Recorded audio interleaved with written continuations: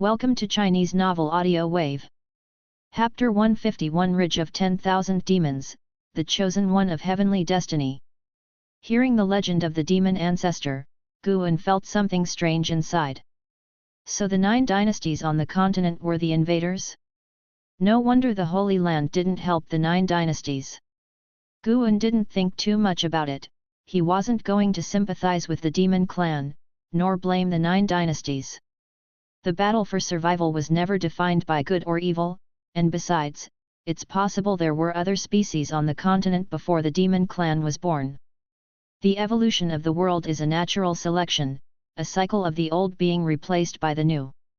As a human, Guan naturally had to consider things from the perspective of the human race. If one possesses justice, then one should not annihilate the demon clan. In fact, the human race and the demon clan could coexist. Demon shadows could be seen everywhere in the immortal cultivation world, and demon pets had become an indispensable element for the vast majority of cultivators. In some sects, powerful demon creatures could even become protective deities, worshipped by cultivators. After Tian Yao finished speaking, she looked at Guan nervously and suddenly reached out to grab his left hand, saying, "Master, can the human race and the demon clan really not coexist? Why must it be a fight to the death?" Although she feared the human race, she did not despise them, because she had never been in contact with the human race since she was young. On the contrary, it was the demon clan who persecuted her. Guan withdrew his hand and said, "It's not just species that struggle in this world. To become stronger, one must walk the path of strife. Rather than worry and feel sorrow, it's better to cultivate diligently because your enemies will not sympathize with you. If you want to sympathize with others, you need to be strong enough."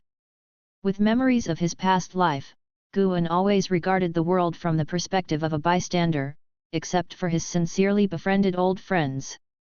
When chaos plagued the outer sect of the Supreme Sect, he might have inscribed the words of the righteous path, but he did not loathe the actions of those people. Ephemera sect's ravaging of the world didn't fill him with extreme hatred either. He could blend into the secular world, but deep in his heart, there was always a loneliness that allowed him to see everything clearly while not being swayed emotionally by his surroundings. After hearing his words, Tian Yao nodded seriously and followed with, "If the demon ancestor is revived and the human race is driven out, Master, wherever you go, you must take me with you." Guan smiled and asked, "Is the demon ancestor really that powerful? Will the human race definitely be driven away? I've heard the demon mother say before that once the demon ancestor revives, this continent will completely become the demon land, and the current cultivators of the human race will not be a match for the demon ancestor," Tian Yao said with a tilted head. "That's strong?" Guan became even more interested in the demon ancestor. If nothing went wrong, when the great calamity of demons erupted, the demon ancestor would have to be dealt with by him. Furthermore, Guan was somewhat skeptical about what Tian Yao said. He felt that this continent was hiding more secrets, and the legend couldn't explain it all. If the continent truly belonged fully to the demon clan, then where did demons and ghosts come from? Demons are not just another name for demon creatures, demons are a separate force. When the human race cultivates demon powers, they become demon cultivators. When the demon clan cultivates demon powers, they become fiendish demons. Why do demon powers exist? Moreover, Guan felt that the resentment in the demon land was far greater than in the 9 dynasties lands, and in the demon land, the traces of cultivators of the human race were scarce. It couldn't be said that all this resentment was caused by the human race cultivators, could it? Then, Guan asked Tian Yao to continue practicing the limitless freedom step while he used his divine sense to chase after the rampaging demons. In the night, various demons ran through the mountains and fields, with many demon birds sweeping over the mountain tops. Upon closer inspection, there were several shadows of demons and ghosts amongst the demons. The difference between the demon and ghost shadows was that these demon shadows emitted demonic qi, like clouds of black mist flying past. Guan's divine sense followed them across a distance of 1,000,000 miles, and he saw more and more demons along the way. Seeing the number of demons along the way, even he, at the Nirvana realm, felt his scalp tingle. If the demon calamity were to break out, the lands of the 9 dynasties would likely be quickly flattened without his intervention. Not far from the depths of the demon land, Guan also sensed the presence of demon creatures at the unification realm.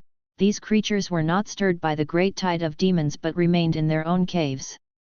Finally, Guan's divine sense stopped at a cluster of volcanoes. The place was filled with lava, and the night sky was covered in thick, hot smoke. Some volcanoes were even constantly erupting, spectacular yet terrifying. According to the map given by Su Lu, this should be the Ridge of 10,000 Demons deep in the continent. The Ridge of 10,000 Demons has tens of thousands of volcanoes and is home to tens of thousands of demon kings. The number of demons is unimaginable.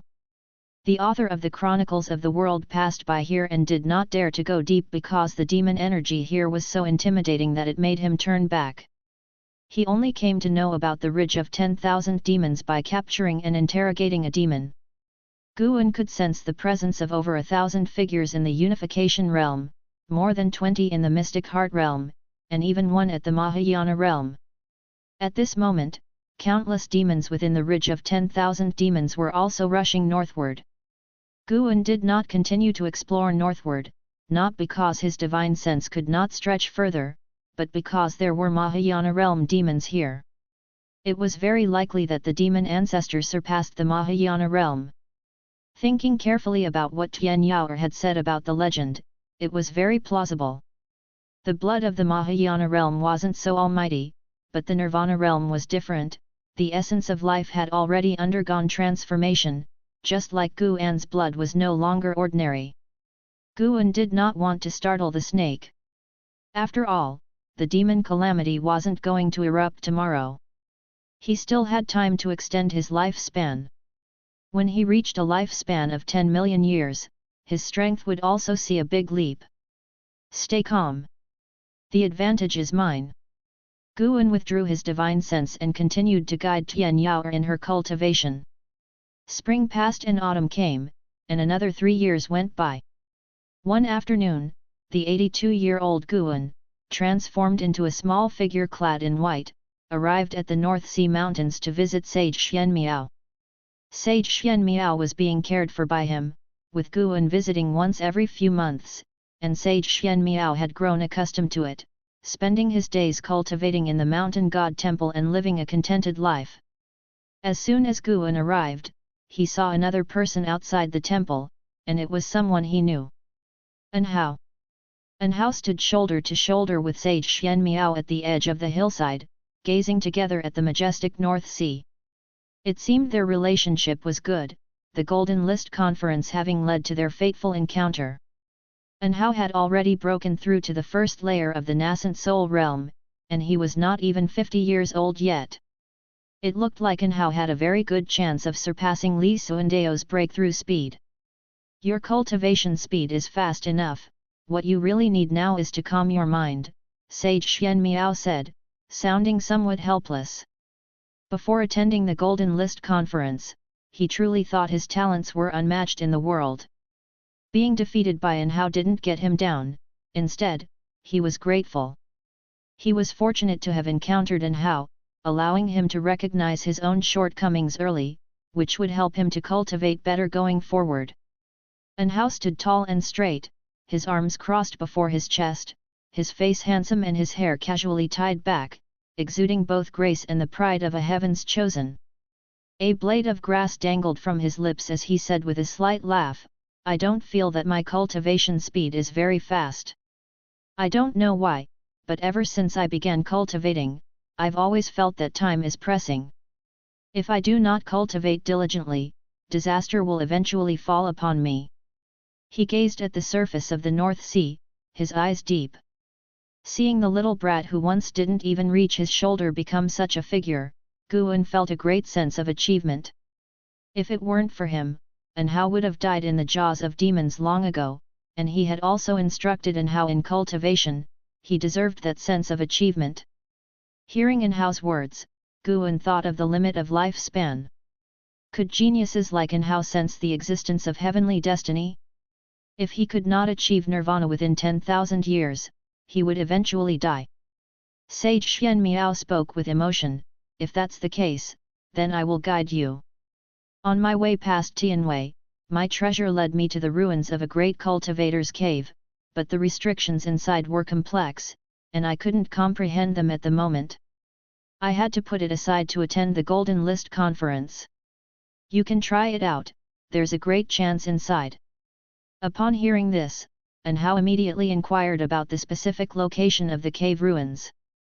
Sage Xuan Miao took out a map from his storage bag and handed it to Anhao. After chatting for a while longer, Anhao prepared to take his leave. Just before leaving, he reminded, the hateful Heaven Divine Sword has been causing quite a stir in the immortal cultivation world lately. The Sword Master has fallen into the demon path, and he has also cultivated a heretical technique. More and more people are dying at his hands. You must be careful in these deep mountains, lest he catch you. If the mountain god continues to doze off, no one will be able to save you. Sage Xuan Miao laughed, I'm a fifth-layer divinity transformation realm cultivator, the hateful Heaven Divine Sword has not yet killed anyone of the divinity transformation realm. Anhao shook his head with an amused smile, waved his hand, and then turned to leave. He leaped up, a flying sword emerging from his waist, and he rode the sword away, quickly disappearing into the horizon of the North Sea. Sage Xuan Miao watched for a while, then turned and went back to the temple. Just as he entered the courtyard, he heard the mountain god's voice, this child has an excellent foundation, and his destiny is remarkable. He looked up to see the mountain god sitting on the temple eaves, watching the departing figure of Anhao. Sage Xuan Miao revealed a smile, his talents are indeed unmatched in the world. My master once said that the Supreme Sect would give birth to a prodigy who could change heaven and earth. Perhaps it's him. Upon hearing this, Guan chortled, is Three Pure Ones mountain that powerful? Sage Xuan Miao replied, of course, Three Pure Ones mountain can't compare with you. It's just that the Taoist tradition has been in existence for over 10,000 years, and the elders have mastered some prediction techniques. In truth, our Three Pure Ones mountain came from overseas as well. Our ancestors couldn't return, so they rooted themselves on this continent. He started to elaborate on Three Pure Ones mountain, and Guan listened intently. The divine reaching mystic gate alone was enough to make him not underestimate Three Pure Ones mountain. By the way, the Li family has also given birth to a person of heavenly destiny, with tremendous destiny. This child must also be a disciple of the Supreme Sect. He has not yet revealed his talents, but once he encounters a great opportunity, he might soar to the skies and compete with Anhao. I'm quite looking forward to that day. Sage Xuan Miao looked up at Guan, his face full of anticipation. Guan asked curiously, the person of heavenly destiny, have you calculated it clearly, n/o/vel/b/jn.c//om. How can calculations be so clear? But it should be him, the other descendants of the Li family don't have such extraordinary talents. Sage Xuan Miao shook his head. Guan knew whom he was referring to. Within the Supreme Sect, the most talented Li family disciple could only be Li Yi. But in fact, Li Xuandao's talents were even more terrifying. Perhaps Li Xuandao was the Li family's person of heavenly destiny, and looking at the current state, Li Xuandao indeed had the potential to rival Anhao. Chapter 152, Chapter 152, Master, save me. After chatting with Sage Xuan Miao for a while, Guan asked him to take him to the herb garden for a visit. At the foot of the mountain, Sage Xuan Miao had planted a large herb garden, guarded by several minor demons. Guan began to pick the ripe herbs and shared numerous great Dao truths with Sage Xuan Miao. Sage Xuan Miao listened intently to every word about the mountain god's truths, feeling that each contained great Daoist meanings. After the picking was done, Guan only took half, leaving the other half of the herbs for Sage Xuan Miao to use for alchemy cultivation. Although it wasn't the first time this had happened, it always moved Sage Xianmiao deeply. He was said to be a servant, to serve for a lifetime, but in reality, he was cultivating under the guidance of the mountain god, which was a tremendous blessing. Sage Xianmiao felt that the mountain god had an important mission for him because the god had said, "Heaven, when about to place a great responsibility on a man, always first tests his resolution, wears out his sinews and bones with toil, exposes his body to starvation, and confounds his endeavors." Perhaps planting herbs was not for the sake of the mountain god, but a way to temper his character. Regarding the mission the mountain god wanted to pass on to him, he had a bold guess that even he couldn't help being agitated by every time it crossed his mind, and he tried not to think about it. The herb garden of the mountain god temple had not yet become a stable source of longevity for Guan. He mainly relied on Mystic Valley, the 8 scenic grotto heavens, the 3rd Medicine Valley, Tianya Valley, and Niancho Cave, gaining nearly 200,000 years of lifespan each year, with occasional fluctuations. His lifespan had already exceeded 5,600,000 years, and if nothing unexpected happened, he would reach 10 million years of lifespan in 20 years. The demon calamity was unlikely to erupt within the next 20 years. According to the internal estimates of the Supreme Sect, there would be at least 50 years before the outbreak of the demon calamity. After returning to Mystic Valley, Guan continued to be an ordinary disciple. It's worth mentioning that Gu Zong had already promoted Guan to be an inner sect disciple, but Guan still preferred to wander around the outer city. He had many friends in the outer sect, and he was a person who cherished old acquaintances.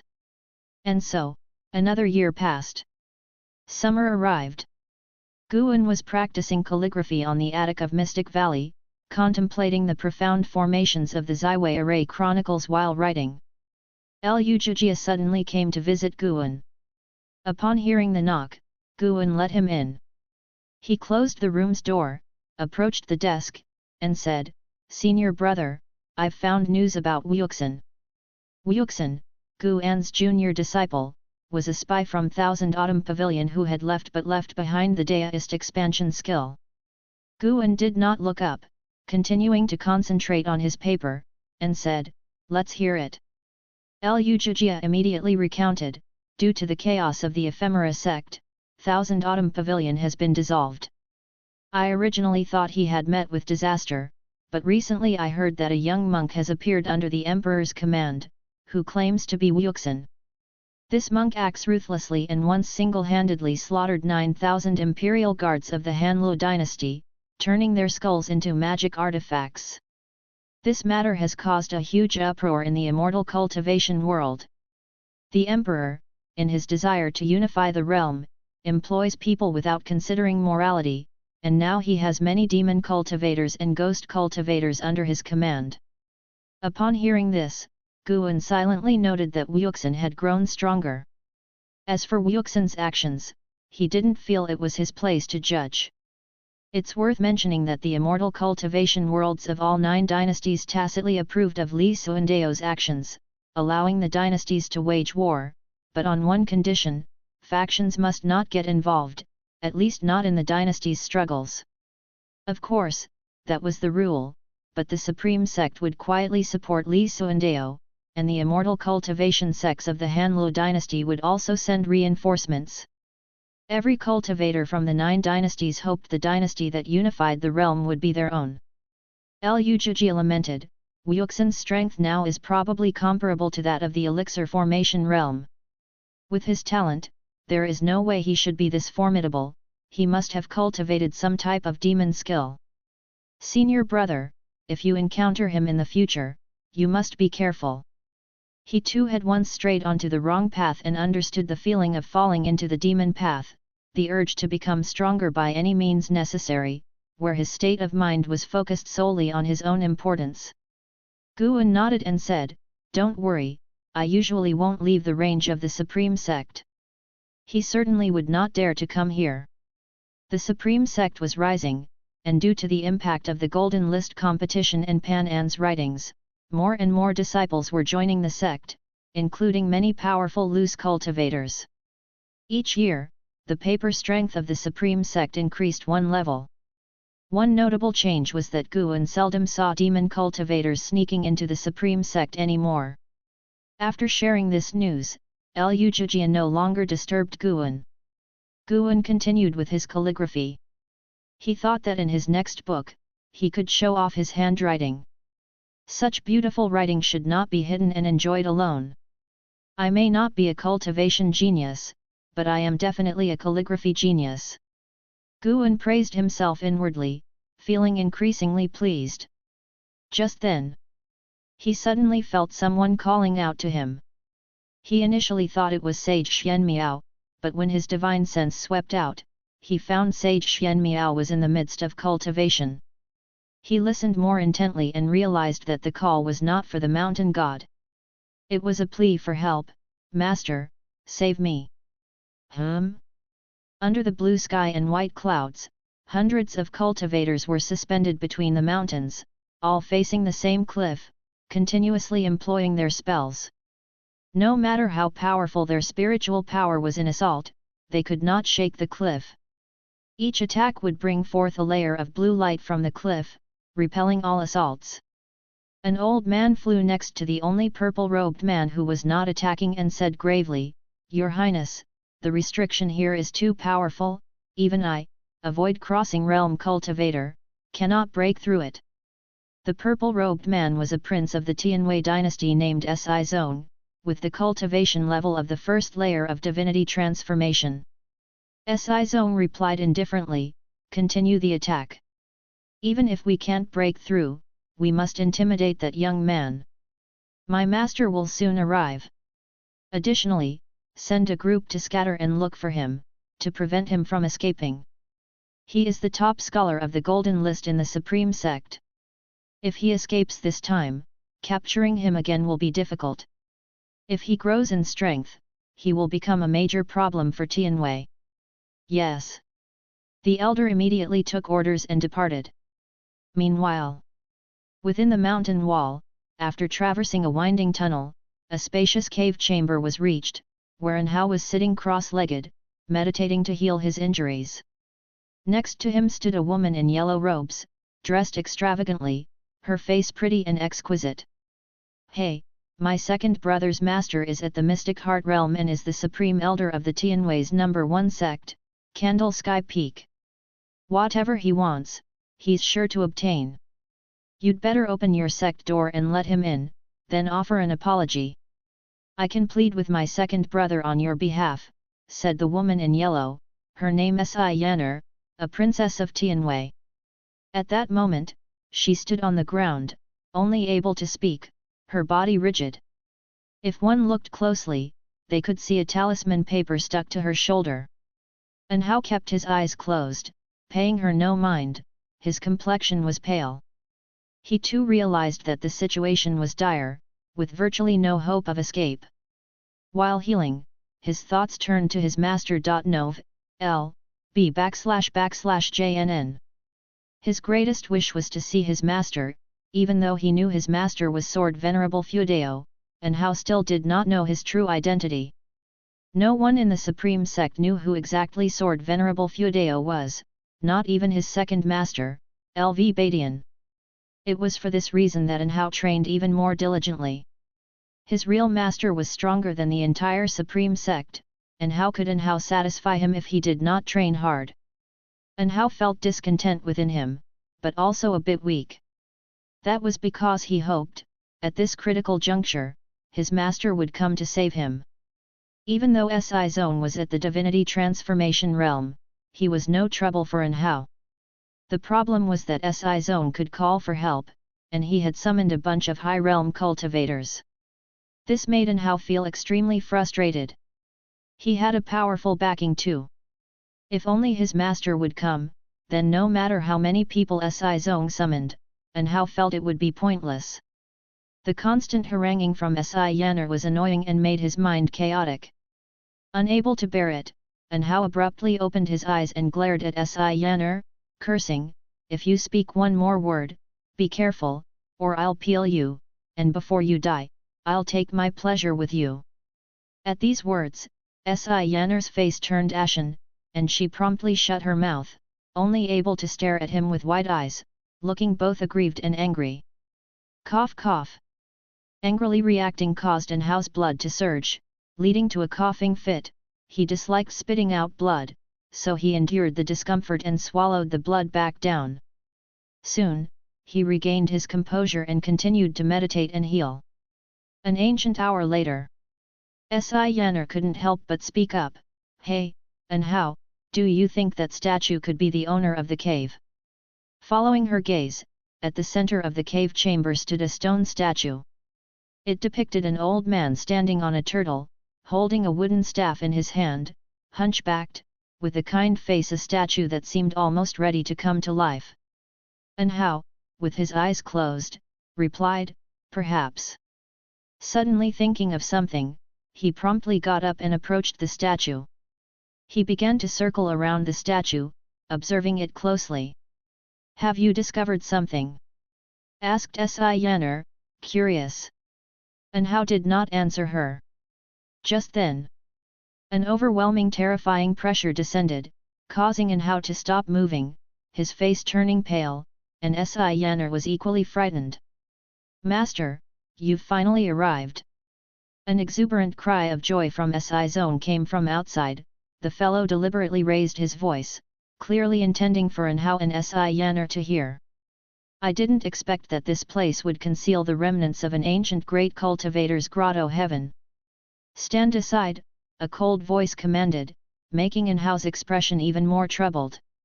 Yanner said schadenfreudely, hey, scared now? Better release me quickly, or when they break in, you'll really be done for. Boom!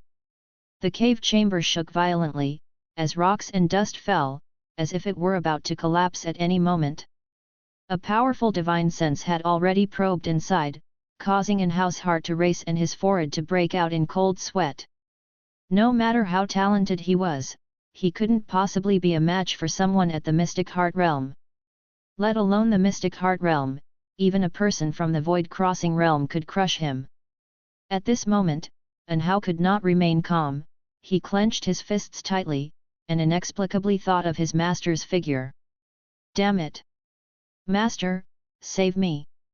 Anhao gritted his teeth, muttering under his breath. Upon hearing this, Yanner laughed and said, isn't your sect leader of the Supreme Sect your master? I've heard he's only at the Unification Realm, he's no match for my second brother's master. And he's far away at the Supreme Sect, it's impossible for him to come save you. Anhao glared at her, retorting angrily, the master I'm talking about is not LV Badian.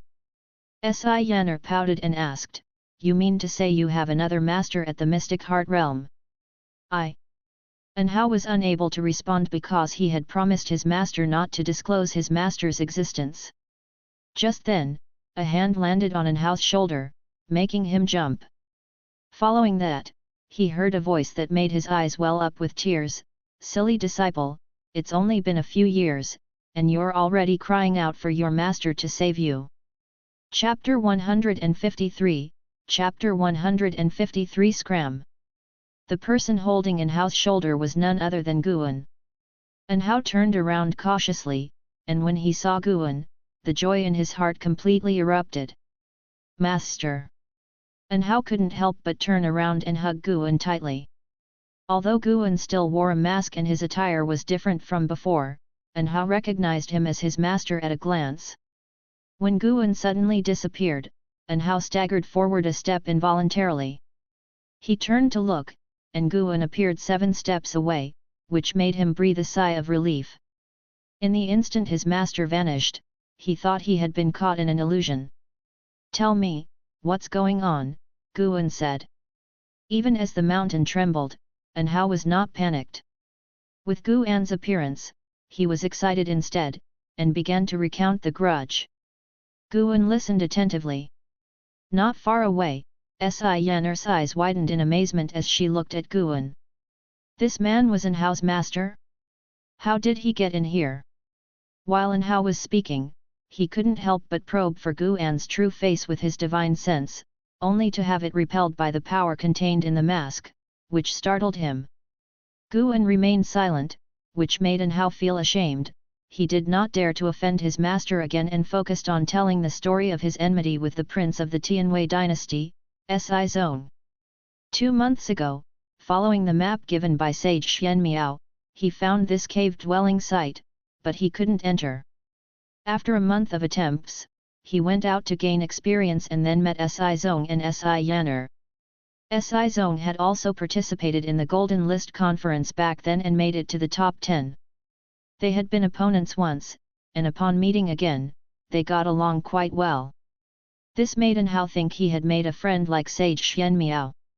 So, the three of them traveled together and had a pleasant time. Later, An Hao shared the opportunity he was seeking with Si Zong and his sister, not expecting Si Zong to harbor resentment over his previous defeat to An Hao. Once he knew An Hao was after an opportunity, he plotted to capture him. After a fierce battle, both were wounded. An Hao then kidnapped Si Yanner. An Hao brought Si Yanner back here, and as they argued, they accidentally opened the mechanism, revealing an entrance in the mountainside.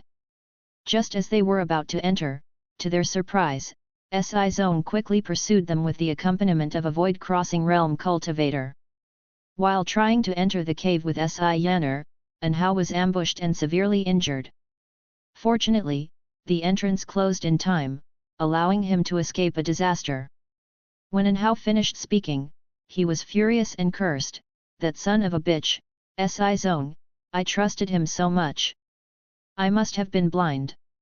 Si Yanner pursed her lips, remaining silent and not speaking up for Si Zong since she also disapproved of his actions. Boom! An explosion echoed from the tunnel, followed by a gust of wind that billowed their robes. Guan looked toward the statue in the center of the cave, seemingly lost in thought. Footsteps approached, and An Hao, not in a panic, moved next to Si Yanner, ready to take her hostage. "Let her go. What's the point of using a woman as a hostage? It's meaningless," Guan's voice sounded. Si Yanner's face lit up with a smile at his words, and she quickly said, "Thank you, Senior. You truly understand righteousness." An Hao glared at her but still dutifully tore off the talisman paper attached to her. Once the talisman paper was removed, Si Yanner instantly regained control of her body. She breathed a sigh of relief, not running toward the tunnel but standing beside An Hao instead.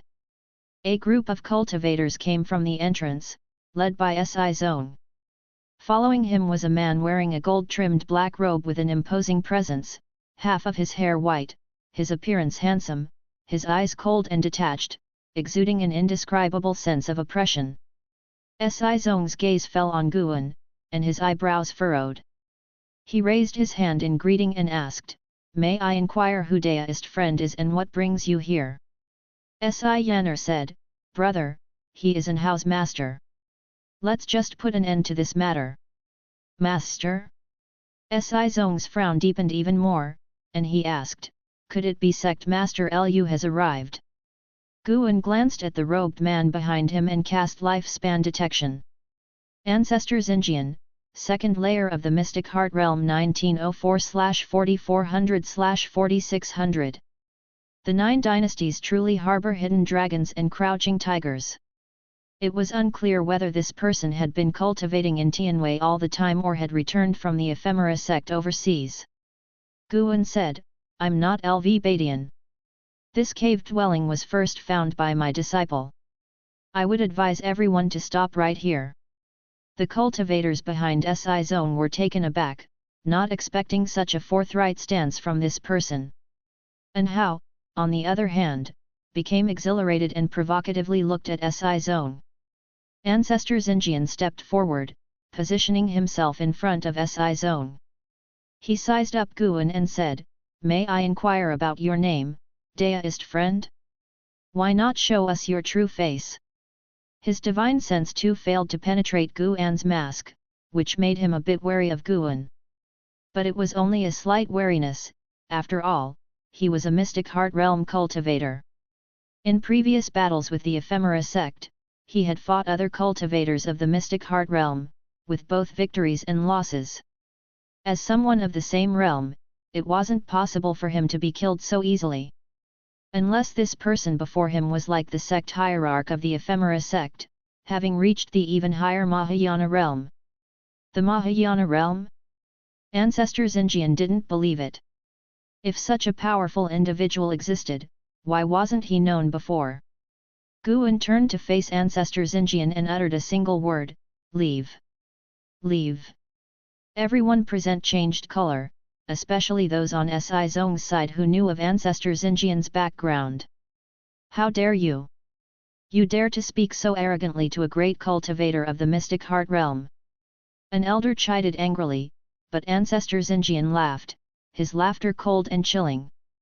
And Hao was extremely excited, worthy of being his master, so domineering. Si Yanner looked at Guan, feeling that this person's arrogance was backed by real power. Just as Ancestors Injian was about to speak, Guan sighed and muttered to himself, troublesome. As soon as he finished speaking, Guan suddenly waved his sleeve, and mana erupted, transforming into a gale that rushed towards Ancestors Injian, Si Zong, and the others.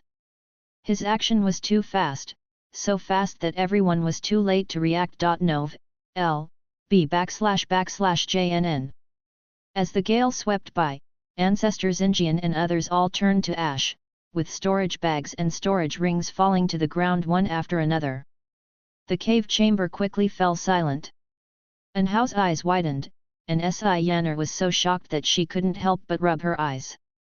Row after row of prompts appeared before Guan's eyes, slaying 57 cultivators and seizing over 1200 years of lifespan. Ignoring the shock of An Hao and Si Yanner, Guan then walked up to the stone statue. Mystic Heart Realm, dead. Si Yanner muttered, cold sweat starting to bead her forehead, instinctively feeling fear. An Hao was stunned for a moment, then began to cheer. He came to Guan's side, excitedly saying, Master, how are you so powerful? What is your realm? Could it be the Mahayana realm as mentioned by the sect hierarch of the Ephemera sect? Mahayana realm. These three words made Si Yanner's heart race. She no longer cared about Si Zong's death, her mind filled only with panic and fear. She immediately ran towards the cave entrance, and Hao only glanced at her and did not stop her. After Guan's move just now, his confidence was inflated, even if the entire Tianwei dynasty came to encircle them, master and disciple, it would be suicidal. Guan paid no attention to An Hao, who saw his master observing the stone statue and didn't dare to interrupt, standing obediently aside. He looked at Guan, his heart burning with fervor. He couldn't help but stimulate his spiritual power, exciting his senses to assure himself that this wasn't a dream. If Master is so powerful, could he destroy the Ephemera sect without the mountain god's intervention?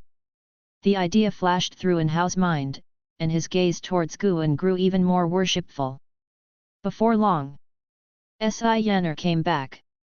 It turned out she wasn't escaping but was telling the cultivators outside to leave quickly to avoid dying because of Si Zong.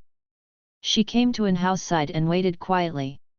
An Hao frowned and glanced at her, she turned up her nose at him.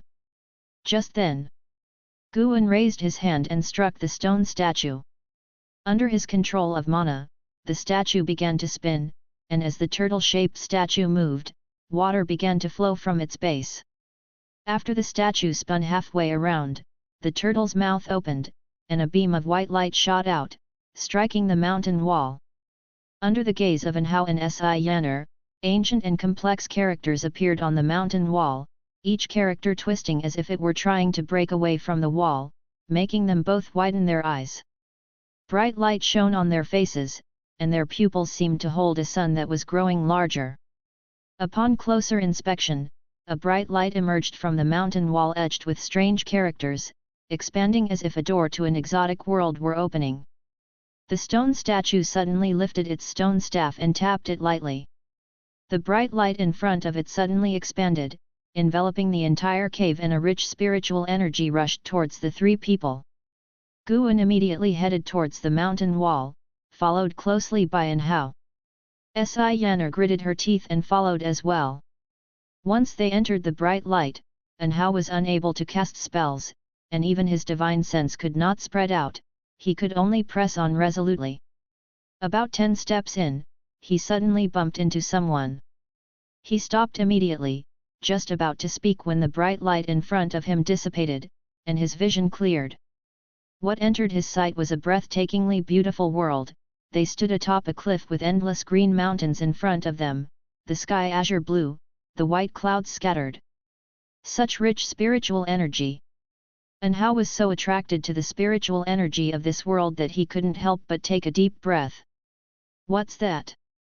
Si Yanner next to him exclaimed, pointing towards a forest in the distance. And Hao turned to look, following the direction she pointed. A piece of woodland 10 miles away was shaking as if some giant creature was moving through it. "Welcome, 3 fated ones, to my abode. If you can pass my test, you may inherit my mantle, and it's not impossible that you might gaze into the Mahayana realm one day." An echoing, vast voice resounded through the heavens and earth. Mahayana realm. And Hao and Si Yanner's hearts raced. Guan was very calm. He could sense that this minor heaven and earth hid 4 spirit beasts comparable to the unification realm and a remnant soul of the Mahayana realm. The remnant soul was in a stone statue hundreds of miles away, extremely weak. Guan spoke, "Try your luck and see if you are blessed enough." Hearing this, and Hao leapt into the woods, with Si Yanner bowing to Guan before following him. "Wait for me." Si Yanner called out, her figure quickly disappearing into the forest. Guan's figure vanished from thin air, covering a distance of hundreds of miles, arriving halfway up a mountain where another identical stone statue sat just like the one they had encountered in the cave. Chapter 154, Chapter 154 Gathering of Ascenders. On the hillside, the gentle breeze swept by, stirring the robes of Guan as he stared intently at the stone statue in front of him, his divine sense having already penetrated the statue to capture the remnant soul within. The image of this remnant soul was identical to that of the stone statue. It was an old man, with his soul body curled up as though in deep slumber.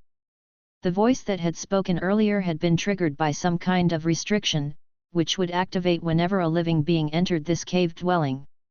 Moreover, during his previous exploration, Guan had discovered that there were other teleportation arrays within this minor heaven and earth of the cave dwelling. Including the one they arrived from, there were a total of 8 teleportation arrays, each corresponding to a different direction, which led him to speculate even more about this cave dwelling. A Mahayana cultivator's cave. Guan lifted his hand and moved the remnant soul out from within the stone statue. A glowing orb appeared in his hand. Deist Star Master, Mahayana Realm Layer 30/0/0/0. All zeros? Does this mean Deist Star Master is completely dead? He immediately extended his divine sense into the remnant soul of Deist Star Master and performed the soul capturing skill to search his memories. Boom! From the distance came a thunderous noise, the sound of an Hao and Si Yanner in battle, entangled with a group of wooden puppets. Guan did not turn around, focusing earnestly on the soul search. An ancient hour later, the remnant soul in Guan's hand dissipated into smoke and clouds. Deist Star Master had indeed perished long ago. He had left behind his remnant soul in the hopes of waiting for an opportunity for resurrection or to seize another body. However, the secret technique he used to preserve his remnant soul could not withstand the erosion of time. As the years passed, his soul power was completely depleted, and what remained was only a soul shell, which retained some of his memories. Deist Star Master hailed from the 7 Stars Spirit Realm, which was the holy land of this continent. Within the memories of Deist Star Master, Guan learned a horrifying truth.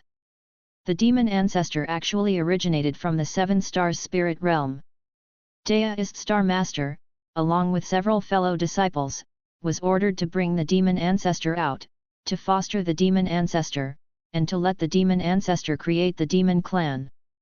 Later, for reasons unknown, Deist Star Master broke away from the 7 Stars Spirit Realm, traveled south across the sea, and attempted to flee the continent.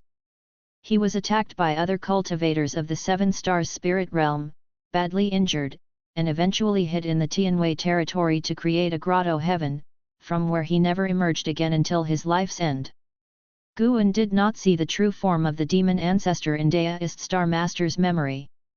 The demon ancestor was sealed within a wooden box, and Deist Star Master and his fellow cultivators were very wary of the demon ancestor. They placed the wooden box down and left, unsealing it from a distance and then making a swift escape. However, the towering demon energy released upon unlocking the wooden box made a deep impression on Deist Star Master. Beyond this memory, the rest were all scenes of Deist Star Master nurturing spirit beasts within the grotto heaven. That the demon ancestor was related to the Seven Stars spirit realm was vastly different from the legends that Tian Yaoer had heard. Guan conjured many possibilities in his mind, but he had no urge to investigate this matter. Deist Star Master was a Mahayana realm cultivator. This indicated that within the Seven Stars spirit realm, there could very well be immortals. He must not appear within the sight of the Seven Stars spirit realm now. His greatest advantage was the absence of grudges and enemies, allowing him to quietly grow stronger. Having thought this through, Guan turned around and prepared to pick the herbs here. He could also transport a batch of heavenly materials and treasures away. In the evening, Guan returned to the Third Medicine Valley. The afternoon's harvesting alone allowed him to claim more than 300,000 years of lifespan. He could continue to harvest in the future because the grotto heaven was vast and had already developed its own ecosystem, so he did not eradicate everything. Why would he destroy a place that could provide lifespan in the long term due to momentary greed? Only plants that contained spiritual power or spiritual energy could be harvested by him for lifespan. Such plants were considered heavenly materials and treasures. Despite the vastness of the grotto heaven, the majority of the plants were ordinary. The rich spiritual energy within the grotto heaven was due to the restrictions preventing the leakage of spiritual energy. And Hao and Yaner were still in that grotto heaven and had even made friends with the spirit beasts inside, posing no immediate danger. Deist Star Master had left behind cultivation techniques and divine skills for legacy, enough for Hao and the others to explore for many years. Just as he returned to his loft, Liu Lingjun came looking for him. After closing the door, Liu Lingjun sat down at the table and said, "Don't go wandering around every day. Today, I sensed a powerful divine sense coming from the outer city. As soon as the other party detected my divine sense, they withdrew it, and I couldn't track their whereabouts." "You mean there could be danger within the Supreme Sect?" Guan frowned and asked. Liu Lingjun nodded and said, "The other party should be from the demon clan. Their divine sense is different from that of cultivators. I used to deal with demons quite often, so I can tell." Being able to evade the pursuit of Liu Lingjun meant that the other party was also of the Mystic Heart realm. A demon of the Mystic Heart realm? Guan prepared to investigate the Supreme Sect that night to at least ensure that the other party posed no threat to his Medicine Valley. "With you here, no matter if it's a demon or a human, they definitely won't dare to touch my Medicine Valley. I will have to rely on you to protect the Third Medicine Valley in the future. Don't worry, I will personally take care of those herbs for you," Guan said with a smile, his words brimming with admiration, which Liu Lingjun found very pleasing. Liu Lingjun snorted, "Don't worry, unless the mountain god descends, no one can damage the Third Medicine Valley." Having reached the Mystic Heart realm, she regained the pride she once had in the lower realm, overlooking the world. She felt that her path of immortal cultivation had just begun. The two chatted for a while until Liu Lingjun revealed the true reason for her visit. Warning Guan about the great demon in the sect was just a pretext. Her real intent was for Guan to write a book with her as the main character, like the books about the Supreme Immortal Venerable. "You're a Mystic Heart realm cultivator, if you wish, you can make a name for yourself easily. Why do you need me to write it?" Guan said, hesitating. He didn't expect Liu Lingjun to have such a hobby. Liu Lingjun raised an eyebrow, "Just tell me what you want in return." "You're here again? What kind of talk is that? When I returned from the Taixuan dynasty before, I sensed the presence of an 8th grade spirit tree, hidden within a certain sect. If you help me write the book, once the deed is done, I'll go steal that tree for you. You dare to steal it, but I don't dare to take it. I can use a secret technique to seal the tree. Once the commotion subsides, you can find a place to plant it. I don't have anywhere to plant it. Stop pretending, you definitely have a secret, otherwise, why do you often go out on normal days? Cough cough, don't talk nonsense. Writing the book is negotiable, but don't slander me, understood? Hearing Gu An's words, Liu Lingjun couldn't help but laugh, saying, yes, yes, I'm not slandering you, you don't have any secrets, you are wholly devoted to Supreme Sect, absolutely selfless. That's more like it. Now, tell me your story, I'll find inspiration from it, Gu An said with a satisfied nod, then spoke. Having some free time lately, writing a book was also fine, to show off his calligraphy skills for the world to see Pan An's foundation. Liu Lingjun's thoughts drifted into memories as she started to tell her own story. And she spoke through the entire night. As the sky was about to brighten, Liu Lingjun finally left Gu An's loft. Tang Yu, who was practicing his cultivation early in the morning, caught sight of this scene and was taken aback. He quickly averted his gaze, pretending not to have seen. The news of Liu Lingjun being an elder of the sect had already spread throughout the valley, and the disciples all treated her with respect from a distance. Master is truly formidable, even managing to handle an elder of the sect. Indeed, a good appearance can bridge the gap in cultivation levels, Tang Yu thought to himself. When Liu Lingjun returned to her own loft, Gu An heard her talking to the White Spirit Demon Emperor. Liu Lingjun's loft was protected by profound restrictions, unfortunately, they were ineffective against Gu An, and since their lofts were adjacent, it was easy for Gu An to hear her movements. Can his book really help contact other ascenders? It's hard to say, but it's worth a try. Pan An's reputation has spread across the territories of the 9 dynasties, I can't exactly go around announcing that I'm an ascender, can I? Right, but your idea is quite good. If you can unite other ascenders to form your power, it will be of great help to you when you seek to seize the position of sect leader. Hearing this, Gu An put down the pen in his hand and fell into deep thought. At noon, within the outer city walls, on the heavenly repair platform, a man dressed in white reached the bottom of the character repair. He admired the sword intent contained within the character, his eyes filled with amazement. Just this sword intent alone, Sword Venerable Feudeo would be invincible in the mystic heart realm. It's just unknown if he has reached an even higher realm. The man in white was secretly stunned, he squatted down and reached out to touch it. Hey, don't touch it carelessly, beware the sword intent hurts your hand. A voice came from the side, it was none other than Zhou Linear Nov, L.B//JNN.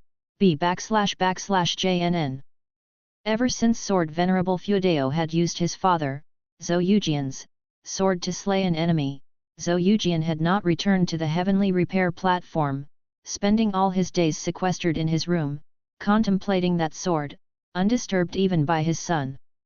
Zolin had no other way to comprehend Sword Venerable Feudeo's sword intent and could only continue to sit on the heavenly repair platform. The man in white looked at Zolin and asked with a smile, "Brother, how long have you been on the heavenly repair platform?" Zolin replied, "Since these 2 characters appeared, I've been meditating here." "Your face is unfamiliar, is this your first visit?" He scrutinized the man in white with a suspicious look. There were too many tales about the heavenly repair platform, and he couldn't help but speculate. The man in white laughed and said, "I come from the Chentang dynasty, and I was just accepted into Supreme Sect this year, becoming a guest elder of the Outer Sect. My reason for joining Supreme Sect was precisely because of Sword Venerable Feudeo." Upon hearing this, Zolin immediately waved him over, beckoning him to sit beside him. The man in white hesitated not, swiftly sitting down next to him. Just as Zolin was about to speak, he suddenly caught sight of someone, his eyes immediately lit up, and he shouted, "Guan, Come over here quick. In the distance, Guan was wandering through the crowd, looking completely idle. After hearing Zhou Lin's call, he hesitated for a moment but still walked towards Zhou Lin. The man in white turned his head to look, and upon seeing that the person Zhou Lin called was only a Foundation Establishment Realm cultivator, he retracted his gaze. Guan cast a lifespan detection spell toward him. Disyet, Mystic Heart Realm, 3rd layer 2450/8000/19000. He's a monster who has lived for over 2000 years. The reason Guan came to the outer city was precisely for Disyet. The monster that disturbed Lu Lingjun was none other than Disyet. Disyet had cultivated a special technique that left not a trace of demon energy on him, but unfortunately for him, his technique could not evade the divine sense of a Mahayana realm great cultivator. Watching Guan slowly approach, Zhou Lin said to Disyet, "Don't judge me by my low cultivation level, but I have an exquisite spirit heart. The moment I saw you, I knew you weren't simple." At those words, Disyet's heart tightened. Chapter 155, Chapter 155, Shattering Void, Engagement Arrangements. Zhou Lin's words suddenly made Disyet's expression unnatural, but his next sentence left him both amused and exasperated. "You must be a genius, I have never been mistaken in judging someone's talent and destiny." Zhou Lin wore a proud expression, he raised his chin, signaling Disyet to look at Guan, and said, "Don't underestimate this young fellow just because his cultivation level is at the Foundation Establishment realm.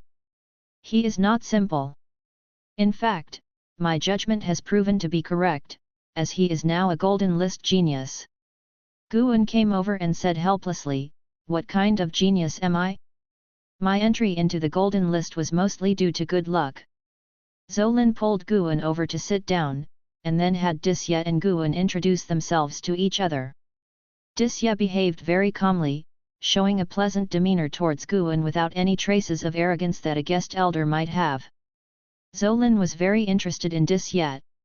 Upon hearing that Disyet wanted to learn about Sword Venerable Feudeo, he did not hold back and began to narrate the deeds of Sword Venerable Feudeo. Disyet listened attentively. Before coming here, he had heard that the foremost cultivator of the 9 dynasties was either the Taoist of Immortality of the 3 Pure Ones Mountain or Sword Venerable Feudeo of the Supreme Sect. Among these, Sword Venerable Feudeo was the most mysterious. Though he had intervened on behalf of the Supreme Sect numerous times, no one knew his true identity. N/O/vel/b//in.c//om. Guan listened to Zhou Lin boasting about his other identity, finding it quite amusing. Simultaneously, he was also observing Disyet. In the subsequent hour, Guan did not sense any ill intention from Disyet, prompting him to momentarily suppress his suspicions. The great demon Calamity was imminent, and a mighty demon of the Mystic Heart realm had infiltrated the Supreme Sect, but his purpose remained unknown. Fearing Disyet would suspect him, Guan found an opportunity to slip away. There would be other days to observe Disyet, as he planned to comprehend the sword intent of Sword Venerable Feudeo at the Heavenly Repair platform. In the days that followed, Guan would daily observe Disyet using his divine sense. The more he observed, the more he believed Disyet harbored no ill intentions, he seemed purely interested in learning the sword. Previously, Disyet had scanned his surroundings with his divine sense, probably searching for Sword Venerable Feudeo. Seasons changed, and 2 years passed by. In these 2 years, Guan's lifespan increased rapidly. The Star Master Cave had provided him with a vast amount of lifespan, and his lifespan had now surpassed 6,500,000, drawing closer and closer to the 10 million mark. One day, Guan went to the outer city's book collection hall under the name of Panan to release his new book Shattering Void. The elder Lu Chong, who was in charge of receiving Panan years ago, had passed away. Guan was now received by the book collection hall's great elder, Feng Shang. It was the first time Feng Shang received Panan, and he was very excited. He showered Guan with many flattering words and guaranteed that he would handle the follow-up of the book carefully. Having stayed in the book collection hall for an hour, Guan was finally able to leave. Feng Shang was really too enthusiastic. In Feng Shang's eyes, Guan was a tremendous opportunity. As long as he managed Pan An's new book well, he could ascend to great heights in the future. After leaving the book collection hall, Guan wandered around the city. As the Supreme Sect grew stronger year by year, this outer city became extremely bustling. Every street was crowded, and stalls even appeared on the streets selling all sorts of curious and rare items. Over the past year, Guan had grown fond of strolling through the city to watch the hustle and bustle. As he walked, Guan spotted a familiar face. "Du Ye." Guan approached to greet him. As both were house servants of the Ji family and had joined the Supreme Sect together, although their relationship wasn't close, they would chat if they bumped into each other in the outer city. At a stall, Du Ye was fiddling with a small gourd. Hearing Guan's voice, he put down the gourd and stood up to look at Guan. As Guan approached, Du Ye smiled and asked, "Are you here to hunt for treasures too?" Guan replied with a laugh, "There aren't that many treasures to pick up, I just came to stroll around, watch the lively scene." "How have you been recently?" At 92 years old, Du Ye looked just over 40, he hadn't taken youth-preserving pills in his youth, unlike Guan who still looked young. In the world of immortal cultivation, not all cultivators pursue a youthful appearance, some feel that a mature appearance can be more imposing. "Ah, don't mention it, I recently tried to break through to the foundation establishment realm and failed, and I also wasted a foundation establishment pill," Du Ye said dejectedly. He was truly one of the lower tiers of the immortal cultivation world, with mediocre talent, and had to run errands for the scions of noble families to obtain cultivation resources. Guan comforted him, then pulled out a small medicine bottle containing 2 foundation establishment pills. "This." Holding the medicine bottle, Du Ye hesitated, not wanting to accept Guan's charity but also reluctant to refuse. For cultivators like him at the bottom, the foundation establishment realm was a lifelong goal. Guan said with a smile, "Please, don't be shy. After all, we grew up together. I want you to live a few more decades. When we're old, we can catch up and reminisce about our youth." On hearing this, Du Ye felt warmth in his heart, recalling the past when he had told Guan that if he ever ran into trouble, he could come to him for help, and he would never refuse. Half a lifetime had passed, and Guan had never sought his help, instead, it was he who was indebted to Guan. Du Ye gently thumped Guan's shoulder and no longer refused. He placed the medicine bottle into his storage bag. "By the way, I recently heard something, our third miss has already become betrothed." Du Ye suddenly mentioned this softly. On hearing this, Guan was startled and curiously asked, "Engaged? To whom?" Upon hearing of Ji Xiaohu's engagement, ripples of emotion stirred in his heart. Perhaps, it was because Ji Xiaohu had saved him when he was a child. As he grew older, Ji Xiaohu treated him kindly, more like a friend than a house servant, and had given him many things to aid his cultivation. Could a girl of heavenly pride like her not escape a marriage alliance? At this thought, Guan felt quite emotional. Du Ye shook his head and said, "How would I know, but it seems they have only arranged a marriage engagement, and the date of the actual wedding is yet undecided. I saw the young master and his group quite happy, so I guess the other party must be someone significant. That's inevitable. To form a marital alliance with the Ji family is beyond our imagination," Guan chuckled. After a few more exchanges, Guan bid farewell to Du Ye. He didn't return to Medicine Valley but continued to wander around the city. The actions of the book collection hall were swift. In less than a month, Shattering Void appeared in the book collection halls across various cities. Riding on the reputation accumulated from Investiture of the Gods and Supreme Immortal Venerable, Pan An's new book triggered a storm, sweeping across the Taixuan immortal cultivation world. A month later, the name Shattering Void had spread throughout Taixuan immortal cultivation world and was reaching the other 8 dynasties. Liu Lingjun also bought the book, and right after reading it, she sought out Guan immediately. It's written quite well. The male protagonist harbors a great demon within him and starts on the path of immortal cultivation with his ordinary talents, but... Lu Lingjun furrowed her brows as she spoke. Guan asked, but what? Why is it called Shattering Void? She stared intently at Guan, as if trying to see through him. Guan puzzledly asked, didn't you say that ascending is your pursuit in your homeland? Isn't Shattering Void appealing then?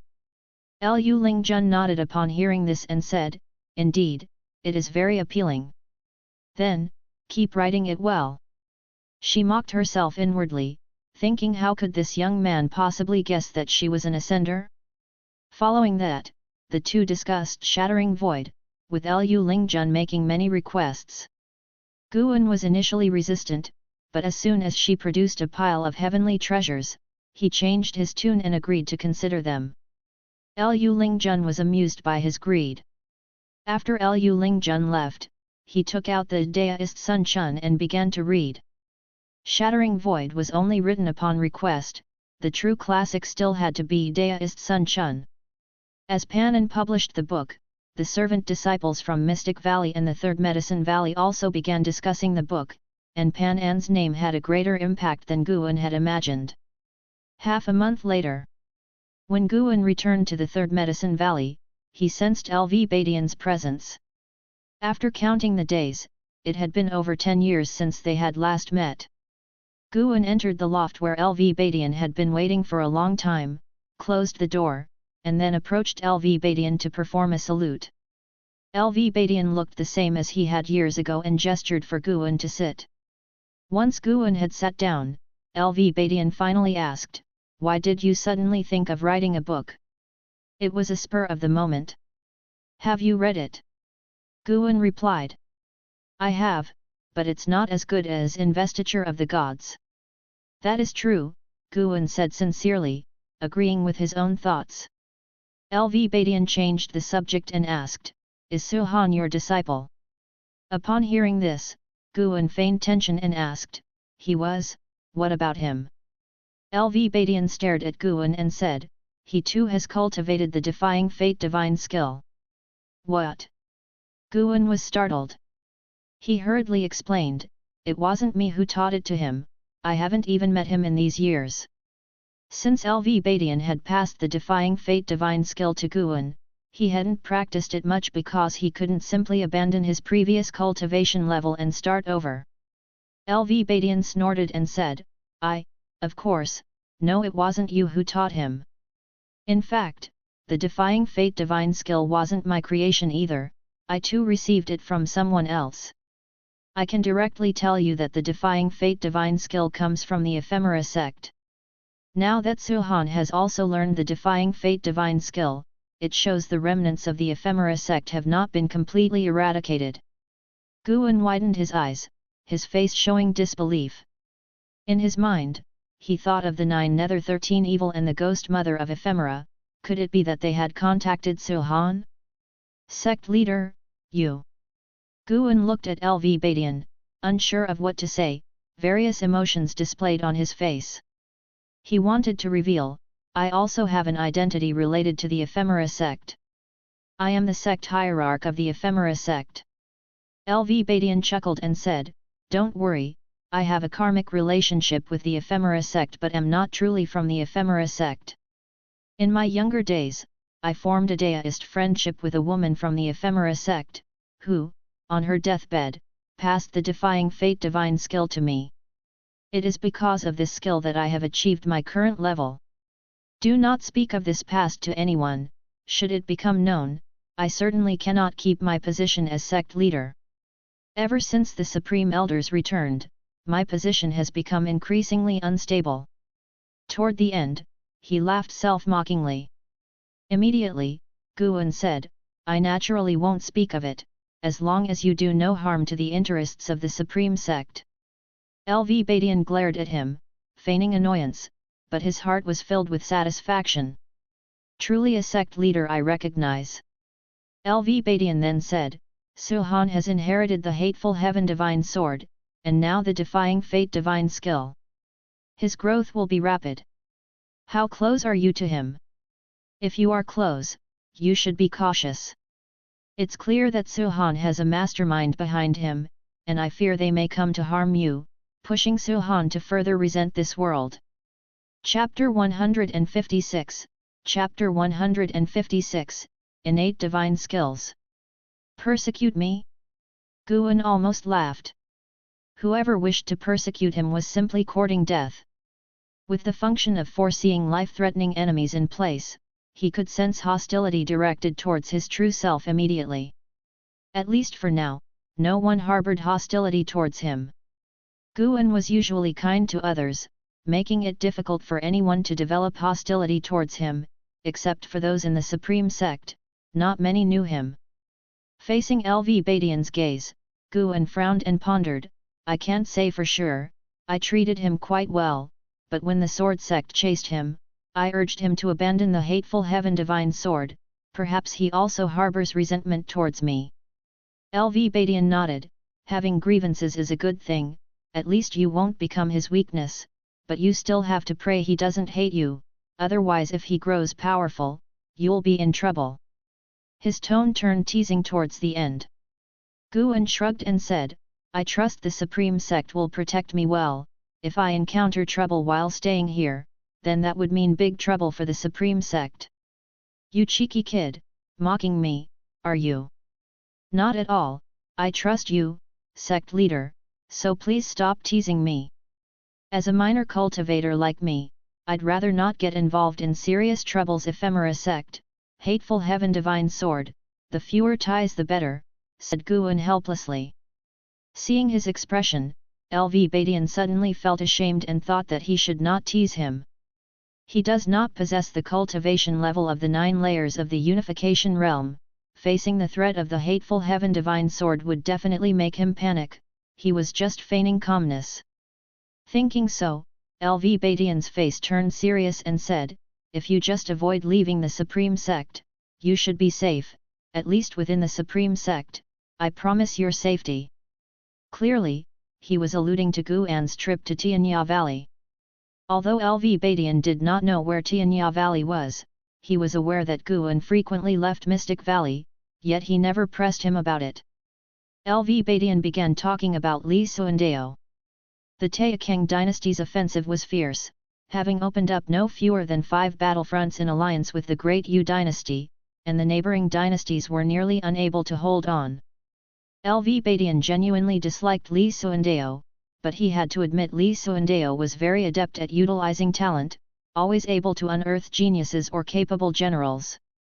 From Guan's perspective, he hoped that Li Suandeo would unify the 9 dynasties because only then could they better resist the calamity from demons. Once unified, they could establish order, and only then could the world be peaceful and on the righteous path.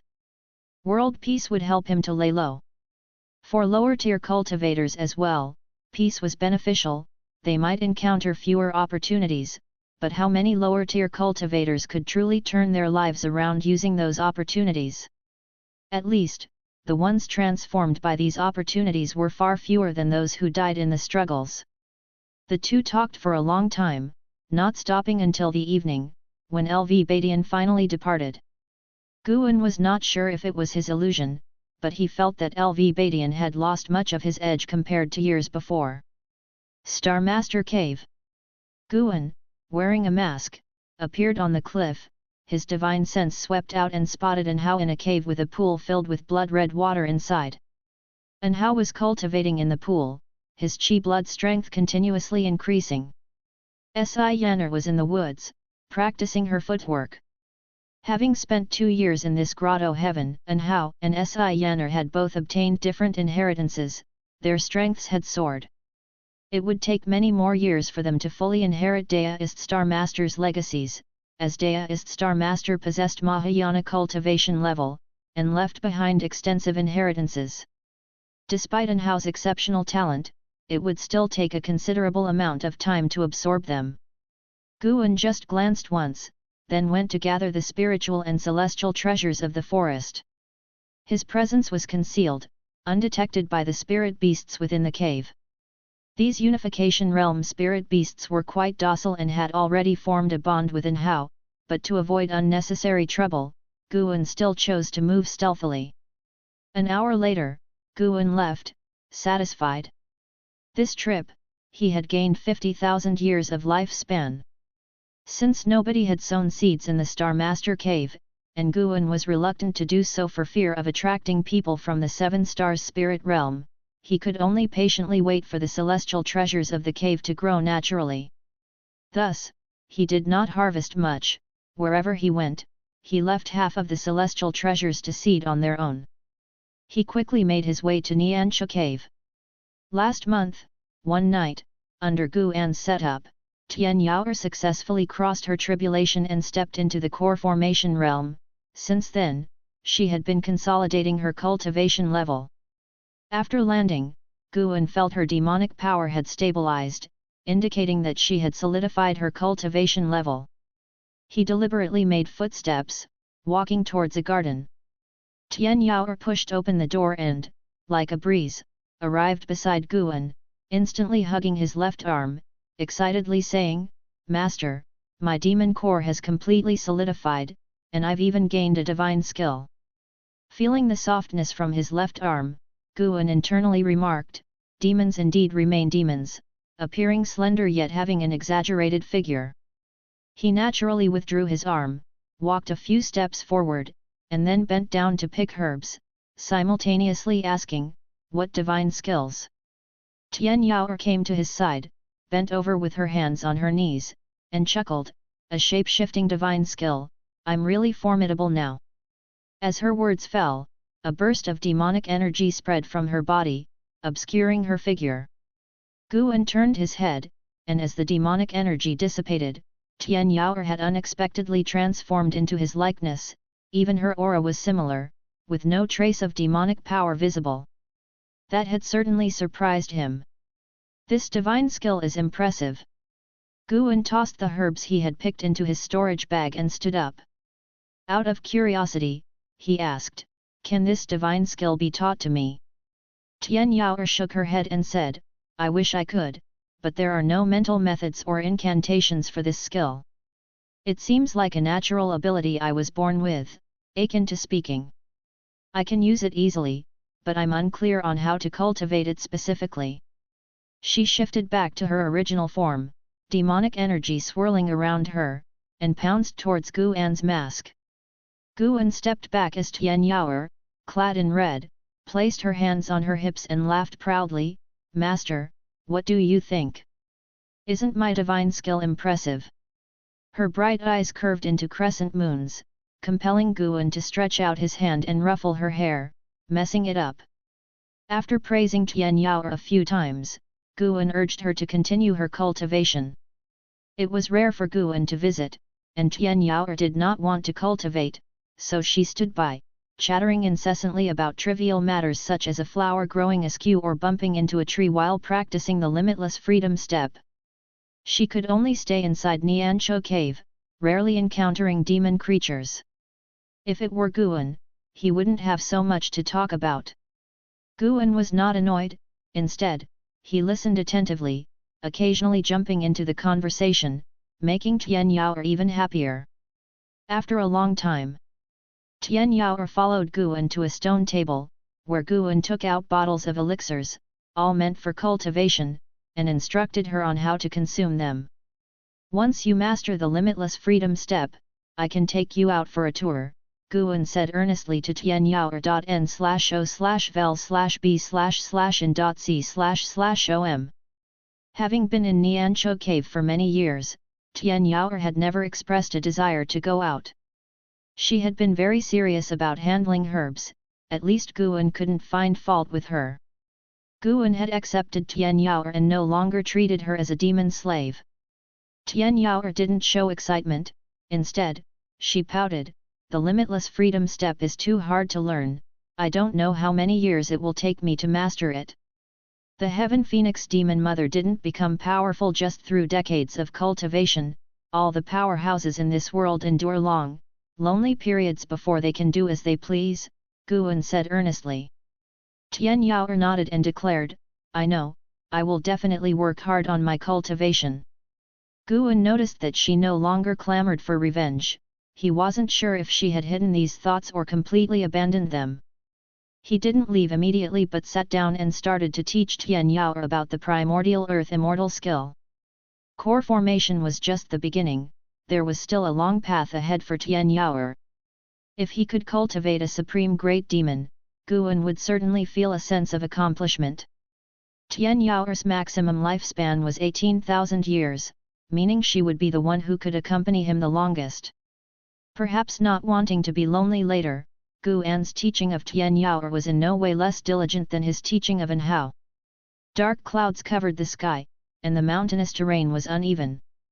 Looking around, the flora was sparse, and most of the trees were dry and leafless. Bleak, deathly silent. Two figures walked through the mountains, one of whom was Guan's disciple, Su Han. Decades had passed, and Su Han had undergone a complete transformation. He wore black clothes and carried a bone sword on his back. A red cord tied around his forehead secured his casually tied black hair, and his eyes emitted a fierce aura, cold and indifferent.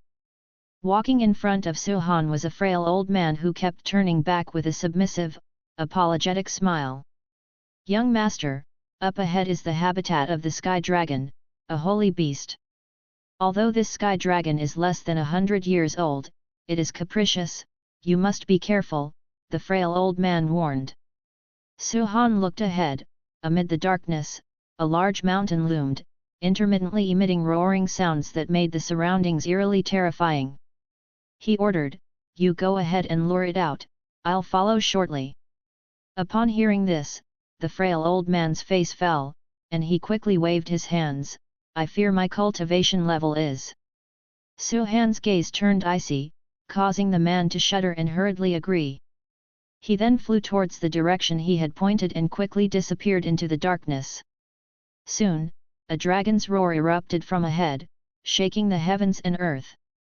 Su Han then took off the bone sword from his back, emitting a fearful black aura from his orifices, making him appear as if possessed by a demon. Arrogance! Who dares to trespass the forbidden land of the ancient Sky Sect? An angry, elderly shout rang out as a man in a grey robe flashed across the mountaintop, charging at Su Han. Su Han, with his back to the man, didn't turn around and continued moving forward.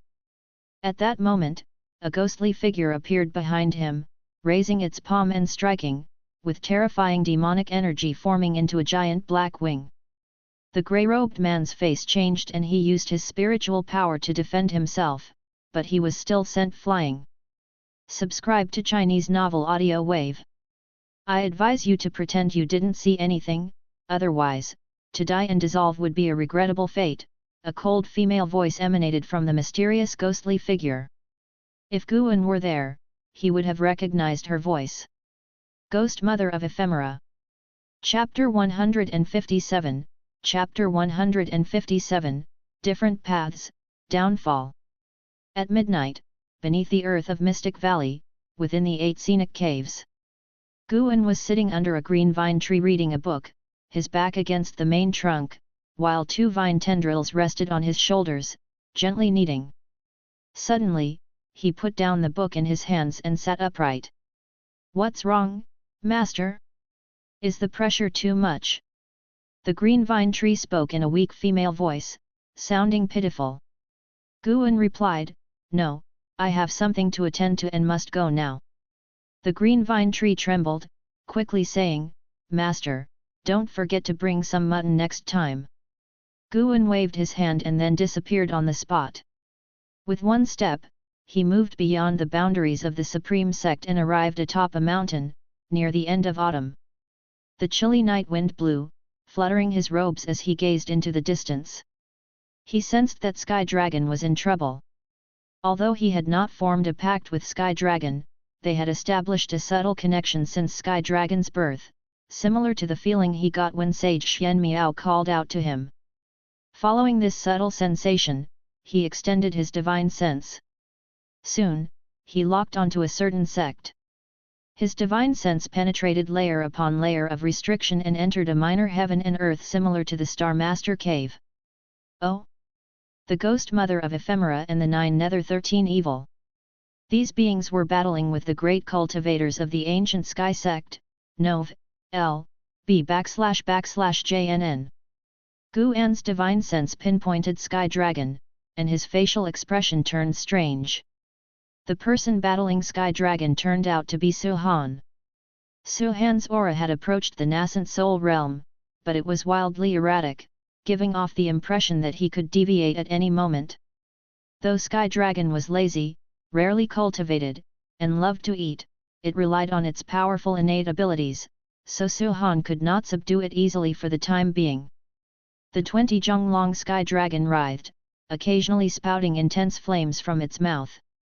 Su-Han's movements were ghost-like, deftly dodging while occasionally swinging his sword.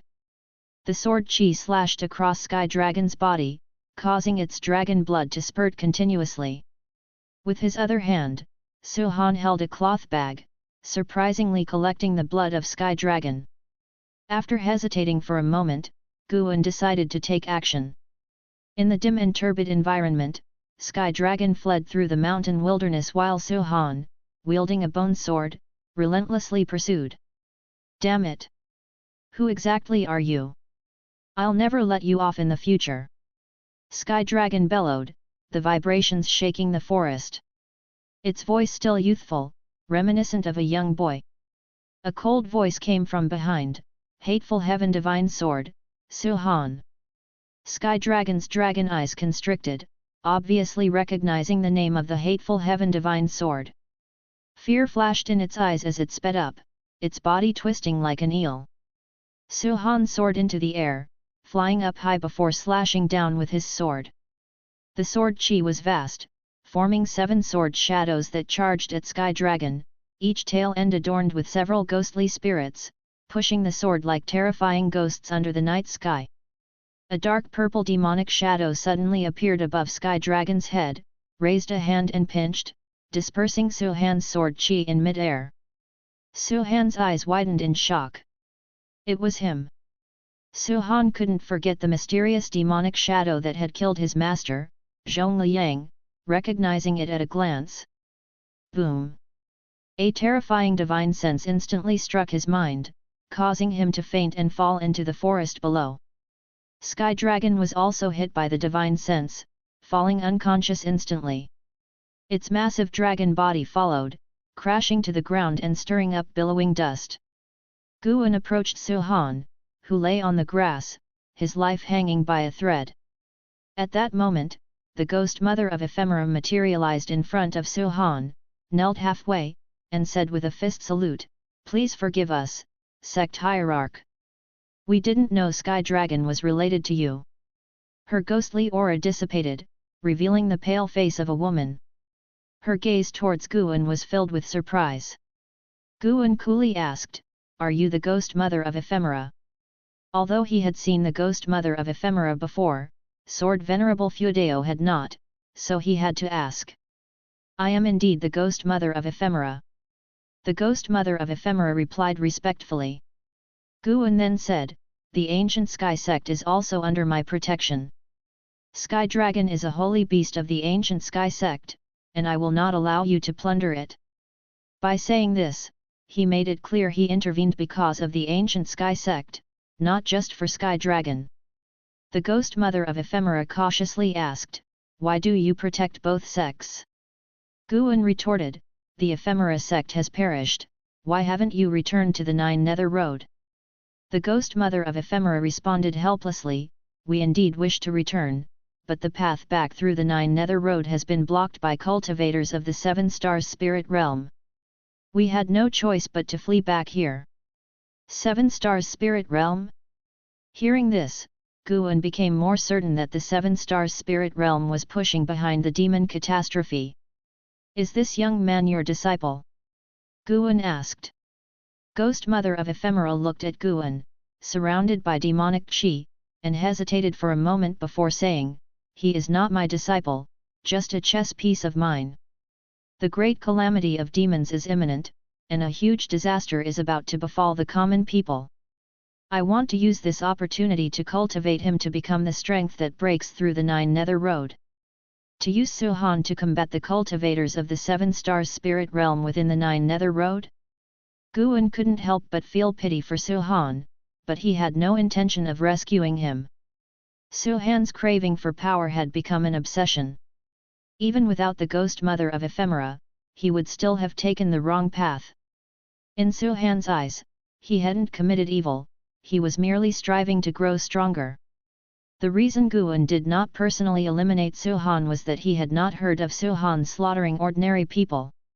True, many had died at Suhan's hands, but they mostly had grievances with him, and most were people who sought to eliminate the hateful Heaven Divine Sword, only to be counter-killed by him. The hateful Heaven Divine Sword was indeed a family sword technique passed down to Suhan, so he wasn't truly a disciple of Guan. Guan had only provided him with some elixirs. The past bond of master and disciple had been severed, and Suhan's life and death were no longer of concern to Guan. Now, Guan mainly wanted to see how Suhan's fate would unfold. Suhan, who possessed the defying fate divine skill, could absorb other cultivators' spiritual power, which, in some ways, was similar to Guan's ability to take life spans. However, the path Suhan took was starkly different from Guan's.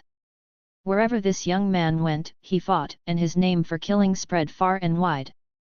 The ghost mother of ephemera spoke of the effects of the defying fate divine skill, matching exactly what Guan possessed.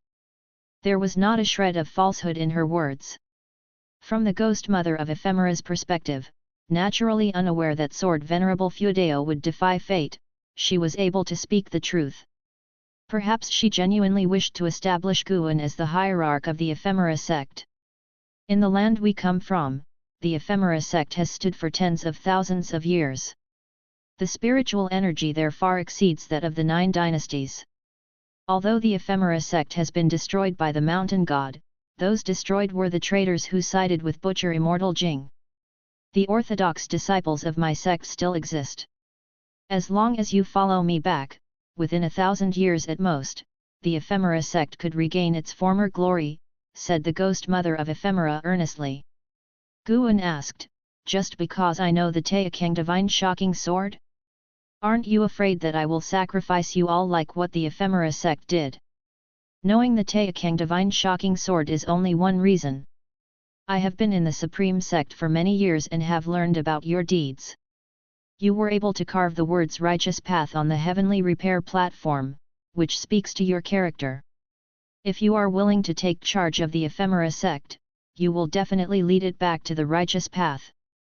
The ephemera tree might be a malevolent entity, but the founding of the ephemera sect was based on subduing the ephemera tree to save the people, thus establishing our deist tradition, she said.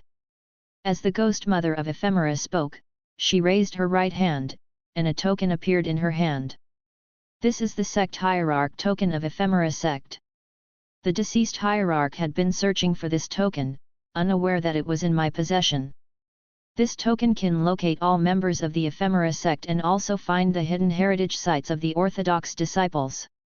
Guan stretched out his hand to summon the token, his divine sense rushing into it. He sensed a powerful restriction that could not be broken except by those in the Mahayana realm. Of course, this restriction was strong only to others. In front of him, it was as if it did not exist. As his divine sense entered the token, he felt as if his consciousness could overview the land. He saw a chaotic, dim world, just terrains without flora or fauna. Through the scenes within the token, he could see the locations of other ephemera sect cultivators. Beyond that, this token had other functions, many of which Guan found novel. He withdrew his divine sense and said, "This token, I will temporarily keep. From now on, seeing the token is as good as seeing me." Hearing this, the ghost mother of ephemera was overjoyed and quickly thanked Guan. Following that, Guan disappeared on the spot. The ghost mother of ephemera immediately got up and left with Suhan, not daring to meddle with Sky Dragon any further. At the end of autumn, Mystic Valley. Guan watched his disciples sweeping the fallen leaves in various gardens, while his divine sense landed far away, watching the decisive battle between the Taixuan dynasty and the Hanluo dynasty. Lv Xian and Wu Ju also participated in the battle, each showing their capabilities, and they were about to reach the capital of Hanluo dynasty. Gu An's gaze primarily rested on Ye Yan, who also came from Mystic Valley and had been guided by Luo Hun and Zhou Tongjuan's spear technique and body tempering technique before joining the army after the foundation establishment. Decades had passed, and Ye Yan had become a general of the Taixuan dynasty, with illustrious military achievements. Although he hadn't yet reached the core formation, his strength on the battlefield was considerable. After all, those who joined the army were mostly below the core formation realm. Those who had achieved core formation generally transcended the constraints of the dynasties and pursued their own immortal path. Guan looked at the battlefield and felt it quite resembled the scenes from Investiture of the Gods. Both sides had sect cultivators charging into the fray and dueling each other. The side that lost faced the military charge and was forced to retreat. Just as he was engrossed, Zhen Qin flew to him riding a divine sword, landing beside him and quietly said, "Master, Brother Su Han has been wanted by Ancient Sky Sect." Guan carelessly said, "I've already said, he's not your brother." Zhen Qin pouted and said, "Officially, he might not be my brother, but after all, we grew up together. How could I completely cut him off? Talking to me about it won't help. What can I do?" "Master, I'm just feeling restless and wanted to chat with you," Zhen Qin replied sharply. Guan glanced at her and smiled, "Don't worry about him. He's been hunted for so many years and is still fine. Instead of worrying about him, you should worry about yourself. I sense you're in greater danger than he is." He was referring to the previous time the disciples of the Law Enforcement Hall were rescued by Sage Xian Miao. Although Zhen Qin hadn't mentioned the existence of the mountain god, Yalan knew about her peril and had informed Guan. Just as Zhen Qin was about to retort, she suddenly sensed something and took out her disciple token from her storage bag. Guan did the same, taking out his Valley Master token, and plunged his divine sense into it. Then he heard the voice from the Gu sect. "Supreme Elder Qusong ventured into the demon land and has unfortunately perished. In 3 days, all disciples shall enter the affiliated cities to mourn the ancestor."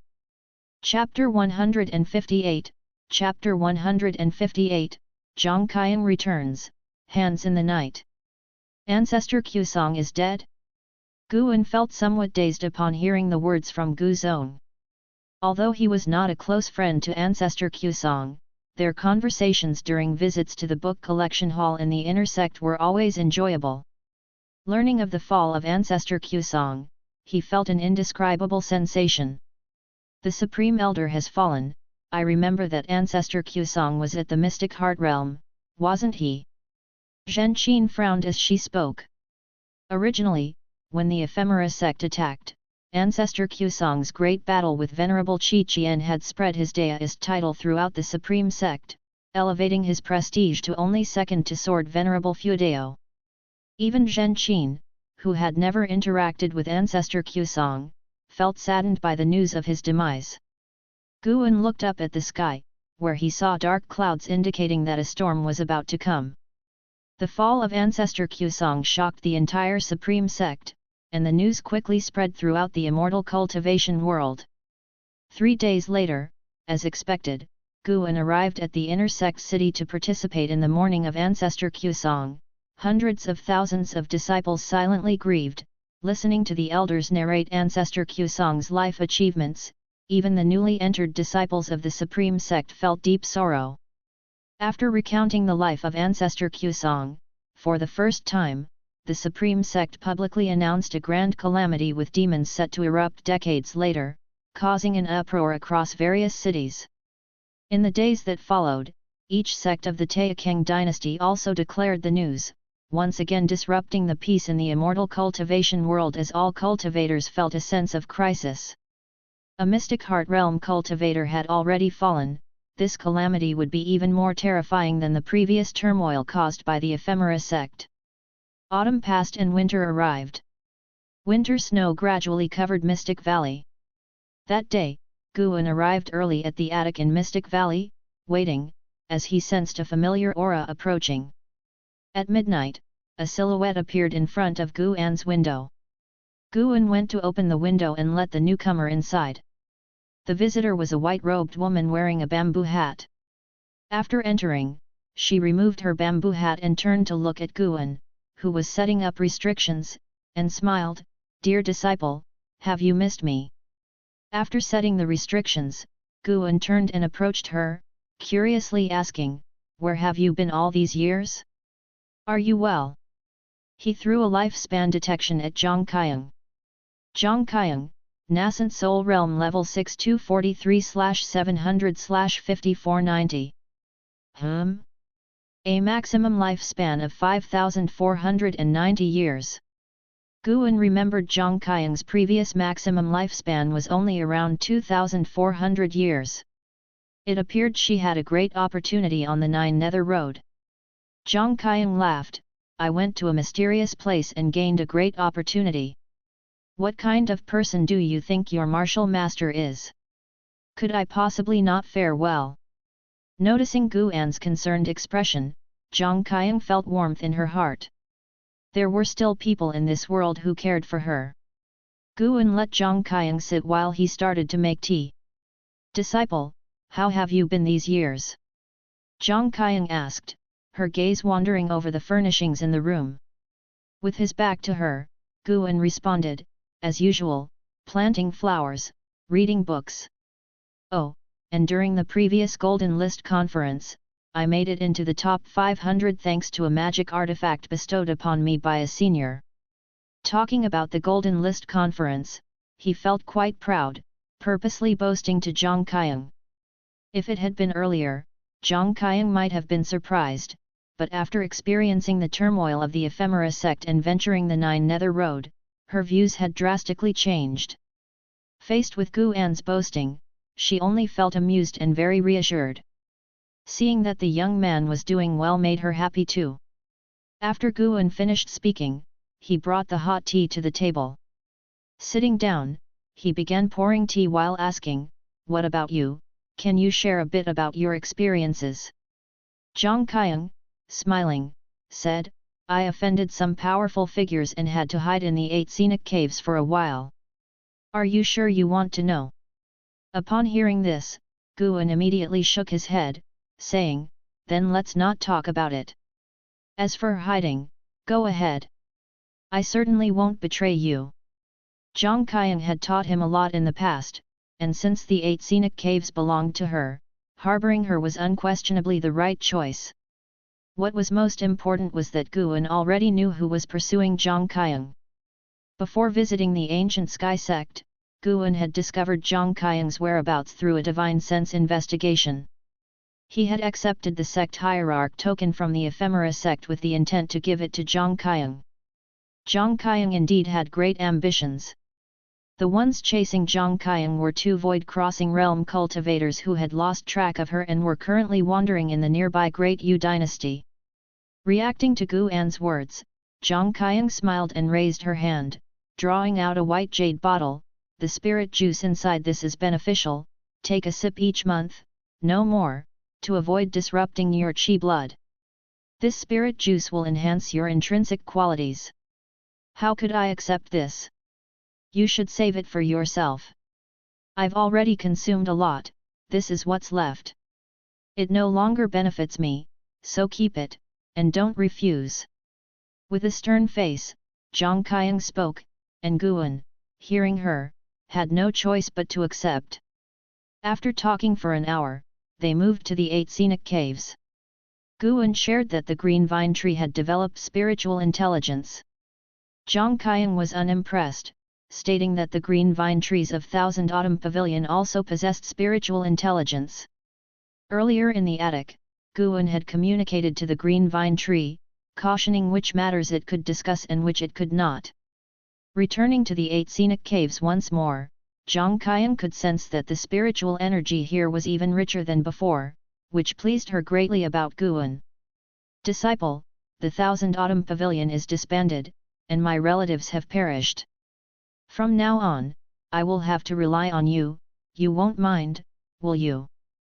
Zhang Qiang rested her hand on Guan's shoulder and asked with a smile. Guan took half a step to the side and said, "How could I despise that? I still want to learn formations from you." Afterward, he arrived beneath the green vine tree, dug up the divine power collection of the Ji family, and handed it to Zhang Qiang. This was something Zhang Qiang had snatched from the Ji family's banquet years ago, which recorded the Heaven and Earth Path Gang divine skills. Guan had already mastered the Heaven and Earth Path Gang and had even advanced it to Deduced Gang primal energy. Now, even if he was careless, it was very hard for an enemy of the same realm to kill him in an instant, as the Deduced Gang primal energy could autonomously protect him. Looking at the divine power collection in her hand, Zhang Qiang's eyes reflected complex emotions, and for some reason, her mood was somewhat mixed. Seeing her expression, Guan silently cursed his luck. She couldn't be touched, could she? He immediately found an excuse to leave. Zhang Qiang watched his retreating figure and thought, this young man is really foolish, not even bothering to study it at all.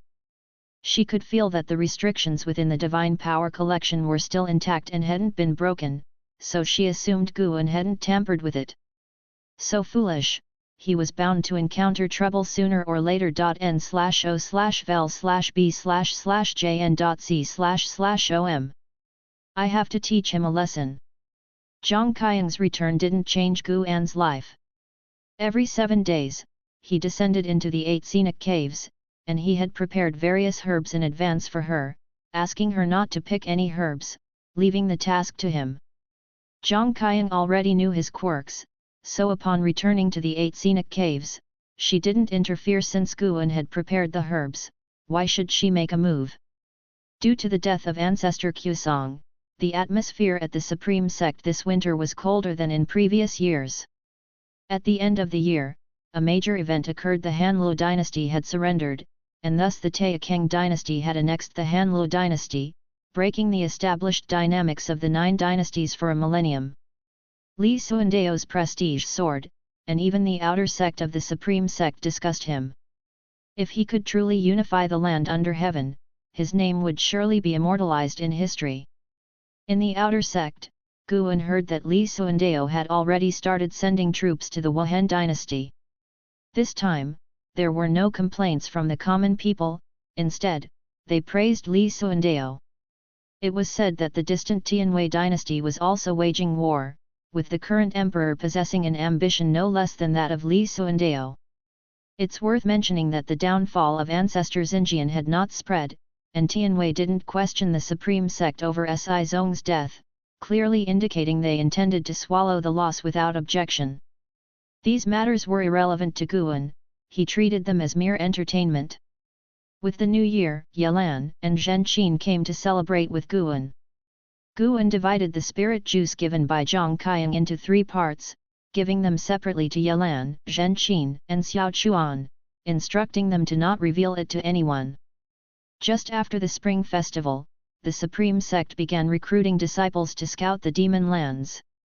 Facing an inevitable crisis, the Supreme Sect didn't want to sit idly by, thus attracting disciples with generous rewards to explore the area.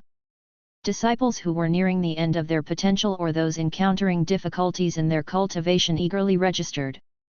Guan advised Yelan and Zhenqin not to participate, and fortunately, both women heeded his advice. In the following years, news about demons continuously flowed into the Supreme Sect. Demons were increasing across all 9 dynasties, clearly a prelude to the coming calamity of demons. Time flew, fleeting as a white steed flashes past a crack. 2 years later, during late autumn, under the cover of night, within a mountain forest, Disya was walking. He stopped, and from the darkness ahead, a flock of black crows flew out. The crows swept past Disya and landed on a large tree behind him, coalescing into a shadowy figure, dark and eerie, its true features hidden. "The Emperor is looking for you. Aren't you going back yet?" The mysterious figure spoke. Disya retorted, "Go back for what? Isn't it just a matter of time before we move south again?" His tone was filled with sarcasm. "Why are you so resistant to the Emperor's plan?" the mysterious figure asked sternly. Disya mocked, Isn't this world large enough? Even in the demon lands, there are countless peaks that he doesn't control, so why must he exterminate the human race? The mysterious figure snorted, the demon clan and the human race are irreconcilable. Only by wiping out the human race can we ensure our safety. But there are still humans overseas. How long will the extermination last? I think he is bewitched by the demon master. Don't speak ill of the great demon master. Regardless, I don't care. I'm not going back. I want to cultivate at the Supreme Sect. Don't come looking for me anymore. If Sword Venerable Feudeo catches you, even if you die, I won't intervene. Having said this, Disya flung his sleeves and left. The mysterious figure spoke coldly, Sword Venerable Feudeo. Ancestor Kusong of the Supreme Sect also died by my hand. If I encounter Sword Venerable Feudeo, I will ensure he meets the same fate as Ancestor Kusong, boiled into broth. Disya did not look back, disappearing into the darkness. The mysterious figure scoffed coldly and transformed into a flock of black crows, flying out of the forest and heading north. The flock of black crows flew swiftly and soon left the Taixuan dynasty. An hour later, the crows flew over the North Sea mountain and arrived in the forests of the Taixuan dynasty. The crows flew down to a small river, landing nearby, and once again coalesced into a figure. This time, it revealed its true form, a crow-headed humanoid draped in black feathers, with folded wings on its back. It crouched down, dipping its hands into the river water. The night air was cool, and the river's surface shimmered. Snap! A hand suddenly pressed on its shoulder, causing its face to stiffen. Chapter 159, Chapter 159, The Momentum of the Demon Clan, Deist Lord. Ever since Ancestor Kusong fell, the great calamity of demons and monsters drew near, and Guan would use his divine sense every night to survey the land of the 9 dynasties to prevent enemies from sneaking in. That night, he happened to see Disya leaving the Supreme Sect, so he followed him with his divine sense and then saw Disya meeting with a demon. When Guan heard the demon say that it was he who had killed Ancestor Kusong, Guan felt an urge to kill. He must avenge Ancestor Kusong. After all, Ancestor Kusong and Guan were friends despite the age difference. He didn't take action immediately, waiting instead for the other party to move far away from the Taixuan dynasty before he made his move. The Black Crow demon envoy landed by the river, intending to rest for a while and infuse his demonic power into the waters to mark this territory with the river's flow. Before his demonic power could probe into the water, a hand landed on his shoulder. He had never experienced such a thing, not even in the demon land could a demon approach him so stealthily and unnoticed. He instinctively tried to evade, but a crushing force of unimaginable strength pressed down on him, rendering him immobile. A look of panic appeared on his crow face, glancing sidelong, he could only make out a mysterious and demonic silhouette. Guan had meant to taunt him with a remark, but seeing that he was already terrified out of his wits, suddenly found it tasteless and proceeded to assault his soul with his divine sense. Soul-capturing skill. The night was silent, with only the faint sound of the river's flow echoing in the air. The moon set and the sun rose, its proud light emerging from behind the eastern mountains, slicing through the sky and shining upon Guan and the Black Crow demon.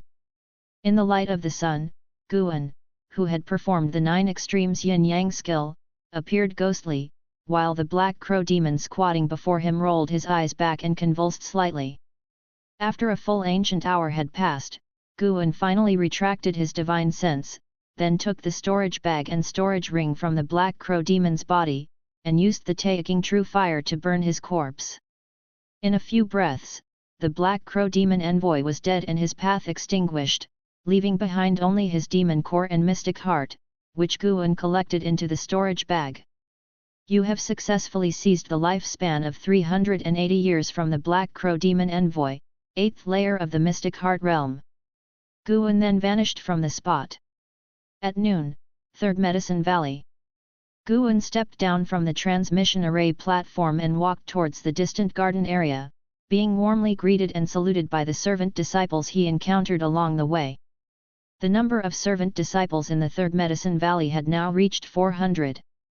Guan, who did not hoard treasures or natural resources and took care in planting herbs, ensured that the Third Medicine Valley's yield of medicinal herbs was considerable.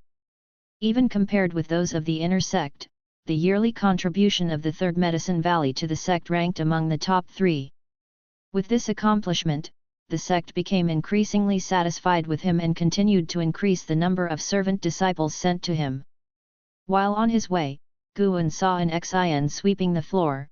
He immediately waved to her, signaling her to come over. An Xin saw this and quickly approached, greeting him with a bow.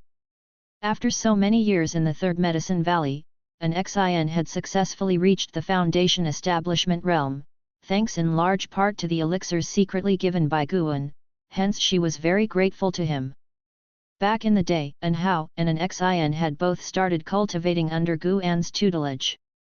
An Hao had already reached the third layer of the nascent soul realm, whereas an Xin was only at the first layer of the Foundation Establishment realm, making Guan sigh at the unfairness of fate.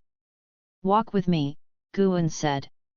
An Xin naturally had no objections and then followed him step by step. During the subsequent harvesting process, Guan intermittently introduced her to the cultivation of high-rank medicinal herbs, and she listened intently. She had also become very interested in herb cultivation. After half an hour, Guan took out a secret manual and handed it to an Xin. "This technique might help enhance your aptitude. Don't let anyone discover it," Guan instructed in a low voice, looking cautiously towards the distance. An Xin took the manual and immediately beamed a smile, saying, "Thank you, Master." Over the many years of living together, she had come to trust Guan completely. Like the other servant disciples, she called Guan Master, but unlike the others, in her heart, Guan had become her true master, second only to the mysterious master who had saved her years before. Guan ruffled her hair, indicating that she should get back to her tasks.n/o/vel/b/in.c/om. An Xin promptly bowed and then turned to leave. Watching her retreating figure, a smile appeared on Guan's face. He hoped the primordial reincarnation skill would be of help to an Xin. Even if she didn't undergo a complete transformation, if it could extend her life for a few more years, that would be a blessing. The life at Third Medicine Valley was not dull. Guan had already built a library and a tavern, and he had also purchased some equipment for the lofts, for the disciples to enjoy. He had even invented chess, which became popular throughout Third Medicine Valley. Afterward, Guan flew towards the inner sect city. He had just avenged Ancestor Qiusong and wanted to chat with Elder Su Lu from the book collection hall of the inner sect. Of course, he wouldn't tell Su Lu about the events of that morning, he just simply wanted to talk. He felt suffocated in his heart after seeing the tragic end of Ancestor Qiusong in the Black Crow Demon Envoy's memories. Inside the Niancho cave at Heavenly Phoenix Mountain, Tian Yaoer watched curiously as Guan planted a tree. This tree was already 2 zhang high, with leaves as red as fire and vines hanging all around. At first glance, it seemed like a tree ablaze with flames. This was the 7th rank spirit tree, the sun-nurturing tree. Guan had moved it from the Star Master Cave, still a sapling because the sun-nurturing trees there were 1,000 zhang tall, bearing sun-nurturing fruits that could enhance qi blood and even perception of the fire attribute spiritual energy. After planting, Guan looked at the sun-nurturing tree with satisfaction. He turned around and patted Tian Yaoer's forehead to snap her out of her daze. "Come, I'll teach you a demon clan spell." Hearing Guan's words, Tian Yaoer instantly became excited and hurriedly followed. Guan had acquired many spells and cultivation techniques from the memories of the Black Crow Demon Envoy, and he planned to teach Tian Yaoer the spell that could turn the Black Crow Demon Envoy into a flock of black crows. It must be said that Tian Yaoer's aptitude and comprehension were both very high. An hour later, she was already able to transform into several fire crows. That's right, fire crows, not black crows. The crows ablaze with flames made Guan even more suspicious of her having a phoenix blood lineage. The most important aspect of this spell was not the transformation but the speed of flight. For Tian Yao to master it fully, it would still take a considerable amount of time. Watching her practice the spell, Guan's thoughts drifted away. The Demon Emperor, Demon Masters, and the 72 great Demon Kings, as well as the Demon Ancestor who was about to be resurrected. Even Guan, who was at the 9th layer of the Nirvana realm, could feel the pressure. The lowest cultivation level of the 72 great Demon Kings was the Mystic Heart realm, with the top 3 even stepping into the Mahayana realm, which was why the Ephemera sect dared not set foot in the Demon land. The reason the Demon clan had not moved southward was not out of fear of the 9 dynasties' lands but because they were waiting for the resurrection of the Demon Ancestor. After the Demon Ancestor's resurrection, he would need a large amount of flesh and blood to restore his body, and the humans of the 9 dynasties' lands were the food designated by the Demon Emperor. Of course, the lands of the 9 dynasties also had the protection of mysterious great cultivators. 2,000 years ago, when the Demon Emperor moved south, he was severely wounded by a mysterious Mahayana cultivator and almost perished. However, that great cultivator had already traveled southwards across the sea. The subordinates of the Black Crow Demon Envoy had discovered this matter and reported it to the Demon Emperor. That great cultivator came from the Taixuan Sect of the Great Zhong Dynasty and was known as the Deist Lord. 2,000 years had passed, and whether the Deist Lord was still alive was still an unknown. The Great Zhong Dynasty was the strongest of the 9 dynasties, and while chaos reigned in the world, the Great Zhong Dynasty still held a stable position, and the Taixuan Sect had established itself as the leading sect in the whole world by opposing the Ephemera sect. The land of the demon was vast and boundless, apart from the prominent great demon kings, who knows what else was hidden. This made Guan even more eager to achieve the lifespan of 10 million years. If possible, he didn't want to flee but to continue surviving on this land with the Supreme Sect. The death of the Black Crow Demon Envoy caused no impact whatsoever, and Disye still spent all day engrossed in comprehending sword intent at the heavenly repair platform. But as time passed, the number of demons in various places kept increasing, causing the common people to suffer greatly, and the Supreme Sect assigned more tasks for eliminating demons, with even Yelan and Zhenqin having no choice but to participate. Since the tasks they took were within the Supreme Sect, Guan was not too worried. 2 years flashed by in an instant. Guan's lifespan had reached over 740 million years, getting ever closer to the grand milestone of 10 million years. Every day, he would use his divine sense to inspect the demon land, ready to advance his breakthrough sooner if the great calamity of the demons arrived ahead of schedule. He had already considered a location for the breakthrough. He would break through above the southern seas. One day, An Hao and Si Yan'er left the Star Master Cave. The two walked out of the mountain wall and looked back to see the cave entrance gradually disappearing. "Where is your master? Why haven't I seen him for all these years?" Si Yan'er asked curiously. An Hao replied, "His Excellency is as elusive as a dragon that shows its head but not its tail. I'm not sure where he is, but one thing is certain, if I encounter danger, he definitely won't just stand by and watch." As he said this, a look of pride appeared on his face. Si Yan'er pursed her lips, wanting to mock, but she restrained herself. She couldn't forget the scene of Guan sweeping away a mystic heart cultivator with a flick of his sleeve. Such a great cultivator was not someone Tianwei could afford to offend. Just then, a figure leaped out from the woods and landed swiftly in front of them. An Hao frowned, thinking there was an ambush, and prepared for combat. The new arrival was a man dressed in Tianwei official clothes. He saluted with his hand and said, "Your Highness, I have come to welcome you by the Emperor's sacred decree. His Majesty has decided to betroth your Highness to the head of the Golden List, An Hao." As these words were spoken, Si Yan'er's complexion changed drastically, and she asked angrily, "Has father gone mad? How could he betroth me to such a person?"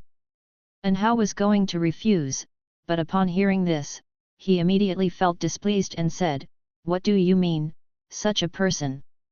You think I'm not good enough for you? Well, I insist on marrying you. The two started arguing. Meanwhile, the official dressed man kept smiling, watching them argue. Far away in the mystic valley of the Supreme Sect, Guan was watching them, and he was not opposed to Hao and Sianer getting married because he had long seen that the two of them had already developed feelings for each other. However, he remained wary of Tianwei. If Tianwei dared to plot against Hao, he would not show any mercy. It was a good opportunity for the Taixuan dynasty to swallow up the Tianwei lands. After the three set off, Guan contacted deduced Sun Chun. Someone was coming towards the Mystic Valley. He stood up, left the house, and descended the stairs. Half an hour later, Du Ye flew into the Mystic Valley on his sword. From afar, he saw Guan and waved to greet him. Seeing that he knew Guan, the disciples in the valley did not stop him. After landing, Du Ye stored his flying sword in his storage bag and then dragged Guan to a secluded place. The family sent news that they are preparing to move out of the Supreme Sect. The third young miss specifically mentioned taking you and me with her. Du Ye spoke softly, his expression one of excitement. He felt honored that the Ji family had not forgotten about him. Chapter 160, Chapter 160 You are not strong enough. Leave the Supreme Sect? Guan was stunned, not expecting Du Ye to come to him with this matter. How could he possibly leave the Supreme Sect? His foundation was still here. And where could the Ji family go after leaving the Supreme Sect? Guan frowned and asked, why leave? Du Ye replied, it seems to be related to the great disaster of the demons. The family has already found a place to avoid the catastrophe. No matter what, as long as the family can take you and me with them, we should be grateful. Get ready, the exact time of departure is not yet determined. When it's really time to go, do not delay. Guan shook his head, I cannot leave, tell the family thank you for the kind offer, but I plan to stand with the Supreme Sect through thick and thin. Upon hearing this, Du Ye was stunned, his eyebrows instantly furrowed. He said gravely, Guan, don't forget where we come from. Sorry, I have repaid the Ji family for their upbringing with medicinal herbs over the years, but I have yet to repay the kindness of the Supreme Sect. I can't leave. You go ahead, I'll stay, Guan said earnestly. Du Ye, irritated, wanted to lecture Guan, but he was afraid to be overheard by other servant disciples. There's still time, think it over for yourself. When the demons invade the Taixuan dynasty, by then you won't be able to hide even if you want to. Du Ye left these words behind and stormed off, his sleeves flapping in the wind. He came quickly, and left just as fast, but this time without a smile on his face. Guan felt warmth in his heart at Du Ye's anger, at least it showed that Du Ye cared for him, otherwise he wouldn't bother with his life or death. But he truly could not leave the Supreme Sect. If the Supreme Sect could not survive the demon calamity, it would still not be too late for him to flee. With Guan's cultivation level, if he truly wanted to escape, who could stop him? It wasn't until dusk that Guan arrived at the 8 scenic caves. Zhang Qiang was sitting beneath the green vine tree cultivating, with a large cauldron in front of her and the elixir fire still burning underneath it.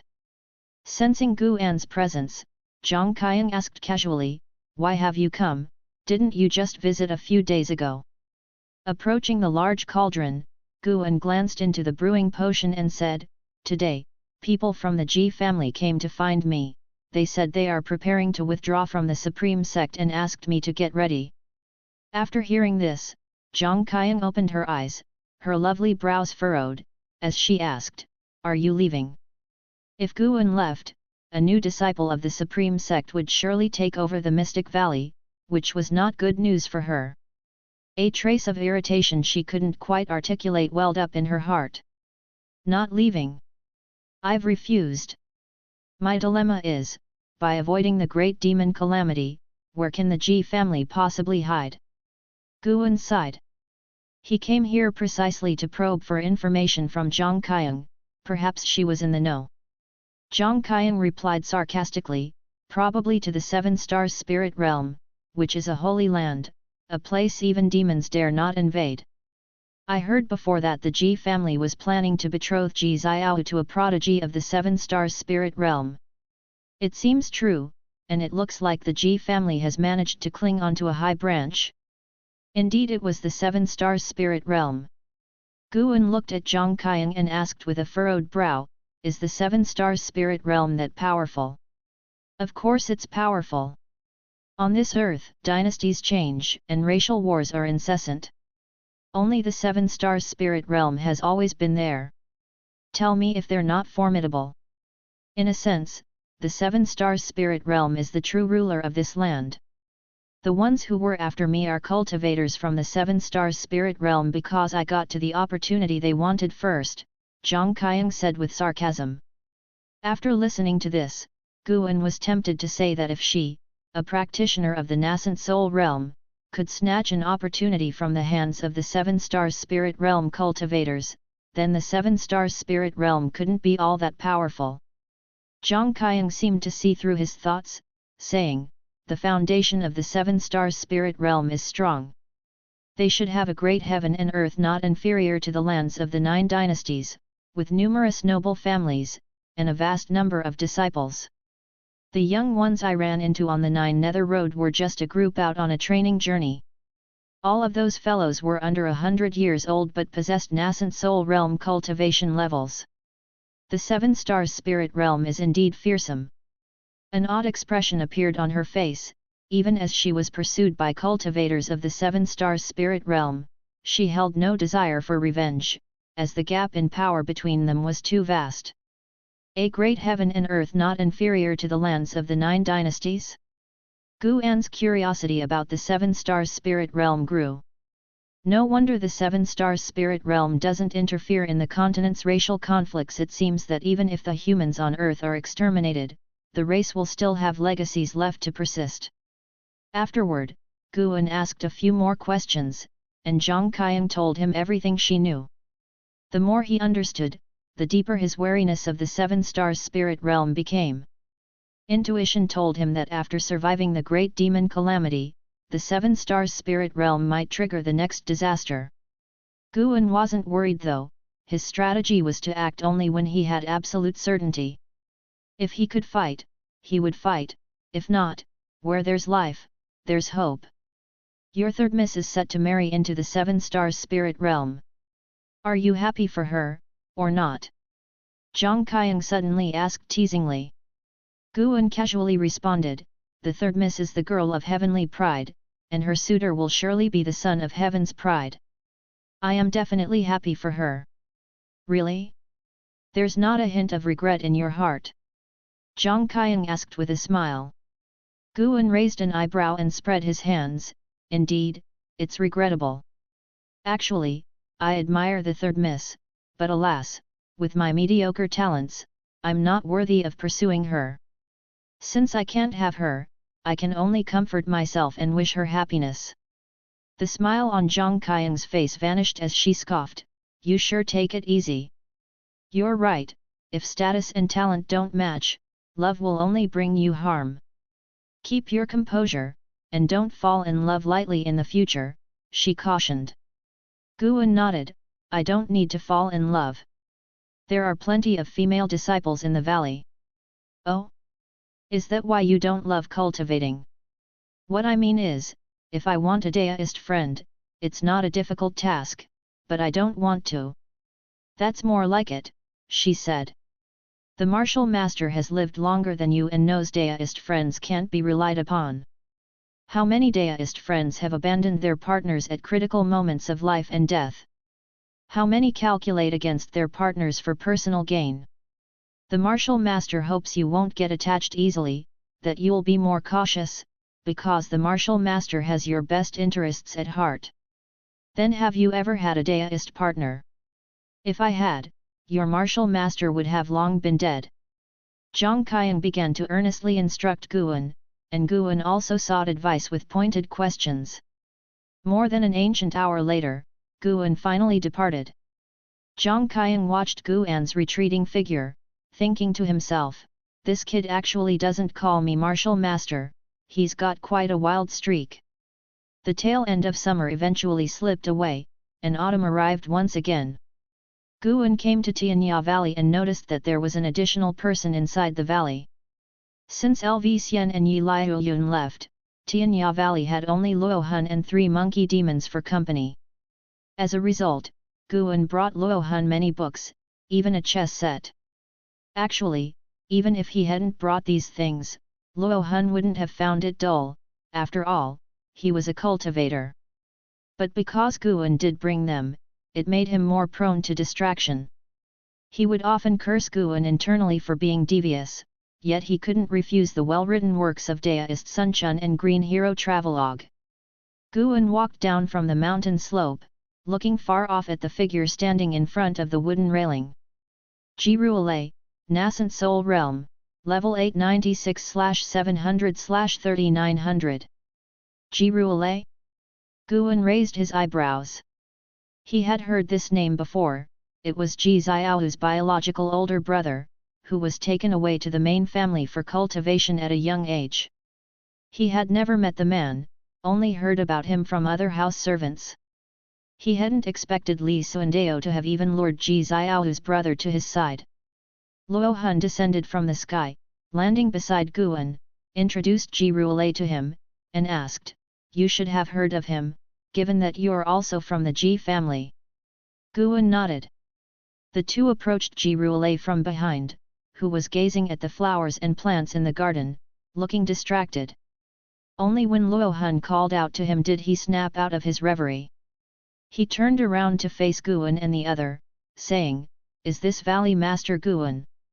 Guan raised his hand in greeting and said, "I've seen the second young master before." Jiruale waved his hand, "Here, I must address you as Valley Master.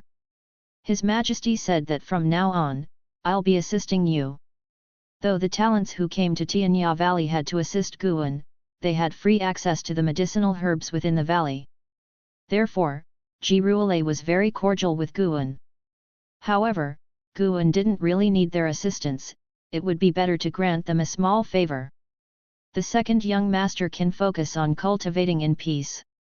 Sunda and others are in charge of the valley's mundane affairs, Guan said with a soft chuckle.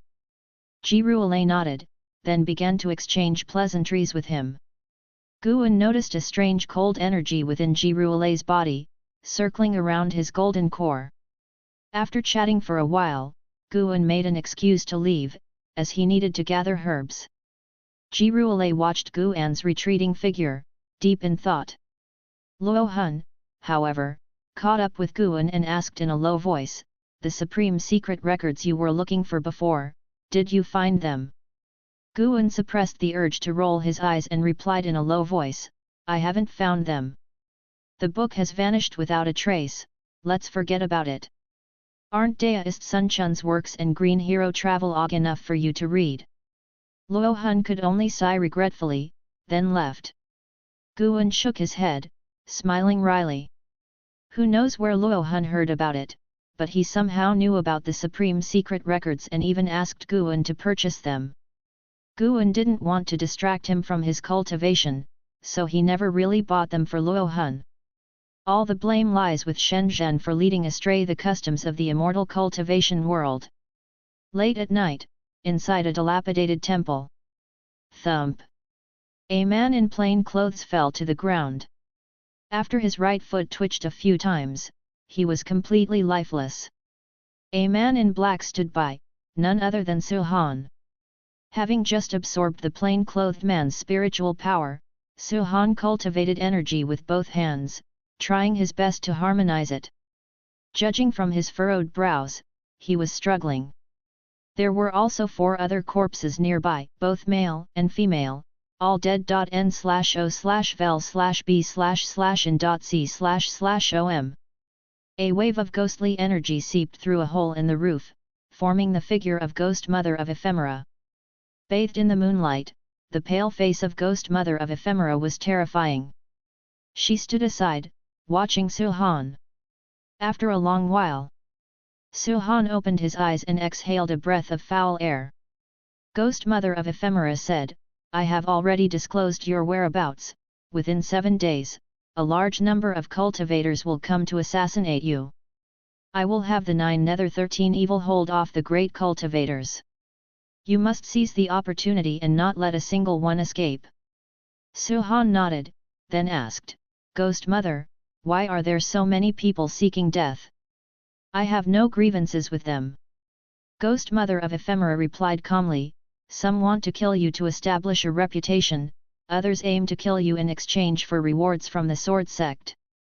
The root reason they seek your life is because you're not strong enough, and they think they can kill you. Chapter 161, Chapter 161, Mahayana Demon Attacks, The Only Way to Live. Hearing the words of the Ghost Mother of Ephemera, Suhan remained silent. He didn't refute because he also felt weak. Along the way, he had escaped death several times, and it wasn't due to his own strength. Suhan was very aware that he was merely a pawn, just like the Ghost Mother of Ephemera before him, who wholeheartedly helped him. Surely had her own schemes, he had no other choices. The time left for you is running out, the great disaster of demons is approaching, and the defying fate divine skill can only absorb the spiritual power of cultivators, not the demonic power. Once the great disaster of demons arrives, and you are unwilling to abandon your principles. At that time, all cultivators will be busy fighting demons, and it will be difficult for you to grow stronger, the Ghost Mother of Ephemera said. Hearing this, Suhan asked, Are you in a hurry? What exactly do you want me to do for you? The Ghost Mother of Ephemera answered, That depends on how strong you can become. The one who should be anxious isn't me, but you. Since you began cultivating the hateful heaven divine sword, your lifespan has already been decreed. No matter how high of a realm you attain, your lifespan will not increase, unless you can reach the legendary immortal realm. Suhan frowned. The Ghost Mother of Ephemera had mentioned the shortcomings of the hateful heaven divine sword more than once.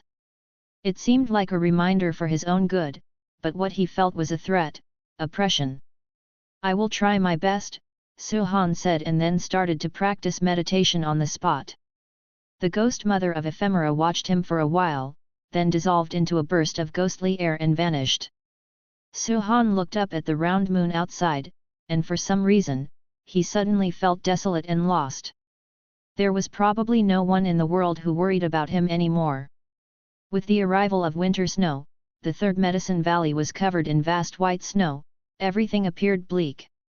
Guan stood on the terrace, admiring the snowy landscape while also contemplating the next volume of Shattering Void. Shattering Void had become popular, and its popularity had far surpassed Guan's expectations, exceeding the total sales of all volumes of Supreme Immortal Venerable. The theme of Shattering Void was essentially the same kind of exhilarating literature as Supreme Immortal Venerable, but its theme resonated deeply with the current mood of cultivators around the world.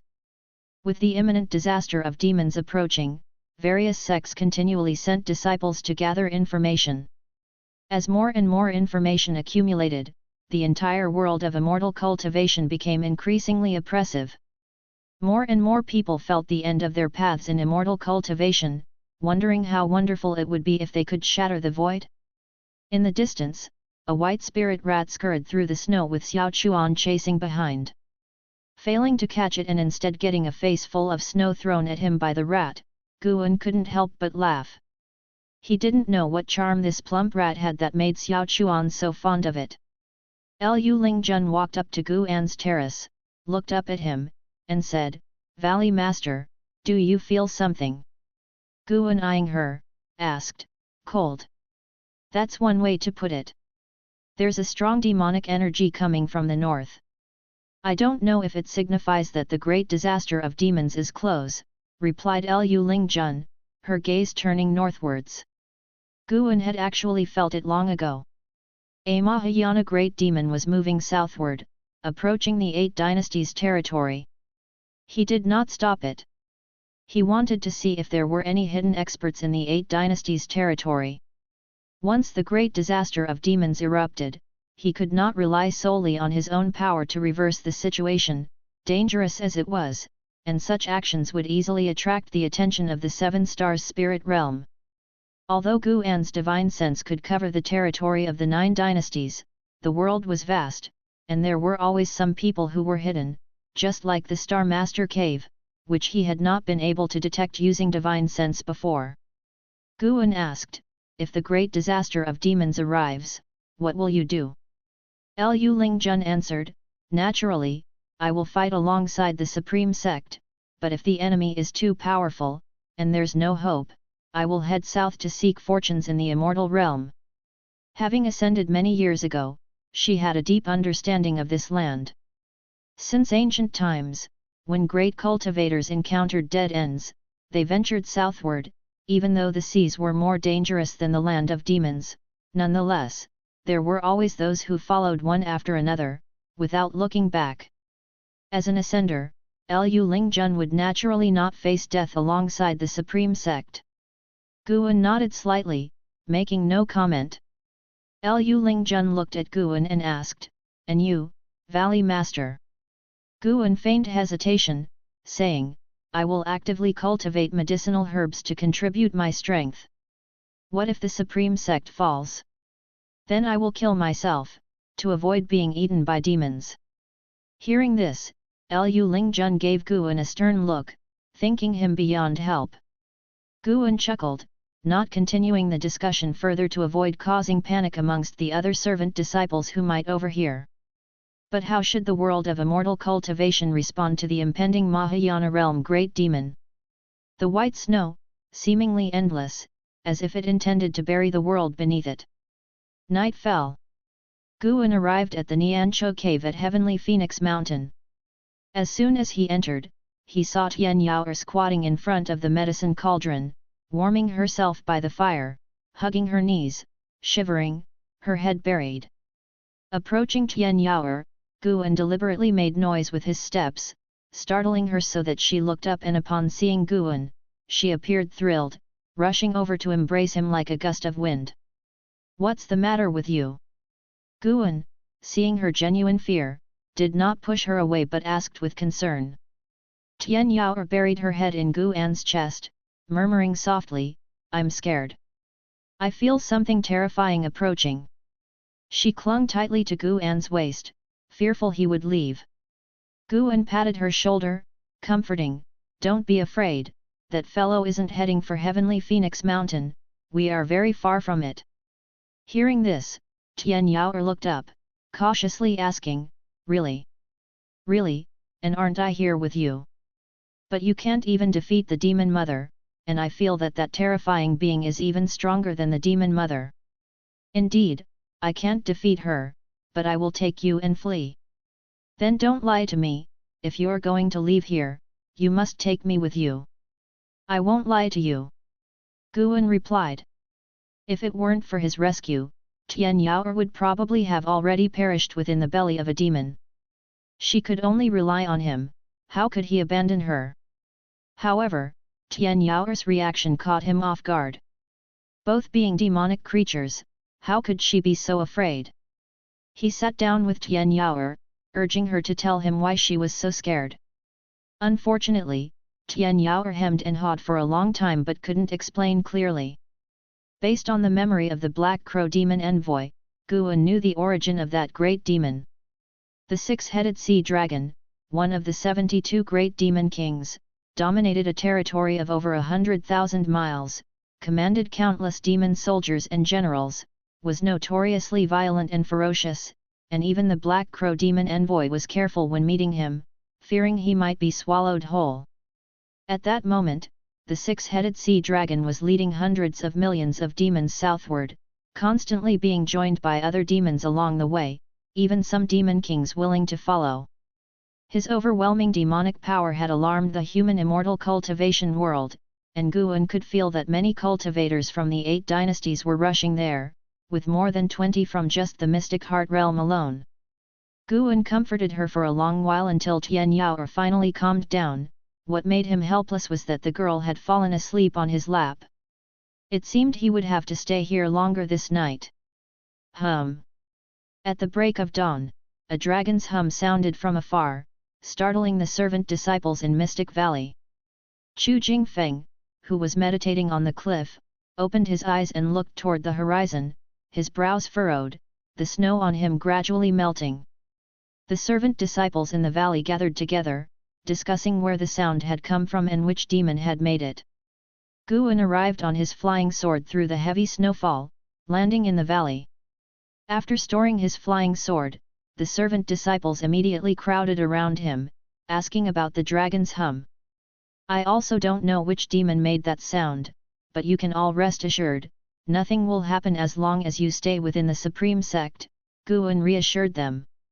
Now the disciples of Mystic Valley had been replaced by a new batch, except for Liu Zhijia and Chu Jingfeng, none knew of the various calamities Mystic Valley had experienced, so the disciples easily believed Guan's words. In the days that followed, news kept flowing into the Supreme Sect.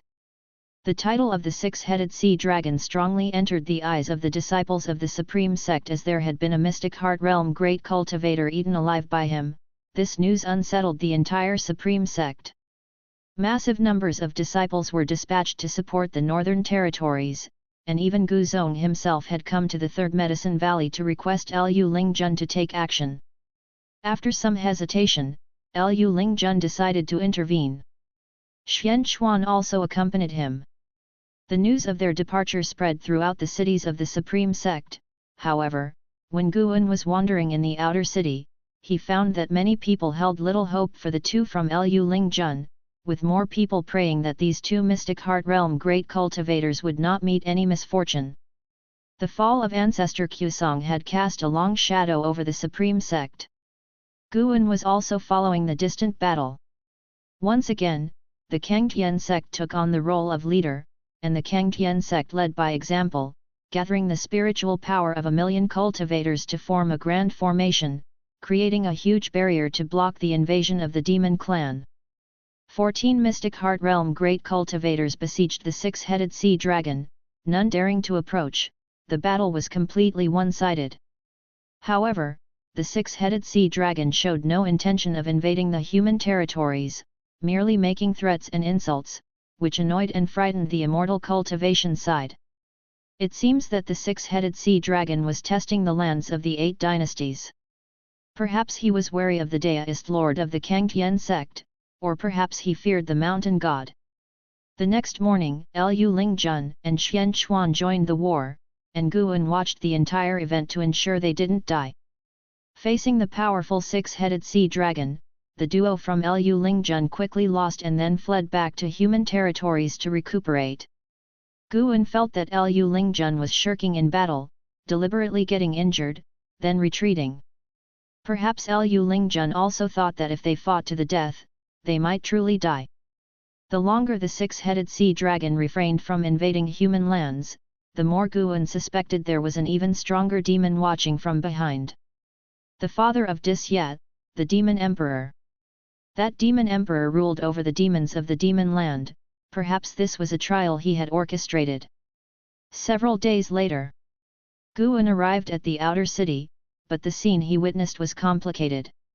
He saw the vast heavenly repair stone seated with hundreds of thousands of disciples, with even Gu Zong sitting under the characters for righteous path, causing those who were practicing sword enlightenment to be forcibly removed from the stage. Disya had stepped down. He happened to see Guan and came over, saying with emotion, "The Northern Territory is in urgent need, and the sect is pleading with Sword Venerable Feudeo to make a move. Nov. L. B/JNN." Guan worriedly asked, "With Mystic Heart Realm great cultivators already perished, is relying on Sword Venerable Feudeo enough?" Disya sighed and said, "Perhaps it's useless, but what else can be done?" Being a demon himself, he knew well the strength of the demon land. He spoke in a mournful tone, "This calamity is inevitable, perhaps only the sea is the path to survival." Chapter 162, Chapter 162, Please ask Sword Venerable Feudeo to take action. Hearing Disya's words, Guan could only follow with a sigh. Escape to the ocean? What a joke! Guan didn't know what Disya's mindset was, but he felt that after the extinction of the 8 dynasties of the human race, the demons would be the next to suffer. Nov. L. B //JNN. The legends of old had proven this, for when demons overrun the earth, powerful cultivators would come forth, raising demons on humans, and humans on demons. Shift the perspective, and it was no longer the same race killing each other while the Holy Lands continue to be revered by both races. Guan casually talked with Disyat, his gaze never leaving the heavenly repair platform, and he weighed whether or not to take action. After all, he still had some time before he reached that crucial milestone of 10 million years of lifespan. If he broke through now, he would certainly advance to a higher realm, but he was more interested in unlocking the next lifespan feature. He feared that his intervention might accelerate the progression of the Great Demon Calamity. Great Zhong Dynasty, this is the northernmost land of the 8 dynasties, where towering mountains spread across the earth, known for various wonders. With the demon land to its back, cultivators from the Great Zhong Dynasty faced even harsher living environments, which in turn forged the strongest dynasty. In the northern territory, mountain ranges overlap, vast snow hides the sky, and the magnificent snow mist makes the mountains appear both hidden and visible, akin to the spine of a true dragon, grand and spectacular, like a wall created by heaven, dividing the world into 2 halves. On a mountain range, Lu Lingjun sat cross-legged on a huge boulder, her spiritual power pulsing around her, preventing the snow mist from approaching and forming wisps of white smoke rising around her. She slowly opened her eyes and gazed towards the horizon. In front of her were rolling mountains, with faint traces of fire at the edge of the world, which the flying snow could not fully conceal, and occasionally strong winds blew towards Lu Lingjun. The terrifying demon energy of the 6-headed sea dragon enveloped the whole world, making even Lu Lingjun and the White Spirit Demon Emperor on her shoulder feel uneasy. What exactly is he waiting for? The White Spirit Demon Emperor asked in a low voice.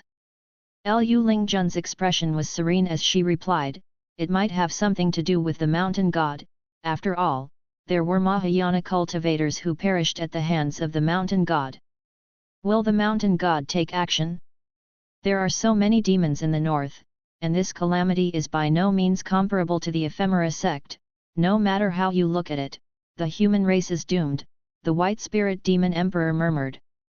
Being a demon itself, it naturally wouldn't side with the human race, and it hoped that Lu Lingjun would leave this land of conflict.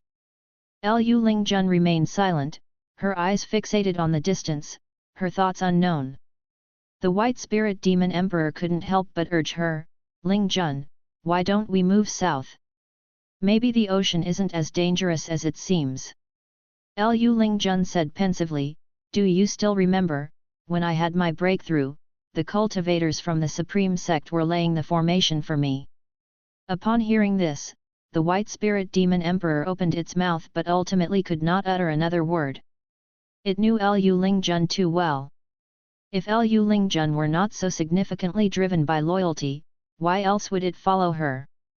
The White Spirit Demon Emperor's snake head drooped, speaking somberly, then let's see if the mountain god is indeed powerful. Oh yes, the Supreme Sect also has sword Venerable Feudeo, he should take action, shouldn't he? A high-pitched dragon chant sounded, shaking heaven and earth, the scent of blood mixed with the flying snow, shaking even the mountain Lu Lingjun sat upon. Thousands of miles away, the battle raged, the land scorched black, lava flowed in the earth's wounds, firelight floated between heaven and earth, mountains were leveled leaving behind gaping holes, countless cultivators floated in the sky, grand and imposing formations stretching across the sky. The earth was split in two by an unfathomable fissure, cultivators of the human race cast spells on one side, while the other teamed with demons and ghosts, crowding the edge of the cliff in dense masses, each with a ferocious face, their roars and howls rising and falling, turning the land into hell. A terrifying giant demon stood behind the endless array of demons, towering into the clouds, adorned in black armor with sharp fangs on its shoulders, resembling mountain peaks, and wearing a belt hung with the heads of great demons. Its human-like body stood 1,000 feet tall, his neck disappeared into the clouds, and the 6 sea dragons' heads, somewhat visible through the mist, eyes crimson like demon eyes that peer from the abyss into the mortal world, were enough to send chills down one's spine. He was the 6-headed sea dragon, a great demon who terrified the demon land. On his shoulder was a figure shrouded in black demon energy, very small in comparison, revealing only a goat's head with blood-red goat eyes. Great King, it seems the human race has no Mahayana cultivators left, and that so-called mountain god dares not trouble us, the goat-headed demon spoke, its voice reaching the 6-headed sea dragon's ears. Upon hearing this, a terrifyingly oppressive aura erupted, making the demons in the front panic and scatter, clearing the way for the 6-headed sea dragon. Before the immense figure of the 6-headed sea dragon, the majority of demons appeared as insignificant as ants. As the 6-headed sea dragon stepped forward, ghostly energy rose, forming many enchanting and glamorous female ghosts that circled him, their combined laughter almost bewitching the distant cultivators. The 6-headed sea dragon is coming. A burly man in a grey robe bellowed like thunder, his voice echoing through the world. The head of the Taixuan Sect, Liang Kanghai, flew to the forefront of the formation, raising his sword high and roaring, "Disciples of Taixuan Sect, heed my command, consume the elixir, and fight to the death." As his words fell, millions of Taixuan Sect disciples unhesitatingly produced a dark brown elixir. Upon consumption, their spiritual power surged, blood chi radiating from them, veins on their faces bulging, eyes wide and bloody. Leaders from other sects issued their orders, all ready to fight to the death, and the Supreme Sect was no different. Xian Chuan rushed over the battlefield, flying to the cliff's edge. Holding a horsetail whisk in one hand and drawing talismans with the other, a series of spiritual power-formed characters appeared in front of him, lined up in a row. More and more mystic heart realm great cultivators joined in the air above the cliff separating the battlefield, united against the 6-headed sea dragon about to cross it. The mad swordsman, Han Ming, was also in the great Yu dynasty's position, ready to fight to the death. Liu Lingjun stepped on a 100-jung-long white python, holding a sword in each hand.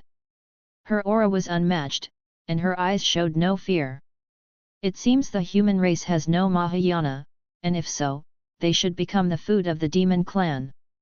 The cold voice of the 6-headed sea dragon echoed between heaven and earth, followed by the terrifying roar of 6 dragon heads resounding, shaking the world.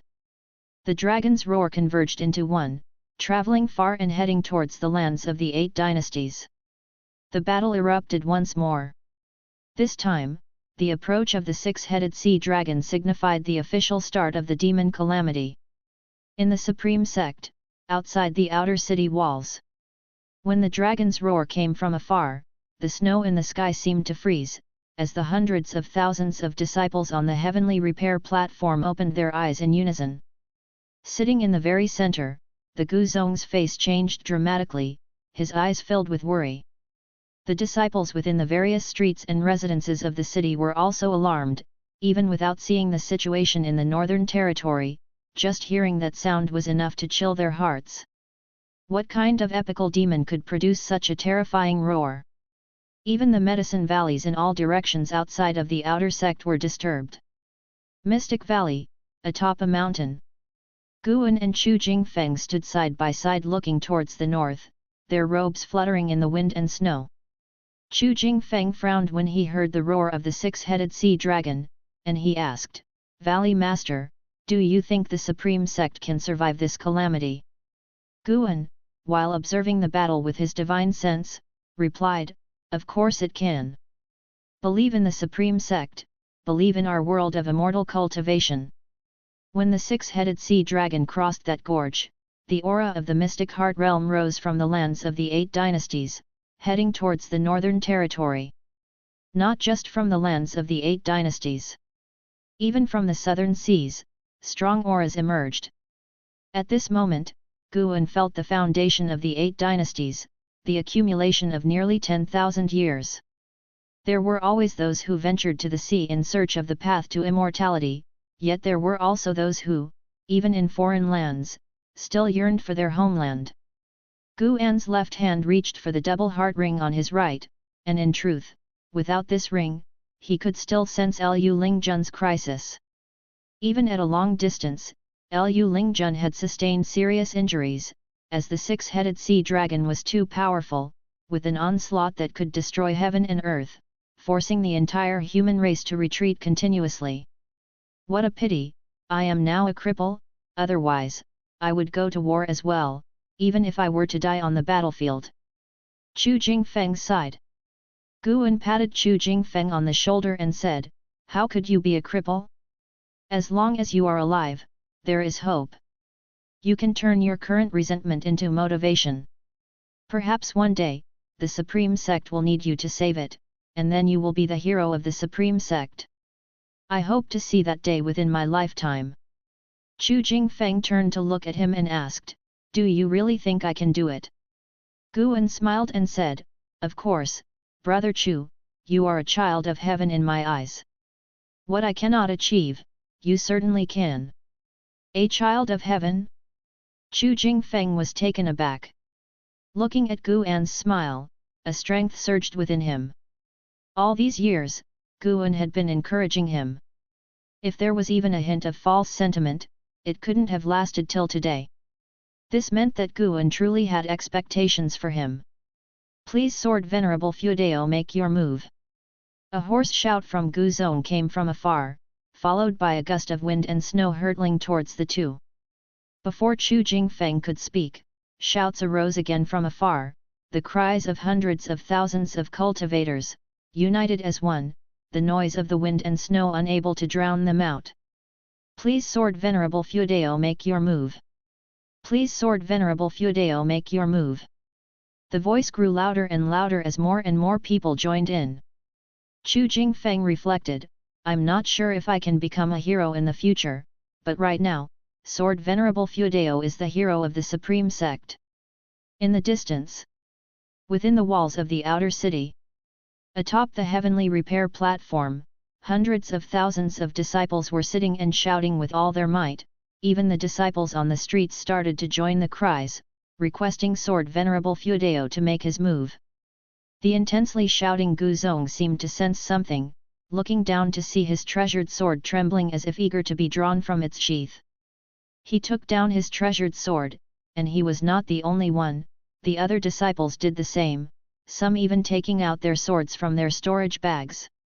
On the streets, the disciples who were passing by stopped in their tracks, astonished to look at the swords at their waists or in their hands. All of their blades were trembling, and deep down, they felt engulfed by a tremendous sword intent. Could it possibly be? A daring guess surfaced in the hearts of the Supreme Sect cultivators. Chapter 163, Chapter 163, Slaying the Great Demon King, the Terrifying Sword Venerable. All the treasured swords and flying swords throughout the city were trembling, which greatly excited the cultivators within.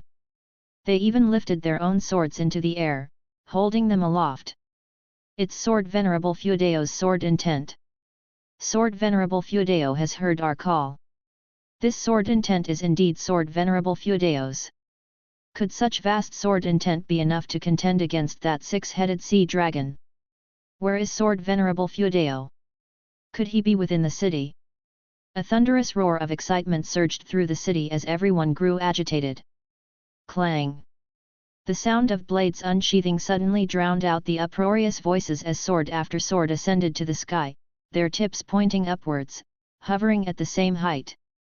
There were more than 1,000,000 of them, their radiance cutting through the sky, impossible to be obscured even by the blizzard. Atop the heavenly repair platform, Gu Zong stood up, as did the other disciples, all of them looking up at the swords above. Disye stood on the rooftop, gazing at the scene, his face full of incredulity. Having been at the Supreme Sect for so many years, he had a deep understanding of Sword Venerable Feudao's sword intent, and thought he had overestimated him, yet only now did he realize the profound unpredictability of Sword Venerable Feudao. Even with a third-layer Mystic Heart Realm cultivation level, Disye felt that this sword intent was out of his reach. Under the gaze of the entire city, over 1,000,000 swords flew together toward the north.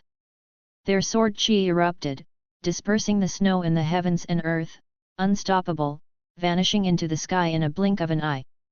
The vast expanse of the white sky was split in two, revealing the blue beyond, creating a magnificent spectacle. Gu Zong's hair was disheveled by the strong wind as he watched the direction in which the million-strong sword formation had disappeared, a smile appearing on his face, no longer the worried frown seen before. Six-headed sea dragon, can you withstand the mightiest sword of the Supreme Sect? Great Zhong Dynasty, Northern Territory. An unending stream of cultivators flew toward the north like a torrent of arrows, mighty and spectacular, scattering the snowy skies.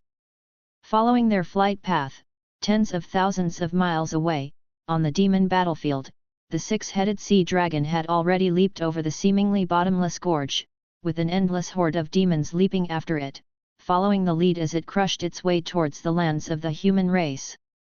The six-headed sea dragon held a great cultivator of the mystic heart realm in its grasp, who struggled in vain to free himself from its palm. 1,000 zhang away, various great cultivators of the mystic heart realm continually cast spells, but to no avail. None of their spells or divine skills inflicted the slightest harm on the six-headed sea dragon, nor could they breach its armor. Like a meteor shower, rocks rained down continually, striking the demon army, but the six-headed sea dragon showed no intention of protecting its troops. As it advanced, the creature tossed the great cultivator from the mystic heart realm into its mouth, chewing mercilessly. As it did so, its 6 dragon heads twisted around, scanning the surroundings. Every now and again, it would reach out and snatch dying demons from the distance, swallowing them with one gulp.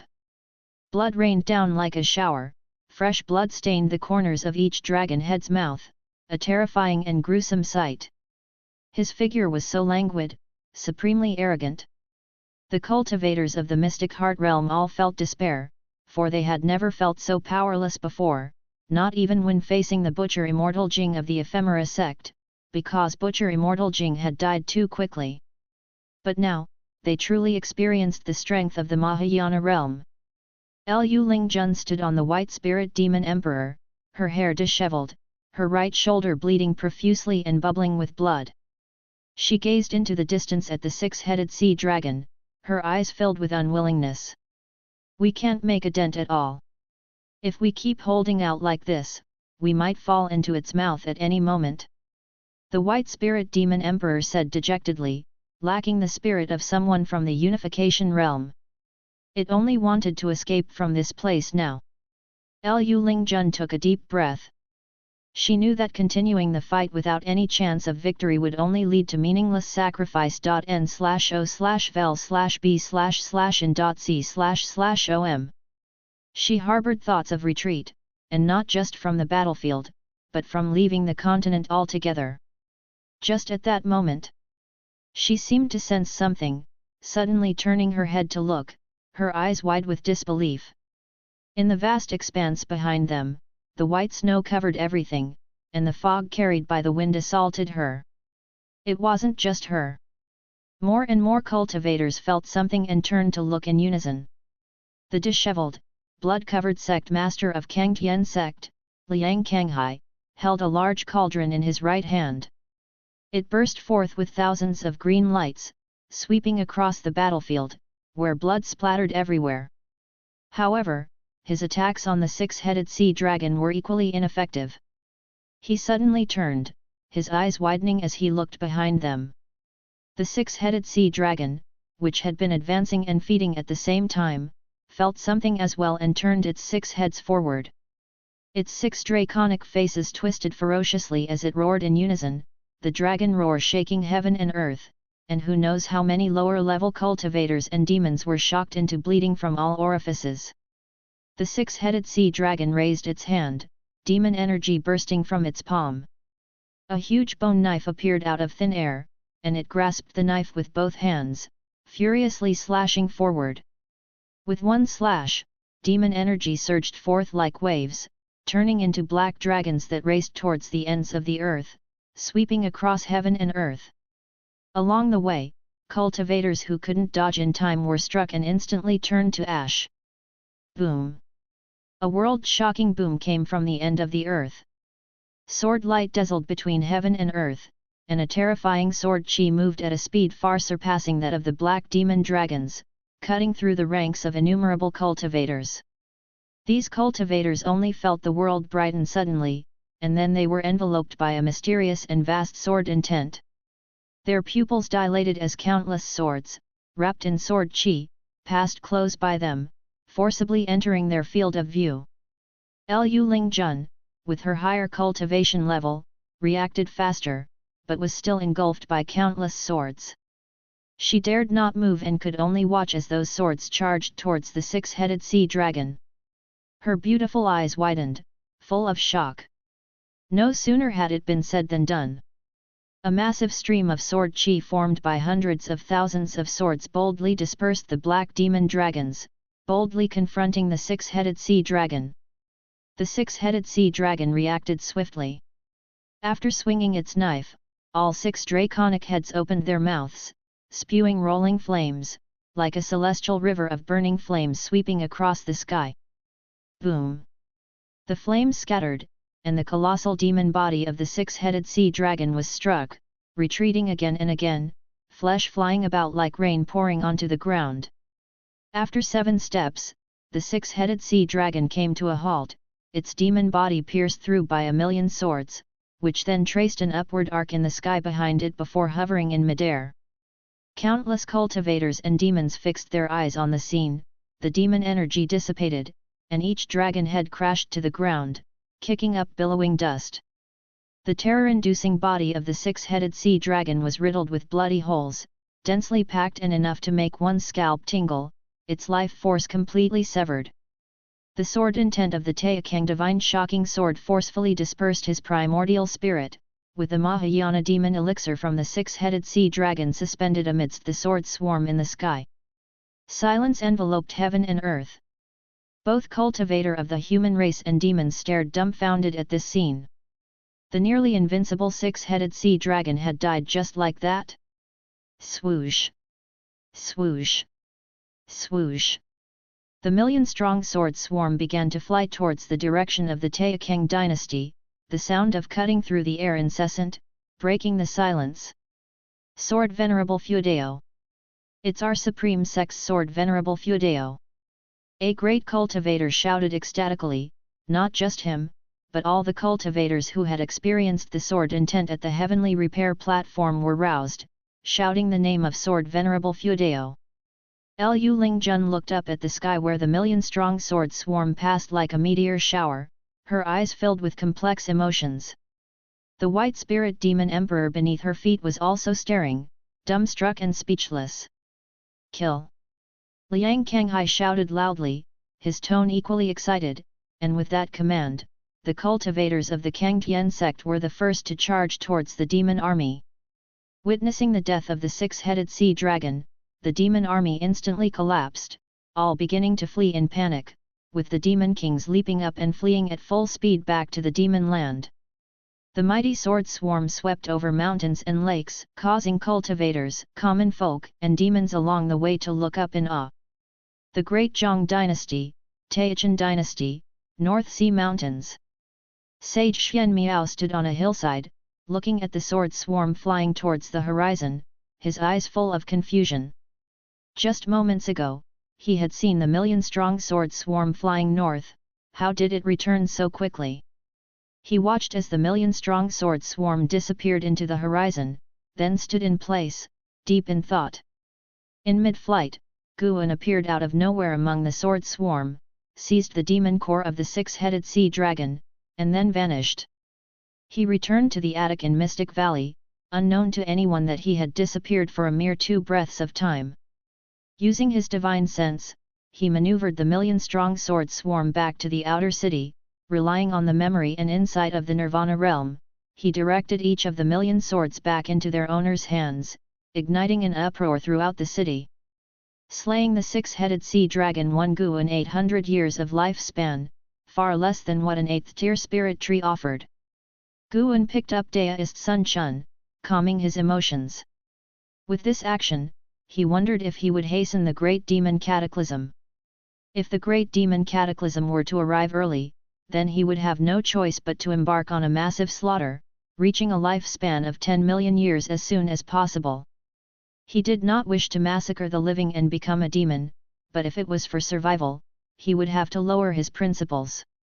In the process of seizing lifespan, Guan always worried that excessive killing would lead to the formation of a heart demon or an accumulation of sins, a not uncommon occurrence in the immortal cultivation world, so he tried as much as possible to extend his lifespan through plants. Of course, he also feared that too much killing would attract enemies he couldn't defeat. He tried not to think of these things and instead pondered, what sort of lifespan functions would 10 million years unlock? Within the outer city, Disya watched the cultivators on the heavenly repair platform, euphoric, and his expression was vacant.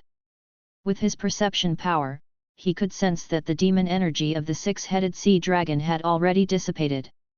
How much time had passed? Sword Venerable Feudeo had actually managed to slay the six-headed sea dragon with the swords of others. Disya knew the six-headed sea dragon, he disliked him, but he had to admit that the latter was strong, ranking high among the 72 great demon kings. To be able to kill the six-headed sea dragon with such ease, how strong was Sword Venerable Feudeo really? Disya suddenly felt the upcoming war between the two races was unpredictable. Sword Venerable Feudeo might be the biggest stumbling block for his father the Emperor. He was not worried, in fact, somewhat looking forward to it. Subscribe to Chinese Novel Audio Wave. Compared to the atmosphere in the Demon Clan, he preferred the atmosphere of the Supreme Sect, where at least there was no infighting. Disya looked into the distance with a playful gaze, curious in his heart. Demon Master, you consider yourself extraordinary, believing you can foresee all things between heaven and earth, but have you predicted Sword Venerable Feudeo? He walked towards the heavenly repair platform, ready to continue observing the sword intent of Sword Venerable Feudeo. He had a premonition that the sword intent of Sword Venerable Feudeo might be the greatest opportunity he would ever encounter in his life. Chapter 164, Chapter 164 Demon Invasion, Descend the Mountain to Hunt. At the end of the year, Guan arrived at the outer sect city and found that the streets were full of disciples discussing the feat of Sword Venerable Feudeo slaying the six-headed sea dragon. Some stalls even began selling dolls of the six-headed sea dragon, as well as various drawings, including those depicting its death. Looking at those images, he inexplicably thought of Shenzhen. Shenzhen was still in seclusion. Had she not been, perhaps she would have been exhilarated by this event. Having not seen her for many years, Guan actually missed her for a moment. It was not her person he missed, but her ability to create. He didn't want Shenzhen to stop writing, he only hoped she wouldn't use him as a subject in her next book. Guan began to wander around the city, listening to the disciples praising Sword Venerable Feudeo. He inwardly reveled in their words, and the lingering worries in his heart were somewhat alleviated. The demons of the Northern Territory had been eradicated, with no great demon king on the scale of the six-headed sea dragon appearing. Everything seemed to be developing in a positive direction. Yet, Guan knew that the great demon calamity was still approaching. Now it was not only the Northern Territory of the great Zhang dynasty that was being breached, but demons continuously infiltrated the lands of the human race, from east to west, near the demon land. The invasions were on a small scale, preventing the various sects from stopping them entirely. Fortunately, the number of demons currently infiltrating was not large, and they were at least not enough to shake the foundation of the 8 dynasties. Guan could still survive. After roaming around for a long time, Guan finally headed to the book collection hall to submit his books. Then, something happened that left Guan not knowing whether to laugh or cry. The great elder Feng Shang hoped Guan could incorporate Sword Venerable Feudeo into the Shattering Void narrative to enhance his image, as per the sect's wish. Guan feigned difficulty, and then Feng Shang mentioned that the sect had already prepared 100 6th-grade medicinal herb seeds for him, so he reluctantly agreed. With the new spring's arrival, this year's spring festival found Yelan and Zhenqin absent, so Guan spent the holiday with the disciples, which felt somewhat lacking compared to previous years. This sudden realization made him somewhat panicked. Years later, if all his old acquaintances had passed away, would the spring festival still be a joyous occasion, or would it be filled with sorrow? When it was late at night, his mood began to lift as he arrived at Niancho Cave. No matter what, Tian Yao at least could accompany him for 18,000 years, and if she could undergo nirvana within this period, she could join him for even longer. However, he also needed to learn to reconcile with himself, to be open-minded about the ways of the world in order to achieve the Dao. Next to the stone table, Guan and Tian Yao began roasting lamb legs. They chatted and laughed, with Tian Yao always having endless topics when facing him, creating a festive atmosphere. By the way, Master, I've been hearing a strange noise lately, like it's coming from the outside. Could it be that a demon has discovered our cave? Tian Yao suddenly asked. Her mouth was greasy, her face smeared with dipping sauce, and her furrowed brows made Guan want to laugh. Guan answered, "Don't worry, no demons will break in. The owner of that noise is someone I've met. It's just temporarily residing in the heavenly Phoenix Mountain." Hearing this, Tian Yao immediately felt reassured. By the way, Master, where did you go after you left the cave? Did you return to live with the human race? Tian Yao asked. Well, I have other caves to look after. Ah? Master, you haven't raised other demons, have you? There are a few, but none of them are as formidable as you. Are there female demons? Of course not, those demons are low in aptitude and still cannot shapeshift. That's good, Master, do you have a deist friend? Tian Yao, as if opening a floodgate, bombarded him with questions. Raising an eyebrow beneath his mask, Guan asked, "Where did you learn about deist friends?" Tian Yao took a bite of the lamb, speaking indistinctly, "From the books you left behind, do you have a deist friend or not?" Guan replied, "Of course not."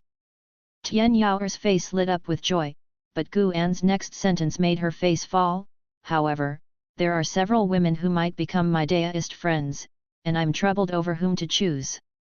Tian Yao put down the lamb leg, wiped the stains off her face, and asked seriously, "Master, do you think I qualify?" Glancing at her, Guan replied irritably, "What? You want to ascend the ranks now?" "No. I just think based on the standards for deist friends in the books, I could fit as well. Moreover, I definitely will not betray you like the deist friends in the books, destined to live and die with you." Tian Yao quickly explained. "You may want to live and die with me, but I certainly don't. I am someone who seeks immortality." Guan had resolved to live longer than heaven and earth, so such words could not move him. He replied with annoyance, "Focus on your cultivation, minor demon. Don't entertain foolish thoughts. Whether human or demon, cultivation is the priority. As for feelings, at most they are a secondary pursuit." "All right, then what are your requirements for a deist friend?" "I was just teasing you earlier. I don't need a deist friend. If I had one, I'd have to bury her someday, and that would be too sad." "That sort of makes sense. I let you read books to under the different facets of life, don't indulge in thoughts of affection in the future." I won't think about feelings, but if my master wishes, I am always ready." As Guan looked at Tian Yao's earnest expression, his gaze involuntarily drifted downward, but after just a glance, he quickly withdrew it. He changed the subject and began talking about matters of cultivation. Tian Yao pouted. Although she felt depressed inside, she still listened attentively. She could only see Guan twice a month, so she cherished their time together. After the new year, the name of Sword Venerable Fudeo had spread far and wide. The Supreme Sect had also been busy issuing numerous demon-slaying tasks, and more disciples began to descend the mountain to save the common people. Mystic Valley, within an attic.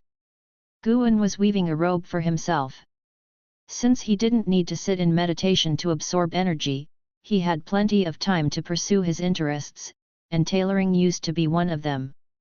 The reason he was making a robe was that he was preparing to descend the mountain to slay demons and eradicate evil.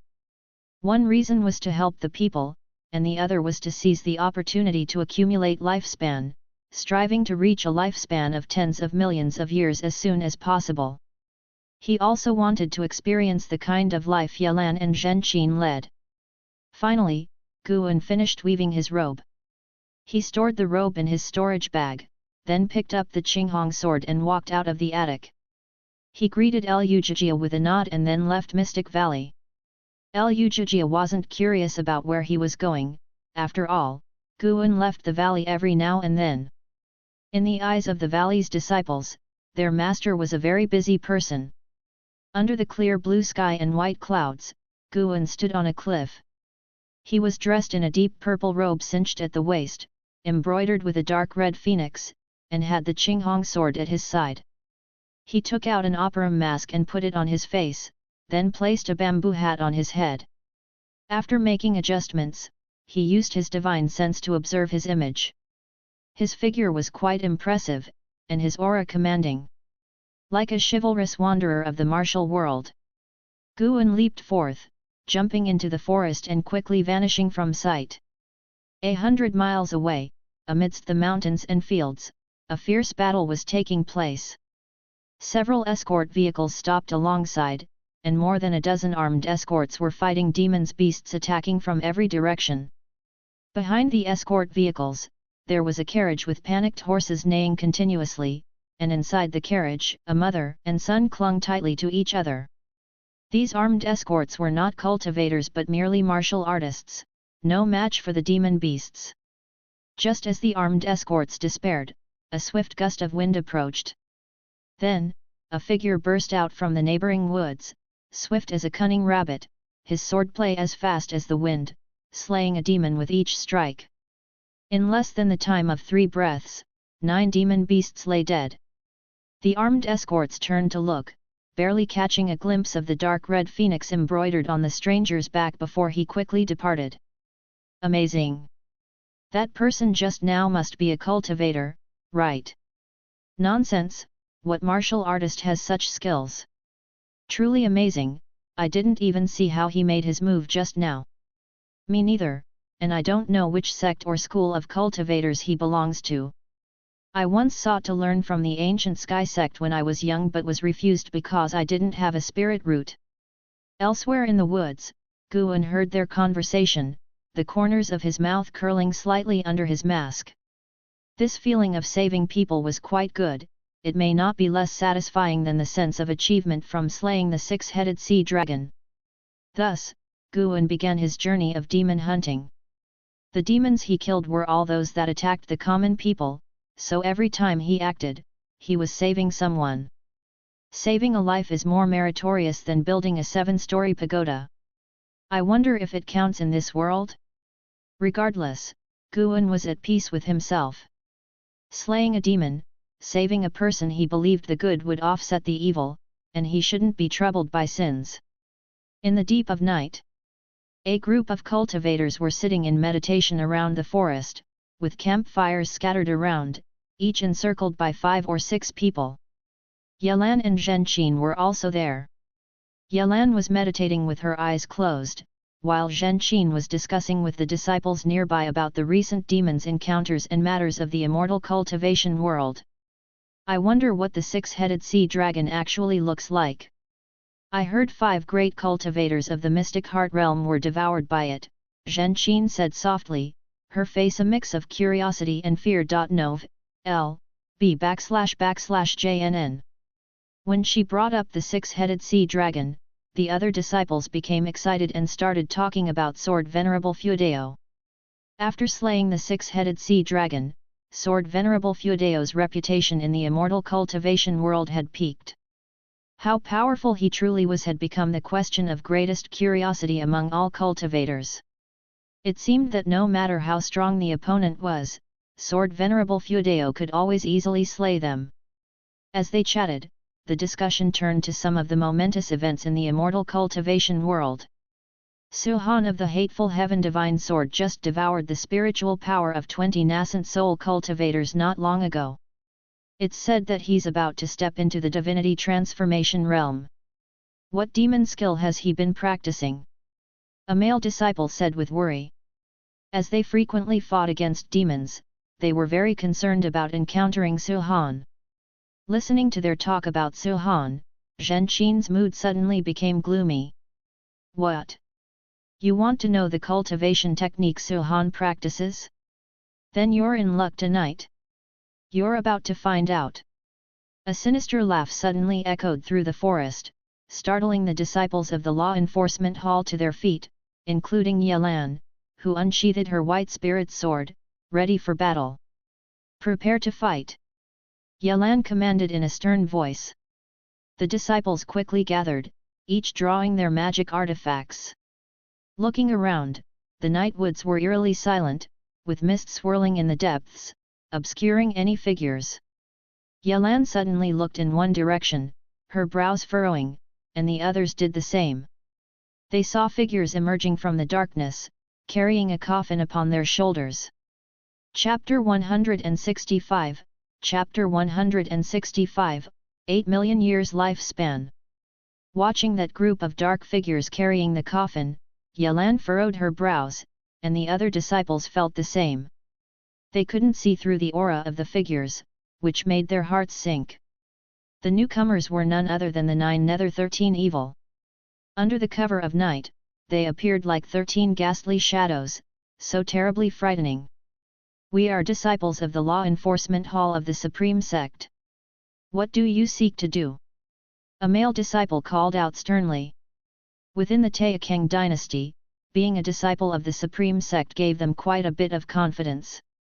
Upon hearing this, the 9 Nether 13 Evil remained unmoved.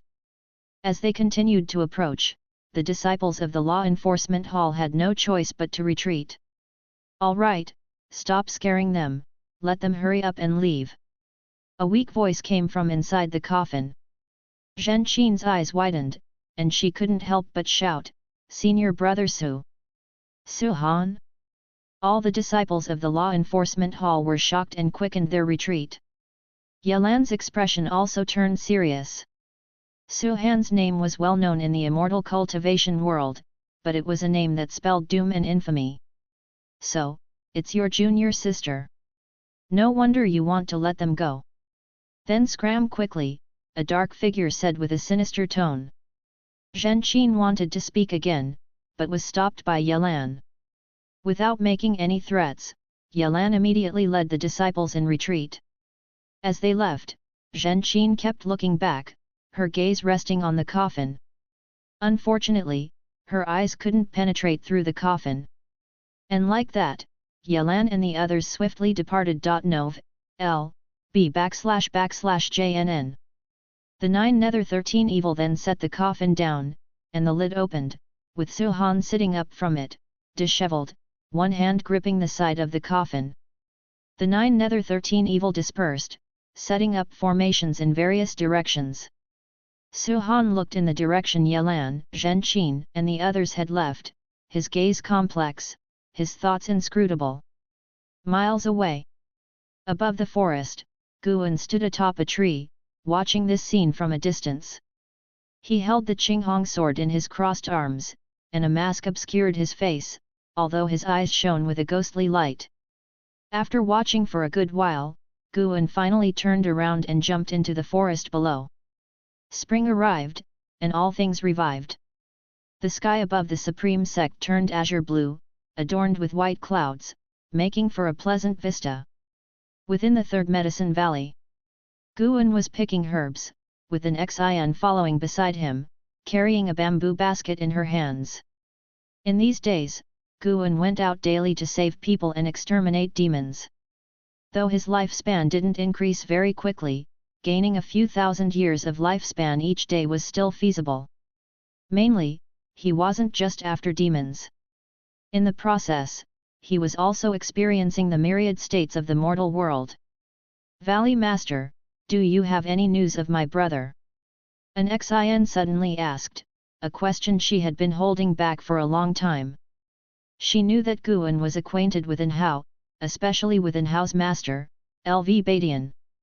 While picking herbs, Guan replied, "I've heard before that he's in Tianwei, supposedly to marry the princess of Tianwei. The auspicious date isn't set yet, he's in closed cultivation in Tianwei." This matter was no secret, already being discussed in the inner sect. As the number one genius of the Supreme Sect, Inhao's every move could stir up gossip. The Supreme Sect had already dispatched elders to discuss this matter, and they were supportive of Inhao's marriage to the Tianwei imperial family.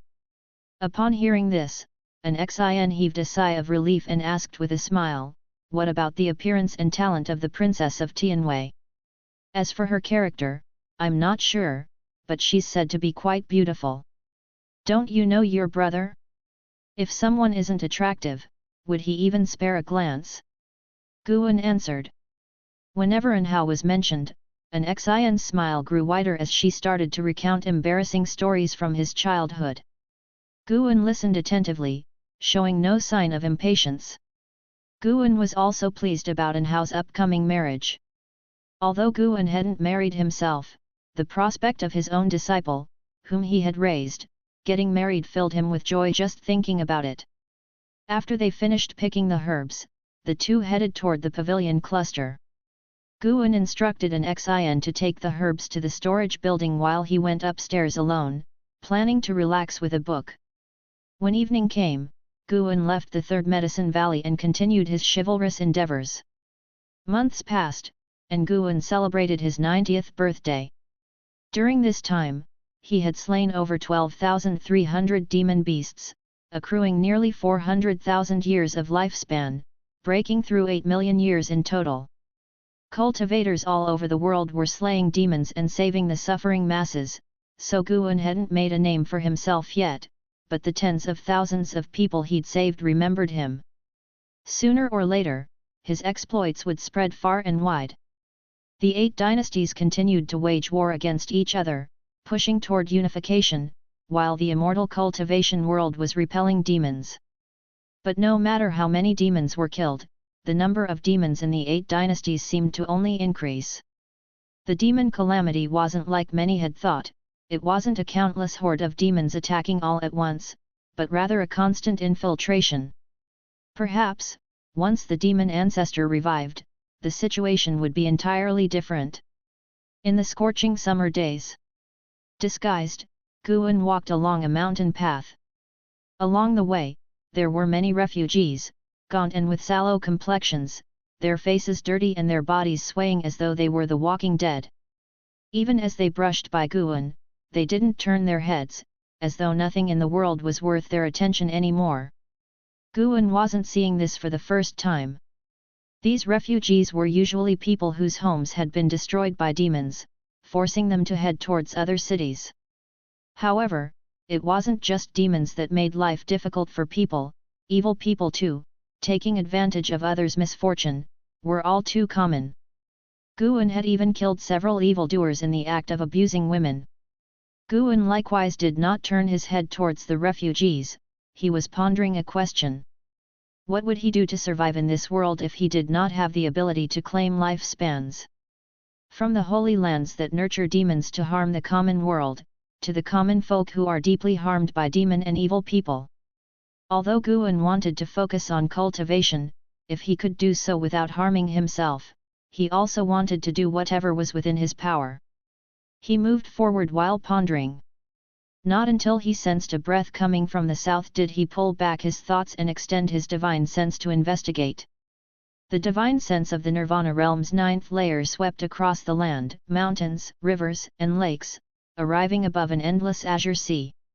He saw a dazzle of white light appear at the horizon of the sea. Upon closer inspection, they were white lotuses, forming a stairway in the air, constantly extending forward, with the lotuses behind disappearing. A deist was moving forward on the white lotus stairway, stepping down and generating lotuses beneath his feet, as if an immortal walked in this world. A Mahayana cultivator.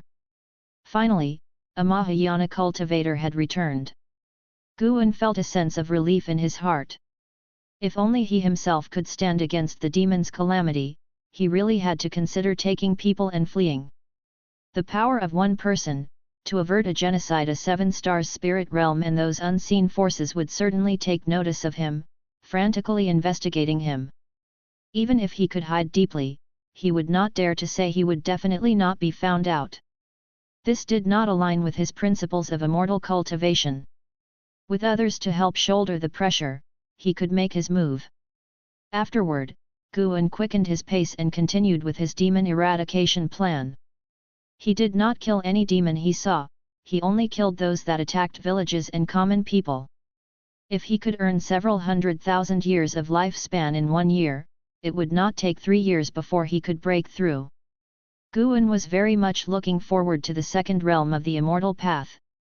The return of the deist lord from Taixuan Sect. This news, like a blockbuster bomb, shook the entire immortal cultivation world. When the news reached the supreme sect, the disciples there were also invigorated, and various legends about the deist lord started wildly spreading in every city. When Guan arrived at the book collection hall to return books, he heard many disciples discussing the deist lord. There was little information about the deist lord, but one thing was very clear: the Taixuan sect recognized him as a Mahayana cultivator. After years of calamity, the Mahayana realm within the world of immortal cultivation was no longer a secret. It represented the limit a mortal spirit could reach and symbolized the highest realm within the world of immortal cultivation. With the return of the deist lord, various factions actively sought to contact the supreme elders who were away, in the hopes that a Mahayana cultivator would appear. It is worth mentioning that in this month, the Wuhan dynasty surrendered to the Taixuan dynasty, with Taixuan once again annexing a kingdom. Meanwhile, Tianwei absorbed the Great Zhao dynasty, and thus the once 9 dynasties land became 6 dynasties land.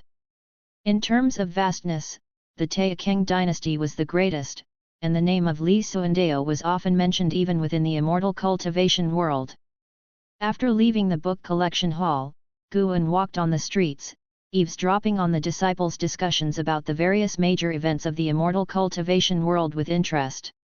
As the immortal cultivation world was striving to unite its power, he could not show weakness. He aimed to quietly break through to the second realm of the immortal path before the world was united under one ruler.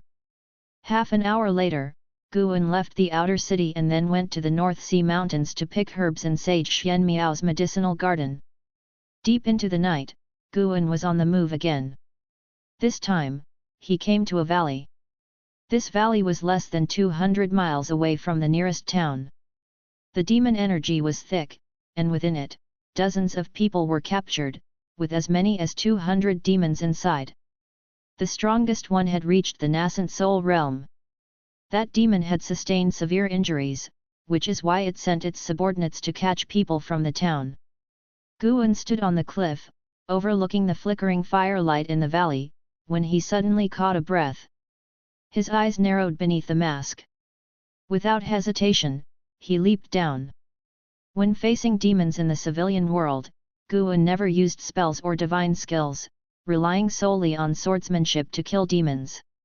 After a short period of time, inside the valley, dozens of ragged common folk knelt on the grass before Guan, bowing their heads. In front of Guan, against the cliff, hung a huge cat demon, covered in blood, its body embedded into the rock face, with rubble steadily sliding down. Beyond that, centered around Guan, were bodies of demons in all directions, a ghastly scene to behold. Guan spoke, "You should hurry back." Upon hearing this, the common folk quickly got to their feet and ran towards the mouth of the valley. Guan's gaze then moved to the cat demon's body below, where another shape-shifting demon was lying, twitching all over. Suddenly, a woman turned her head back and said, "Kind sir, that demon cared for us and even tried to save us. Please don't kill him." As soon as she spoke, the other fleeing common folk also stopped, and when they saw the demon the woman was pointing at, they began to vouch for it, pleading for mercy on its behalf. Guan waved his hand, and the common folk had no choice but to leave. The woman bit her lip and ultimately followed suit. Soon, the valley fell silent. The shape-shifting demon shakily stood up beneath the cat demon. He didn't look like a monster at all but rather more like a person. Kill or carve as you wish. Zhang Buku said to the mysterious sword cultivator before him, clenching his teeth, his eyes showing no fear. Chapter 166, Chapter 166, Green Hero appears, the 9 custodians of the world. Watching the defiant shape-shifting demon before him, Guan's memories were stirred. He remembered the times he spent with his eldest martial brother, Zhang Chunkaiyu, whose life spanned from youth to old age in his memories. This shape-shifting demon was none other than Zhang Chunkaiyu's son, Zhang Buku. When they first met, Zhang Buku was still a boy, but now he had grown up. Seeing the miserable state of Zhang Buku, his eldest martial brother must feel heartbroken, right? That's what Guan thought, his mind beginning to wander. Zhang Buku's injuries were not caused by him. Before he lifted a hand, Zhang Buku was being bullied by other demons. Earlier, when he had killed demons, Zhang Buku had charged at him and been kicked to the ground by him. It wasn't until all the demons were dead that Zhang Buku managed to stand up with difficulty. From what the villagers said, Zhang Buku indeed had done no evil. But why did this boy have an attitude of seeking death? Guan raised his Qinghong sword and pointed it at him, asking, "Do you truly wish to die?" But Zhang Buku, without hesitation, wore a ferocious expression and charged straight at Guan. Guan inverted his grip on the sword and used the hilt to press against Zhang Buku's chest. His upper body leaned backward, preventing Zhang Buku's hands from reaching him.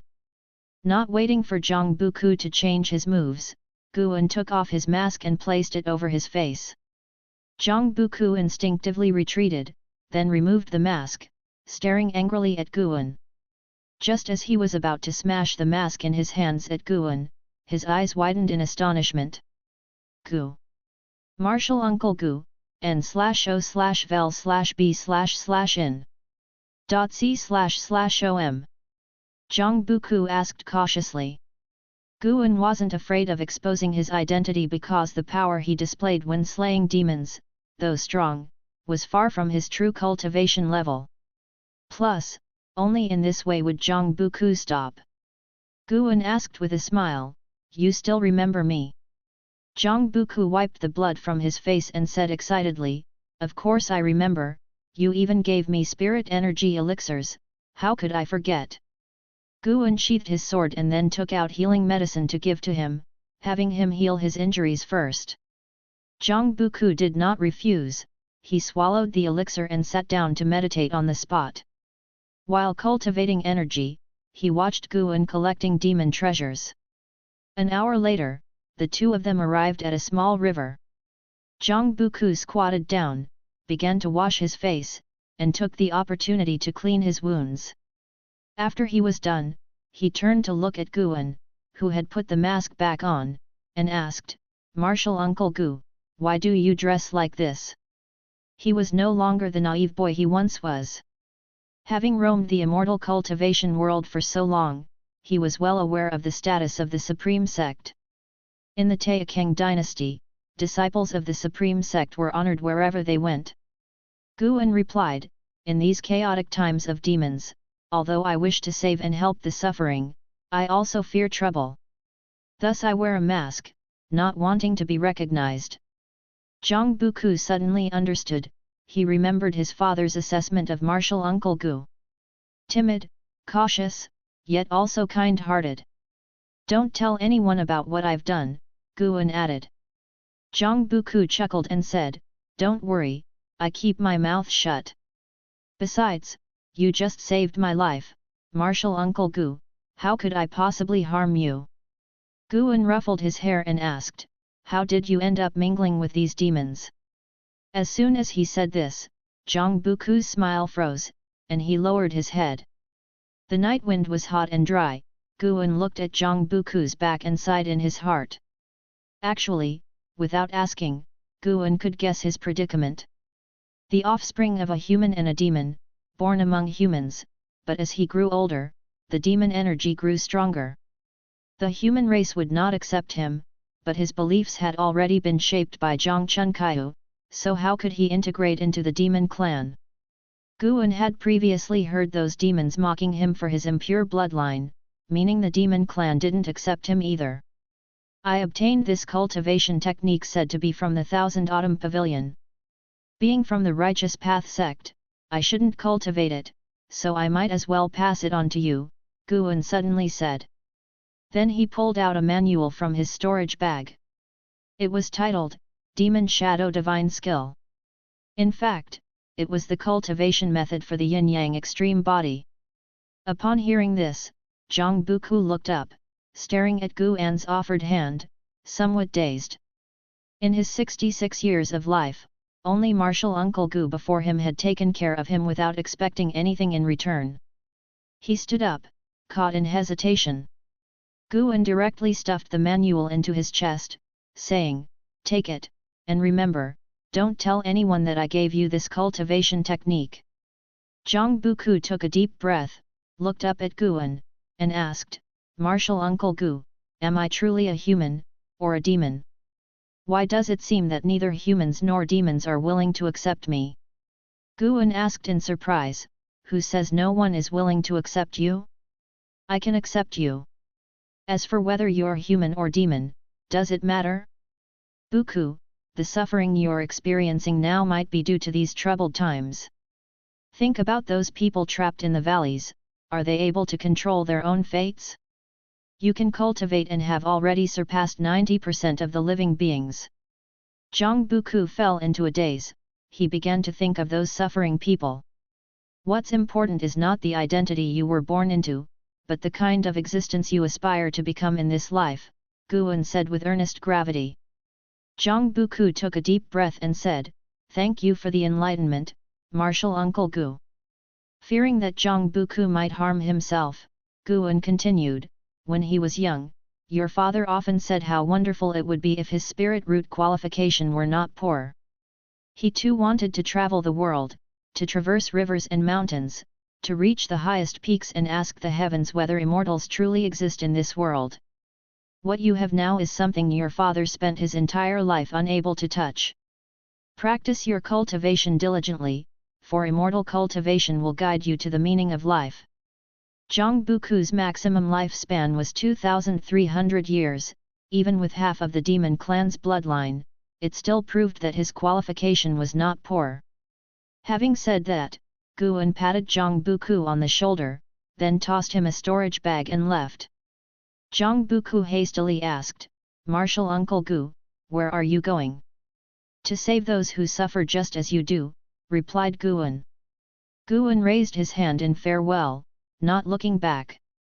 Watching his retreating figure, Zhang Buku's eyes were filled with admiration. He knew of martial Uncle Gu's background, having no parents, born as a house servant, while he himself at least had his father's company into adulthood. If martial Uncle Gu could still be so free-spirited, why should he wallow in self-pity? When Zhang Buku saw the storage bag on the ground, he picked it up. Just as he was about to call out to martial Uncle Gu, he was already out of sight. He probed into the storage bag with his divine sense, and then his expression grew complex. Inside were all the demon treasures left by the demons they had encountered earlier. He gripped the storage bag tightly, his head bowed, tears streaming down his cheeks. As he cried, the corners of his mouth began to turn up into a smile. "I will practice my cultivation diligently, martial Uncle Gu. One day, I will repay you and make you proud." A year swiftly passed by. Throughout the year, great cultivators had been returning from overseas, one after another, their life stories proclaimed by their sects, spreading throughout the land, rousing the fervor of cultivators everywhere. The demon calamity was indeed terrifying, but just like Pan and Rodin shattering void, the human race, relentless in strengthening itself, would surely endure all calamities. Guan had a fulfilling year. When not gathering herbs, he spent his time descending the mountain to alleviate suffering. If he encountered oppressed demons, he would lend a helping hand as well. Gradually, a legend about a swordsman spread among the common folk. The swordsman was known as the Green Sword Hero, and somehow, as the tale evolved, it turned into the Green Hero. At Mystic Valley, in front of the pavilion, Guan was practicing his swordsmanship with Chu Jingfeng. Yelan was watching from the side. In the end, Guan barely managed to defeat Chu Jingfeng. Wiping the sweat from his forehead, he sighed, without using spiritual power, it's truly difficult to win against Brother Chu just with swordsmanship. Chu Jingfeng was gasping for breath, but he smiled and said, "Your swordsmanship is very good. I'm not disgraced by my defeat." Even though he lost, he was not discouraged because Guan's victory had not come easily either. Afterward, he took his leave, not wanting to disturb Guan and Yelan. Guan led Yelan upstairs. After entering the room, Guan went to wash his face while Yelan closed the door and walked to the desk to speak. Lately, there have been more and more demons along the borders of the 5 dynasties, even Mystic Heart Realm great demons have appeared. It seems the death of the 6-headed sea dragon hasn't had a deterring effect on the demon land. In the past year, the Chen Tang dynasty was annexed by the Great Zhong dynasty, the world thus having one fewer dynasty. I've heard that there are 72 great demon kings in the demon land, and the 6-headed sea dragon was one of them. When the true demon calamity arrives, I wonder how the human race will cope. In my opinion, the combined strength of the 9 pinnacles is far from sufficient, said Yelan, sitting down with a troubled expression. The 9 pinnacles was a title proclaimed by the Supreme Sect, including the Taoist Lord of Taixuan Sect, the Taoist of Immortality from the 3 Pure Ones Mountain, and Sword Venerable Fudeo from Supreme Sect. With the 9 pinnacles united, the morale in the immortal cultivation world surged, with Supreme Sect frequently mentioned in conversations. LV Badian had thoroughly researched and understood the strategies taught by Guan. Guan turned around, smiling, at least the strength of the immortal cultivation world is continuously improving, which is a good sign. As long as there's hope, that's all that matters. Yelan followed with, it is said that above the 72 great demon kings, there are even more terrifying existences. Who knows what the demon land is really preparing for? Let's not think about that. You and I can't change the course of the world, all we can do is to live with the tide, Guan consoled her. Yelan nodded and said, if Great Zhong falls, brother, let's head south and set sail. I have been preparing for it. The ocean is dangerous, but at least it's a path to life. If we can find an island to live on in the future, even if we can only survive another decade or 2, it would not be a wasted life. Guan asked with a smile, what kind of life would that be? Just the 2 of us? Wouldn't that be boring? How could it be boring? We would work at sunrise and rest at sunset. I have many ways to keep brother entertained, Yelan replied, giving Guan a suggestive raise of her eyebrow that led his thoughts astray. Guan cleared his throat and said, if it really comes to that, then that's all we can do. Hearing this, Yelan became excited and began discussing the resources she had prepared. Seeing her smile, Guan thought to himself, don't worry, junior sister, I won't let you be destitute and drifting. Guan's lifespan had already exceeded 930 million years, getting ever closer to the milestone of 10 million. If he worked hard this year, he might just accumulate a lifespan of 10 million years by year's end. For his junior sister, he was willing to test the sharpness of the great demon calamity. Chapter 167, Chapter 167, Breaking Through 10 Million Years Lifespan. Dark clouds churned, the sky dim and murky, and the earth was spread with rivers of magma. From above, it seemed as if the surface was cracked, and a scorching heat permeated the air, mixed with demon fog studded with sparks that surged around. Volcanoes stretched endlessly, some still erupting, with countless demons circling among the mountains, and even fish leaping out from the magma, causing bones to sink and float. Atop a majestic volcano, there stood an altar where a black-robed man was seated in meditation. His robe was wide, and his hair even longer, giving the impression that the robe occupied a third of the altar's surface. He had a snake tail covered in black scales that extended from beneath his robe and draped over the edge of the altar. In front of the black-robed man, a giant skeleton held a bronze mirror. Demon energy was swirling within, as if thousands of evil ghosts were struggling to break free. A great demon with a tiger's head and a human body flew in on a cloud of demon mist and landed beside the altar. Demon Master, the Demon Emperor plans to visit the ancient tomb of the demon ancestor and wants to know if you will accompany him. The tiger-headed great demon inquired respectfully with clasped fists. The black-robed man on the altar was the Demon Master, a being whose power was second only to the Demon Emperor in the land of demons. The Demon Master replied with indifference, "Tell His Majesty, my divination is at a critical juncture, and I cannot accompany him." The tiger-headed great demon then asked, His Majesty asked, what should he do if the demon ancestor regains consciousness ahead of schedule? Tell His Majesty not to worry.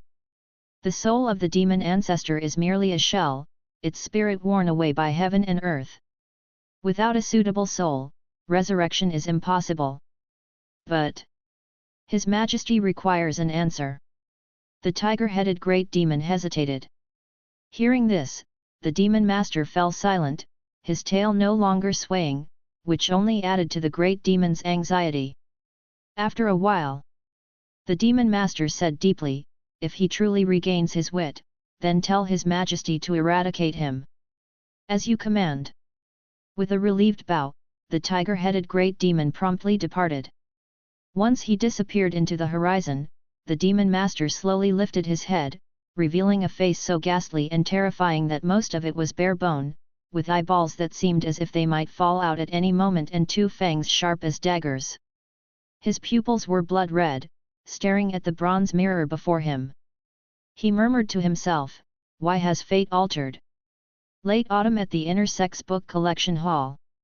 Guan came to the third floor to find Elder Su Lu and inquired, "Recently, another group of disciples from overseas have returned, along with Supreme Elders. Is there a map of the ocean?" Su Lu looked up at him and chuckled, "You've asked 3 times now, and indeed you have waited long enough." He opened a drawer, took out a jade slip, and said, "The map is in here, to be read with divine sense, but I cannot let you take it with you. You can look at it right here in the hall." "Thank you, Elder." Guan quickly expressed his gratitude, then took the jade slip and headed towards a chair not far away. He wasn't worried about being suspected. If someone did investigate, he could only reveal his identity as Panan. Gathering materials as Panan was perfectly reasonable. Guan's lifespan had already reached 995 million years, merely 50,000 years shy of the 10 million year milestone. 50,000 years was, for him now, no issue at all. He could wait another month at a slow pace or quickly go to the Star Master Cave and gather rare and precious materials if he was in a hurry. After sitting, Guan sent his divine sense into the jade slip. Instantly, he saw a vast ocean. From above, one could see the boundaries of the Taixuan dynasty, and below was the ocean, with margins wreathed in fog, representing the unknown. At a glance, there seemed to be no landmass larger than this continent atop the ocean, only islands of varying sizes, some as large as the Taixuan dynasty itself. When his divine sense focused on a particular spot, the view zoomed in, and he could even see the exact scene of that part of the ocean, magnificent waves, with even the figures of demon beasts within. The cultivator who created this jade slip must have been very powerful, possibly the work of a supreme elder? An ancient hour passed. Guan finally withdrew his divine sense and stood up to return the jade slip to Su Lu, remarking, "The ocean is truly vast." Su Lu placed the jade slip back in the drawer and asked with a half-smile, "Are you studying the ocean map to plan an escape?" At this, Guan replied emphatically, "How could that be? I believe the Supreme Sect will overcome the great calamity of demons. Why would I need to flee? I'm just curious about this world." "Is that so? Many, just like you, have come to me for ocean maps recently, including true disciples." "I thought for a moment the Supreme Sect was dissolving," Su Lu laughed. Guan asked, "What about you, elder? If the Supreme Sect needed all its disciples to fight with their backs to the wall, what would you choose?" Su Lu replied with a laugh, "This old bones of mine have long been ready to be buried within the Supreme Sect, I've even prepared my tombstone in advance." Hearing this, Guan couldn't help but show an expression of admiration. After chatting for a while, Guan bid farewell with a bow. Once Guan was downstairs, a figure descended from the stairway leading to the upper floors, a masked woman in a plain Taoist robe with her hair coiled up and secured with a wooden hairpin. She approached Su Lu. Su Lu raised his hand in greeting and asked with a smile, "Elder, what do you require?" The masked woman took out several jade slips from her sleeve and said, "If that disciple comes looking for a map again, you can give these to him." Su Lu took the jade slips, unable to hold back his curiosity. "Do you know him?" "Let's say I'm aware of him. Someone wishes to take him as a disciple, and he also has another layer of identity worthy of cultivation." The masked woman left these words and vanished on the spot. Su Lu, looking down at the jade slips on the table, muttered to himself, "Another layer of identity? He's just a Foundation Establishment realm cultivator, spending his days reading idly. What kind of identity could he have? Could he be Panin? Impossible. How could Panin love reading Daoist Sun Chun's work? Perhaps he's the author of the Supreme Secret Records, writing under his real name." As winter approached, this year's snowfall was late.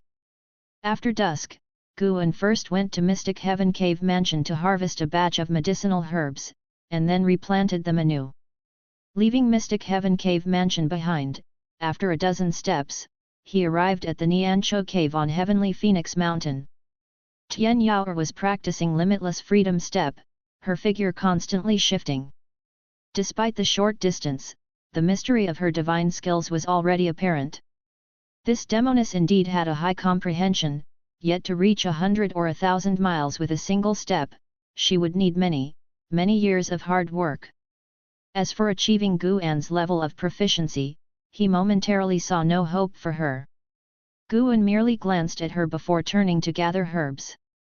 Seeing him, Tian Yaoer immediately showed a delighted smile and rushed towards him. A gust of fragrant wind assailed Guan, and Tian Yaoer hugged him tightly, rubbing her face against his chest, much to his helplessness. How had this girl become so clingy? "Why do you suddenly smell so sweet?" Guan raised an eyebrow and asked. He gently patted Tian Yaoer's thigh, but she became even more mischievous. To hug was one thing, but to rub against him with her leg, that was going too far. Tian Yaoer looked up, giggling, "I don't know either, perhaps it's my natural scent." "Master, do you like it? n/o/vel/b/in.c//om." Guan pressed against her forehead, pushing her away. "It's all right. I need to gather herbs now, you keep practicing." Guan honestly meant what he said. Although Tian Yaoer smelled lovely, he wasn't harboring any inappropriate thoughts. Tonight, he would reach a lifespan of 10 million years.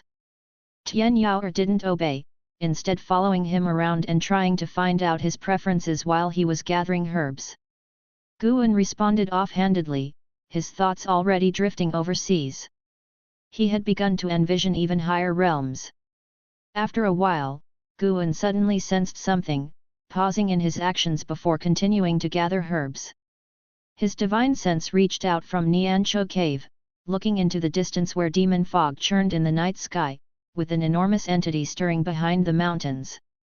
Upon closer inspection, he saw a group of cultivators attacking an ancient species that stood 1,000 feet tall, shaking the ground and mountains. The ancient species resembled a turtle, with a mountain on its shell a volcano, in fact with 3 serpent-like heads constantly spouting demon flames. Among those attacking it was a familiar face. Ji Xiaoyu. Why was she near Heavenly Phoenix Mountain?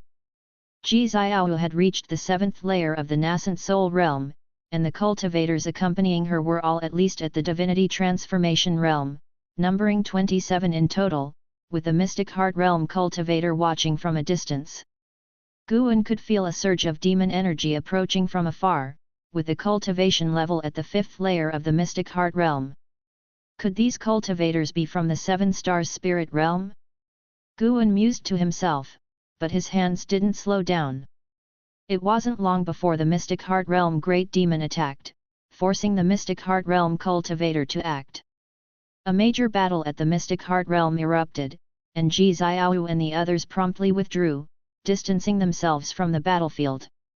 Seeing that the battle of the mystic heart realm was evenly matched, Guan withdrew his divine sense and focused on gathering herbs. After some time, Guan suddenly stopped as 2 notices appeared before his eyes. Your lifespan has broken through 10 million years for the first time, unlocking the life fusion feature. Life fusion, sacrifice lifespan to break heaven and earth rules and the laws of heaven, combining different divine skills, spells, and strengths. The amount of lifespan consumed will be determined by the objects fused. Fusion? Guan first thought of his 5 elements treasure body, finally able to fuse the cultivation techniques into the 5 elements skill. A look of anticipation shone in his eyes. Master, why have you stopped? Tian Yao asked from beside him. Guan replied, I'm checking if the number of herbs has decreased, worried that you might have snuck a few. With that, he resumed gathering herbs. However, Tian Yao grew anxious and began to swear endlessly that she had not sneaked any. After teasing her for a while, Guan finally said he was joking.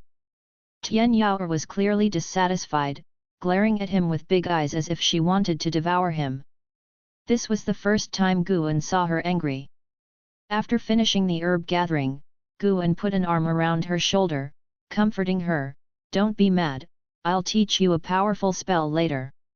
Tian Yao pouted, just the primordial earth immortal skill and limitless freedom step are enough for me to practice. I don't want any spells. What do you want, then? Let me think. How about you stay with me for the night? To practice with you. No, no, no, to read books. We can lie down and read. Upon hearing this, Guan immediately felt that something was amiss. This girl was getting bolder. Chapter 168, Chapter 168, Descending to the Ocean, Integrating Cultivation Techniques. Facing Tian Yao's incessant coquetry, Guan eventually agreed to stay and spend the night with her, as he had finally broken through to a 10 million year lifespan that night and could relax for an evening. After Guan agreed, Tian Yao became even more joyful. To celebrate achieving a 10 million year lifespan, Guan went back to Mystic Valley to fetch some lamb for barbecuing, which deeply touched Tian Yao, who thought Guan was commemorating the special occasion. During the barbecue, Guan's divine sense was locked on the battlefield at the edge of Heavenly Phoenix Mountain. More and more demons were arriving, and the great cultivator of the mystic heart realm leading Ji Xiaoyu and others couldn't claim victory within an hour, dragging Ji Xiaoyu and the rest into the battle. If the battle continued like this, it was likely to end badly.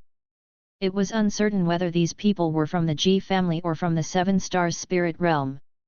Guan thought this to himself while casually chatting with Tian Yao, not letting her detect any flaws. An hour later, the great cultivator of the mystic heart realm was severely injured and had to lead Ji Xiaoyu and others in a retreat, but by then, it was already too late. Guan was lying under a tree, guiding Tian Yao in her cultivation. Tian Yao continuously practiced the limitless freedom step in front of him, and he would occasionally comment on it. Tian Yao felt very aggrieved and pouted the whole time.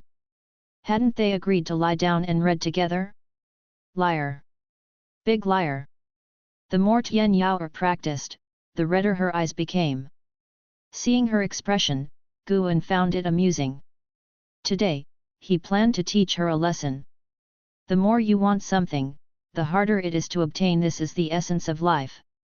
How could she survive for thousands or tens of thousands of years if she started having wild thoughts after just a few years? Guan was moved by his own foresight, feeling that Tian Yao was incredibly fortunate to have met him. It was the blessing of 8 lifetimes of cultivation.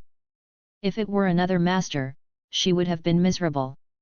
Under the cover of night, Ji Xiaoyu, dressed in black, was fleeing rapidly.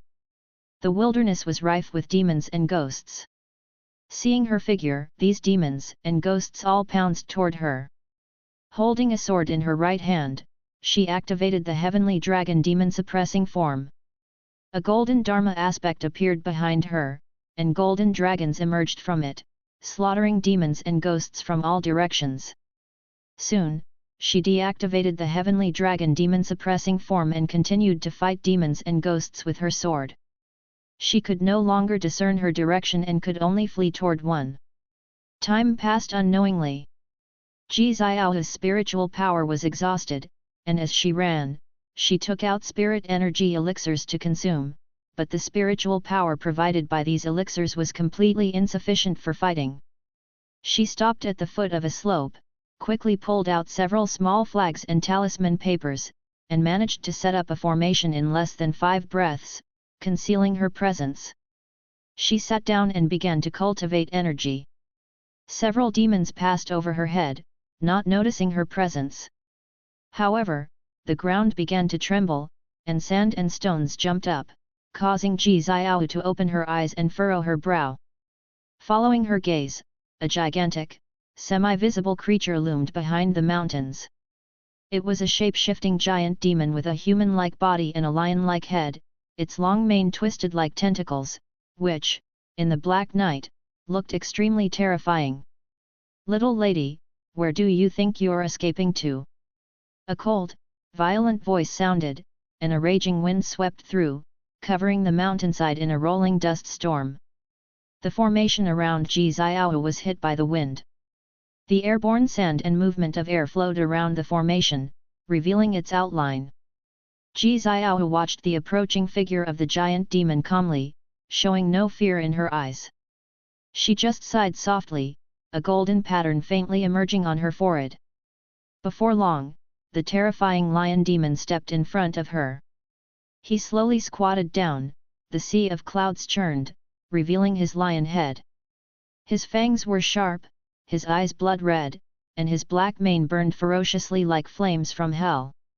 Suddenly, the terrifying lion demon halted. He raised his eyes toward the hill behind Ji Xiao. The golden pattern on Ji Xiao's forehead had expanded, covering her entire forehead, resembling a complex network of pathways. Sensing something, she turned her head to look. She saw a figure standing on the hilltop behind her, a man in purple clothes, wearing a mask, standing against the wind. She was inwardly shocked, as she hadn't noticed his approach. "Where did you come from?" The terrifying lion demon roared angrily, then swung a paw toward the hillside. A palm strike landed, the immense pressure shattered Ji Xiao's formation instantly. Several small flags sank into the soil as talisman papers flew away, and her crown was blown off her head, her hair flying wildly. Boom! Accompanied by a deafening roar, the earth shook violently, forcing Ji Xiao, a 7th-layer nascent soul realm cultivator, to close her eyes. When the breath that made her heart throb dissipated, she opened her eyes and saw that the terrifying lion demon was left with only his upper body, blood raining down. The nighttime clouds were dispersed, revealing a sky full of stars, dazzling and mesmerizing. Ji Xiao's eyes widened in shock. Such a powerful lion demon, even her companions from the void-crossing realm had been devoured by it. Instinctively, she turned to look back. The mysterious man still stood on the hillside, his hands naturally hanging by his sides as if he hadn't made a move. It was Guan. To prevent being recognized, Guan had intentionally made his figure larger, standing a head taller than his original body, disheveled and almost traceless. The reason he didn't use the 9 extremes yin-yang body was that news about Sword Venerable Fuedao using Demon Shadow Divine skill had already spread. He didn't want Ji Xiao to associate him with Sword Venerable Fuedao. Ji Xiao quickly stood up, bowed to Guan, and said, "Thank you, Senior, for your rescue." "Why is a member of the Ji family in the demon land?" Guan asked, his voice hoarse, easily reminiscent of a man in his 40s or 50s who had experienced much of life. The killing of the great demon had just earned him 600 years of lifespan, which was quite a bounty. Ji Xiao replied, I am accompanying the 7 Stars Spirit Realm on a training expedition.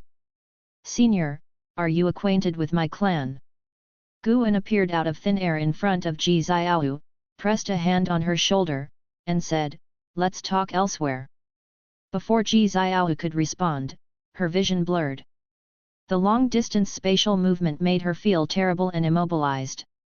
A few moments later, she felt her feet touch the ground and, opening her eyes, found herself in a cave. The space here was not very large, the rocks were stratified, and the mountain wall in front of her was moist with groundwater trickling down. Looking up, she saw crystal stones hanging from the ceiling, their multicolored light illuminating everything inside the cave. You should heal here for now. With those words, Guan disappeared into thin air. Ji Xiao stood silently on the spot. She spread her divine sense to find that the cave was more than 1,000 feet from the surface. The cave was rich with spiritual energy, indeed suitable for healing. Although she was unclear about the origins of the person just now, the abilities he had demonstrated made her realize she could not escape even if she wanted to. He most likely bore no ill will, otherwise, with her completely exhausted, it would have been the perfect opportunity to attack her. Ji Xiao sat down cross-legged and began to cultivate to replenish her spiritual power. Elsewhere, Guan returned to Heavenly Phoenix Mountain, where Tian Yao was sulking. However, when she saw the 2 jars of fine wine he was carrying, her face immediately brightened with a smile. Ever since she got drunk last time, she had fallen in love with wine. An hour later, Tian Yao collapsed onto Guan's lap, drunk. Guan patted her back and smiled softly. n/o/vel/b/jn.c//om. At dawn, Guan did not go directly back to the Supreme Sect, nor did he go to find Ji Xiao, as she needed more than just one night to restore her spiritual power and heal her injuries. He headed south, flying towards the ocean. Executing the 9 extremes yin-yang body and transforming into the demon shadow, he then stepped out using the limitless freedom step, quickly leaving the Taixuan dynasty and entering the oceanic territory. The boundless sapphire sea and the vast sky opened up Guan's field of vision and lifted his spirits. He continuously shifted his form, moving swiftly above the sea of clouds. On the ocean, a large ship sped forward.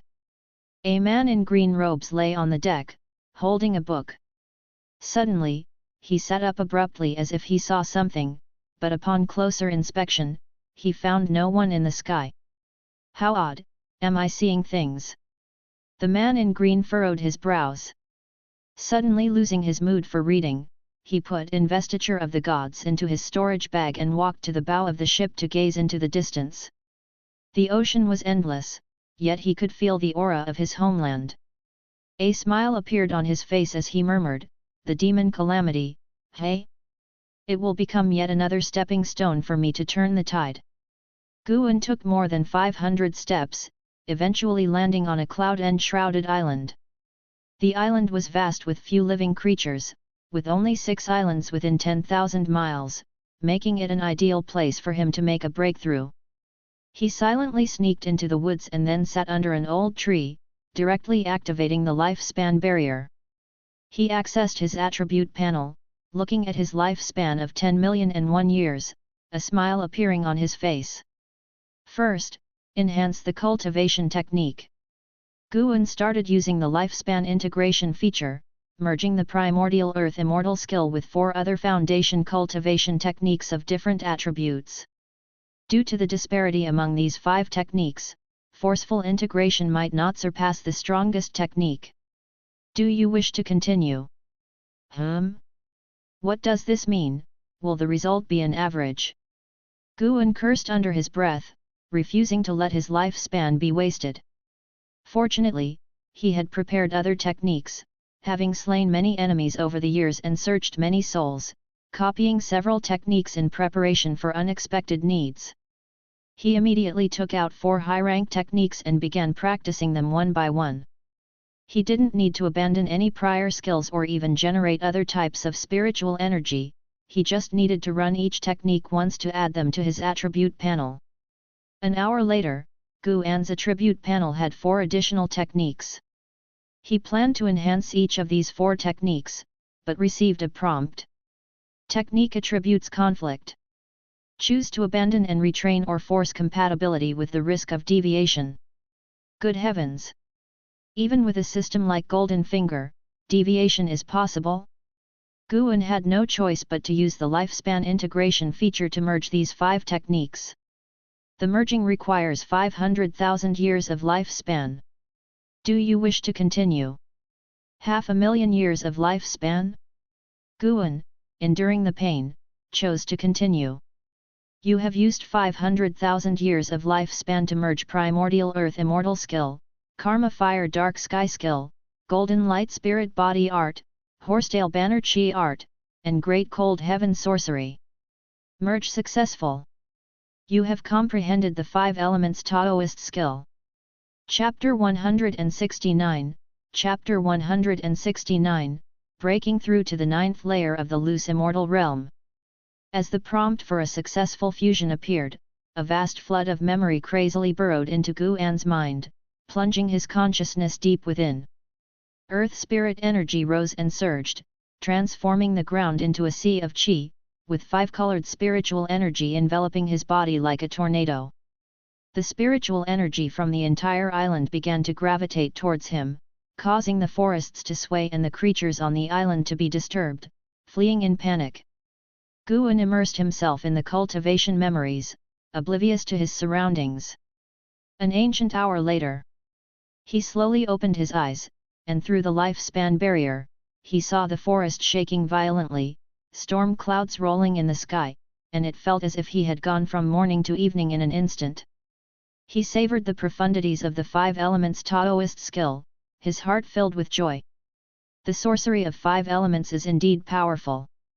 The 5 elements can form heaven and earth. Although heaven and earth contain more than just the 5 elements, they are the most fundamental. The 5 elements evolve into heaven and earth, and from heaven and earth, more attributes and rules are derived. Through lifespan evolution, Guan had mastered the 5 elements Taoist skill. It was difficult to clearly explain the myriad nuances of the skill in a short time.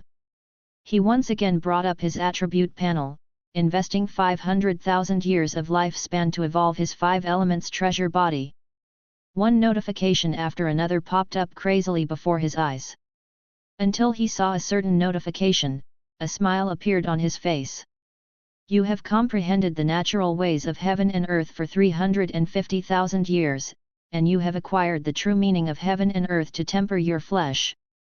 Your root bone has transformed, and your 5 elements treasure body has advanced to the innate Taoist body. The following 150,000 years were all for enhancing the innate Taoist body, which did not undergo another advancement.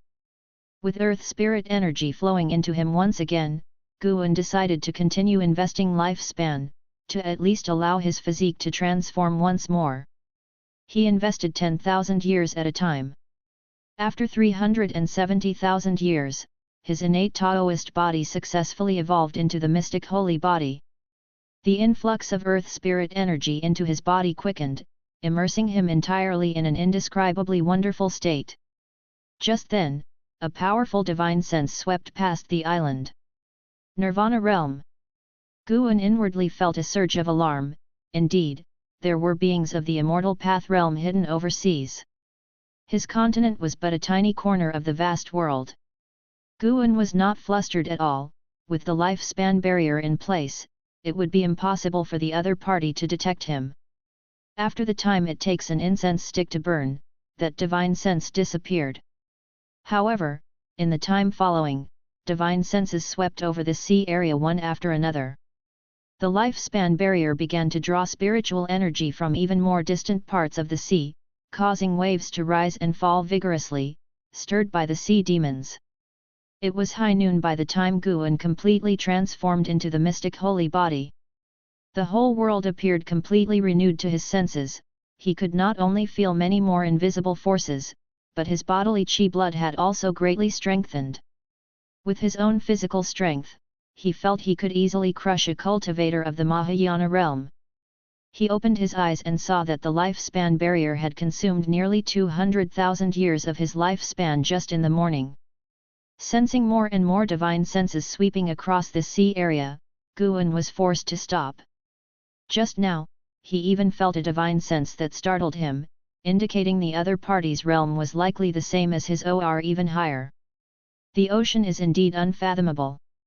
He worried if he continued today, he would attract even more terrifying old monsters. He decided to find a new location to continue his efforts.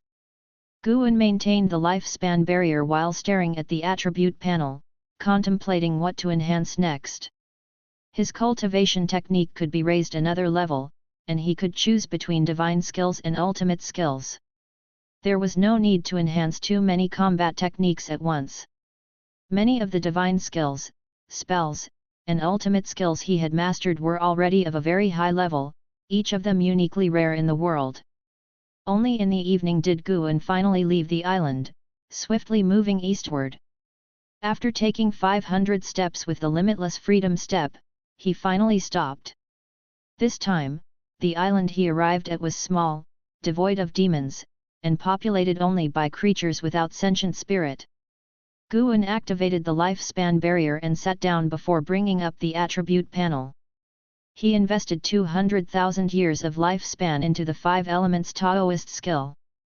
However, this attempt did not advance the 5 elements Taoist skill, so he invested another 200,000 years of lifespan, still failing. With a determined heart, Guan invested 300,000 years of lifespan, and finally, the 5 elements Taoist skill evolved and advanced to the Heaven and Earth primordial skill. Mastery Realm. A total investment of 700,000 years of lifespan.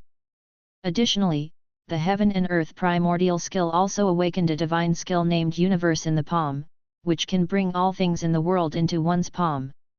How much one can hold depends on the level of one's mana. Guan looked at his remaining lifespan, which was over 7,700,000 years, still sufficient for his purposes. Nature's spiritual energy began to flood into his body wildly, and his mind was once again occupied by the inherited memories. An ancient hour later, he finally opened his eyes. It was already dark. Without the time to reflect on the Heaven and Earth primordial skill, he looked back at the attribute panel. The primordial Ruyi skill must be upgraded. It was the foundation of Guan's existence, allowing him to remain undetectable even by higher realms. Another 500,000 years of lifespan invested. Guan, without realizing it, had become more generous. N/O/vel/b//in.c//om. Notification after notification crazily popped up before his eyes until at last the primordial Ruyi skill advanced to the All Things Form and Energy art. The All Things Form and Energy art not only enhanced his ability to conceal his aura but also allowed him to change it, to blend in with all things, meaning that if Guan encountered demons, he could manifest demon energy, and in the presence of evil creatures, he could manifest demonic chi, all without being detected. At the same time, the All Things Form and Energy art awakened a divine skill called the 9 Transformations of Heaven and Earth. This was a transformative divine skill, endlessly miraculous. As the earth spirit energy dispersed, it began to surge toward Guan once more, with the sea within tens of thousands of miles once again raising ferocious waves, its scope swiftly expanding. This time, it wasn't only divine senses sweeping across the island, but cultivators were also seen flying through the sky. Guan's arrival broke the silence of the ocean. He could no longer manage that much. Another ancient hour later, Guan opened his eyes and saw that he had less than 7,200,000 years of life left. He suddenly felt that 10 million years of life was not that long after all. He could not afford to improve other divine skills. What if there was not enough for a breakthrough? The higher the realm, the more life is consumed, especially in the immortal path realm. Even without anything to reference, Guan could guess that breaking through the realm of the immortal path would take far more than decades or centuries. He slapped his face and began to pray silently in his heart. He first invested 1 million years of his lifespan into his cultivation level. Because you are recultivating your technique, you begin to comprehend the heaven and earth primordial skill from the energy cultivation realm. You cultivate and absorb energy for 1 year, your cultivation level recovers to the foundation establishment realm. You cultivate and absorb energy for 3 years, your cultivation level recovers to the core formation realm. You cultivate and absorb energy for 5 years, your cultivation level recovers to the nascent soul realm. You cultivate and absorb energy for 500 years, your cultivation level recovers to the Mahayana realm.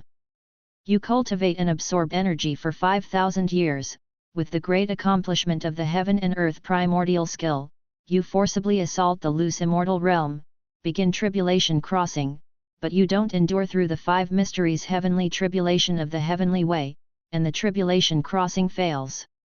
You cultivate and absorb energy for 10,000 years, with the great accomplishment of the heaven and earth primordial skill, you forcibly assault the loose immortal realm, begin tribulation crossing, but you don't endure through the 5 mysteries heavenly tribulation of the heavenly way, and the tribulation crossing fails. Seeing the need to recultivate, Guan's expression instantly stiffened, but fortunately, he started to assault the second realm of the immortal path with just 5,000 years. The combination of the heaven and earth primordial skill and the mystic holy body was terrifying. Keep in mind that evolution of lifespan consumes more life than real cultivation. The reason for the greater consumption is due to the need for more life to evolve through the cultivating process and to quickly transform spiritual energy into his cultivation level. This compression of time naturally results in additional life consumption. Guan developed infinite confidence in his current aptitude and foundation. A tribulation crossing every 5,000 years? A mere trifle. Failure, failure, failure. Guan remained indifferent to the continuous stream of failure notifications appearing in front of him. After all, he still had plenty of life. While his cultivation speed increased, tribulation crossing was another matter. Guan had long been prepared to fail many times. 1 million years of life was enough for him to fail 200 times. He couldn't be that unlucky, right? But as Guan watched, his expression really did darken. What on earth was the 5 mysteries heavenly tribulation? Why was it so outrageous? Guan thought of the lightning tribulations he had crossed before. He found no related records in the book collection pavilion. Everyone else went through various minor heavenly tribulations, but every tribulation that came to him sounded terrifying. He suspected it was related to his physique and cultivation technique. Enhancing the physique and cultivation technique could speed up cultivation, but it also increased the difficulty of tribulation crossing. Immortal cultivation truly goes against the heavens. However, during the evolution of cultivation, he relied solely on himself to cross the tribulation without the help of any external objects. Failure didn't matter, as long as he could break through, spending even more life was worth it. 1 million years of life wasted in vain. But it couldn't exactly be said that way, as at least his mana evolved from the wood attribute Dharma power of the primordial earth immortal skill to the 5 elements Dharma power of the heaven and earth primordial skill. Just with this change alone, he became several times more powerful than before. As Guan was comforting himself, earth spirit energy surged into him once more, and this time, his thoughts were not disturbed, so he continued to invest life into evolutionary cultivation. Here goes another 1 million years. Failure. Failure. Failure. Guan looked serious, imagining the perilous scenes of failing tribulation crossing. Poor evolving self. You cultivate and absorb energy for 450,000 years, with the great accomplishment of the heaven and earth primordial skill, you forcibly assault the loose immortal realm, begin tribulation crossing, you endure through the 5 mysteries heavenly tribulation, the tribulation crossing succeeds, and your cultivation level breaks through to the first layer of the loose immortal realm. You cultivate and absorb energy for 450,300 years, your cultivation level breaks through to the second layer of the loose immortal realm. You cultivate and absorb energy for 500,000 years, your cultivation level breaks through to the ninth layer of the loose immortal realm. You cultivate and absorb energy for 560,000 years, with the great accomplishment of the heaven and earth primordial skill, you forcibly assault the wandering immortal realm, begin tribulation crossing, but you don't endure through the yin-yang mystical yellow 5 emperors tribulation, and the tribulation crossing fails. And the failures began again relentlessly. But seeing his cultivation level reach the ninth layer of the loose immortal realm brought a smile to his face. The difficulty of cultivation in the loose immortal realm was certainly higher than in the nirvana realm, but the life spent by Guan did not increase. Noteworthy, it took him 5,000 years of life to advance from the 7th to the 8th layer in the nirvana realm. To move from the first to the second layer of the loose immortal realm only took 3,000 years of life, attesting to the power of the mystic holy body and the heaven and earth primordial skill. However, upon reaching the higher realms, the required life still increased, which was normal, and Guan could accept that. As all the notifications ended, Guan still hadn't endured through that damned yin-yang mystical yellow 5 emperors tribulation. Looking at the remaining 5 million years of life, Guan found it hard to remain calm. Chapter 170, Chapter 170, Wandering Immortal 9 Layers, Roaming the Heavens and Earth. It took Guan a full 4 ancient hours to ascend from the 9th layer of the nirvana realm to the 9th layer of the loose immortal realm. After reaching the loose immortal realm, his mana doubled, and he felt freed from many constraints that the great heaven and earth imposed upon all beings. For example, he no longer needed to use mana to fly, nor to dive into the sea, and he could even switch his physical body to his primordial spirit state to directly pass through all the innate obstacles of this world. Indescribably wonderful. When his cultivation level reached the 8th layer of the loose immortal realm, Guan felt the entire ocean in uproar, and far away, he even witnessed great cultivators of the nirvana realm engaging in combat, causing him to feel secretly ashamed. The experiences of these past 2 days made him realize how vast the world was, with many powerful presences passing through this area. Liu Lingjun was not wrong to ascend.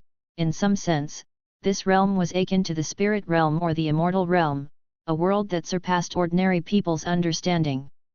By comparison, Earth from Guan's past life, if placed here, might not even be as grand as the Taixuan dynasty. Guan recalled the term used by Liu Lingjun and the White Spirit Demon Emperor to describe this great heaven and earth. The mystic great heaven and earth. Just how vast is this so-called great heaven and earth? Guan couldn't help but look up at the sky. Speaking of which, he had never explored how high the sky was. In the nirvana realm, he once used his divine sense to keep probing upward, but the result terrified him. He couldn't extend his divine sense beyond the zenith, and the sky of the mystic great heaven and earth seemed infinitely high, which deeply shocked his cosmological views from his past life. Upon reaching the loose immortal realm, Guan could sense a mysterious power in the firmament, a power that even loose immortals dared not rashly touch. It was not the aura of living beings but more like the majesty of heaven. Guan took a deep breath and looked down again, his gaze turning towards the attribute panel, his eyes firm. Considering the major disturbances already caused, he might as well continue to elevate his cultivation level. 1 million years of lifespan, invest. A series of prompts popped up frantically. Failure. Failure. Failure. Guan's mood remained optimistic. 5 million years of lifespan, could it not break through the yin-yang, profound yellow emperor tribulation? I don't believe it. Just as this thought surfaced, that 1 million years of lifespan all ended in failed tribulations. He kept his composure and continued to invest another 1 million years of lifespan. Still, failure came incessantly. He told himself that he was a great cultivator of the 9th layer of the loose immortal realm, and his deist heart was stable. He would not be overjoyed by external gains nor grieved by personal losses.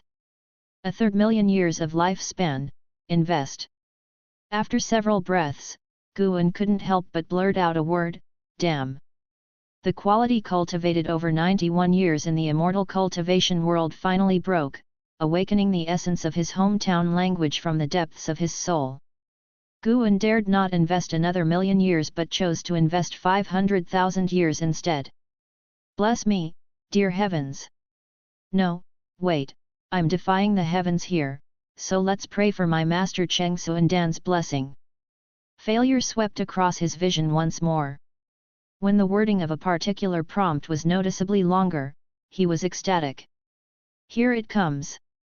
You have cultivated for 350,000 years and, with your great accomplishment in the heaven and earth primordial skill, you forcefully broke through to the wandering immortal realm, beginning your tribulation.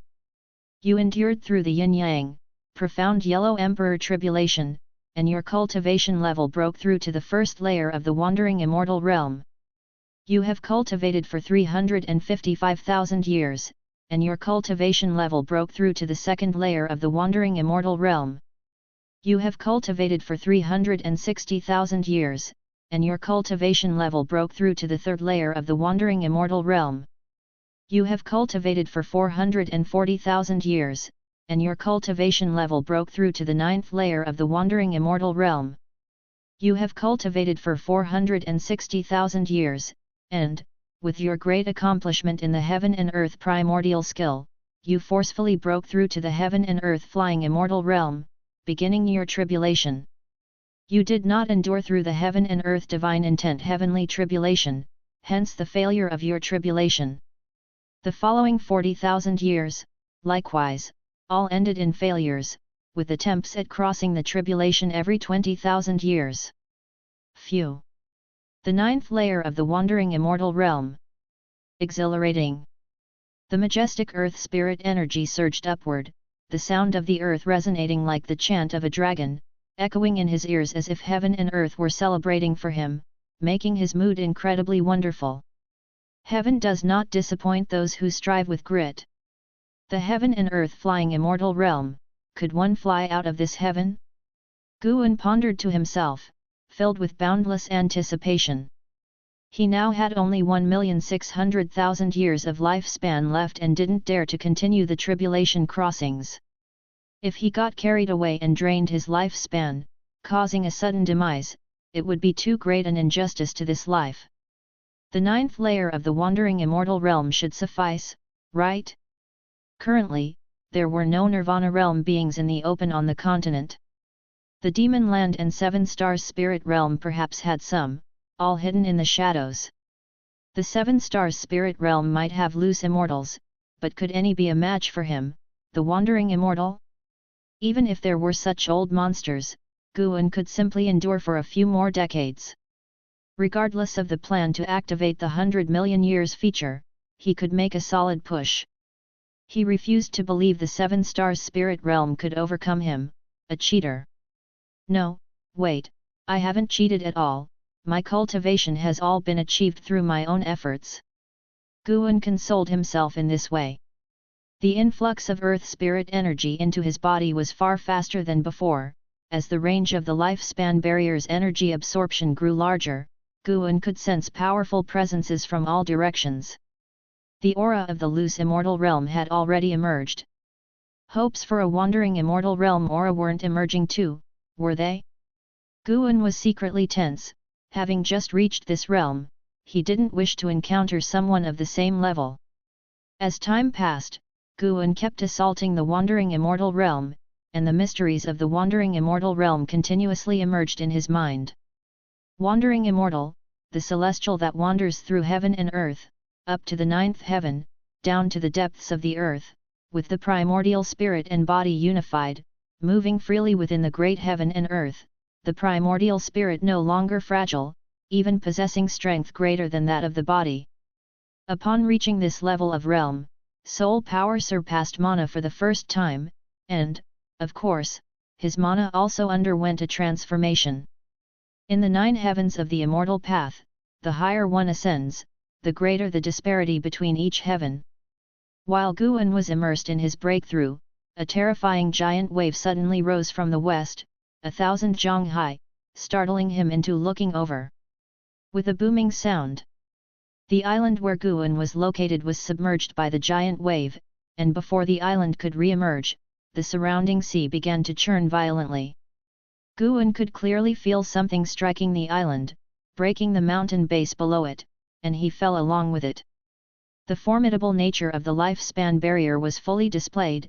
As the barrier fell, he remained as still as if he was meditating on the ground, without feeling any jolts, and the earth spirit energy continued to pour into his body. He looked up, and through the surging water, he saw a behemoth that resembled a mountain range moving through the sea, its presence terrifying. Deep Sea Ancient Whale, Nirvana Realm 8th Layer 87808/15000/1800000. A sea demon that had lived for 80,000 years. No wonder they say the ocean is even more dangerous than the demon land. Guan also saw other sea creatures of various realms, which he found quite fascinating. Not long after, his breakthrough reached a critical moment, and he had to close his eyes to focus on grasping the true essence of the wandering immortal realm. Time raced by. When Guan opened his eyes, he had reached the first layer of the wandering immortal realm, and he found himself already at the bottom of the sea. It was pitch black all around, with what seemed like many mountains and countless sea demons roaming, almost no creature without demon energy in sight. It's inevitable to feel fear in such an environment. Fortunately, Guan did not sense the presence of the wandering immortal realm. If he did, it would mean he had to overexert himself to the point of exhaustion. Moving from the first to the 9th layer of the wandering immortal realm requires an even greater amount of spiritual energy, with the lifespan barrier constantly draining earth spirit energy, causing the seabed to tremble slightly. An hour later, Guan felt intense movement in the distance, as if a submarine volcano was erupting, hot sea water churned, and the aura of a loose immortal emanated, chaotic and agitated. He faintly heard the person shouting. Ha ha ha, Deist Father has finally broken the seal. 7 stars spirit realm, you just wait. Hearing this, Guan secretly rejoiced. Could it be that he had saved an enemy from the 7 stars spirit realm? He had already considered the 7 stars spirit realm his hypothetical enemy. Naturally, the appearance of more enemies from that realm was welcome. Even with the cultivation of the 9th layer of the wandering immortal realm, Guan had no intention of tackling the 7 stars spirit realm alone. He at least needed someone to distract attention openly, enabling him to venture into the 7 stars spirit realm and tackle the strongest enemy, yet not letting others think he had taken down the 7 stars spirit realm by himself. N/O/vel/b//in.c//om. The 7 stars spirit realm had existed for many years, and who knew if it had connections above the seas. The ocean housed no shortage of immortal creatures. Overcoming this tribulation would certainly lead to the next. Life is always fraught with difficulties. If Guan could slow down at each stage, it would be beneficial for him. Guan didn't dwell on it any further. Even if he was at the bottom of the sea, as long as no one disturbed him, he could rest easy. He accessed his attribute panel. The lifespan barrier was rapidly consuming his lifespan. He had over 1.5 million years of lifespan left. After much thought, he decided to enhance his sword technique. He had been reluctant to do so previously, fearing his lifespan wouldn't suffice, but now with spare years, he felt it was acceptable to proceed. He had hesitated about whether to enhance the wood spirit sword technique, but now that he possessed the 5 elements skill, there was no need to enhance it. He continued to enhance the Taixuan Divine Shocking Sword. This was the signature sword technique of Sword Venerable Fudeo. More and more people were recognizing the Taixuan Divine Shocking Sword, which was not a good sign. He had to create a sword technique unheard of in the world. Let's start with 200,000 years for a trial. Guan invested lifespan into evolving the Taixuan Divine Shocking Sword through cultivation, and a series of prompts emerged one after another. After 80,000 years, the Taixuan divine shocking sword advanced into the overarching star-suppressing infinite sword. With the remaining 120,000 years, the overarching star-suppressing infinite sword reached a pinnacle of mastery. A vast influx of memories flooded into Guan's mind. Overarching star-suppressing infinite sword, drawing on the stars to drive sword intent, capable of suppressing the heavens and the earth, with infinite and boundless sword chi imbued with the mysteries of great divine power. Half an hour later, Guan opened his eyes, his gaze filled with a sharp light. What a domineering overarching star-suppressing infinite sword! With this sword technique at play, all sword cultivators under the heavens would likely bow down, not daring to dream of surpassing his sword Dao. Guan was already fantasizing about the impact wielding this sword technique would bring. However, he couldn't use it recklessly, it had to be saved for a critical moment. The corners of his mouth lifted in a smile. At the 9th layer of the wandering immortal realm, wielding the heaven and earth primordial skill and the overarching star-suppressing infinite sword, with the mystic holy body, could that demon emperor withstand even a few of his moves? Could the about-to-be-revived demon ancestor pose a threat to him? Sorry, junior sister, your senior brother truly can't bear to let you be stranded on a desolate island. Guan slowly stood up. He deactivated the lifespan barrier and stepped out of the ocean to tens of thousands of li high in the sky. In an instant, his divine sense had already captured the aura of the Third Medicine Valley Xiaochuan from the Supreme Sect. Subscribe to Chinese Novel Audio Wave. This sense of power brought Guan immense joy. He took a stride forward and arrived directly above the Supreme Sect. The distance he traversed with that step was incalculable. Chapter 171, Chapter 171, named Holy Land, actually Demon Cave. The Supreme Sect under the night sky was serene and peaceful. Guan's divine sense encompassed the entire Supreme Sect. He saw the hidden spaces seemingly exposed before his eyes, each cave residence laid bare. There were even small realms similar to the manifest Holy Cave, though those small realms were far less extensive than the Star Master Cave. The Supreme Sect had 4 mystic heart realm cultivators. Ancestor Xian Chuan, Lu Ling Jun, and 2 supreme elders whom Guan had never seen before. One was a woman whose presence he had sensed in the inner sect's book collection hall. One had to admit, the foundation of the Supreme Sect was strong. Guan noticed LV Badian practicing energy in his cave, seemingly still striving to break through to the mystic heart realm. LV Badian treated Guan well. Guan started to consider secretly assisting him during his next tribulation crossing. Then, Guan returned to the Mystic Valley. He stepped into the pavilion, sat on a chair, and stretched lazily. Home was always the most comfortable. Guan closed his eyes and began to savor the experiences of the past 2 days. The mysteries of the wandering immortal realm, the vastness of the heaven and earth primordial skill, and the wonders of the mystic holy body, too many things were worthy of reflection and appreciation. Until morning came, Guan went downstairs to lead his disciples in exercises, then returned to his room. The disciples did not notice Guan's changes because the gap in cultivation levels was too vast. The disturbances in the ocean did not reach the continent, and over the next 3 days, Guan did not sense the divine senses of nirvana or loose immortals sweeping across the continent, which put him at ease. After 3 days, he continued harvesting medicinal herbs. His lifespan was just over 1.4 million years, with the lifespan barrier alone consuming hundreds of thousands of years. For the next lifespan function activation, he would need to accumulate 100 million years of lifespan. The mere thought made Guan's scalp tingle.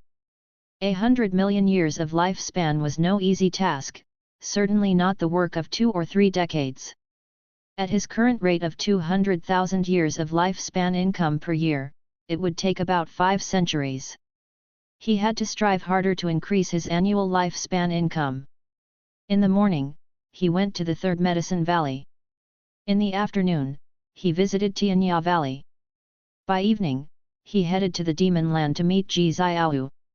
In the underground cave, the black-clad Ji Xiao was still seated in meditation, cultivating energy. Her spiritual power had recovered by 30%, and she had consumed quite a number of spirit energy elixirs during this period. Guan appeared out of thin air 10 steps away. Ji Xiaohu did not detect his presence. After watching quietly for a while, Guan finally spoke up, "There is a powerful force within you. After depleting your spiritual power, this force has actually enhanced your cultivation level." Upon hearing this, Ji Xiaohu quickly opened her eyes, then stood up and faced him with a clasped fist in courtesy. "I have ties with the Ji family and wish to teach you a divine skill. Would you like to learn?" Guan asked calmly. He intended to impart the Deist Gang primal energy to Ji Xiaohu. The Deist Gang primal energy, transformed from Heaven and Earth Path Gang, was stolen from Ji Xiaohu by Zhang Qiang. By returning it to Ji Xiaohu, Guan repaid the debt of her past rescue. Upon hearing this, Ji Xiaohu asked, "May I ask, Senior, what divine skill is it?" "The Deist Gang primal energy. Have you heard of it?" "The Deist Gang primal energy." Ji Xiaohu was moved, her eyes showing a mix of surprise and doubt. Guan said softly, "It seems you have heard of it." Through her mask, Ji Xiaohu could not discern his true appearance. She suppressed her inner shock and asked with furrowed brows, "May I ask, Senior, who exactly are you?" "The Deist Gang primal energy is an ultimate skill of the Ji family that has been lost. There is no related transmission within the family, and to master the Deist Gang primal energy, one must first cultivate the Heaven and Earth Dominator body. To achieve the Heaven and Earth Dominator body is enough to be included in the main family's lineage." Guan replied, "There is no need for you to know my identity. You only need to answer whether you want to learn. Then please, Senior, teach me." Ji Xiaohu replied without hesitation. Guan waved his sleeve, and a gust of wind blew towards Ji Xiaohu. She had no time to dodge and was immobilized. In her pupils, a figure continuously changed stances. While Ji Xiaohu was entranced, Guan observed her, equally curious. Besides the primordial Deist talisman, Guan sensed she had other secrets. She possessed an indescribable composure, even facing Guan, she did not lose her poise. Guan recalled the first time he saw Ji Xiaohu in his youth. She was different from her peers even at a few years of age. At that time, he even guessed she might have been possessed by someone, with an old soul inside her body. An hour later, Ji Xiaohu's eyes became clear. She took a deep breath and turned to look at Guan, who was standing not far away by the mountain wall. She said, "Thank you, Senior, for your guidance. How can I repay you?" She was sure the Deist Gang primal energy she just acquired was genuine. The Deist Gang primal energy shared many similarities with her Heaven and Earth Path Gang. She could even see the signs of the Heaven and Earth Path Gang evolving into Deist Gang primal energy. This person's Deo level surely exceeded her imagination. He might even be the strongest person she had ever encountered in her life. "I do not need your repayment. I am only considering your surname, Ji. Tell me, what are your impressions of the 7 stars spirit realm?" Guan replied casually. In fact, in his heart, Ji Xiaohu was more important than the Ji family. Although the Ji family raised him, years ago, they intended to cut off his hand. It was Ji Xiaohu who spoke up to save him. His acceptance into the Supreme Sect was also Ji Xiaohu's idea, unrelated to the Ji family. Over the years, the medicinal herbs Guan had contributed were enough to repay the Ji family. This time, rescuing Ji Xiaohu was also repaying her past kindness. At least in Guan's mind, he and the Ji family, including Ji Xiaohu, were even in grace. The Ji family was about to leave the Supreme Sect. To Guan, it meant that the Ji family would have no relation to him in the future, becoming strangers. Ji Xiaohu looked at Guan and calmly said, "A place named Holy Land, but in reality, a demon cave." Guan was surprised. He did not expect Ji Xiaohu to recognize this. Ji Xiaohu continued, it seems Senior also has a different view of the 7 stars spirit realm. Otherwise, you would not have asked me. Perhaps we can stand on the same side. Oh? Why should we stand on the same side? Guan's tone was intriguing. Ji Xiao frankly said, I want to overthrow the 7 stars spirit realm. My power alone is too weak. I hope Senior can assist me. Guan inquired, reason. It has nothing to do with the sake of the people. The Ji family wants to marry me off to a disciple of the 7 stars spirit realm. For the sake of blood relations, I cannot oppose the Ji family, so I intend to eliminate the 7 stars spirit realm. Ji Xiao's expression remained calm. Though I was born in the Ji family, I will not choose to sacrifice myself for the family. Between me and the family, I will always choose myself. If Senior harbors animosity towards the 7 stars spirit realm, then we can join forces. I will gather as much information about the 7 stars spirit realm as possible. Listening to her, Guan could sense the coldness emanating from her bones, causing him to reassess her. In Guan's impression, Ji Xiao had been merely calm and composed. Only this time did he truly understand who Ji Xiao was. Although her words seemed selfish, Guan did not dislike her for it. A person must prioritize themselves, and Ji Xiao had not harmed her clansmen. The 7 stars spirit realm was indeed not a decent entity. Guan said, all right. Ji Xiao immediately raised her hand in salute to Guan. Do you know that the root cause of the demon calamity comes from the 7 stars spirit realm? Guan suddenly asked. Upon hearing this, Ji Xiao frowned and said, I only know some of the evil deeds the 7 stars spirit realm has done. I guessed there might be a connection, but I don't know the specific reasons. Guan then told her what he had learned. As she listened, Ji Xiao's brows furrowed more and more tightly. After he finished speaking, Ji Xiao coldly said, if what you say is true, then destroying the 7 stars spirit realm could indeed save the populace. The 7 stars spirit realm is deeply rooted and strong. To destroy them is extremely difficult. For now, you should lie low. Once humanity prevails over the demon calamity, then make plans against the 7 stars spirit realm. Guan replied. N/O/vel/b/in.c//om. Ji Xiao nodded. Then Guan waved his sleeve, taking her to the edge of the great Zhang dynasty. In the land of 5 dynasties, there must be a transmission array leading to the 7 stars spirit realm. Delivering her here made Ji Xiao safer. Before Ji Xiao could speak, Guan disappeared from the spot. Ji Xiao spread her divine sense and soon caught sight of cultivators. Her expression grew complex. To cross such a vast distance in such a short time. Who exactly is he? As autumn ended, winter snow finally arrived. After parting with Ji Xiao, Guan returned to his usual farming life. Even though he had reached the 9th layer of the wandering immortal realm, he did not act recklessly. However, the changes brought by wandering immortal could not be completely hidden, so he began to elevate his apparent cultivation level. He planned to pretend to reside in the core formation realm using elixirs. In the future, he could slowly improve his cultivation, creating the image of someone dependent on elixirs. This would make others think him lucky and not strong. Guan aimed to be perceived as harmless to the Supreme Sect and other factions, making everyone believe there was no point in killing him, nor any harm in keeping him alive.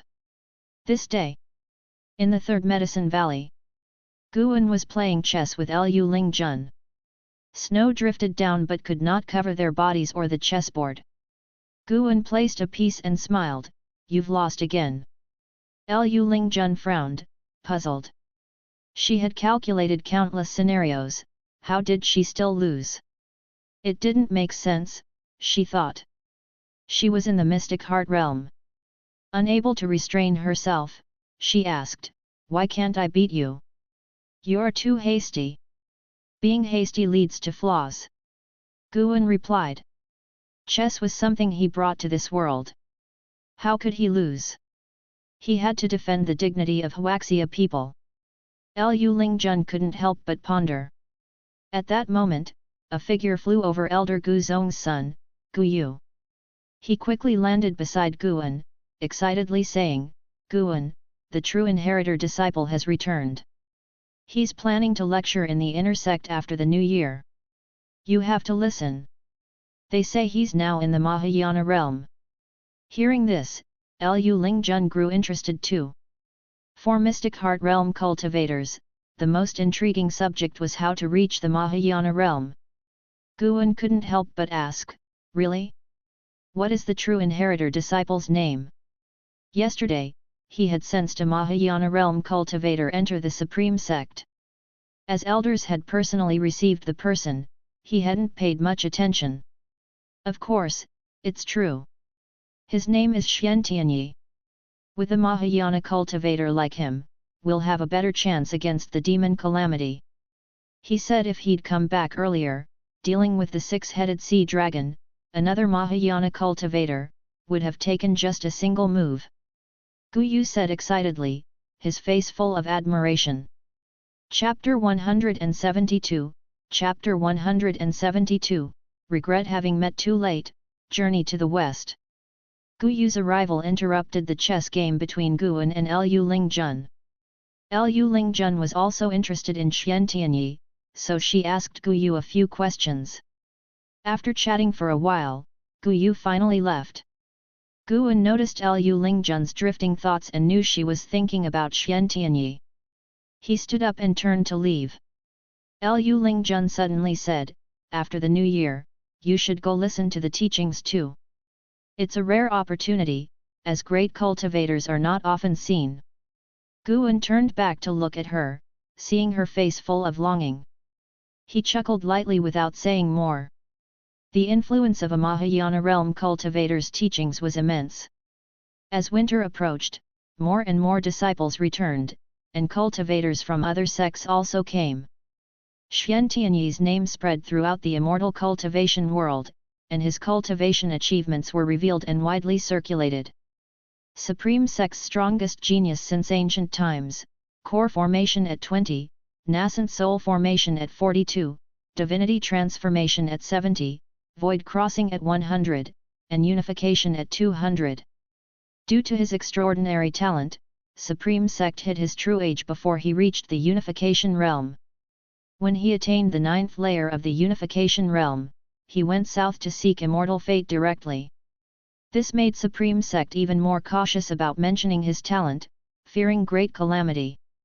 He searched overseas for immortals for 300 years, and upon his return, he had already reached the Mahayana realm. With Supreme Sect's grand promotion of Xian Tianyi's legendary life, his name shook the world in a short time, overshadowing the 9 cultivators. The vast majority of cultivators found his achievements unbelievable, even thinking Supreme Sect was exaggerating. Guan heard about Xian Tianyi's deeds in the outer gate city and also thought it exaggerated. But on second thought, it made sense. No wonder someone in the sect said as long as the true inheritor wanted the sect leader position, LV Badian would have to step down within a day. In the face of such talent, no matter how great LV Badian's contributions were, he had to concede. Although Xian Tianyi's growth trajectory defied the understanding of ordinary cultivators, his return indeed boosted Supreme Sect's morale. Even before the new year, the outer gate city already had a festive atmosphere.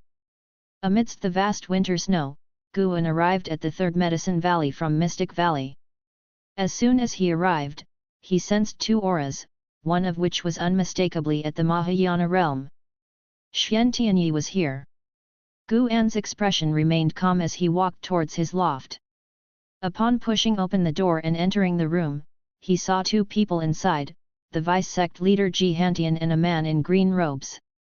Xian Tianyi, dressed in green robes, looked youthful, making it hard to imagine he was a Mahayana cultivator, more like a young disciple. "Guan, you finally arrived. Close the door and sit down for a chat," Ji Hantian said with a smile, as if he were the master of the loft. Guan didn't mind. After closing the door, he came forward and cupped his hands in respect. Before Ji Hantian could introduce him, Xian Tianyi spoke first. You are Panin. Xian Tianyi, Mahayana Realm, 6th layer 598/4800/5000. Seeing Xian Tianyi's lifespan, Guan was secretly astonished. 5,000 years, the extreme lifespan cultivation reached so quickly? Looking at it this way, Xian Tianyi would surely undergo nirvana within 4,500 years. By then, breaking the heavenly destiny would achieve another extreme lifespan. Based on Guan's experience, Xian Tianyi's spirit root qualification should be equivalent to the 5,000-year extreme lifespan level.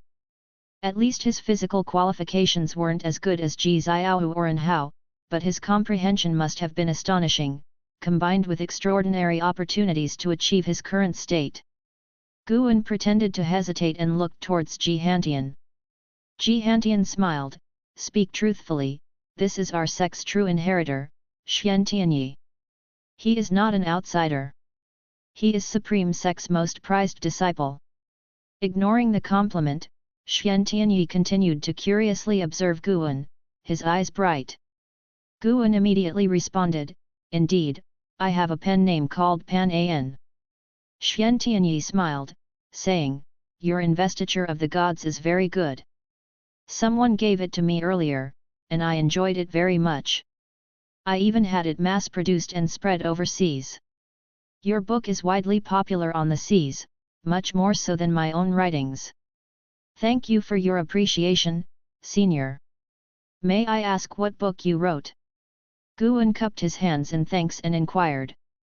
Xian Tianyi coughed lightly and said, I just wrote something casually. It doesn't compare to Investiture of the Gods. His book is not worth mentioning. Ji Hantian shook his head with a smile. This made Guan even more curious about what Xian Tianyi had written.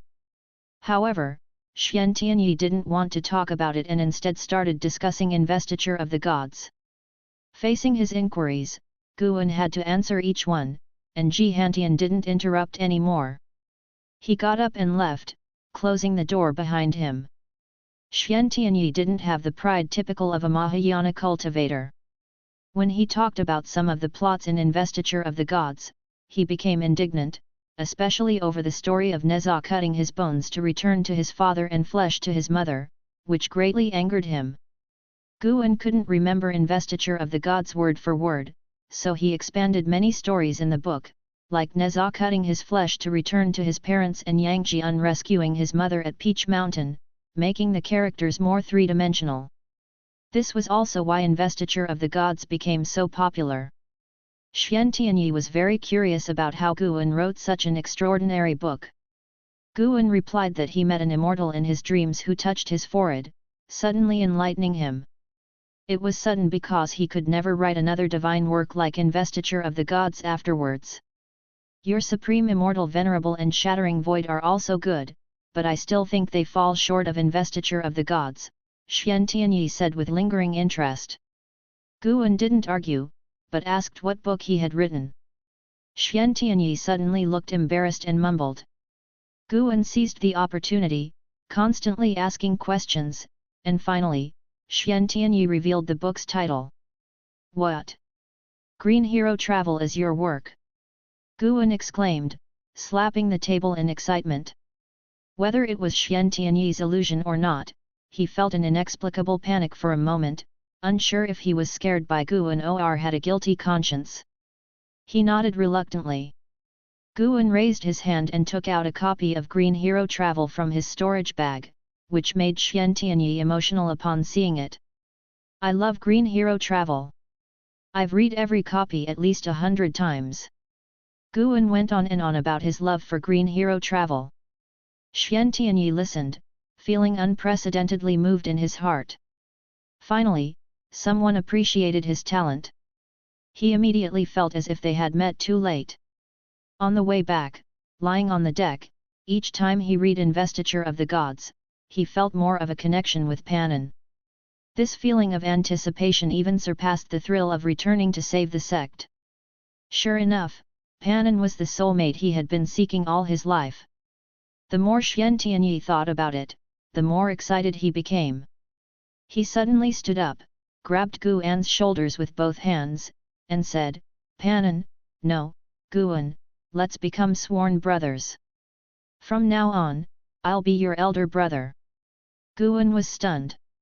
What kind of logic was this? Wasn't the pace too fast? Seeing his hesitation, Xian Tianyi said boldly, "Brother, I tell you, with my cultivation level on this continent, I am undoubtedly invincible. Swear brotherhood with me, and no one will dare to bully you anymore. I heard that LV Badian wants to take you as a disciple? Don't listen to him. His defying fate divine skill is dubious and sinister.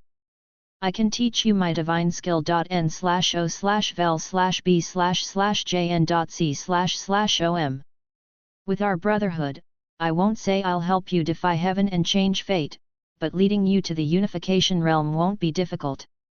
Initially, Guan wanted to refuse, thinking it absurd to become a younger brother to him, a wandering immortal. But Xian Tianyi's latter words tempted him. He was worried about how to live for 1,000 years in the future. Normally, once he reached the divinity transformation realm, people wouldn't consider him ordinary anymore. Now, if he reached the unification realm with Xian Tianyi's help, people would at most admire him and not see him as a threat. However, Guan decided to put on an act. So, he pretended to decline. Xian Tianyi didn't give up, and after several attempts, Xian Tianyi got angry, forcing him to agree. "Since brother appreciates me, I'll call you Brother Xian from now on," Guan said helplessly. Xian Tianyi smiled broadly, taking out a jade scroll. "Here's my cultivation technique. Take it and practice. After the new year, I'll send a batch of cultivation resources to you." "This isn't good, right?" Guan said, holding the jade scroll with embarrassment. Xian Tianyi glared, "If you feel bad, then write a second investiture of the gods. Stop writing shattering void. It's too absurd and tasteless." Guan, holding on to the advantage, could only laugh. "All right, I'll definitely write it." "Oh? Do you already have a plan?" It's called Journey to the West. I'll tell you in advance." "Journey to the West? It doesn't sound as good as Investiture of the Gods. You should think it over again." "Haha, you don't understand. You'll know when the time comes." Xian Tianyi didn't continue to criticize Journey to the West. Instead, he started talking about another book and took out a book. The inspiration for Green Hero Travel came from this.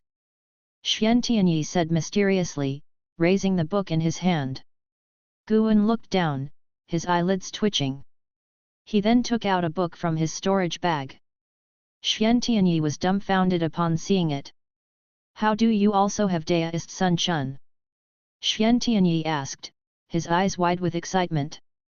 "Elder Su Lu from the book collection hall gave it to me."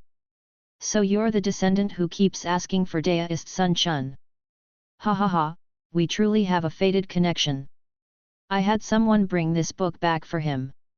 Xian Tianyi was overjoyed, pulling Guan to start discussing Deist Sun Chun. Their conversation lasted until dusk without ending. During this time, Ji Hantian knocked on the door but was driven away by Xian Tianyi. Only at dawn did Guan escort him down the stairs. Watching Xian Tianyi's departing figure, Guan's face was full of smiles. After chatting all night, he didn't feel tired. Both felt as if they hadn't had enough. Had Xian Tianyi not had other important matters today, they could have continued talking. Lu Lingjun suddenly walked over and asked, "Is he the true inheritor?" Guan nodded. Lu Lingjun examined him with a peculiar look in her eyes, asking, "You spent a day and night together, you didn't?" "Didn't what?" "It's rumored that some great cultivators, after experiencing mortal pleasures, seek new interests to fill the void in their hearts, like homosexuality." Lu Lingjun trailed off, but Guan already understood. Guan rolled his eyes and snorted, "Oh? You guessed it? Then don't ever think of me as your Deist friend." Lu Lingjun, seeing his expression, pursed her lips and smiled, "Looks like I overthought." Chapter 173, Chapter 173, Heavenly Deo Trap, Difference between Immortal and Mortal. The new year had arrived, and the atmosphere this spring festival was even more lively than in previous years. With the addition of Guzhong and Xiantianyi, the third Medicine Valley was buzzing with excitement. It was rumored that the true inheritor had sworn brotherhood with the Valley Master, which thrilled the 400 servant disciples, all worshipping Guan with adulation. Xiantianyi always wanted to chat with him about deist Sun Chun, which made him quite distressed. It wasn't until dusk that Guan found an excuse to leave and return to the Mystic Valley to spend the festival with his junior sister and disciples. The disciples sat around the table, toasting and exchanging cups, rejoicing in the celebration. Yelan and Zhenqin began recounting matters of the immortal cultivation world once again.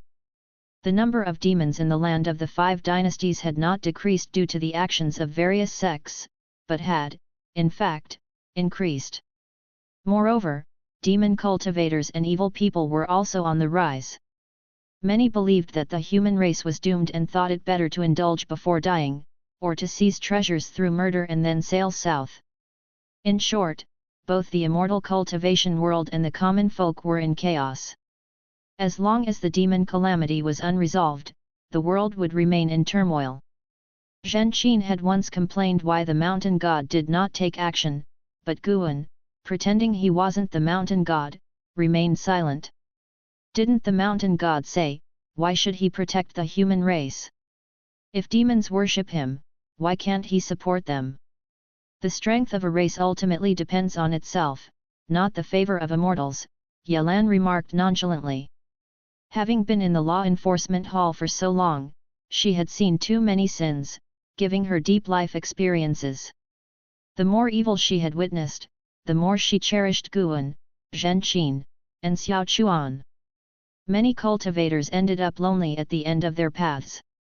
Having companions in life was a blessing. Guan listened quietly, occasionally chiming in. No matter how chaotic the world became, he had no intention of taking it upon himself to save it. However, he would still occasionally descend from the mountain to relieve suffering, aiding some fated beings without upsetting the grand scheme of things. After all, he was still unsure of the strength of the 7 stars spirit realm. Even if he knew, he couldn't protect the continent alone. Doing so would mean that all future calamities befalling the continent would fall on his shoulders, and any enemies targeting the continent would first come after him. The mere thought gave him a headache. Zhenqin mentioned Suhan again, saying that Suhan had followed the 9 Nether 13 evil to Tianwei. Recently, Suhan had just absorbed the spiritual power of a divinity transformation realm cultivator, causing a stir in the immortal cultivation world. The Supreme Sect had also dispatched great cultivators to kill Suhan but ended up being severely injured by the 9 Nether 13 evil. Guan thought that the person being merely injured might have been due to the 9 Nether 13 evil considering the face of Sword Venerable Feudeo. The world's situation was changing, and Guan only wanted to watch from the sidelines. His target was the Demon Emperor and the Demon Ancestor.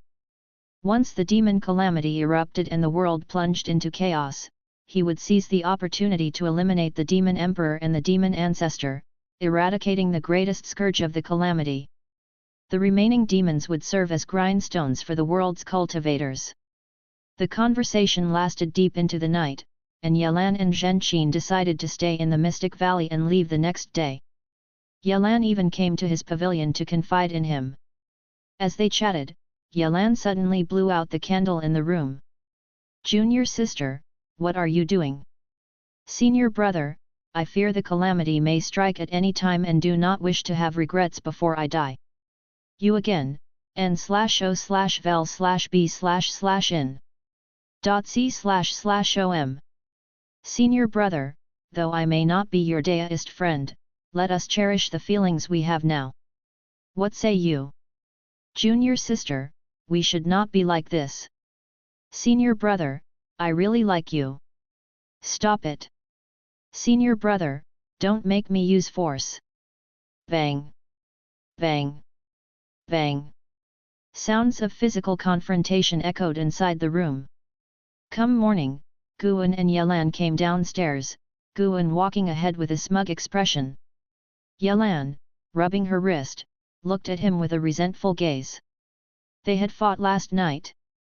Yelan had tried to use force, but surprisingly could not overpower Guan.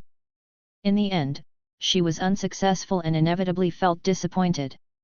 Yet, thinking of how Guan had restrained her, a smile tugged at her lips. So, senior brother likes this sort of thing. Yelan began to understand Guan a little more. She quietly rubbed her backside, counting how many times senior brother had struck her last night. After finishing her morning exercises, Yelan and Zhenqin left. Guan then sneaked into the 8 scenic caves. As he approached the green vine tree, Zhang Qiang, with her eyes closed, said, "Last night was the spring festival, wasn't it? It was really lively." "Yes, I brought you some pastries made by the disciples." Guan responded, squatting down and taking out the pastries and wine. Zhang Qiang opened her eyes and looked at him. "Do you like your junior sister yet?" she asked. Guan replied, "To say I don't like her at all would be a lie, but I feel I cannot accept her now. It would delay our cultivation." "Oh? And why do you think it would cause a delay?" Zhang Qiang asked, intrigued. "Once someone is in your heart, you can't help but think of them. If the relationship is confirmed, feelings turn into responsibility, and you'll consider that person in everything you do. This inevitably affects your cultivation.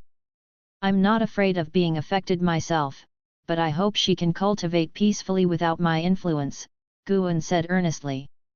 He spoke from the bottom of his heart.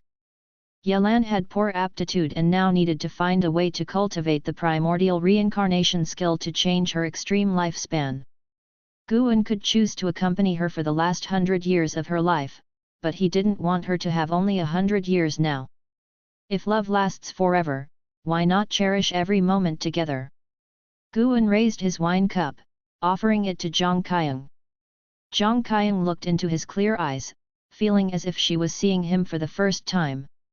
This boy still had a romantic heart. Zhang Qiang asked, "How do you know you'll definitely live longer than her? What if you die first, and her years of painstaking cultivation lead to a regretful second half of her life? What then?"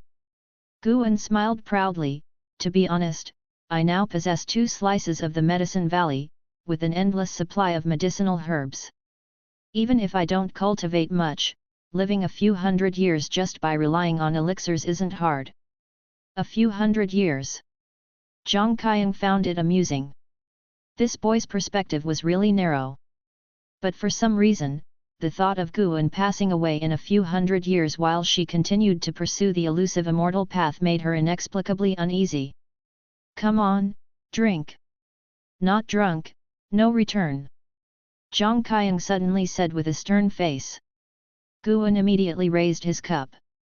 An hour later, when Zhang Qiang still wanted to drink more, Guan saw things were going awry and found an excuse to leave. But Zhang Qiang pulled him back. Zhang Qiang began forcefully making him drink. To hide his cultivation level, he had to pretend to be weak against alcohol. This was spiritual wine.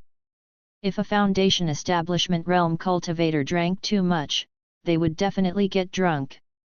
Eventually, he had to pretend to be drunk, lying on the ground.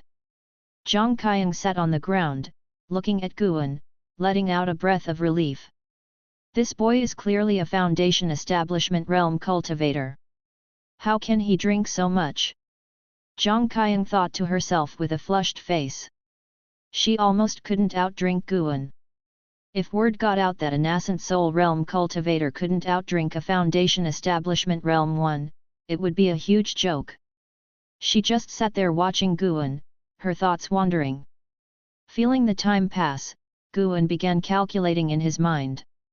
3 hours later, he got up to leave, having already been drunk once. If Zhang Qiang tried to stop him again, he wouldn't hesitate to flip out. After a long while, Zhang Qiang suddenly squatted in front of Guan, raising her hand to brush the hair from his face. Guan's heart pounded with tension. Wait a minute. This old demon cultivator wouldn't be greedy for my flesh, would she? Guan felt absurd. Why did so many women like him? Was it simply because he looked handsome? Hadn't these female cultivators seen handsome men before? Zhang Qiang's low voice came to his ears. Why does this boy look better and better? It's really strange. After achieving wandering immortal status, even though Guan hid his cultivation, his appearance and demeanor had a transcendent quality to them. Zhang Qiang thought it was her affection changing his image in her eyes. Sigh, what am I thinking? He's my grand disciple.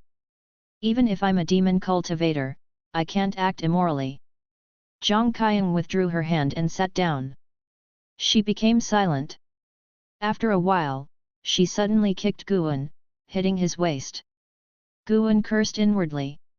Why was this woman hitting him? She kicked him again, and Guan rolled away, putting distance between them, and shouted, "More drink." "What, master? I don't recognize you. You definitely can't outdrink me." Seeing his drunken state, Zhang Qiang couldn't help but laugh. After that, Zhang Qiang didn't act out again. When the 3-hour period ended, Guan groggily got up, seeing Zhang Qiang meditating. He immediately snuck away. Though Zhang Qiang didn't open her eyes, a smile crept onto her lips. After leaving the 8 scenic caves, Guan went to the Nianzhou cave of Heavenly Phoenix Mountain. After picking some medicinal herbs, he sternly guided Tian Yao in her cultivation. He vented his frustration from Zhang Qiang on Tian Yao. Tian Yao didn't mind though. When Guan was about to leave, she clung to his arm, trying to pester him further, causing him to quickly vanish on the spot out of fright. Back at the Third Medicine Valley, Guan kept pondering a question. Was it that spring had come and everyone was more prone to emotions, or was he just unlucky? Why did Yelan, Zhang Qiang and Tian Yao all come on to him? Fortunately, Lu Lingjun only indulged in banter and didn't actually treat him as a deist friend. These were all traps set by the Heavenly Dao. The Heavenly Dao wanted him to be ensnared by these women's affections, dragging him into worldly conflicts. Sooner or later, the 3 women would encounter various troubles.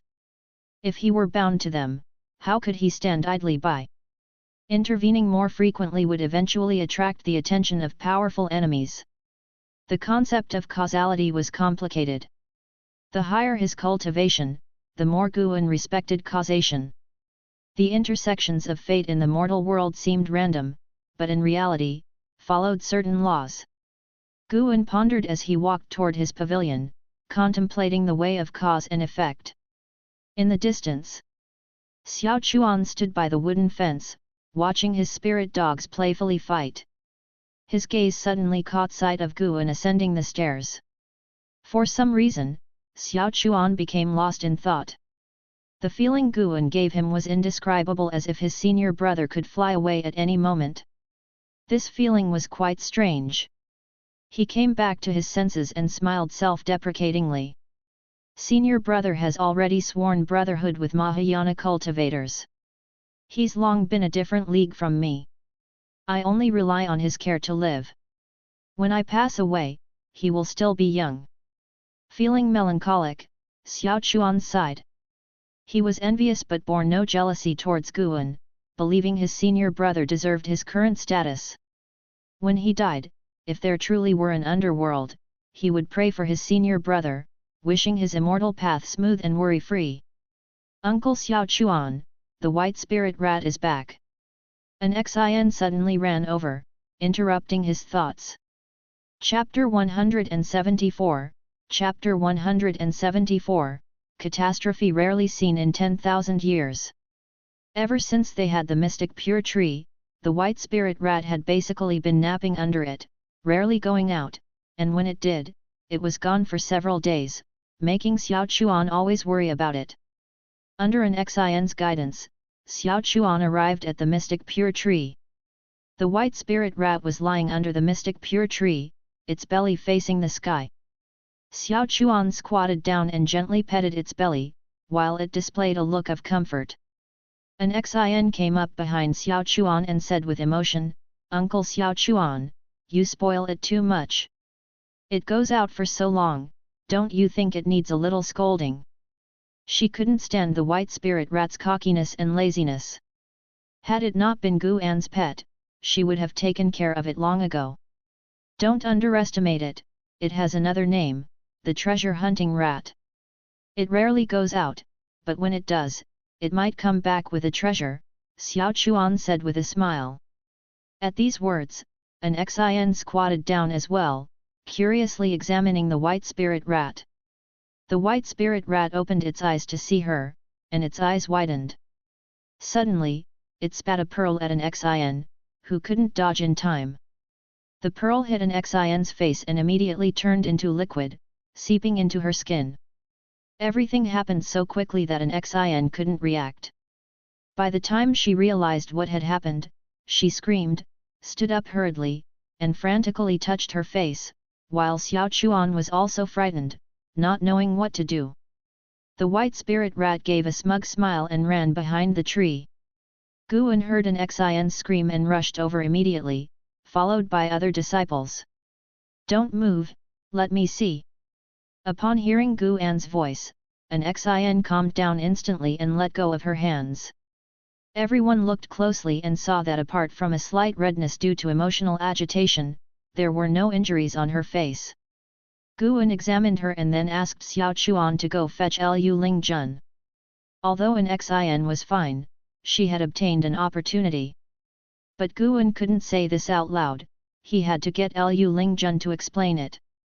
Before long, Lu Ling Jun arrived. After inspecting an Xin, she smiled and said, "You should thank that fat rat."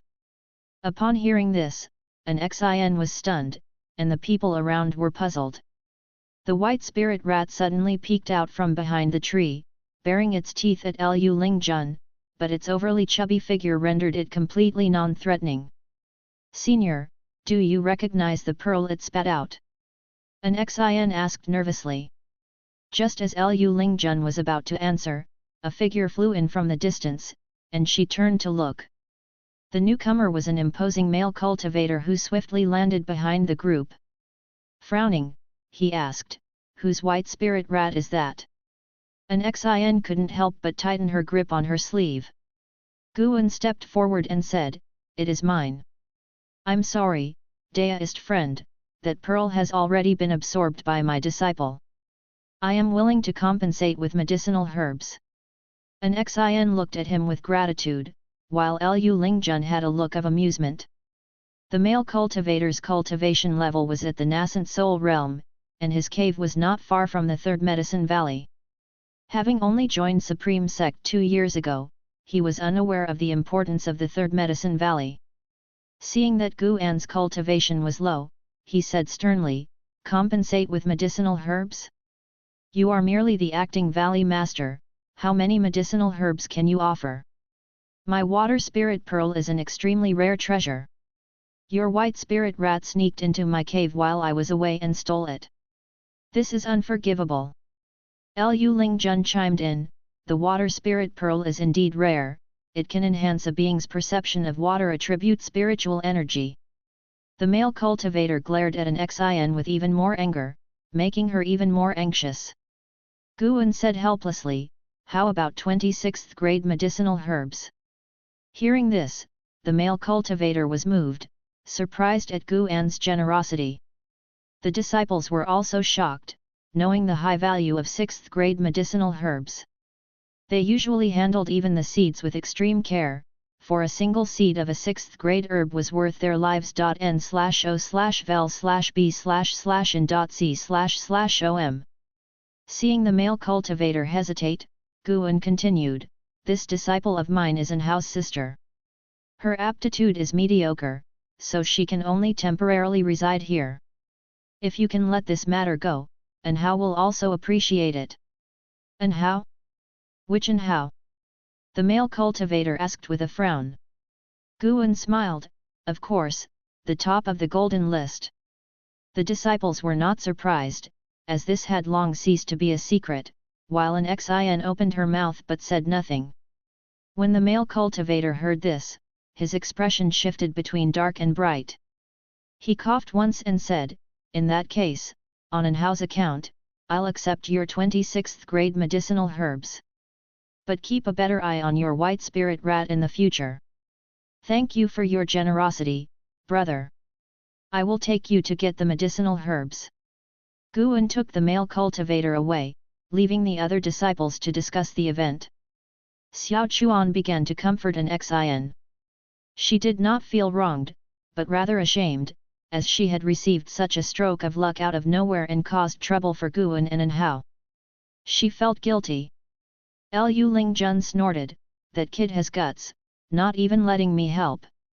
She was a member of the Hall of Elders and could have easily made the male cultivator leave with a word. This made her see Guan in a new light.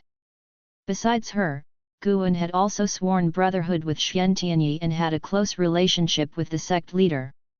Even so, Guan did not resort to abusing his power, always offering sincere compensation. This character was truly admirable. After the time it takes for an incense stick to burn, the male cultivator left. Guan looked back, feeling quite emotional. Was this a fortunate mistake? If Xiao Chuan hadn't been so kind to the white spirit rat, would it have spat the pearl on his face? Xian Tianyi's Dao Enlightenment Conference was held as scheduled. Guan took an Xin and Xiao Chuan to the inner sect city to listen to the teachings. He didn't gain much, but for an Xin and Xiao Chuan, as well as all the inner sect disciples, it was immensely beneficial. With the successful conclusion of the Dao Enlightenment Conference, Xian Tianyi's prestige soared, surpassing that of the sect leader and becoming revered by everyone in the sect. In early summer, Xian Tianyi went to the border and killed a Mahayana realm great demon king and 3 mystic heart realm demon kings, becoming famous across 5 regions. Now, the title of the strongest under heaven was attributed to him, though many still believed Sword Venerable Fuedao was stronger. As for the Daoist lord of Taixuan Sect, he had been silent since his return. Xian Tianyi's action greatly intimidated the demon land, giving people hope. Thus, 2 years passed. Guan's lifespan reached over 2.5 million years. In those 2 years, he still occasionally went down the mountain. Upon learning that people called him the Green Hero, he was stunned. What was this? That night, Zhang Qiang left, going somewhere to retrieve her belongings. Guan could only wish her safety, unable to stop her. After leaving the 1,000-mile range of Supreme Sect, Zhang Qiang walked through the mountains and forests. Clad in a long black robe, she looked like a ghost. Suddenly, she stopped, frowning. Following her gaze, a black shadow appeared ahead, and she was startled. Demon Shadow Divine Skill. Could there still be a master of Thousand Autumn Pavilion? Wait. Near Supreme Sect, a great cultivator who knew Demon Shadow Divine Skill. Zhang Qiang immediately readied her magic artifact, poised for action. If I wanted to kill you, do you think you could resist? A cold and hoarse voice came from the mysterious shadow ahead. Zhang Qiang took a deep breath and asked, "May I ask if you are Sword Venerable Fuedao?" Guan raised his hand and tossed the Ephemera Sect Hierarch token to her.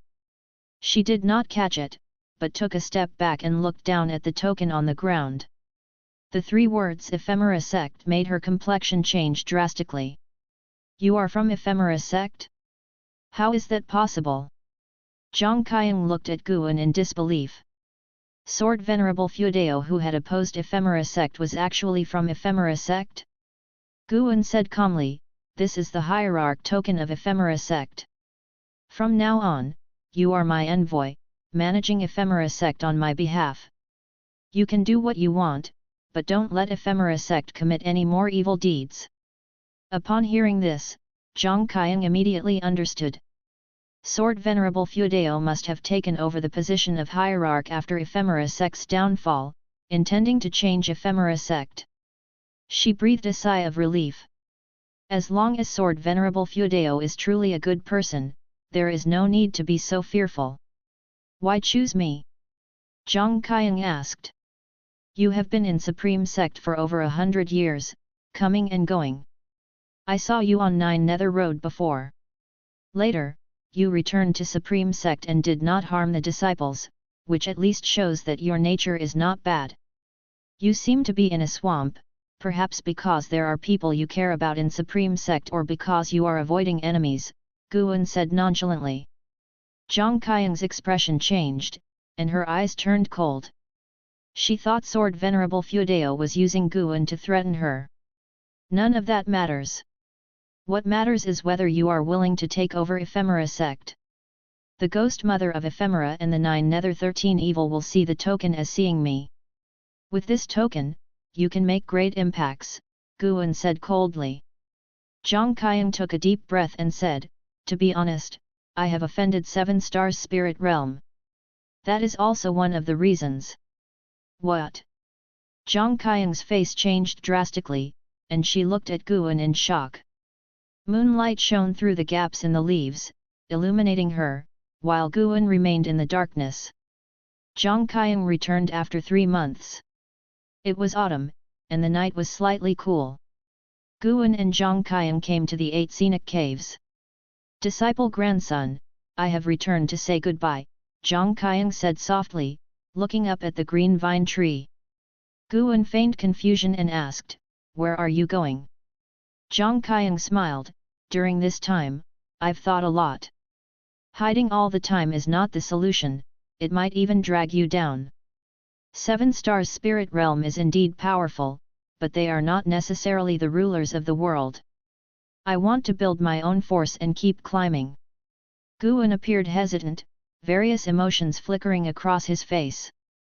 Noticing his expression, Zhang Qiang felt even happier. She laughed, the great demon calamity is imminent. The more chaotic it gets, the greater the opportunities. Maybe in 100 years, I can come to Supreme Sect openly. By then, I'll have you receive me, all right? Guan asked, do you really have to fight? In the world of immortal cultivation, if you don't fight, you'll be trampled on sooner or later. Even if you are safe in Supreme Sect for now, what about later? What if someone wants to kick you out and take over your achievements in Medicine Valley, what will you do? Faced with Zhang Qiang's questioning, Guan remained silent. Afraid that he would be timid in the future, Zhang Qiang smiled and said, if you don't fight, then I'll fight. Don't worry, as long as I'm alive, there will always be a place for you. Unless I die. Guan was moved and looked at her. Satisfied with his expression, Zhang Qiang said, according to the information I've received, the great demon calamity is about to fully erupt. Be prepared for this once in a million years catastrophe. Chapter 175, Chapter 175 Suhan's Envy, Demon Ancestors' Resurrection. Zhang Qiang returned home but stayed only for 1 night before leaving. Guan could sense her renewed fighting spirit, much like when she first restored her physical body, full of vigor. Guan also had high hopes for her future. If she could lead the remaining followers of the Ephemera Sect onto a righteous path, it would be a meritorious deed. Although the Ghost Mother of Ephemera was using Suhan, they merely desired to return to their homeland. Meanwhile, Suhan needed someone to protect him. Both sides were using each other, and who would have the last laugh depended on their own abilities. Everyone had their own life journey. Even those closest to Guan, Yelan, Zhenqin, and Li Yi, were living their own lives of immortal cultivation, only occasionally visiting Guan for a chat. After Zhang Qiang left, Guan's life continued as usual. Even though he had reached the 9th layer of the wandering immortal realm, he did not find planting flowers and herbs tedious, as he had higher goals to pursue. Since the medicinal herbs had to be picked personally to gain lifespan, Guan rarely used his clone technique. As for receiving guests and handling matters, he was too lazy to use his clones. Throughout the year, the instances requiring another persona to handle were few and far between. Such occasions added variety to his tranquil life, which he naturally enjoyed experiencing firsthand. Every day held fascination for Guan. Tianwei, Heavenly Palace Mountain. Heavenly Palace Mountain was nestled among vast mountains, with a massive palace sitting at the peak. A stone staircase extended from the foot of the mountain to the summit, unobstructed by trees, thus the palace was referred to as the Heavenly Palace, and ascending the mountain was lauded as reaching the heavens. On the ascending heaven steps of Heavenly Palace Mountain, Su Han approached with a bone sword in his hand. His black robe fluttered, and his long hair danced in the wind. He looked up at the figure on the mountain top, a look of unwillingness on his face. The person standing at the summit was An Hao. An Hao wore a gold-trimmed white robe, with a dragon crown on his head. His wrist guards, belt, and boots were all exquisitely ornate and gleamed with brilliance. He looked down on Su Han from the mountain top, a smirk of arrogance and pride playing on his lips. Hateful heaven divine sword? That's all? I heard you can devour others' spiritual power, but even though you take shortcuts, your cultivation growth is slower than mine. An Hao's voice resounded under the vast sky, full of heroism. Su Han looked up at An Hao, not angry, but with a complex expression in his eyes. At that moment, several figures appeared in the woods at the base of the mountain. They moved like specters, quickly positioning themselves behind Su Han. 9 Nether 13 Evil. Su Han raised his sword to block them. The third of the 9 Nether evil spirits, Li Sanyu, said in a deep voice, "If you don't deal with this boy, you won't be able to devour the cultivation of those cultivators in the palace." Su Han responded calmly, "He's from the Supreme Sect. I don't want to deal with a disciple of the Supreme Sect." The seventh of the 9 Nether evil spirits, Li Qiu, mocked, "You can injure him without taking his life." Seeing the 9 Nether 13 evil appear, An Hao squinted. He raised his right hand, and a long sword materialized in his palm. Bathed in sunlight, the blade glimmered with a radiant arc. Su Han frowned, hesitating. The 9 Nether 13 evil did not wait for him to decide and started to ascend the steps. Rumble. Clouds in the sky churned, quickly transforming into thunderclouds. A powerful sword intent enveloped the 9 Nether 13 evil and Su Han. Su Han's eyes widened, looking up at An Hao in horror, unable to maintain his composure from before. Such sword intent, how could it be? Su Han knew that An Hao was younger than him. He couldn't comprehend how An Hao had cultivated such a powerful sword intent. To have honed the Taixuan divine shocking sword to such a degree? What is your relationship with sword Venerable Feudao? A voice rang out, belonging to the ghost mother of Ephemera. As soon as she spoke, the 9 Nether 13 evil stopped in their tracks. The name Sword Venerable Feudao made them cringe in fear. Luckily, they had not attacked An Hao earlier. An Hao snorted coldly, "Why ask so many questions? If you want to fight, then fight." The Taixuan sword intent caused the thunderclouds to gather into a human face. If Guan saw this, he would feel gratified, as An Hao had taken the mastery of the Taixuan divine shocking sword to a new level. Retreat! The ghost mother's voice rang out, and the 9 Nether 13 evil turned and descended the mountain without hesitation. As they walked past Su Han, they nudged his shoulder. Su Han followed them down, but he couldn't help but glance back at An Hao. It was the first time he had seen someone scare off the ghost mother of Ephemera, which made his feelings more conflicted. If I had a background like his, I wouldn't be in this situation. Su Han quickly disappeared into the forest with the 9 Nether 13 evil. At the mountain top, An Hao quietly exhaled, despite his arrogance. The 9 Nether 13 evil had put him under tremendous pressure. His master was truly formidable. Wherever he went, he thrived. An Hao felt proud, then turned and walked towards the heavenly palace. Before he reached the door, Si Yanner poked her head out from within, looking at An Hao excitedly. As An Hao approached, she softly asked, "So your master is Sword Venerable Feudao?" An Hao pressed her head, not uttering a word, and walked straight into the heavenly palace. Late autumn, Third Medicine Valley. Guan sat on the staircase of a pavilion, watching the disciples clear the autumn leaves. The Third Medicine Valley was vast and its scenery magnificent, making him feel content. The weather was pleasant, the wind was gentle, everything seemed wonderful. The only blemish was a strong surge of demon energy gathering in the north. Guan used his divine sense, at the wandering immortal realm, to see endless demons surrounding a mountain. The mountain appeared as if it had been sliced by the heavenly sword, its top flat, with an altar standing on it. The area around the altar was filled with great demons, the lowest of which were at the mystic heart realm, and one had even reached the nirvana realm. Guan speculated that the one of the nirvana realm must be the demon emperor. A stronger demon energy than the nirvana realm was amassing within the altar. Demon energy pervaded the lands and skies, and the clouds above churned. Occasionally a meteor would fall, resembling an apocalyptic scene.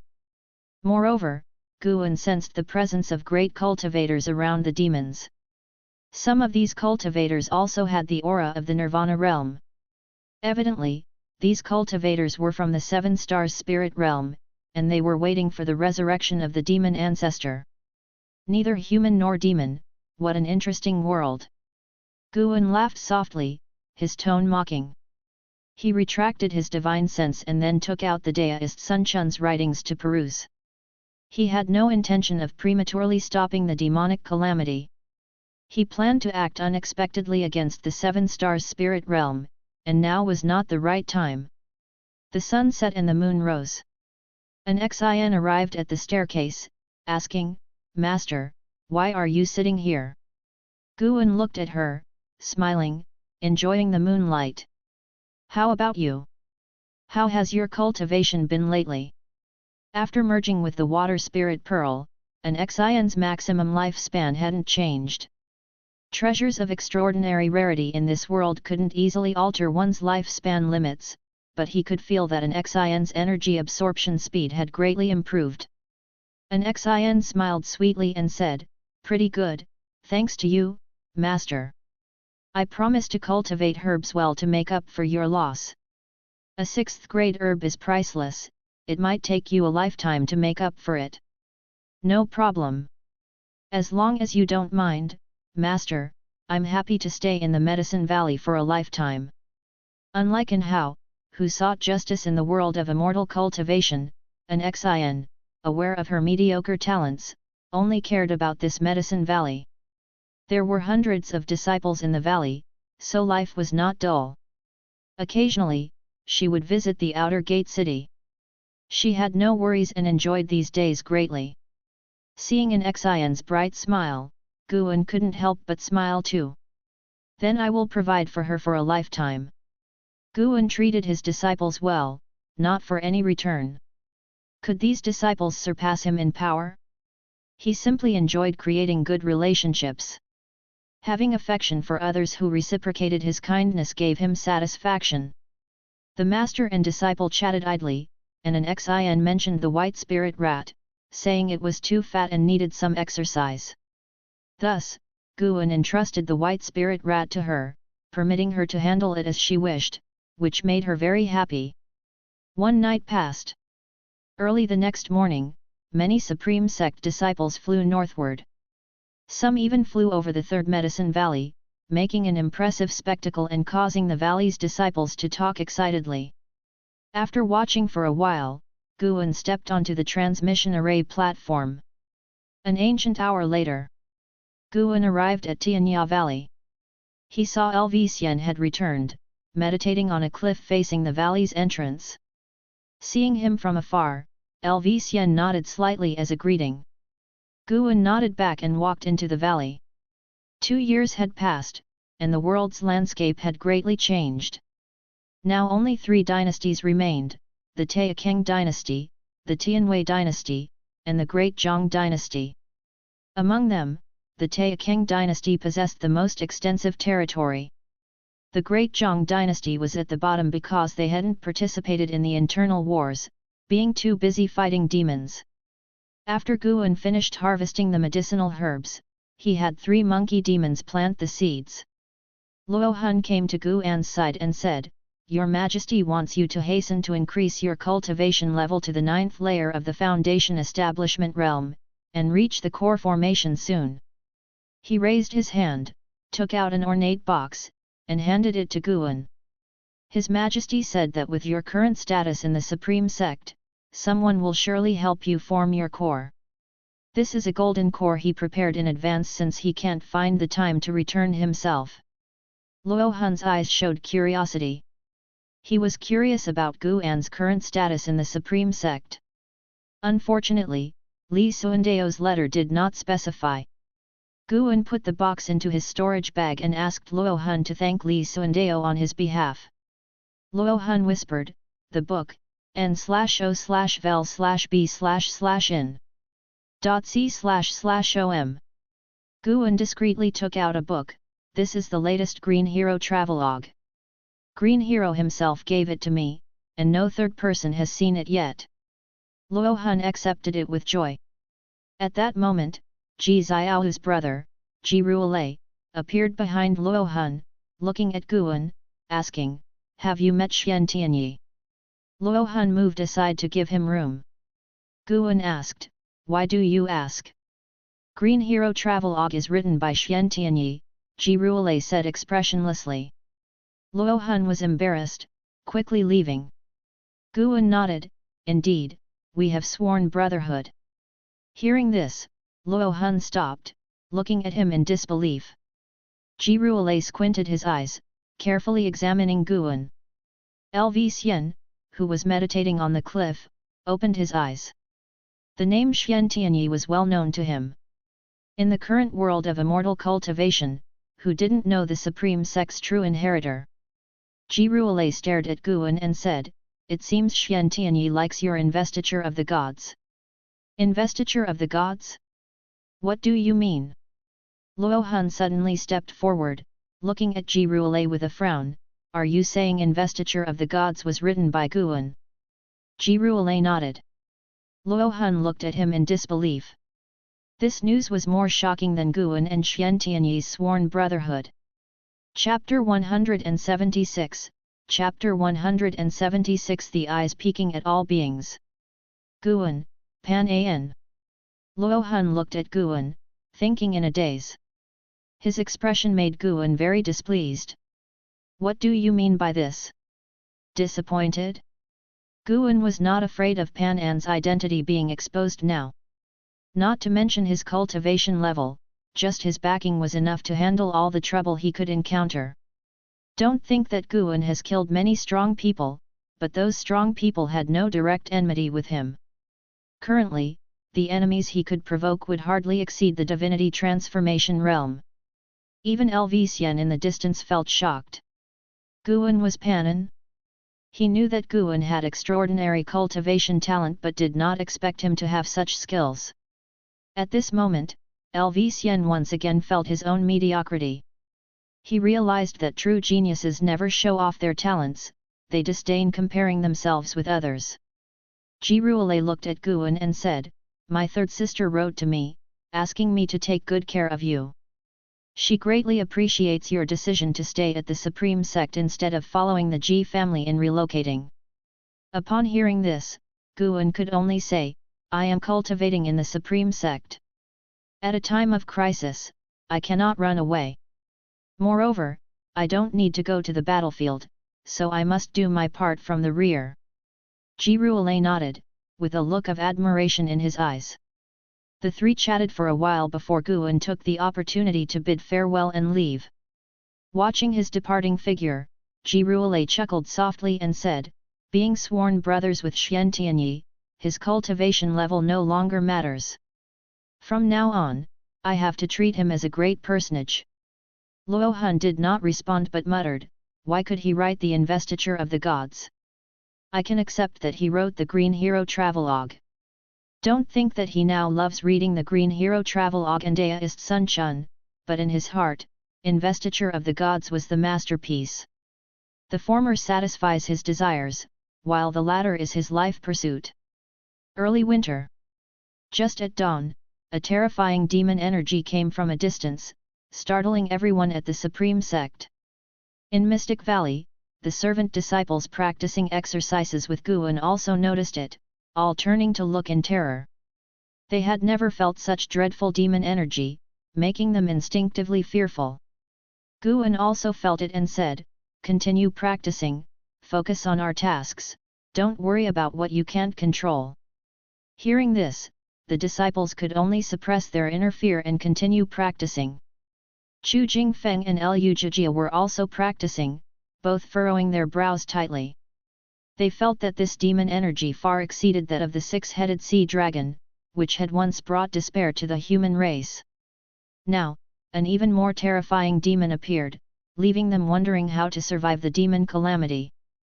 This demon energy did not dissipate after its appearance, it lasted for 7 whole days. On this day, Guan came to the outer gate city, where rumors about the demon ancestor had already spread. "Have you heard? The ancestor of 10,000 demons, who founded the demon clan, has resurrected. He is the root cause of the demon calamity." The six-headed sea dragon was only one of the 72 great demon kings.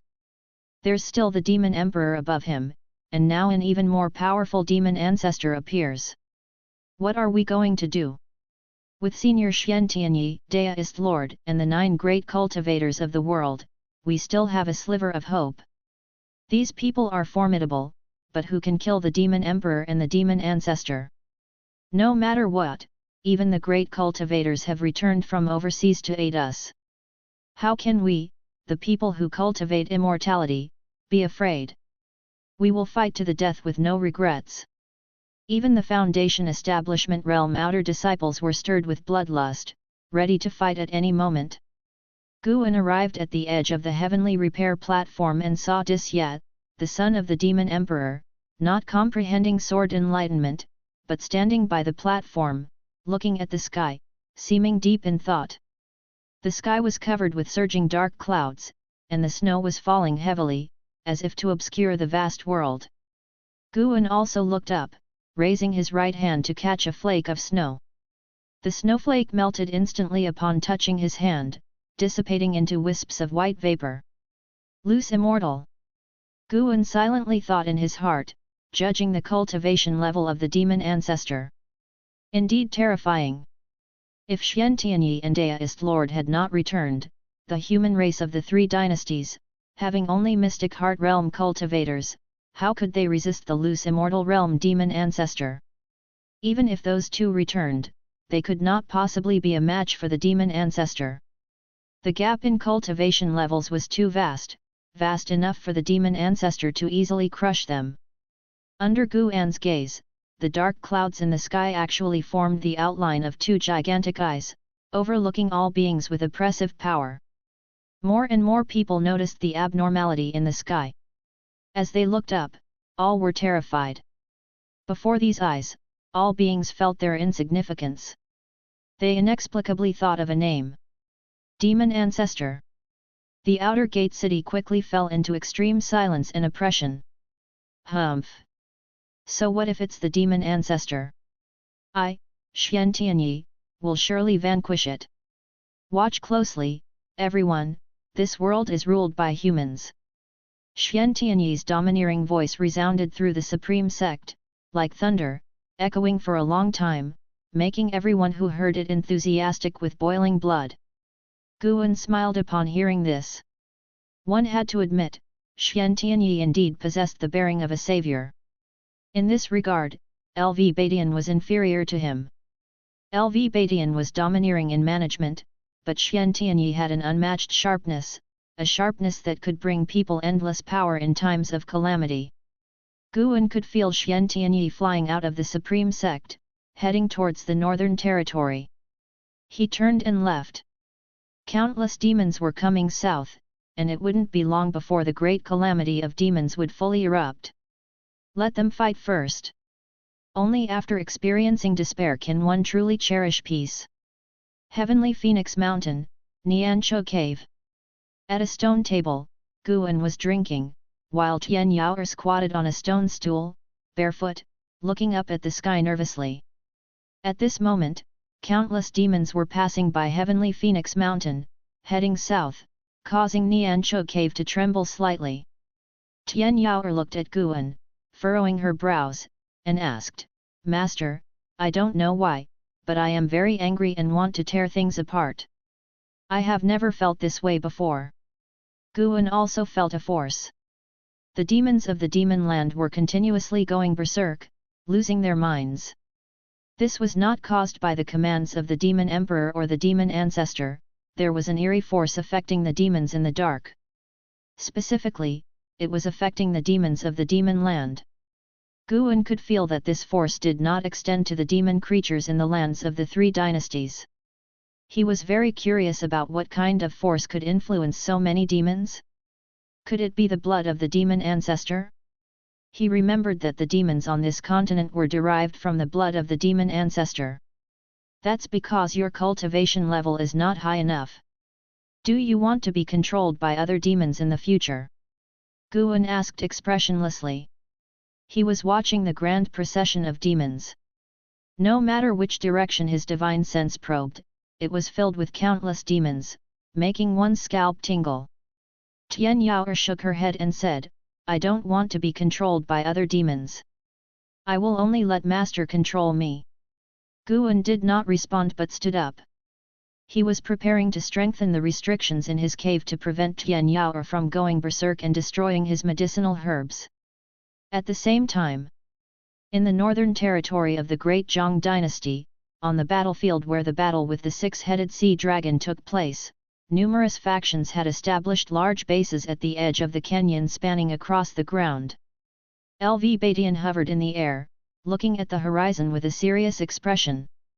On the other side of the canyon, demon energy pervaded, darkening the skies, like a different world from the one the cultivators were in. Ji Hantian flew to LV Batian's side, saying solemnly, this battle is unlikely to last for many days. LV Batian glanced at him and asked, isn't the Ji family planning to withdraw? Yes, most of the disciples have already left the Supreme Sect. Then why are you here? Because I am the vice-sect leader of the Supreme Sect. Anyone can leave, but not us. Ji Hantian looked far away, his gaze calm, yet his words carried immense strength. LV Batian shook his head and laughed, then looked towards the horizon alongside him. The demon fog surged at the horizon, like an abyssal storm gradually approaching, with the oppressive feeling of countless demon energies converging. Nov. L. B/JNN. Tianwei Dynasty, the former land of the Chentang Dynasty, in a forest around Three Pure Ones Mountain. Su Han sat under a tree, caressing the bone sword in his hand. The 9 nether 13 evil scattered around, and the ghost mother of Ephemera sat on a coffin, resting with her eyes closed. Li Sanaiyu spoke, Ghost Mother, all the great cultivators of Three Pure Ones Mountain have gone to the northern territory. When do we strike? The ghost mother of Ephemera replied with closed eyes, no rush, wait for the battle to break out. Su Han looked up at her and asked, this time, who is our target? Prince of Taixuan, Li. The ghost mother of Ephemera uttered the name. Su Han couldn't help but frown. He knew Li had a close relationship with Guan. He asked, why him? He also mastered the Taixuan Divine Shocking Sword. The Taixuan Divine Shocking Sword of the Li family was passed down from our Ephemera sect. Although Anhao prevented us from taking Heavenly Palace Mountain, his appearance gave me an idea. That is to let you also acquire the Taixuan Divine Shocking Sword. The sword intent of the Taixuan Divine Shocking Sword can cover the strength of all beings, perhaps better unleashing the power of the hateful Heaven Divine Sword. The ghost mother of Ephemera's tone was exceedingly calm, as if Li were already a dead man. Su Han took a deep breath and said, choose someone else, there are other Li family disciples.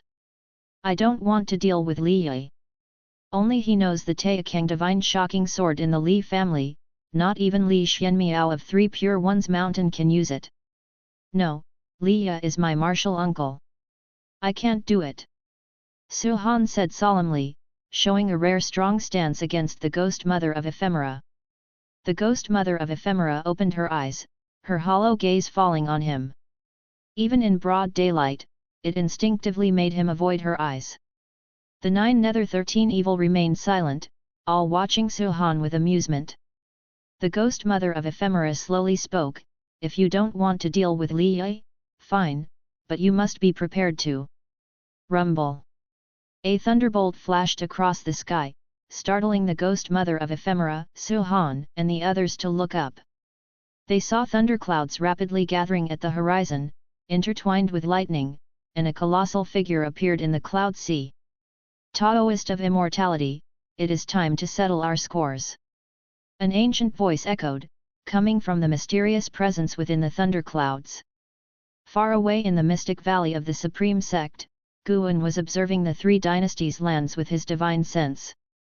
He discovered that numerous ancient ruins and perilous places across the 3 dynasties' lands revealed signs of spatial formations, transmitting many demons into the interior. These teleportation arrays came from various ancient relics and deadly grounds.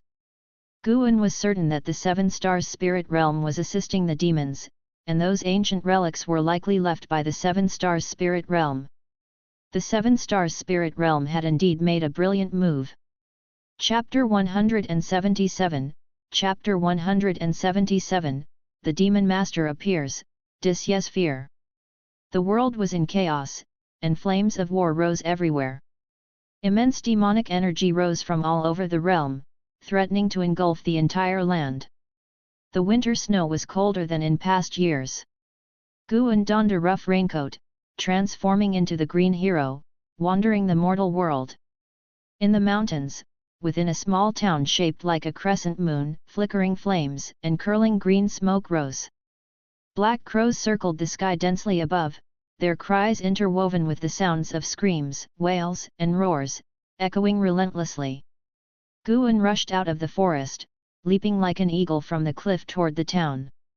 Following his gaze, the town was filled with numerous demons and ghosts, wantonly slaughtering the common people. Some were gnawed alive from the feet by demons before they even died, a scene of cruelty and horror. In less than half an hour, only the sound of weeping remained in the town. Guan walked out of the town, shaking off the demon blood from his sword, then sheathed the Qinghong sword. Despite the anguish left behind, he did not look back. It had been 10 days since the revival of the demon ancestor. Battles had erupted in the northern territory of the Great Zhang dynasty, with Mahayana realm cultivators still engaged in fierce fighting. Not only the Great Zhang dynasty, but even the borders of Tianwei were also under the impact of the demonic tide. Although the Taixuan dynasty did not need to guard its borders, demons wreaked havoc internally, presenting a crisis no less severe than in the other 2 dynasties. The demon emperor had not yet taken action, nor had the demon ancestor appeared. Guan was naturally not in a hurry. Judging from the current scale, even if the demon emperor and demon ancestor were killed, the human race of the 3 dynasties would still suffer for a long time under the demonic turmoil. Rescuing people while accumulating lifespan was a rare opportunity for Guan. Guan did not use the limitless freedom step but flew by controlling his sword. Along the way, he saw many disciples of the Supreme Sect. Unconsciously, in the immortal cultivation world of the Taixuan dynasty, the number of Supreme Sect cultivators had reached 1/3. No matter where one went, Supreme Sect disciples could be seen, showcasing the rapid development of the Supreme Sect over the years. It was evening when Guan finally returned to the Mystic Valley. He sat at his desk, took out pen and paper, and began writing, using the act of writing to dispel the malevolence in his heart. Too much killing would foster a heart inclined toward slaughter, and seeing too many tragic scenes left him in a poor mood, necessitating self-adjustment. Though he was a wandering immortal, he had yet to possess the deist heart of an immortal. And he was shaping his deist heart. No matter how high his cultivation level, he was still a person who had lived for less than 100 years. A person's mindset needed to change gradually. Which true immortal had not gone through thousands of years of worldly tumult? As the moon set and the sun rose. The next morning, the bell of the Supreme Sect sounded, summoning the inner sect disciples. Though Guan's status had already been elevated to the level of an inner sect disciple, he did not need to participate in the various affairs of the inner sect but only needed to focus on cultivating medicinal herbs. Guan went to the third medicine valley and began harvesting the mature herbs. Suddenly, he sensed a cataclysmic battle erupting in the distance. The immense pressure transmitted across millions of miles to the Supreme Sect. One of the combatants was Xian Tianyi. Xian Tianyi was fighting against 3 great demon kings, each at the Mahayana realm. Guan could sense that the demonic energy of 2 of the great demon kings was unstable, seemingly freshly broken through. Was it the work of the demon ancestor or some trickery from the 7 stars spirit realm? The battle among 4 Mahayana realm powerhouses was immensely grand, and the pressure shaken the cosmos. The disciples in the valley were uneasy. Ever since the full outbreak of the demonic catastrophe, even if they did not participate in the fighting, they would occasionally feel the terrifying pressure, making them inevitably fearful. Guan, however, remained calm and continued picking herbs. Currently, relying solely on the herbs from the Mystic Valley, 8 Scenic Caves, 3rd Medicine Valley, Tianya Valley, Mystic Heaven Cave Mansion, Niancho Cave and Mountain God Temple, Guan reaped at least 25,000 years of lifespan annually, with occasional bursts. If the demonic catastrophe ended and the 7 stars spirit realm made no further moves, Guan would not proactively act against them. To him, the longer time dragged on, the greater the benefit. After Guan finished harvesting the herbs, just as he was about to leave, he sensed something, and his gaze turned toward the direction of the outer gate city. He gave some instructions to Xiao Chuan, then flew towards the outer gate city. Half an hour later, Guan arrived at the edge of the heavenly repair platform, looking towards Disye. Disye was meditating beneath the 2 characters righteous path, striving to comprehend sword intent. Over the years, Guan could feel that a sword intent had already accumulated within him. A demon practicing the sword, a sword demon?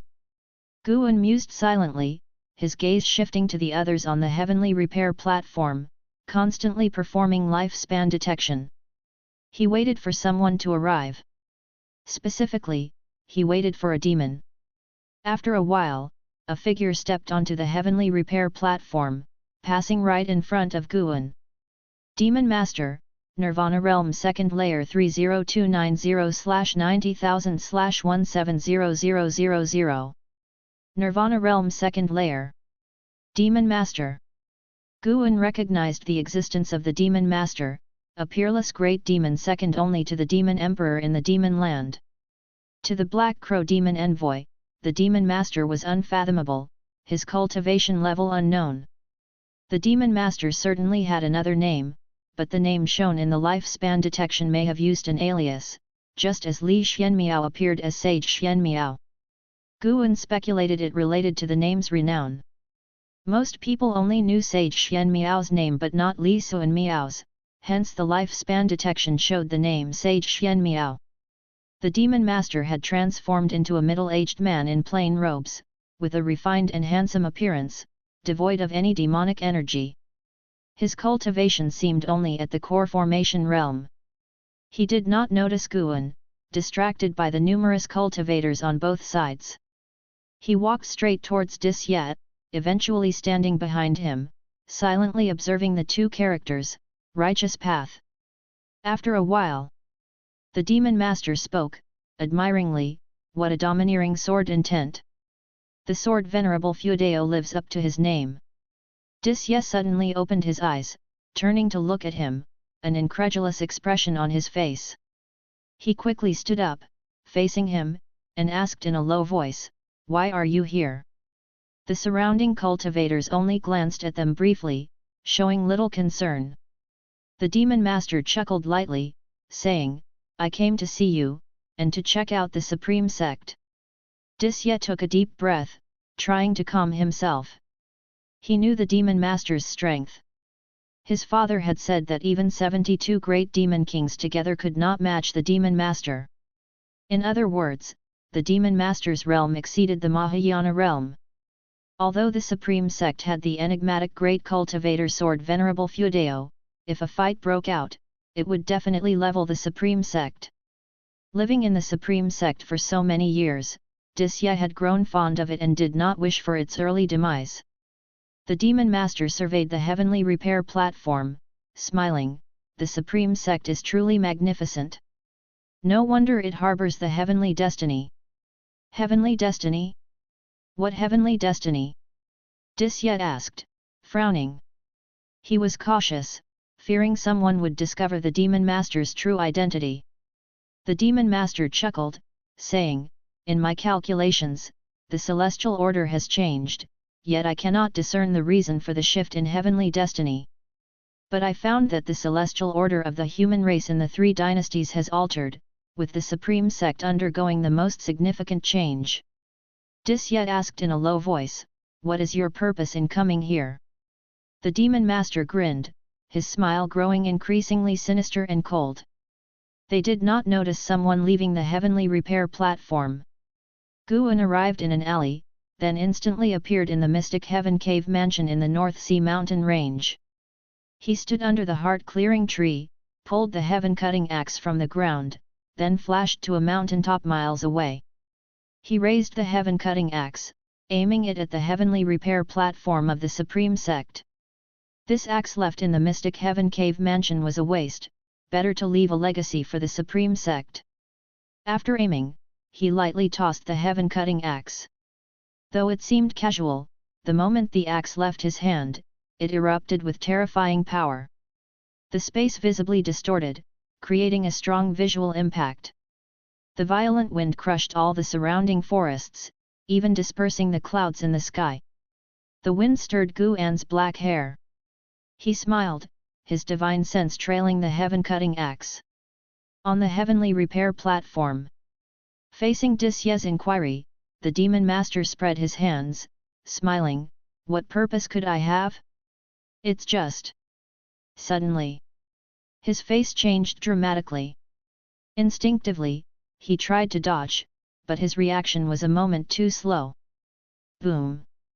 Accompanied by a thunderous sound, an axe fell from the sky, striking the Demon Master. Blood and flesh splattered, instantly drenching Disya in blood. Disya stood there, dumbfounded, his eyes widening in shock. The surrounding cultivators were also splattered with blood. The terrifying blast wave sent everyone except Disya flying. The heavenly repair platform shook violently, startling everyone, who all turned their heads to look. Everyone was terrified at the sight, seeing a black axe embedded in the heavenly repair platform with a pool of mangled flesh beneath the blade. The axe blade was surrounded by wisps of strength energy, burning like flames. N/O/V/B/in.C//om.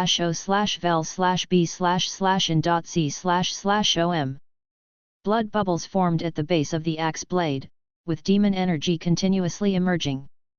Gradually, a skeleton appeared, its specific race indistinguishable, but it was definitely not human. Disya still stood frozen, as if struck by lightning, unable to move. One by one, figures appeared out of nowhere, including the Supreme Elder, Xian Quan. Xian Quan's face changed dramatically.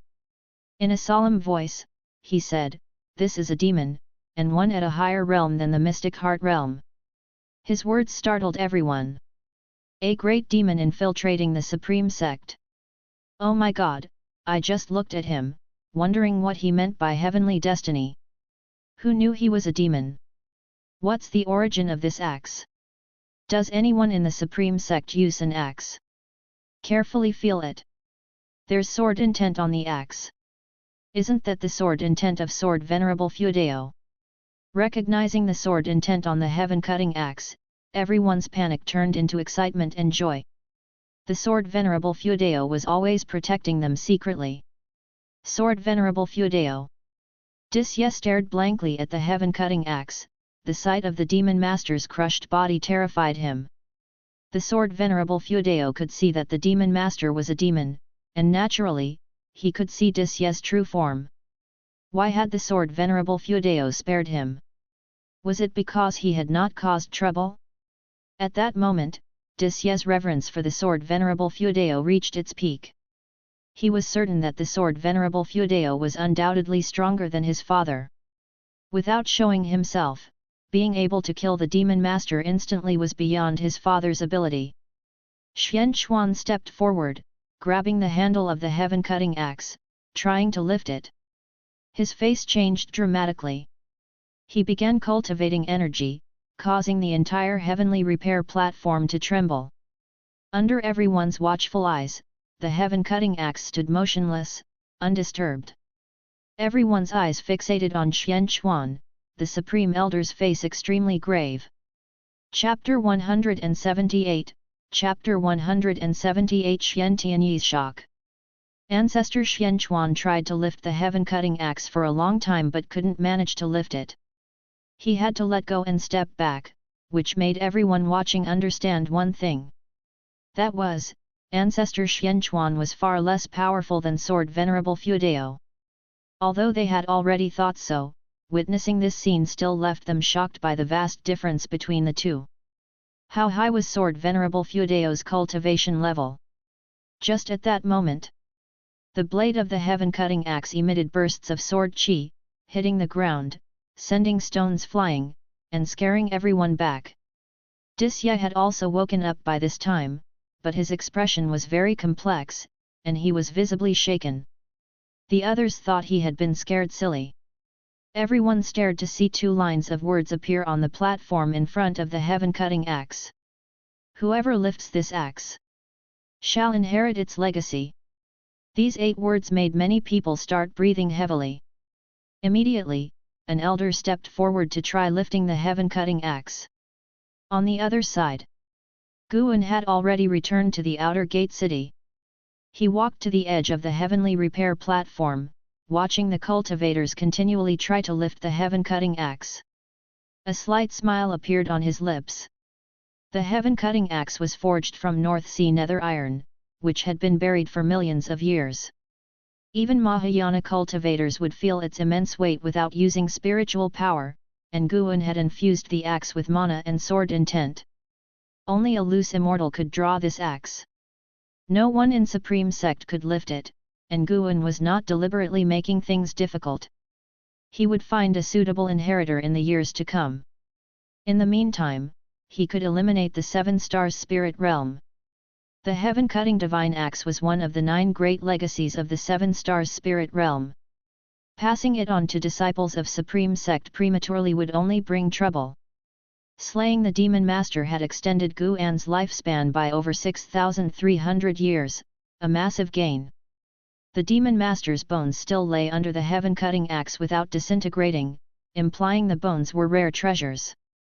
Guan was not in a hurry to collect them. With the axe pressing on them, no one could take those bones. After watching for a while, Guan turned and left. Along the way, the disciples were still excitedly discussing Sword Venerable Fuedao, not realizing he had just passed by them. Ancestor Xuan approached Disya with a serious expression and said, "Come with me." Disya, with his face covered in blood, came to his senses. He did not resist and nodded in agreement. 3 Pure Ones Mountain. On a cliff, Liya was practicing his swordsmanship. Wielding the North Sea heavy sword, he swung it through the air, creating gusts of wind. Compared to years ago, his sword strikes no longer felt heavy. Instead, they appeared graceful and elegant. The soul of ancestor of the Li family floated under a nearby tree, his gaze distant and his brows deeply furrowed, lost in thought. When Liya finished practicing, he looked back at ancestor of the Li family with pride and asked, "Ancestor, how is it? My sword moves have returned to their original form, haven't they? If I were to use my sword intent, its power would probably even scare me. Next time I meet and how, I might not lose." Ancestor of the Li family continued to be lost in thought, ignoring him. Liya walked up to him, waved his hand, and complained, "What are you looking at? I'm talking to you. Don't bother me, I'm watching a battle." Ancestor of the Li family coldly snorted. Liya couldn't help but ask, "What level of battle?" "Unification realm." Liya lost interest immediately upon hearing this. He raised his North Sea heavy sword and said, "Stop watching. Nowadays, the world belongs to the mystic heart realm and Mahayana realm. Unification realm is nothing, I'll reach it sooner or later. I want to go down the mountain. As he said this, his expression turned serious. Ancestor of the Li family responded casually, then go. Upon hearing this, Li immediately turned to leave. Wait, where are you going? Ancestor of the Li family regained his senses and hurriedly asked. Back to Supreme Sect. Still worried about your junior brother Gu? What kind of spell has he put on you? Ancestor of the Li family frowned, his tone one of exasperation. Standing with his back to ancestor of the Li family, Li replied, It's not for junior brother Gu, it's because Supreme Sect is in trouble. I need to go back and help. With the world in chaos, hiding here to cultivate, how can that be the behavior of a true man? What's the point of all the training bestowed by Supreme Sect? With that, he leaped off the cliff. Ancestor of the Li family did not pursue him but stayed where he was, mulling over his words. Gradually, a smile appeared on ancestor of the Li family's face. That brat has finally grown up. News of Sword Venerable Feudeo slaying a mysterious great demon with one swing of his axe quickly spread throughout the immortal cultivation world, greatly boosting morale on the front lines. According to ancestor Xian Chuan of the Supreme Sect, that mysterious demon definitely had Mahayana realm cultivation. The fall of a Mahayana realm demon was undoubtedly good news for the entire human race. In a grand hall of the great Zhang dynasty. Ha ha ha ha! My Supreme Sect is indeed powerful.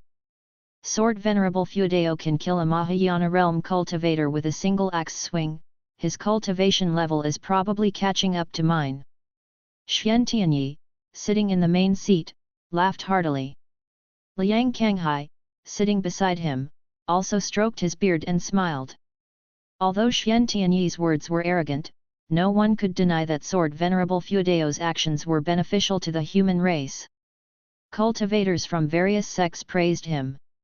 Among those present, the lowest cultivation level was in the mystic heart realm.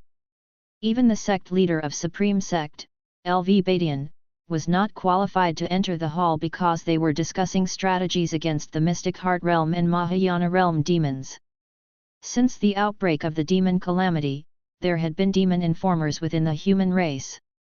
Demons disguised as humans lurked around, and some people even sought to defect to the demons to save their own lives, complicating the calamity even further. A great cultivator in the mystic heart realm asked, why not bring Sword Venerable Feudeo to the front lines? This suggestion received a lot of support, as many believed that if Sword Venerable Feudeo joined them, their pressure would certainly decrease. A woman in black spoke, we don't know exactly who Sword Venerable Feudeo is. He is merely protecting the Supreme Sect. We can't force him to act, nor can we pressure him with public opinion. She wore a veil and was a supreme elder named Fairy Suxin from the Supreme Sect. Her words garnered nods of agreement from the crowd. Someone brought up, Sword Venerable Feudeo possesses the demon shadow divine skill, suggesting he may have come from the Thousand Autumn Pavilion. If so, he might have turned over a new leaf and thus cannot show his true face. In that case, we definitely shouldn't request his help. Liang Kanghai then said, when the Nine Nether Road opened before, Sword Venerable Feudeo made a move. I suspect he will do so again in the future. But he has his considerations, don't forget, we still don't know how strong the Demon Emperor, Demon Master, or that mysterious Demon Ancestor are. Sword Venerable Feudeo might be concerned with these matters, thus waiting in the shadows. The reasoning seemed sound to everyone, so they began to discuss the Demon Emperor and the Demon Master. An old Taoist from Three Pure Ones Mountain suddenly said, could the demon that died under Sword Venerable Feudeo's hand be the Demon Emperor or Demon Master? Upon hearing this, everyone frowned. Liang Kanghai said solemnly, we must determine this matter. Whether it's the Demon Emperor or the Demon Master, their death would benefit our future plans. As we continue to fear the unknown forces in the demon land, our efforts lack effectiveness. Xian Tianyi spoke, I'll go back and return by tomorrow at the latest. No one had any objections to this. Supreme Sect had only one known Mahayana realm cultivator. They couldn't send a deist lord to Supreme Sect, after all. Even the alliance hierarch, Liang Kanghai, agreed, so Xian Tianyi immediately set off. At dusk, Supreme Sect, Outer Gate City. Xian Tianyi walked up to the heavenly repair platform, his appearance causing many inner sect disciples to stare wide-eyed. This Outer Gate City had gathered a number of inner sect disciples, either to gaze at the heaven-cutting axe or to seek sword enlightenment, and most of them had heard Xian Tianyi preach the Dao, thus recognizing him instantly. For a moment, silence fell over the heavenly repair platform. Even the outer sect disciples noticed the change in atmosphere and followed everyone else's gaze. Xian Tianyi walked straight to the heaven-cutting axe.n/o/vel/b/n.c/om. A disciple trying hard to lift the heaven-cutting axe was pushed by his friend. He instinctively looked at Xian Tianyi, his face changing drastically. He quickly stepped back and saluted Xian Tianyi. Xian Tianyi nodded slightly, stepped 2 more steps forward, and faced the heaven-cutting axe. He looked at the inscription on the ground and squinted his eyes. How domineering the sword intent was! Just by feeling the sword intent, he realized that he was inferior to Sword Venerable Fudeo. This made him speculate even more about Sword Venerable Fudeo. This person was definitely not cultivated by Supreme Sect. The reason he protected Supreme Sect might be that he was hiding there. His gaze shifted to the Demon Master's bones, carefully examining them, even probing with his divine sense. More and more cultivators gathered around, whispering. Quickly, even the outer sect disciples knew that he was the true inheritor, Xian Tianyi. This excited everyone. Was the true inheritor also going to challenge Sword Venerable Fudeo's legacy? Although Xian Tianyi had gained much fame in recent years, in the hearts of many disciples, he still did not measure up to Sword Venerable Fudeo. After all, Sword Venerable Fudeo was deeply mysterious. Sword Venerable Fudeo's eyebrows suddenly knitted, and his eyes showed a look of shock and fear. These bones were definitely not from a Mahayana realm. Their realm was even higher.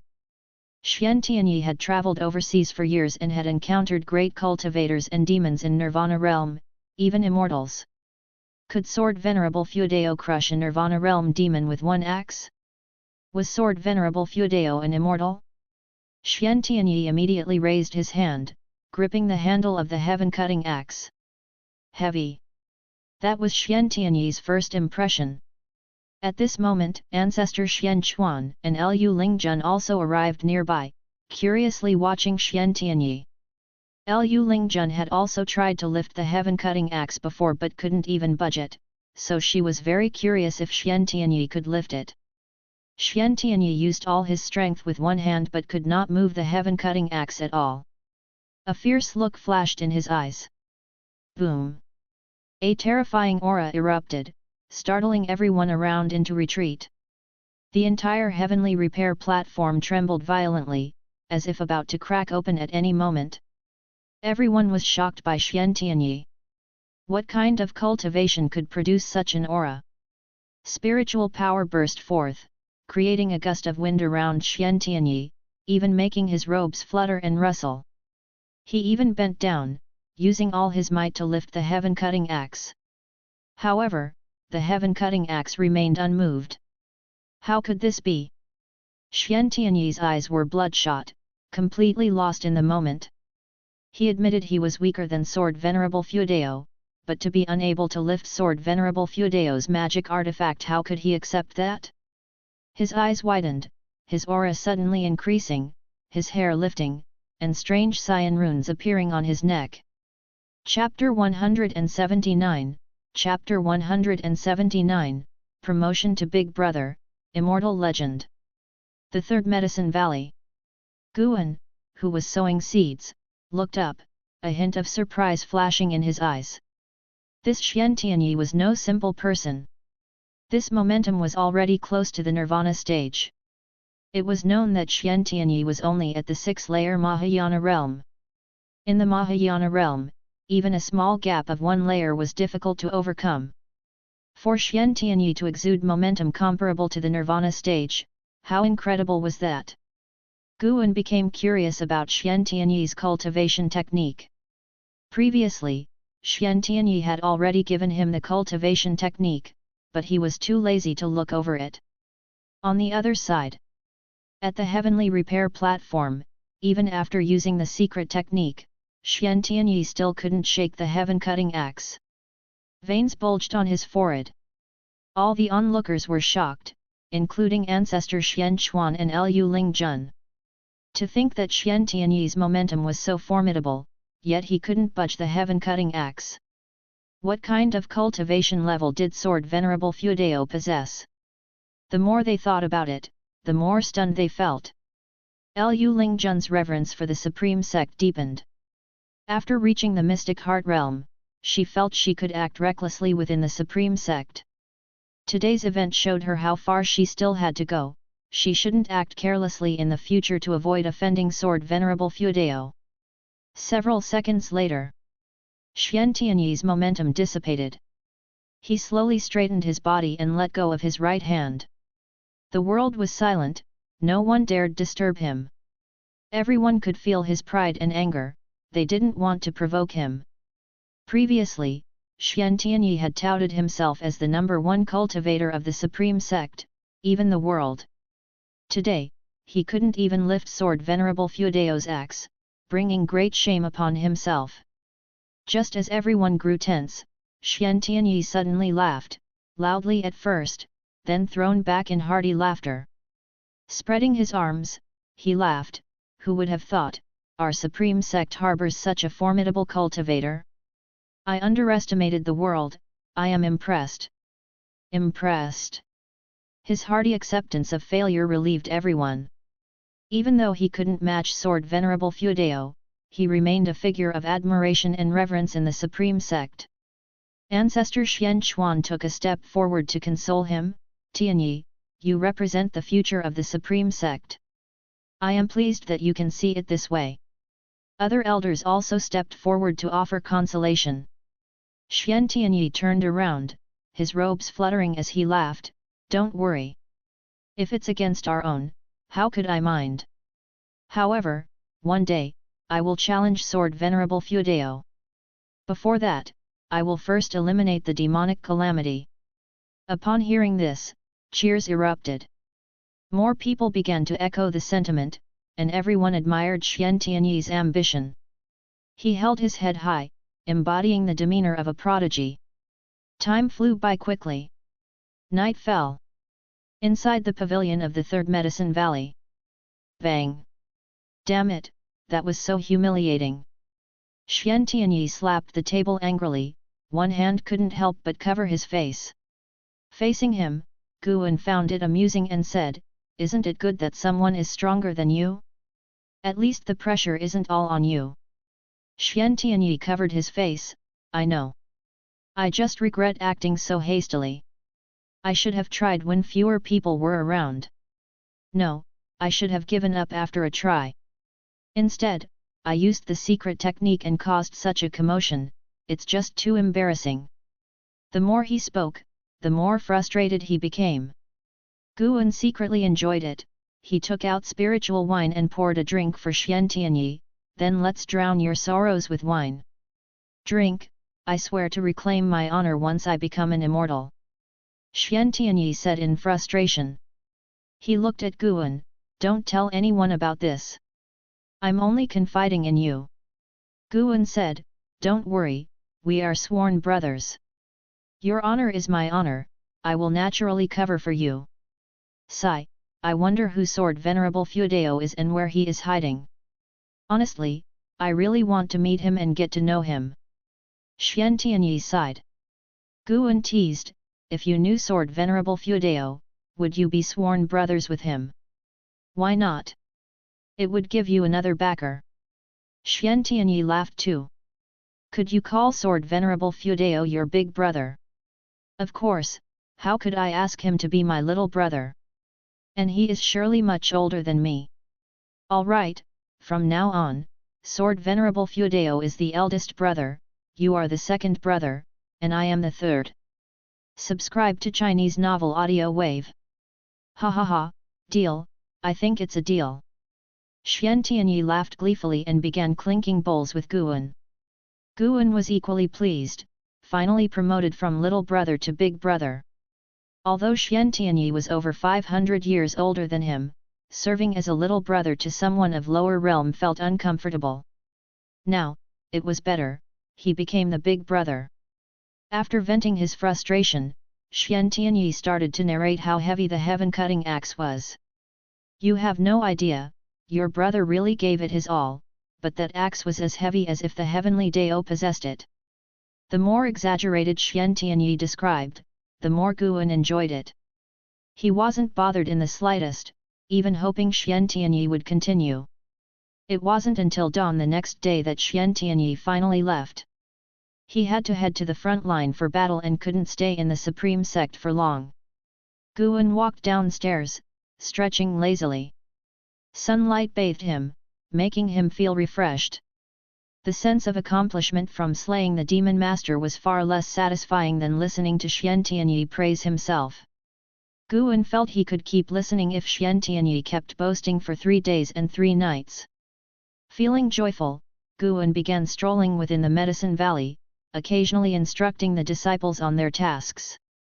They could all sense his good mood. An Xin approached him. Master, I've been practicing swordsmanship recently. Can I spar with you for some pointers? She wasn't looking for a fight, she sincerely sought guidance, knowing Guan was a golden list genius, though the lowest among them. Guan agreed without hesitation, leading her to an open area to spar. The sun continued rising, symbolizing hope ascending. Days passed one after another. After the death of the demon master, no demon dared infiltrate the Supreme Sect, while Disye returned to the heavenly repair platform, indicating he had received the Supreme Sect's approval. Towards the end of the year, a piece of news shook the world. Sword Venerable Fudao was an immortal. This was revealed by Xian Tianyi himself. According to their investigation, the monster slain by Sword Venerable Fudao with one axe strike was the demon master of the demon land, an existence far surpassing the Mahayana realm. When this news spread, the world was stunned, then overjoyed. The morale of the cultivators of the 3 dynasties soared, and the cultivators from all over who were slaying demons and monsters also grew more determined. With an immortal backing them, the human race could surely endure this calamity. Staying in the Supreme Sect, Guan wasn't delighted by this news, instead, he felt trouble looming. Now surely, the Demon Emperor, Demon Ancestor, and 7 Stars Spirit Realm's eyes would be on Sword Venerable Fudao. Fortunately, no one knew that Sword Venerable Fudao was him. As the winter snow began to melt, Guan headed to the 3rd Medicine Valley. He turned to look at his pavilion. There stood a figure below the pavilion. Ji Xiaoyu. Ji Xiaoyu looked silently at the garden area. Her appearance was extraordinary, with a heavenly charm. Even in a black robe, she exhibited an ethereal fairy-like aura, attracting much attention from the disciples. Guan stepped forward, arriving beside Ji Xiaoyu, and said, "Third Miss, long time no see, why have you come?" Ji Xiaoyu withdrew her gaze and turned to scrutinize Guan. Foundation Establishment Realm, 7th layer, your progress isn't bad. Core formation is hopeful. Guan smiled. With such a large medicine valley, even a pig could reach core formation. My progress is already quite slow. Ji Xiaoyu neither affirmed nor denied, the Ji family has completely withdrawn from the Supreme Sect. Do you not regret it? Regret what? Haven't you heard that Sword Venerable Fudao is an immortal? With him, the Supreme Sect will surely endure this calamity. Guan shook his head, showing an expression of admiration. He wasn't boasting but aligning with the current mindset of Supreme Sect disciples. Now, all Supreme Sect disciples took pride in Sword Venerable Fudao, mentioning him in every 3 sentences. Ji Xiaoyu smiled, Sword Venerable Fudao is indeed formidable. I also highly respect him. By the way, Third Miss, why have you returned this time? Guan asked. Wasn't she supposed to gather intelligence on the 7 stars spirit realm? Why had she returned so quickly? Ji Xiao said, I have returned to see Sword Venerable Feudao. Guan widened his eyes, have you met him before?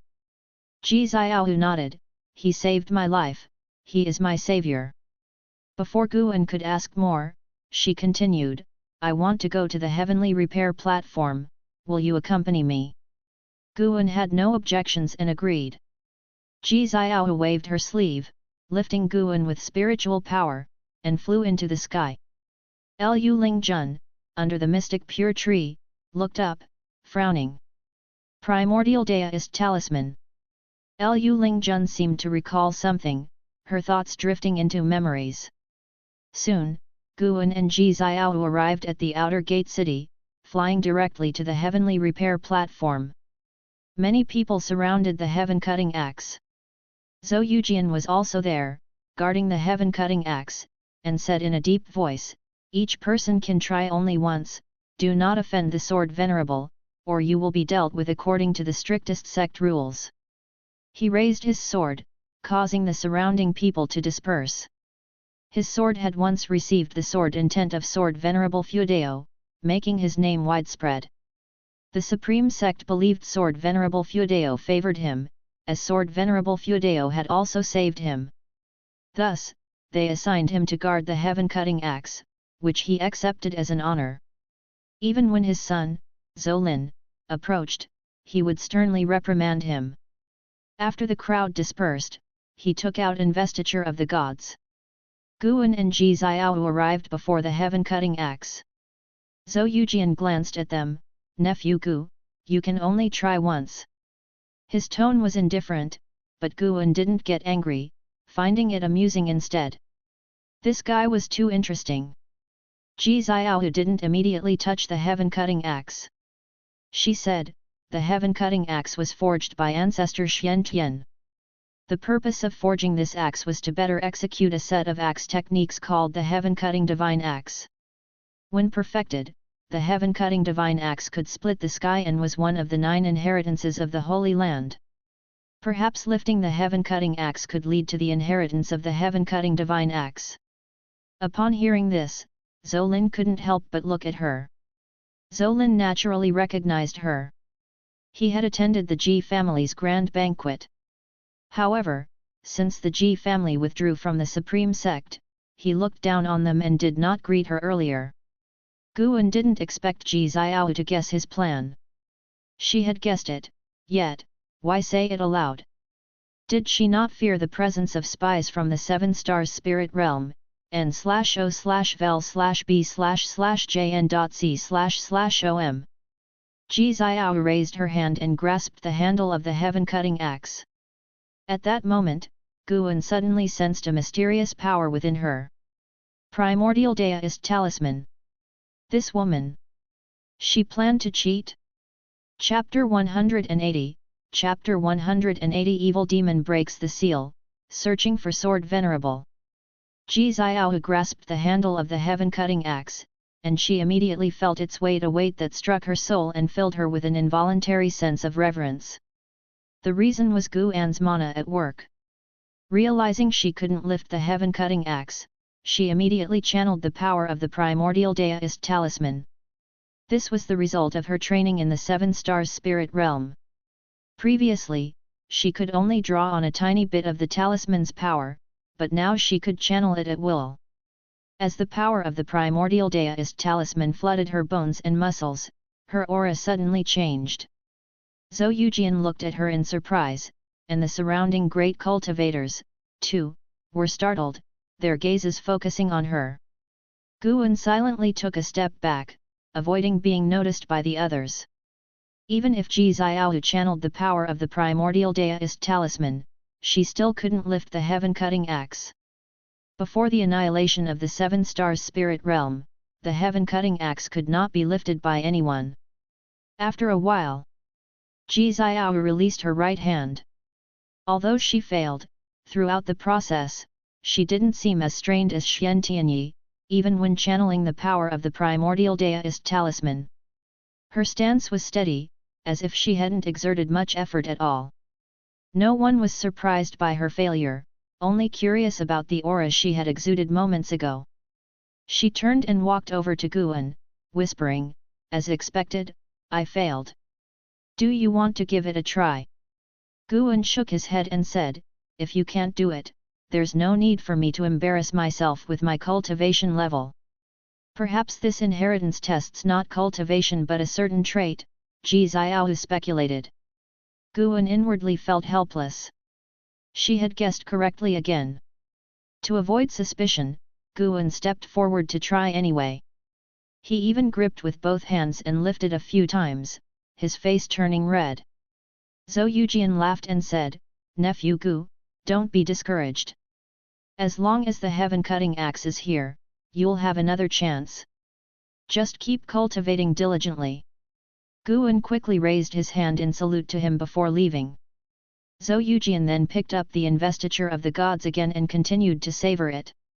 After leaving the heavenly repair platform, Ji Xiaohu and Guan parted ways.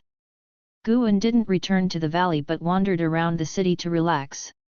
The world was still in chaos, yet the outer gate city seemed unaffected, remaining bustling due to the protection of Sword Venerable Feudao. An ancient hour later, Guan finally left the outer gate city, once again disguising himself as the green hero and acting chivalrously. Winter passed, spring passed, and another summer arrived.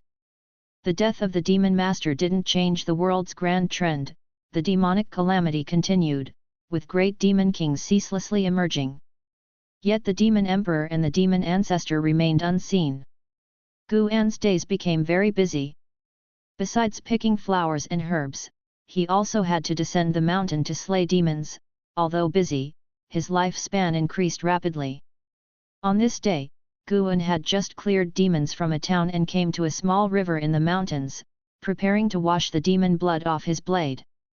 At that moment, he suddenly sensed something and looked into the distance. At the edge of the North Sea Mountains, a group of cultivators were in fierce battle. Su Han, holding a bone sword, was fighting Wu Ju. The two exchanged blows in the sky above the forest, while in the distance, other 9 Nether 13 evil were battling the great cultivators of the Zhou family. Su Han swung his sword rapidly, his murderous aura soared to the sky, and his brows knitted tightly. The opponent was just at the first layer of the nascent soul realm. Why was he so difficult to deal with? Now that Su Han already possessed cultivation in the divinity transformation realm, armed with the hateful heaven divine sword and the defying fate divine skill, he confidently faced any divinity transformation realm cultivator without feeling pressured. But this time was different. He couldn't take down this low realm cultivator in a short time. Wu Ju's punches and kicks were like the wind. With each punch, it was like the midday sun, unstoppable. His strength energy was domineering, even Su Han could not withstand it head-on. Unlike Su Han's surprise, Wu Ju was very excited, even letting out loud shouts. In the distance, Zhou Yu, watching the battle, looked satisfied. With a unification realm 9th layer cultivation, he alone held off 6 of the 9 Nether 13 evil. The Zhou family specialized in physical cultivation, using their bodies as weapons. Zhou Yu wielded a knife single-handedly, his black robe billowing, each move grand and powerful, full of the spirit of splitting mountains and cutting rivers. Focus on the elixir, use qi to control the god, the body is the weapon, and the weapon is the momentum. Zhou Yu's voice suddenly echoed through the heavens and earth, like a rumbling thunder. Hearing this, Wu Ju immediately closed his eyes. His fists became slow but brought an even stronger sense of oppression to Su Han. Su Han dodged the fist wind, landing before a tree.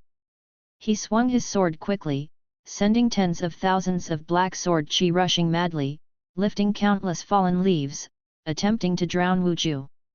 Wu Ju, suspended in mid-air, raised his right leg. The gusty, rain-like leg wind suddenly arose, countless leg shadows clashing with his sword qi. Boom! The air waves expanded violently, Wu Ju was forced back. He flipped in the air and landed steadily on a cliff. Suhan raised his sword to defend, without retreating, but his eyes widened involuntarily, and he couldn't help but ask, "Residual wind leg, who taught you?" Wu Ju opened his eyes, looked at him, and said, "Not residual wind leg, this is Gale Shadowless leg, taught by my brother." "Who is your brother?" Thinking that Suhan was from the Supreme Sect, Wu Ju said, "My brother, Guan, do you know him?" Suhan's face changed slightly upon hearing this, and he involuntarily lowered his sword. Seeing this, Wu Ju realized that the other might have a connection with Guan, and he said in a deep voice, "No matter what your relationship with Guan is, never target him again. Otherwise, I won't spare you." Hearing Wu Ju's words, Suhan didn't get angry. The days in Mystic Valley and the Third Medicine Valley were the times he cherished the most, even though Guan had once advised him to give up his cultivation. He didn't resent him, knowing the master meant well. But he couldn't let go of his hatred and didn't trust the Supreme Sect. "Ghost Mother, let's go, find other Golden List geniuses!" Suhan shouted loudly, taking a deep look at Wu Ju, thinking this person possessed talent not inferior to An Hao. Such a genius being friends with Guan truly made Guan fortunate. "Let's go!" The voice of the Ghost Mother of Ephemera sounded, and Zhou Yu suddenly descended, disrupting their plans, making further fighting pointless. Hearing this, the 9 Nether 13 Evil immediately retreated. Zhou Yu raised his hand, signaling the other Zhou family cultivators not to pursue. Wu Ju watched Suhan's departing figure and couldn't help but shout, "What's your relationship with Guan?" Suhan did not answer and did not look back. Elsewhere, Guan retrieved his divine sense. He could sense that the Ghost Mother of Ephemera was about to act against Suhan.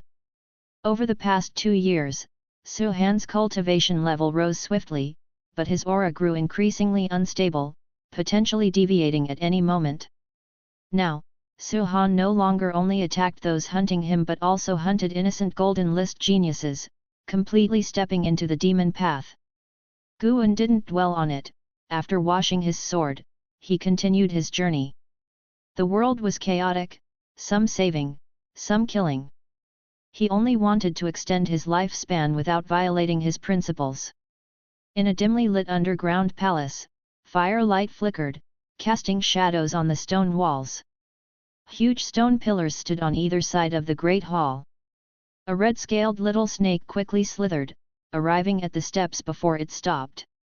It raised its body, looking at the burly figure reclining atop the stone chair at the top of the steps. "Your Majesty, King Mingzhong has already breached the Tianwei dynasty. It won't be long before the Great Zhong dynasty falls too." The red-scaled little snake spoke human words, its voice soft and charming like a woman's. The burly figure reclining on the stone chair was the Demon Emperor, dressed in a loose purple robe, draped in some demon beast's fur, with a necklace of skulls around his neck. His face resembled a human's, with red fur on his cheeks, eyes like an eagle's, thick black hair, and 2 sharp horns. He reclined on the chair like a small mountain, his form exuding a sense of terrifying power. The Demon Emperor gazed down at the red-scaled little snake and slowly asked, "Has the demon ancestor emerged from seclusion?" The red-scaled little snake replied, "Not yet. His demands have been increasing lately, even devouring the demons waiting on him." The Demon Emperor squinted his eyes, deep in thought.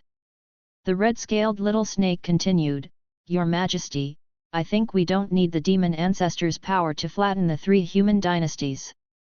If you can kill Sword Venerable Fuedao, Xian Tianyi, Deist Lord, and Taoist of Immortality are no threats at all. The demon ancestor is too strange, I have a feeling."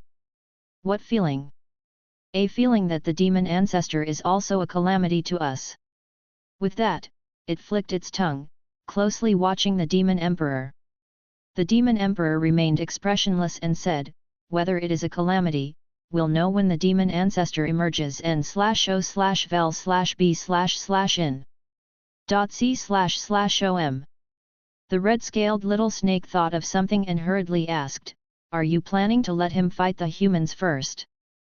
The demon emperor did not answer but instead asked, "Have you found out who is helping those demon kings break through?"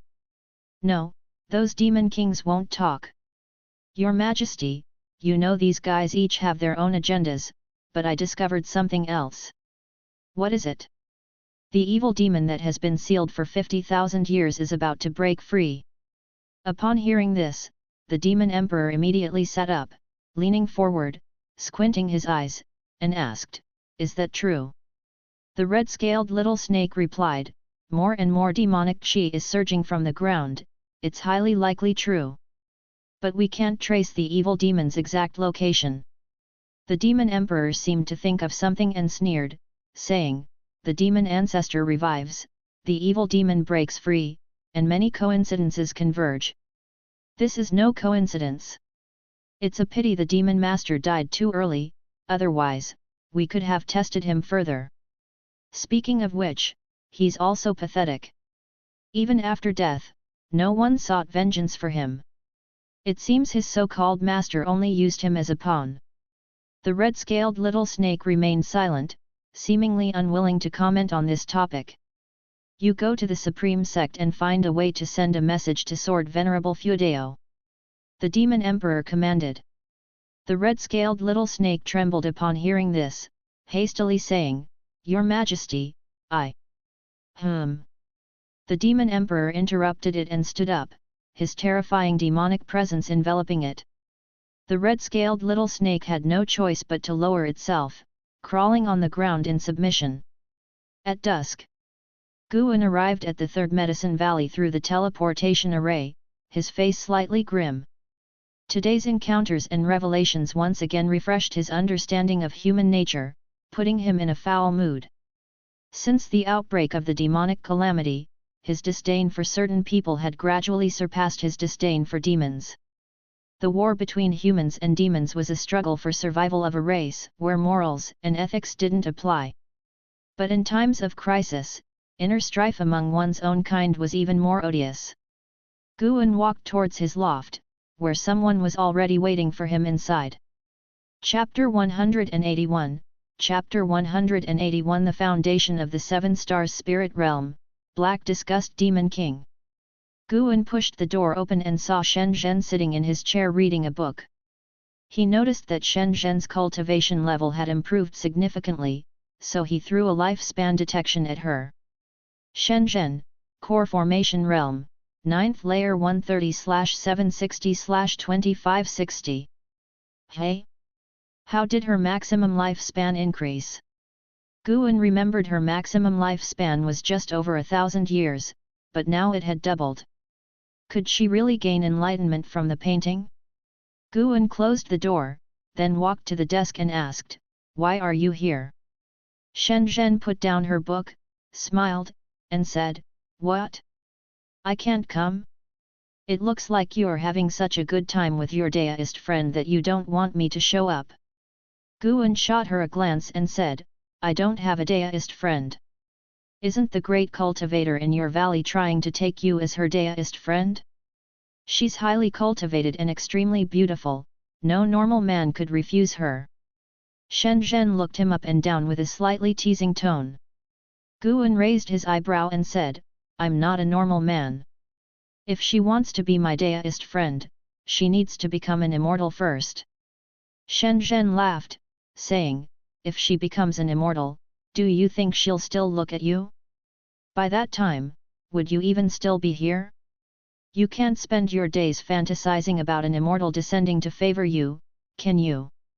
Guan sat down and laughed, "I'm a writer, like you. Writers love to fantasize, don't they?" Makes sense.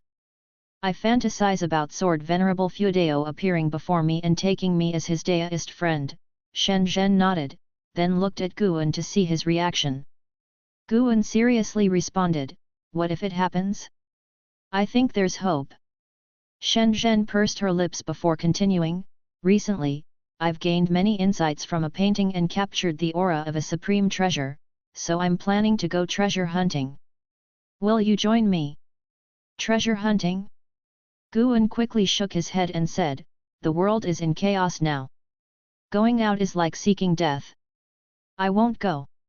Shen Zhen furrowed her brows and said, that painting came from the imperial palace of the Great Yu dynasty, a gift from the former emperor to my father.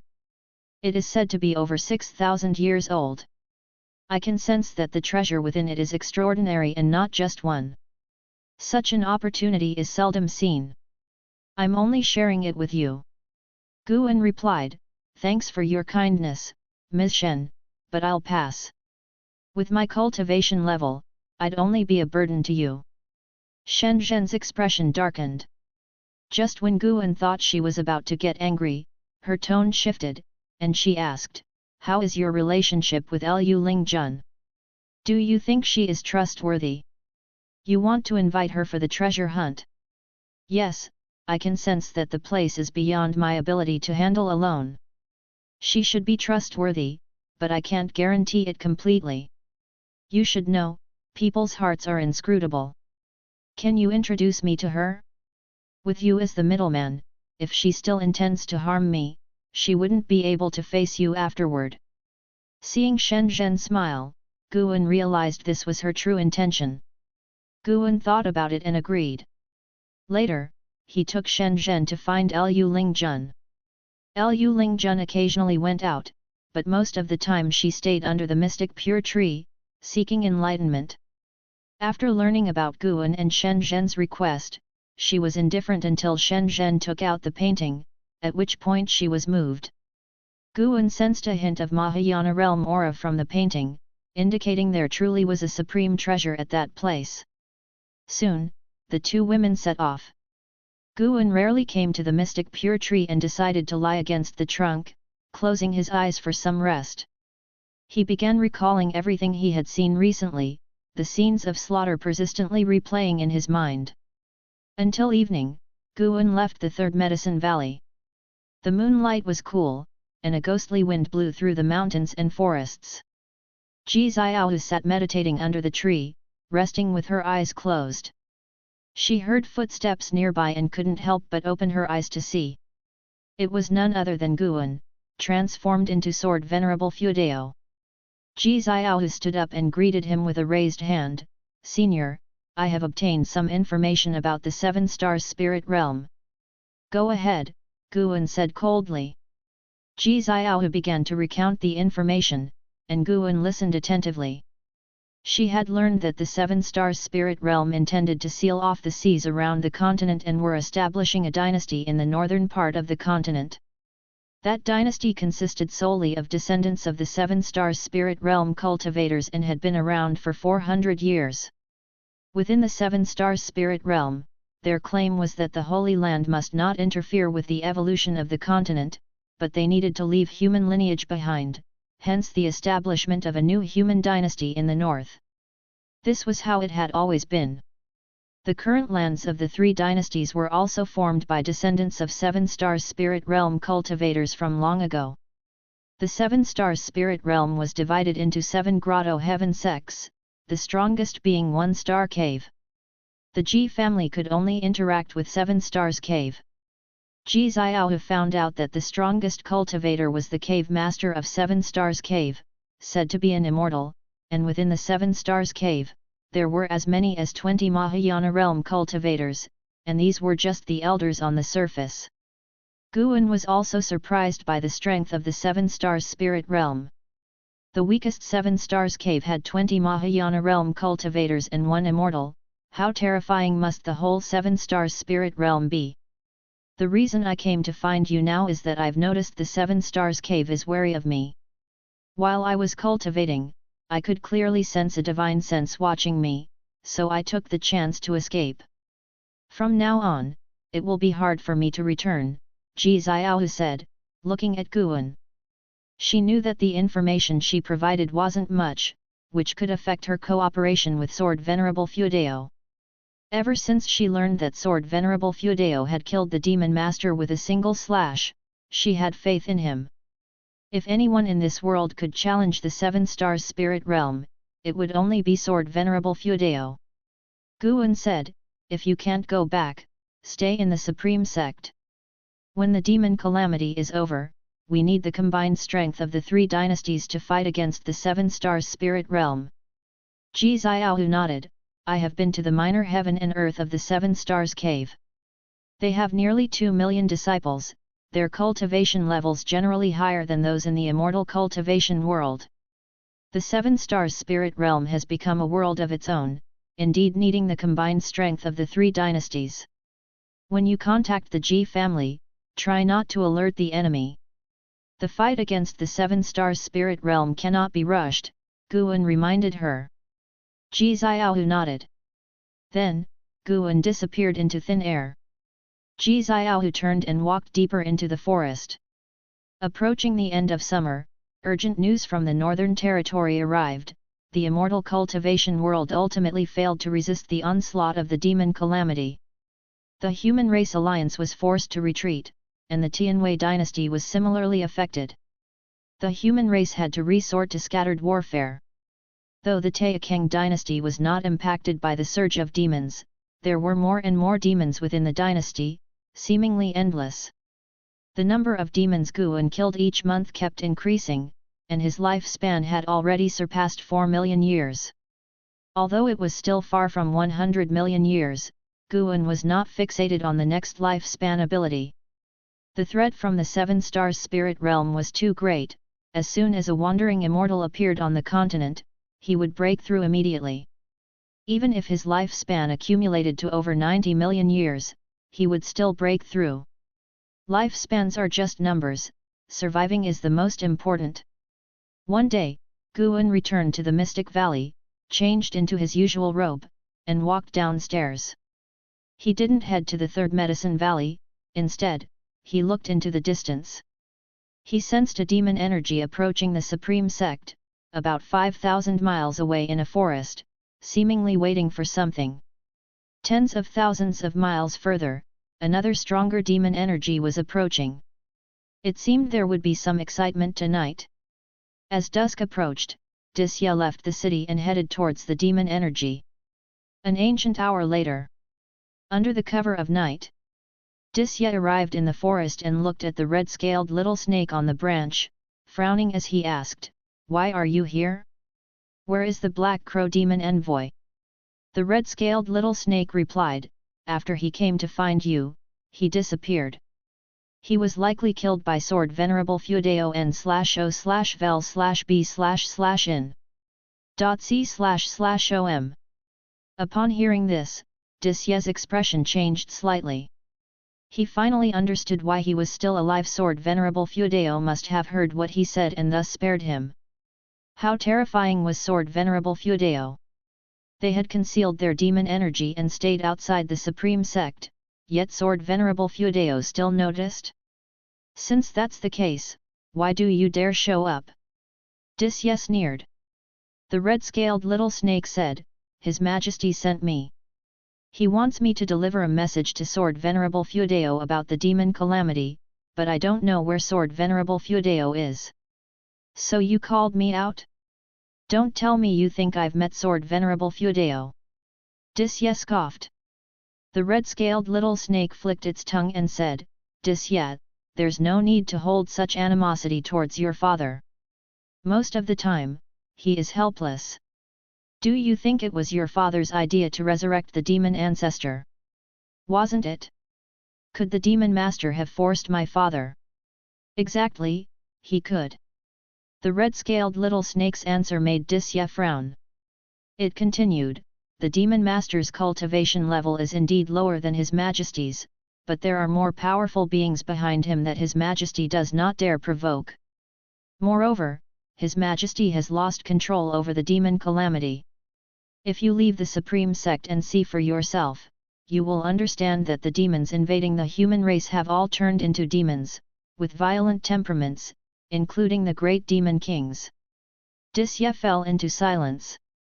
The red-scaled little snake went on, "The demon master said that the demon ancestor is only a soul shell without self-awareness, but this is not true. His Majesty cannot control the demon ancestor, nor can he control the world's demons. His Majesty worries that the demon calamity targets not just the human race but also the demon clan." Disya took a deep breath and asked, "So he wants to talk with Sword Venerable Feudeo to deal with the demon calamity together?" Correct, the red-scaled little snake answered. It was about to speak when it suddenly turned its head towards the depths of the forest on the western side, asking, "Who's there?" Disya also turned to look, seeing a figure slowly walking out of the darkness. When the two demons saw the true form of the newcomer, their faces changed drastically. The red-scaled little snake even trembled all over. "Black Disgust Demon King, you!" the red-scaled little snake said tremulously, filled with fear. Disya was equally tense. A man in red emerged from the darkness, his hair disheveled and his feet bare. He looked like a human with no demon traits, except for his pale complexion and the sinister air between his brows. The Black Disgust Demon King revealed a sinister smile and mockingly said, "The demon calamity has been ongoing for so long, and the demon emperor has yet to make a move. I was curious about the reason, so I followed you to the Supreme Sect. I didn't expect that His Majesty intends to yield to humans. I will not allow it, tonight, I..." His words were abruptly cut off by a hand suddenly resting on his shoulder. Chapter 182, Chapter 182, Too Frightening.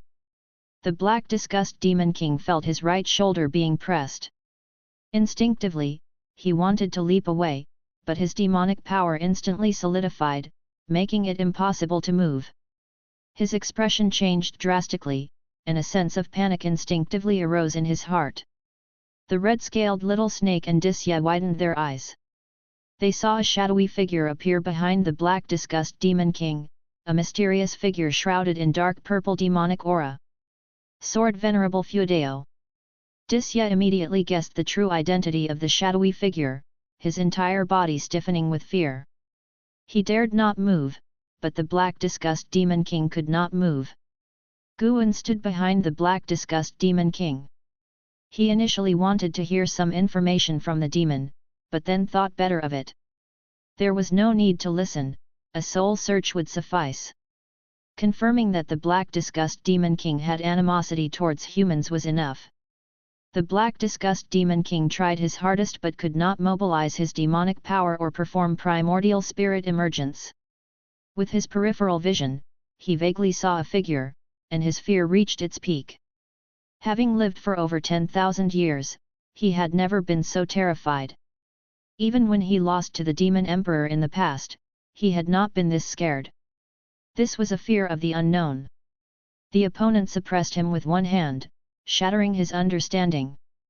He struggled to open his mouth to speak, but suddenly a terrifying divine sense invaded his mind, causing his eyes to instantly lose their luster. The red-scaled little snake quickly jumped down from the branch, crawling on the ground and trembling, saying, "I mean no harm. Senior, please do not kill me." Disya remained silent, knowing that Sword Venerable Feudeo would not kill him, but the sudden appearance still scared him. This reminded him of the scene when the Demon Master was killed. What kind of cultivation level did Sword Venerable Feudeo have? Even though the Black Disgust Demon King was not one of the 72 great Demon Kings, his cultivation was not much weaker than the Demon Master's. His domain was an area that Disya's father, the Emperor's father, could not conquer. Seeing that Sword Venerable Feudeo did not respond, Disya and the red-scaled little snake could only wait. They dared not run. With the Black Disgust Demon King subdued, where could they run? As for attacking Sword Venerable Feudeo, that would be seeking death. So this is Sword Venerable Feudeo. The rumors are true. The red-scaled little snake thought in fear. It had heard that the Demon Master was killed by Sword Venerable Feudeo with one axe. Although it seemed absurd and exaggerated, the fact that Sword Venerable Feudeo could kill the Demon Master was enough to instill fear. When the Demon Emperor assigned it this task, it was nearly in despair. Along the way, it had managed to adjust its mindset. That night, it almost collapsed again. Too frightening. No, too terrifying for demons. This was scarier than meeting the demon ancestor. After all, the demon ancestor would not appear suddenly. The two demons waited for 2 ancient hours, with each second feeling like an eternity. At this moment, Guan's right hand ignited with cyan flames, quickly enveloping the black disgust demon king. Under the watchful eyes of both demons, the black disgust demon king was reduced to ashes in an instant, without even leaving behind his soul. You have successfully taken 7,090 years of lifespan from the black disgust demon king, Nirvana realm 3rd layer, .n/o/vel/b/jn.c//om. Not bad. It was worth coming out. From the black disgust demon king's memories, he was a renowned genius among the demon clan, he once overshadowed the demon emperor. Unfortunately, the demon emperor later had a great opportunity and surpassed him. If he had not come to the supreme sect, he could have lived for another 70,000 years. Was it not good to stay alive? Why cause trouble? Guan thought silently, his gaze turning to the red-scaled little snake. The black disgust demon king's demon core was now in Guan's hand, he deposited it into his storage bag for future needs. Unfortunately, the black disgust demon king did not carry a storage bag or storage ring. This guy was too arrogant, having not used a magic artifact for many years. The red-scaled little snake hurriedly said, "Senior, are you sword venerable Feudeo?" Although it had already guessed, it still had to ask because it concerned the task assigned by the demon emperor. Guan responded with a sound. The red-scaled little snake breathed a sigh of relief and continued, "His Majesty the demon emperor asked me to come, hoping to join forces with you to resist the entity behind the demon master and the demon ancestor. After the great demon calamity ends, the demon clan wishes to coexist peacefully with the human race. After all, this continent is vast, and there is no need for one race to be exterminated." "Who is behind the demon master?" Guan asked. From the black disgust demon king's memories, there was no mention of the demon master's benefactor or interaction with cultivators from the 7 stars spirit realm. However, he was a confidant of the demon master, a chess piece cultivated by the demon master, deliberately kept out of the 72 great demon kings to counter the expanding power of the demon emperor. The red-scaled little snake replied, "His Majesty said that entity calls itself the heavenly destiny ancestor, whether human or demon is unclear. Its cultivation level is tremendously powerful, capable of easily sealing His Majesty's demonic power. The heavenly destiny ancestor is likely a legendary loose immortal, 2 grand realms higher than the Mahayana realm." Loose immortal. It was the first time Disya had heard of this realm. He stood on the side, very restrained. Guan asked, "Specifics on how to cooperate?" He needed to see sincerity. The red-scaled little snake said, "His Majesty is in the demon land, inconvenient for initiating war, but he will send demons to support the human race. These demons are secretly cultivated by him, and at the time, they can fight as demon companions of the Supreme Sect, led by Disya himself. His Majesty can externally declare Disya a traitor." "How many demons, what realms?" 3 Mahayana, 10 Mystic Heart, and 1,000 demon troops, with the lowest cultivation level at Void Crossing. This statement left Disya astonished, looking at the red-scaled little snake. He did not realize how many great demons his father secretly cultivated. It seemed his father had long planned. Disya's face showed a smile, it was the first time he acknowledged his father. Guan also felt the demon emperor's sincerity, this force indeed could assist the human race. Seeing that sword venerable Feudeo remained silent, the red-scaled little snake added, "Since ancient times, demons exterminated humans, humans exterminated demons, over and over. Only the Holy Lands endured. His Majesty finds it odd and wishes to change this situation. To use a line from your Supreme Immortal Venerable's book, how can wrongs be righted if both seek revenge endlessly?"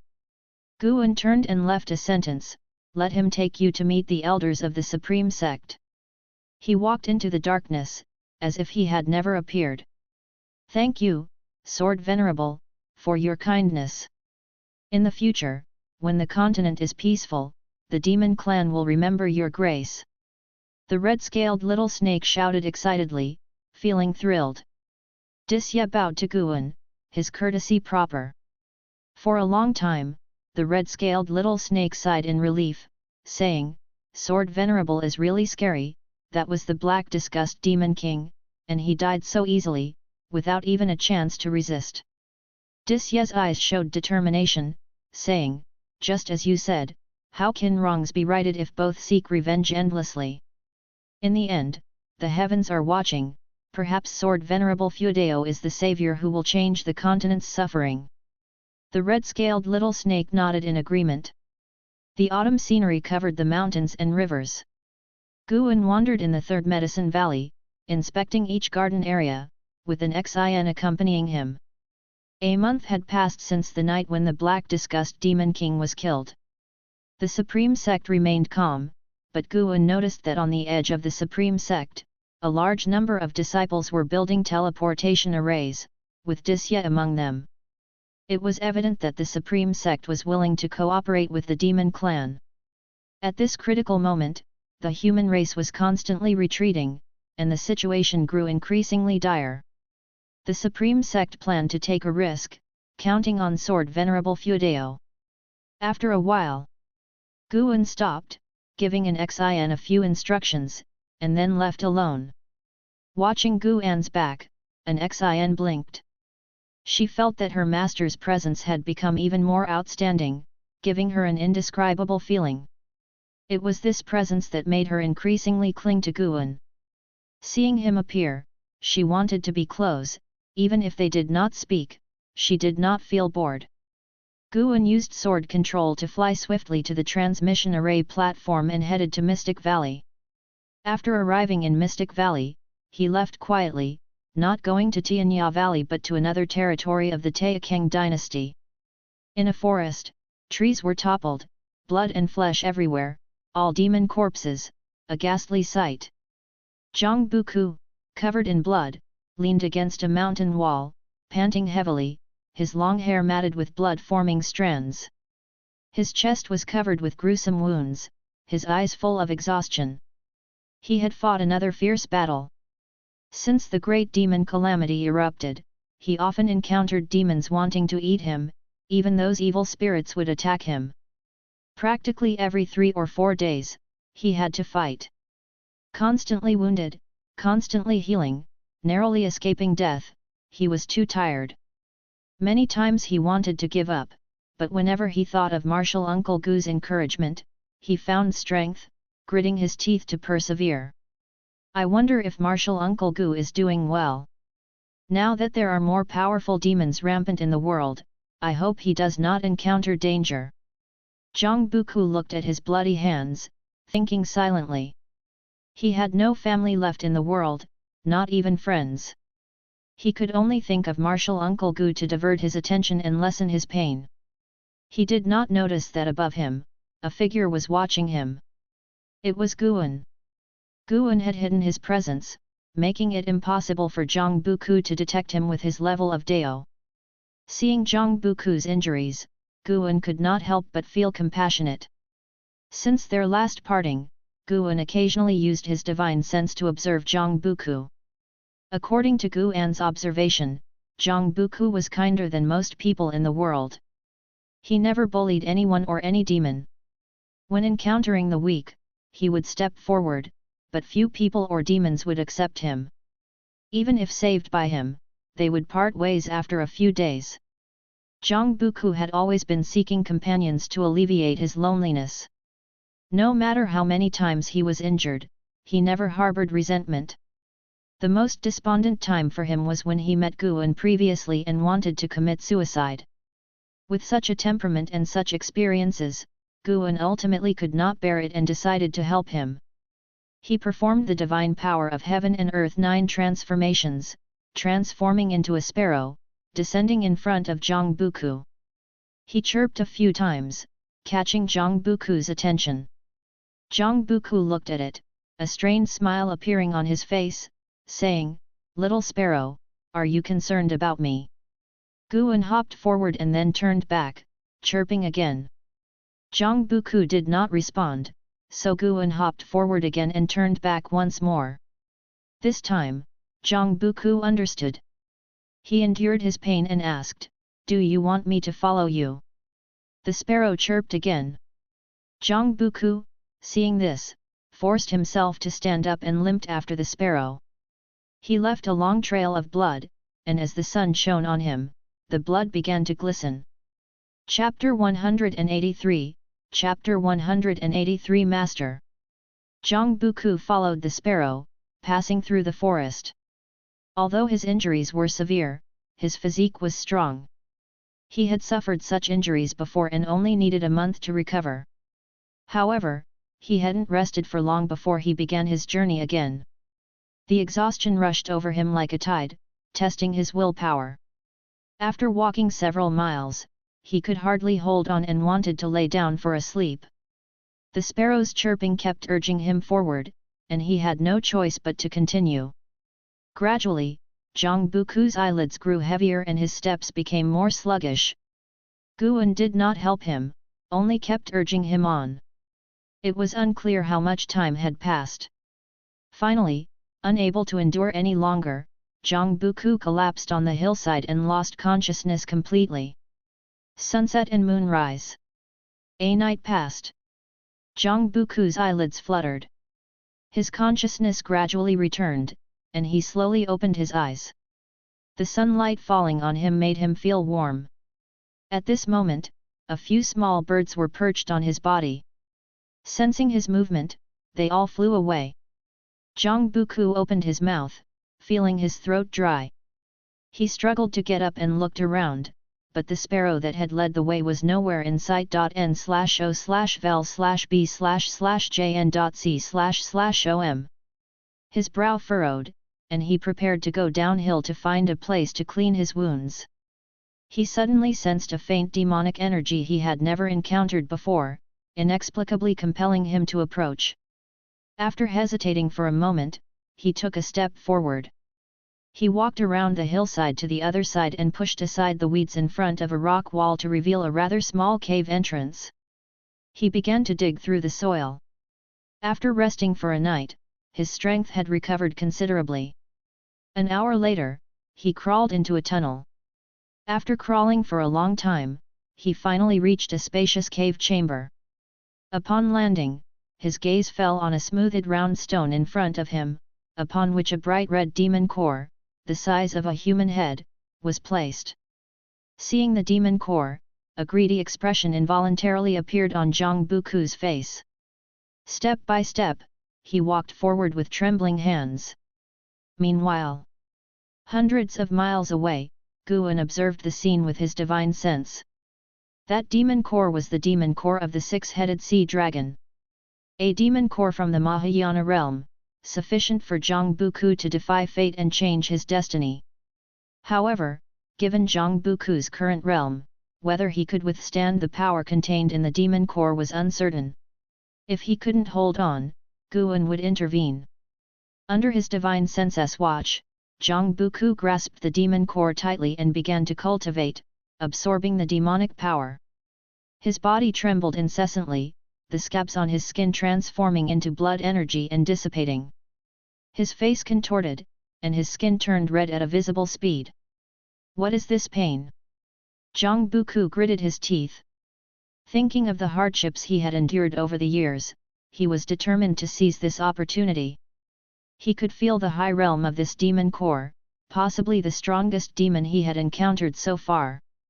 If he could obtain its demonic power, he would undoubtedly be reborn. His expression became more twisted, and his eyes filled with blood. Wisps of blood energy overflowed from his body, coalescing behind him into the terrifying form of a demon the shape of the six-headed sea dragon, exuding immense pressure.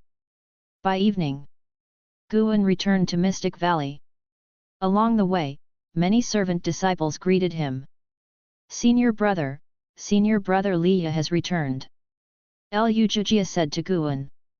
Guan nodded at him and then walked towards the pavilion. From the moment Liya started his journey back to the Supreme Sect, Guan had sensed his presence. Along the way, Liya encountered many events, including slaying demons and resolving grudges.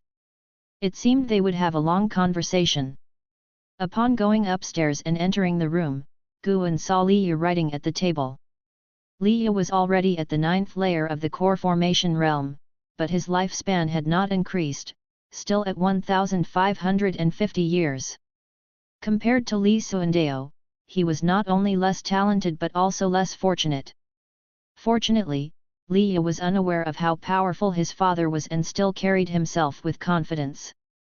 Guan closed the door and smiled, asking, "Senior brother Li, long time no see, what are you writing?" Liya looked up at him and said, "I'm writing a body cultivation method that can extend your lifespan for you." Guan was intrigued and walked over to see the cultivation technique Liya was writing. "How have you been these years?" Liya asked while writing. "Quite well, peaceful and at ease," Guan replied and then asked in return. Liya began to recount his experiences cultivating at Three Pure Ones Mountain. After arriving at Three Pure Ones Mountain, he discovered many members of the Li family living there. With the help of his family elders, he lived well and learned many spells. Especially his deduced heart, which had become more solid than before. Now, when he performed swordsmanship, it carried deduced intent, which, according to the accomplished cultivators at Three Pure Ones Mountain, was very rare. Even a genius like Sage Xian Miao hadn't mastered it. Guan could sense the deduced intent within him, a power similar to sword intent but more advanced.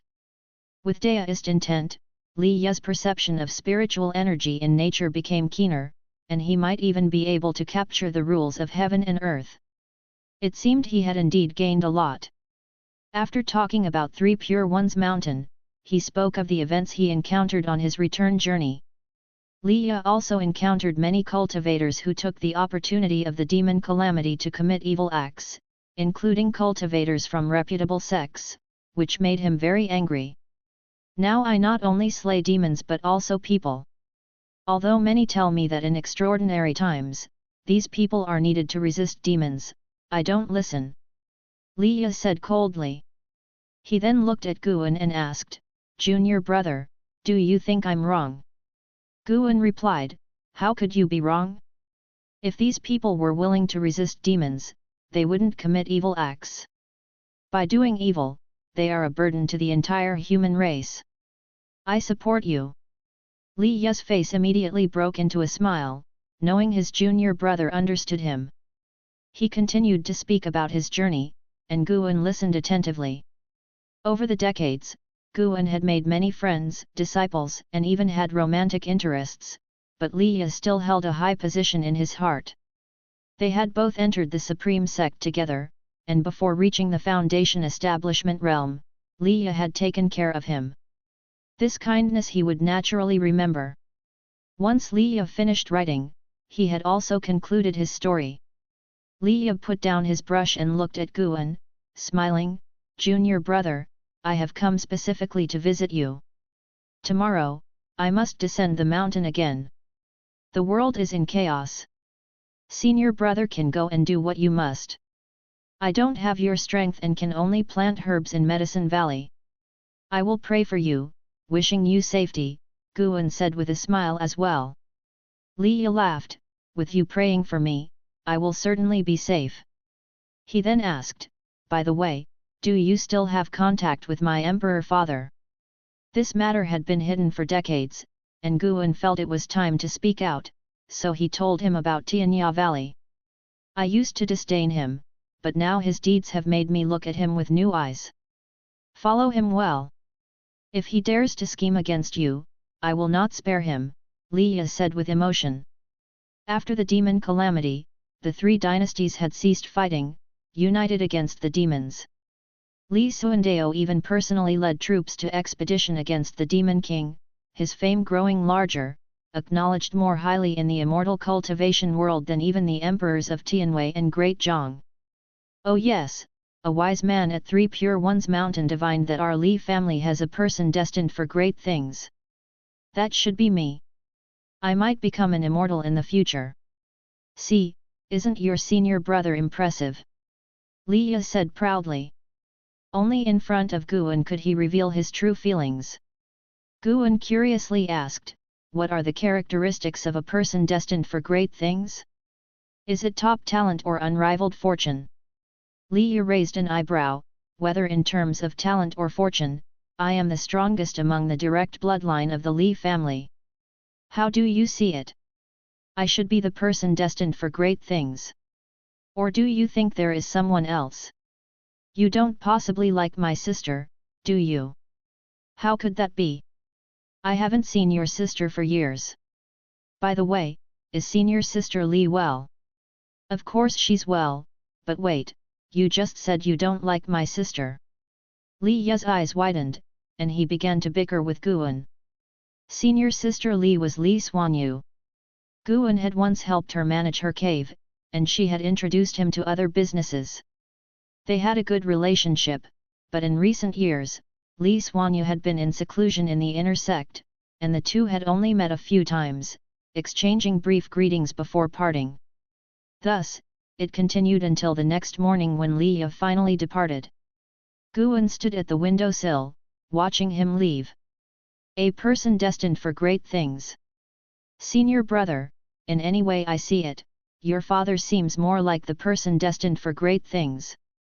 In the cave, Zhang Buku sat on the ground shirtless, in meditation. The blood spots on his body had disappeared, and his skin had become even fairer. There were 3 black scales on each side of his neck, and eerie phantasms emerged around him, like the lingering souls of demons. He slowly opened his eyes and stood up, his joints cracking like thunder. Feeling his newfound strength, a look of excitement appeared on his face. Not only had his cultivation level advanced greatly, but his chi blood had also undergone a complete transformation. The feeling was truly wonderful. He began to stretch his bones. After a while, he seemed to notice something and walked to the rock wall, examining it closely. Heaven-cutting divine axe. Zhang Buku muttered. Having been on the run for years, he was unaware of major events in the immortal cultivation world and had not heard of the heaven-cutting axe, but he could tell that a mighty technique was inscribed on the rock wall. After finishing reading, he discovered it only contained the general outline of the heaven-cutting divine axe and not the specific mental method, which disappointed him. Just from its description, he could tell the heaven-cutting divine axe was formidable. If he could master it, he would be invincible. He suddenly sensed something and used his divine sense to inspect the rock wall. Bang! A vast amount of memory surged into his mind, causing him to become dazed. After some time, his eyes cleared, and a look of ecstasy appeared on his face. He had unexpectedly inherited the complete heaven-cutting divine axe. Recalling those grandiose moves, his heart burned with eagerness.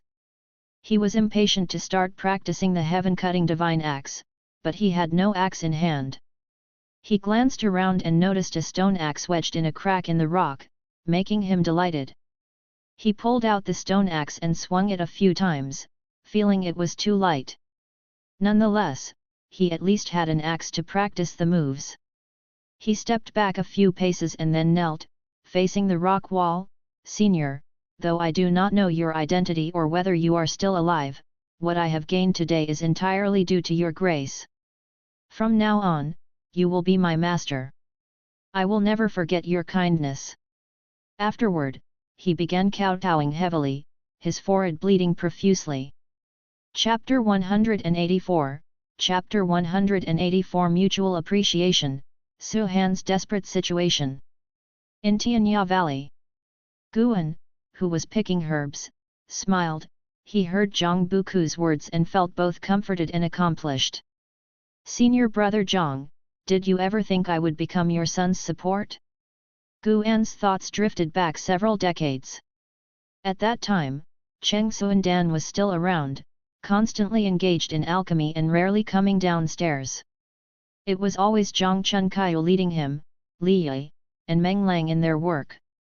Years passed, and of the original 5 master and disciple members, only Guan and Li Yi remained. Time flows, and some people and events are taken away by the years, with their traces gradually erased. Autumn leaves danced in the air, as Sun De, Sun Er, and Sun San followed Guan, occasionally asking questions. Normally, neither Luohun, Lv Xian, nor Ji Ruolei paid much attention to them, only Guan would chat with them and even bring them some gifts whenever he came, so they liked him very much. This time, Guan brought them some spirit fruits, which were very tasty. Although the 3 monkey demons were demon slaves, Guan did not look down on them. Just like when facing Tian Yaoer, he was used to treating all living beings with an equal attitude. Moreover, in his view, even ordinary monkey demons had their own personalities and interesting aspects. Perhaps one day, these 3 monkey demons could also have their own opportunities. Guan told them about the current calamity of demons, depicting the evil deeds of demons and humans, guiding them towards virtue. Hearing how dangerous the outside world was, the 3 monkey demons gave up the idea of leaving the valley, trusting that Guan would not frighten them with lies. What he said must be true. Lv Xian suddenly came to Guan's side and asked, "Valley Master, do you think humans and demons can live in harmony?" Guan squatted down and replied, "Why not? Before the great demon calamity, there was constant strife within the human race. There will always be survival struggles among individuals, but on a collective level, it is definitely decided by a minority in power." Lv Xian was immediately interested and asked, "Do you mean that the calamity between humans and demons is not destined by heaven?" The 3 monkey demons also looked at him. Guan asked, "If in a mountain forest, there were no cultivators, no demons, only a group of ordinary living beings, would there be a calamity sweeping the entire forest?" "No, there would be conflicts, but they wouldn't shake the environment." Lv Xian agreed and followed up, "You mean that as long as the leaders of both races negotiate peace, there can be tranquility. Even if there is peace, the struggle for survival among living beings will not cease, but it would not be as terrifying. However, these ideas are meaningless, we cannot change the world's trend, so it's useless to think too much. Better to cherish the days we have now." Guan stood up and said this. Then he looked at Lv Xian and asked, "Do you have something to do?" Lv Xian pretended to cough and said, "I've been having some difficulties with the mystic tortoise surging wave palm lately and would like your guidance. My hand techniques were all taught by you, how can I guide you?" Guan replied, a glint of coldness flashing in his eyes as he looked at Lv Xian. Lv Xian quickly said, "It's precisely because I taught you that I want to hear your thoughts. One doesn't need to be superior to guide another, different people have different insights, and you might offer unexpected ideas." This explanation was reasonable and considerate. Guan said, "Then wait a moment, let me finish my work first." "All right." Lv Xian stepped aside immediately. After a while, Guan handed the medicinal herbs to the 3 monkey demons and then took Lv Xian to the attic. Without needing his instructions, Lv Xian began setting up restrictions. Neither Luo Hun nor Ji Ruolei thought much of it. Even though they all served Li Suandao, they still kept secrets from each other, especially regarding cultivation matters, which should not be easily pried into. An hour later, Lv Xian finally opened the door and left, and Guan was also about to leave. Staring at Guan's retreating figure flying by sword, Lv Xian felt filled with admiration. This person was truly incredible. Despite having a cultivation level in the divinity transformation realm and extraordinary comprehension, he concealed his abilities to appear as an ordinary valley master. He had investigated Guan's background and found no deep-seated enemies, he even had the Ji family as his support.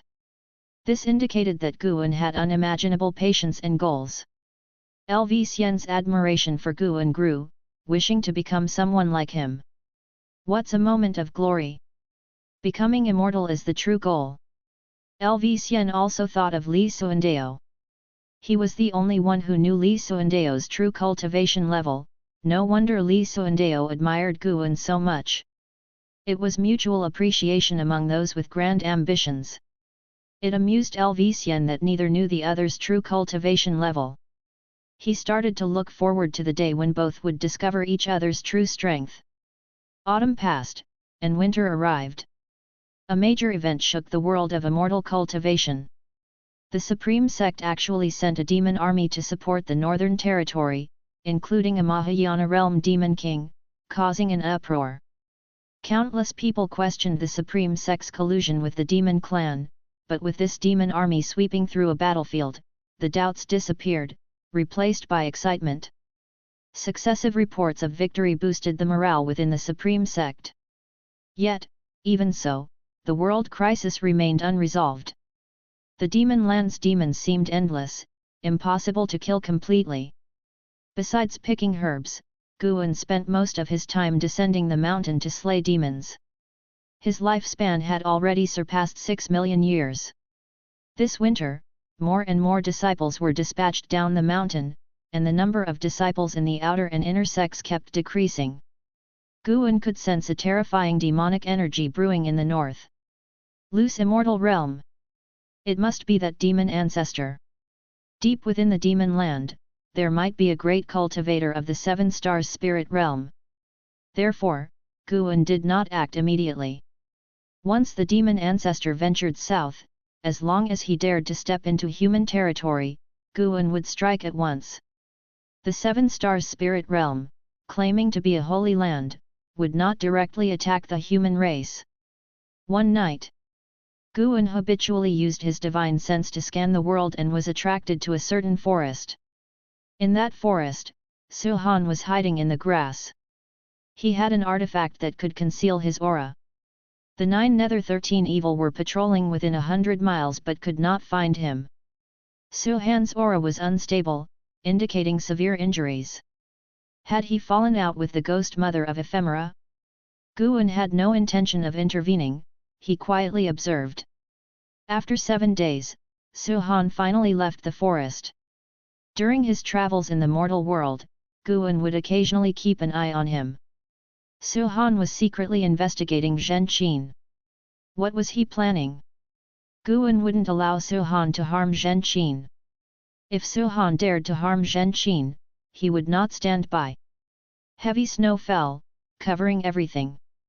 In a mountain ravine, Yelan, Zhen Qin, and several disciples from the law enforcement hall were resting, each cultivating energy to restore spiritual power. Zhen Qin suddenly opened her eyes and scanned her surroundings. She hesitated for a moment, then stood up and walked to Yelan, whispering, "Martial Ant, there is an issue with my cultivation. I need to undress, so I wish to be alone in the forest for a while." Yelan opened her eyes and looked at her, concerned, "Do you need my help?" "No, you know my cultivation technique is special." Zhen Qin smiled.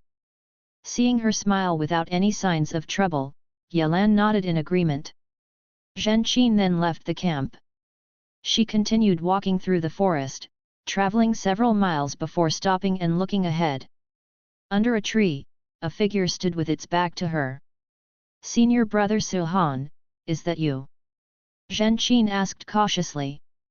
Su Han turned around, his face devoid of color and hair turned white. His bone sword was gone. He forced a smile and said, "It's me, come here." Zhen Qin hesitated but still approached Su Han. When she was only 7 steps away from him, she sensed being trapped in some kind of restriction, causing her expression to change. "No need to panic, it's my artifact, which can block divine sense detection, keeping the ghost mother of ephemera and the 9 Nether 13 evil from finding me," Su Han explained. Zhen Qin breathed a sigh of relief, maintaining her distance and asked, "Senior brother, can you really not turn back?"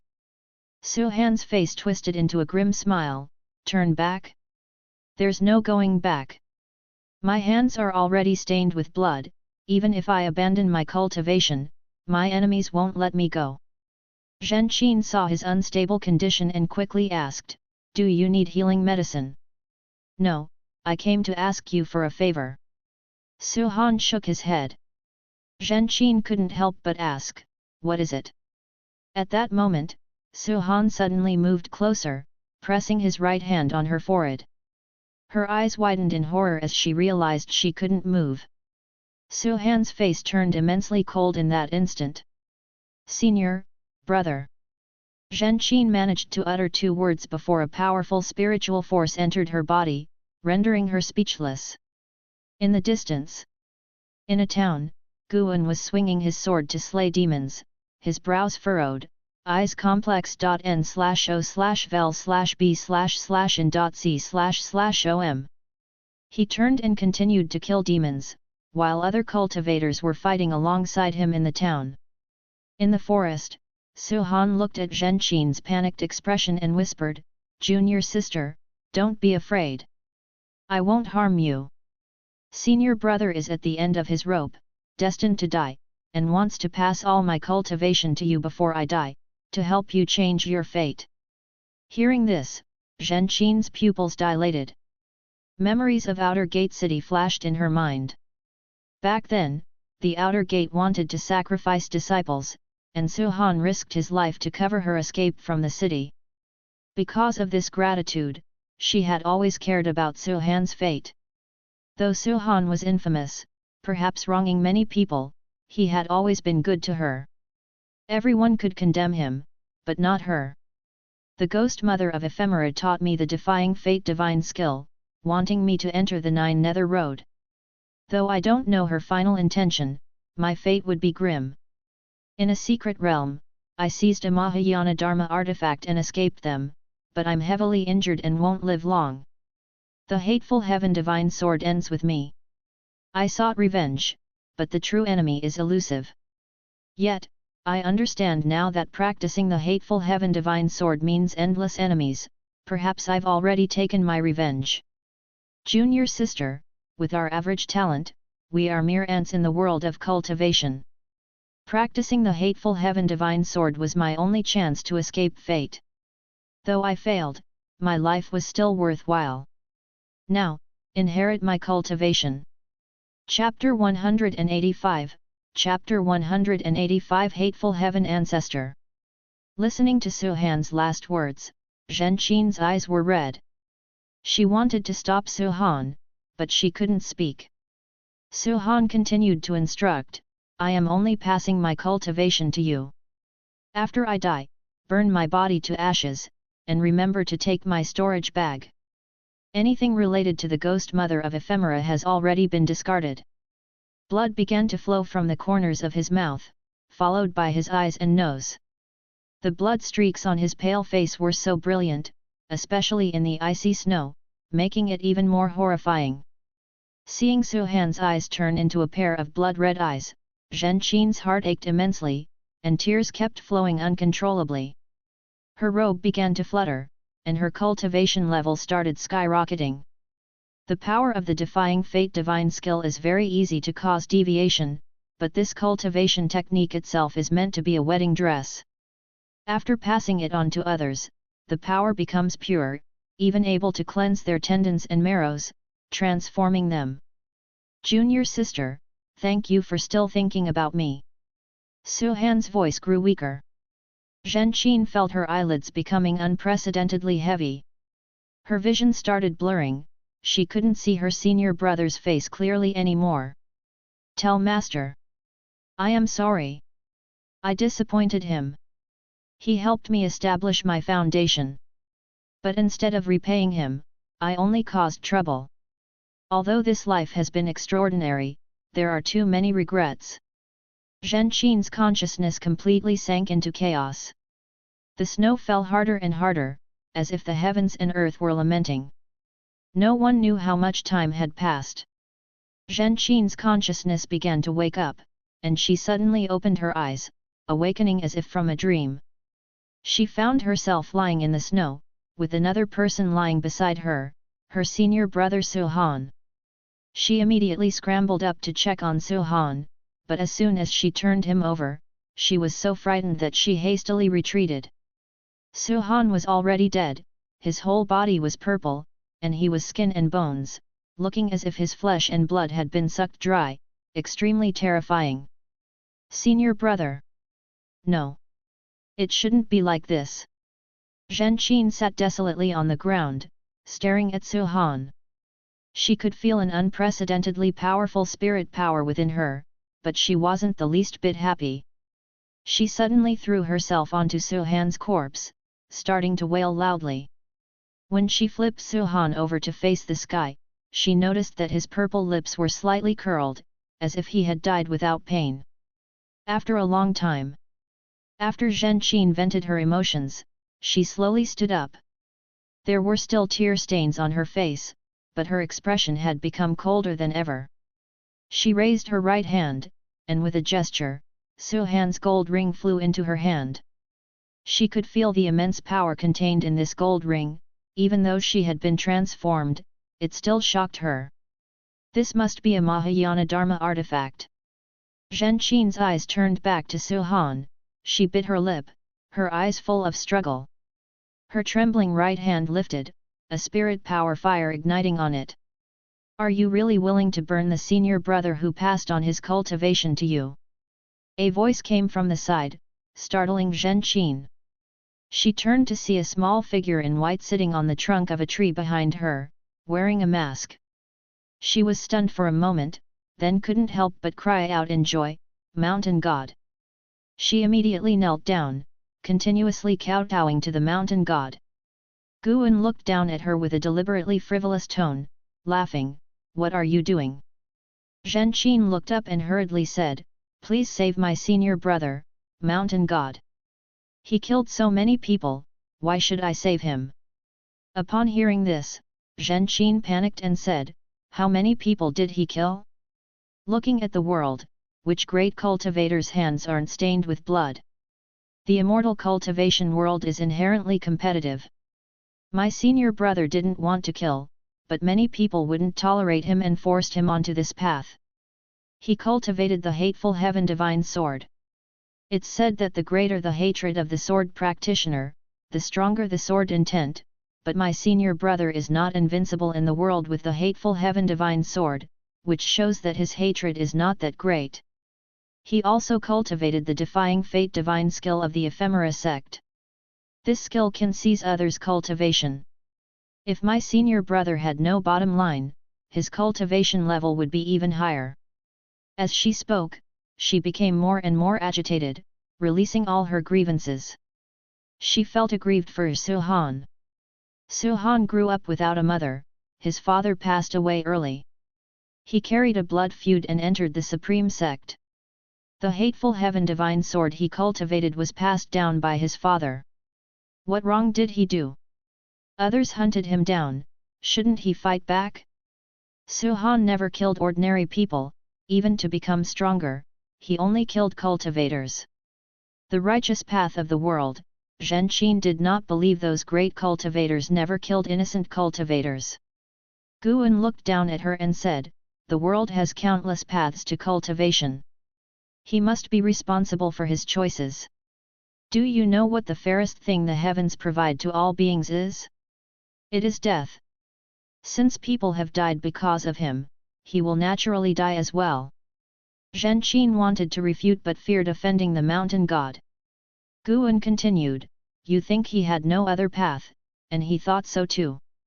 But if you think carefully, was that really the case? I don't think so. You both came from the same sect, why are you living well?" After hearing this, Zhen Qin gradually calmed down. "If you truly believe your senior brother was without fault, then you will walk the same path." This is not what he wished to see. Guan's tone became ethereal. "The dead cannot be brought back to life. I am just a mountain god, I don't have such power. But I can take away your senior brother's body and leave you with a sliver of hope. How about it?" Upon hearing this, Zhen Qin did not respond immediately. She hesitated for a long time, then said through gritted teeth, "Then please, mountain god, take him away. One day, I will find you. I will seek the method of resurrection." Guan did not oppose her. If Zhen Qin had one more goal, her future cultivation would be more diligent. He raised his right hand, taking Su Han's body into his hand, making it very small, leaving only a storage bag on the snow. Seeing the mountain god's miraculous divine skills, a grief-stricken Zhen Qin was too sad to be amazed. She got up and asked, "Mountain god, why are you here?" Guan disappeared from the tree branch, leaving a sentence. "Who says a mountain god can only stay in one place? Moreover, I am not just a mountain god. Upon hearing this, Zhen Qin was awed, thinking that this mountain god might hold a transcendent position among the immortals and gods. She wiped away her tears and infused the gold ring with spirit power, causing the barrier to disappear immediately. She headed toward the place where Yelan and others were stationed.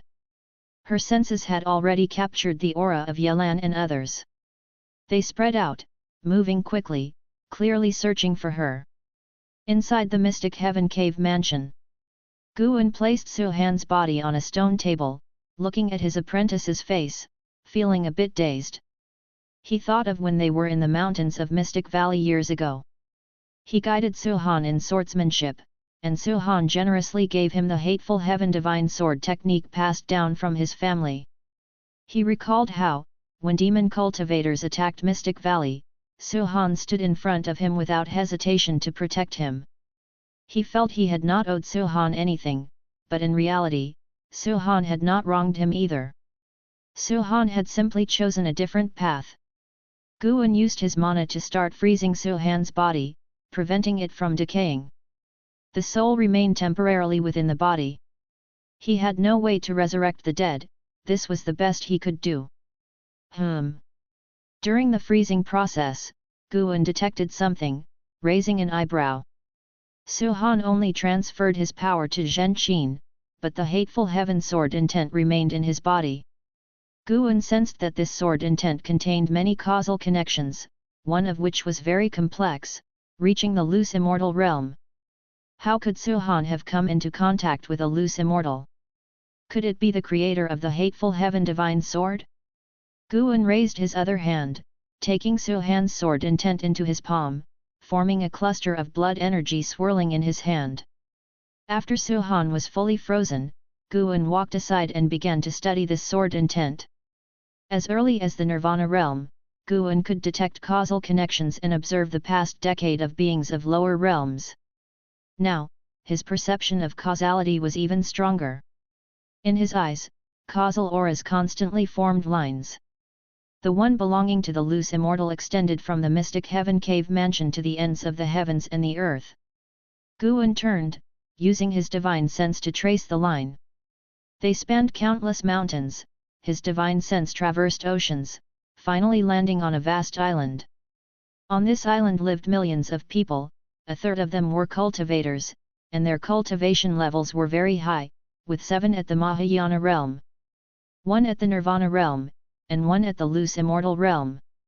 The loose immortal was hidden underground on the island, within a complex barrier. The hateful heaven ancestor has developed hostility toward you, and his killing intent is increasing. Would you like to perform lifespan detection on him? How does he know about me? Guan was secretly alarmed. He hastily dissipated the hateful heaven sword intent in his hand, choosing lifespan detection. Hateful Heaven Ancestor, Loose Immortal Realm 2nd Layer 14809/25000/28000. Loose Immortal Realm 2nd Layer. After a moment of hesitation, Guan disappeared from his spot. In a mysterious underground chamber, the Hateful Heaven Ancestor, clad in a grey robe, meditated on a prayer mat. He kept his eyes closed, brows furrowed. Mountain God!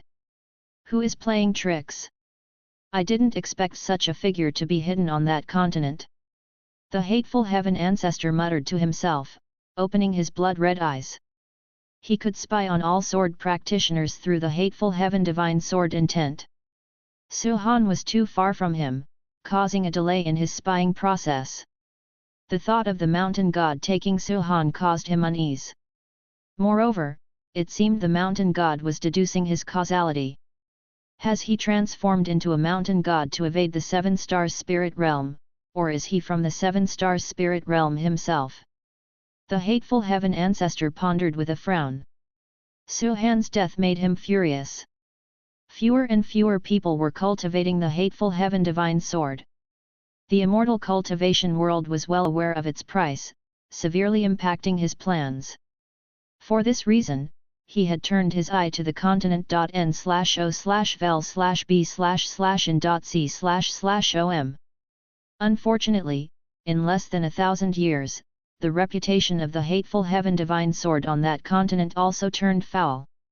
Having finally found someone to inherit the hateful heaven divine sword, he naturally cared. He felt resentment toward the ghost mother of ephemera and the 9 nether 13 evil, even considering exterminating those insects, but feared being discovered by the 7 stars spirit realm. Now, no one on the continent cultivated the hateful heaven divine sword. The more the hateful heaven ancestor thought about it, the angrier he became, even developing murderous intent. No, I have to go there myself and personally pass on the teachings. The hateful heaven ancestor thought silently, closing his eyes to continue cultivating. This matter could not be rushed, he needed to wait until the so-called calamity of demons and spirits ended before quietly sneaking onto the continent. He had already discovered that the 7 stars spirit realm had nurtured another human dynasty. At that moment, a hand suddenly pressed on the hateful heaven ancestor's shoulder, making him open his eyes abruptly. Chapter 186, Chapter 186, Hateful Heaven Path, Demon Ancestor intends to head south. Hateful Heaven Ancestor had stayed in his cave for over 1,000 years without taking a single step outside. None of the cultivators on the island knew he was hiding there. Suddenly, someone tapped him on the shoulder. Even though he had loose immortal cultivation, he was still startled. He instinctively wanted to turn his head, but at that moment, an incredibly terrifying mana surged into his body, destroying his bones and tendons before restraining his primordial spirit.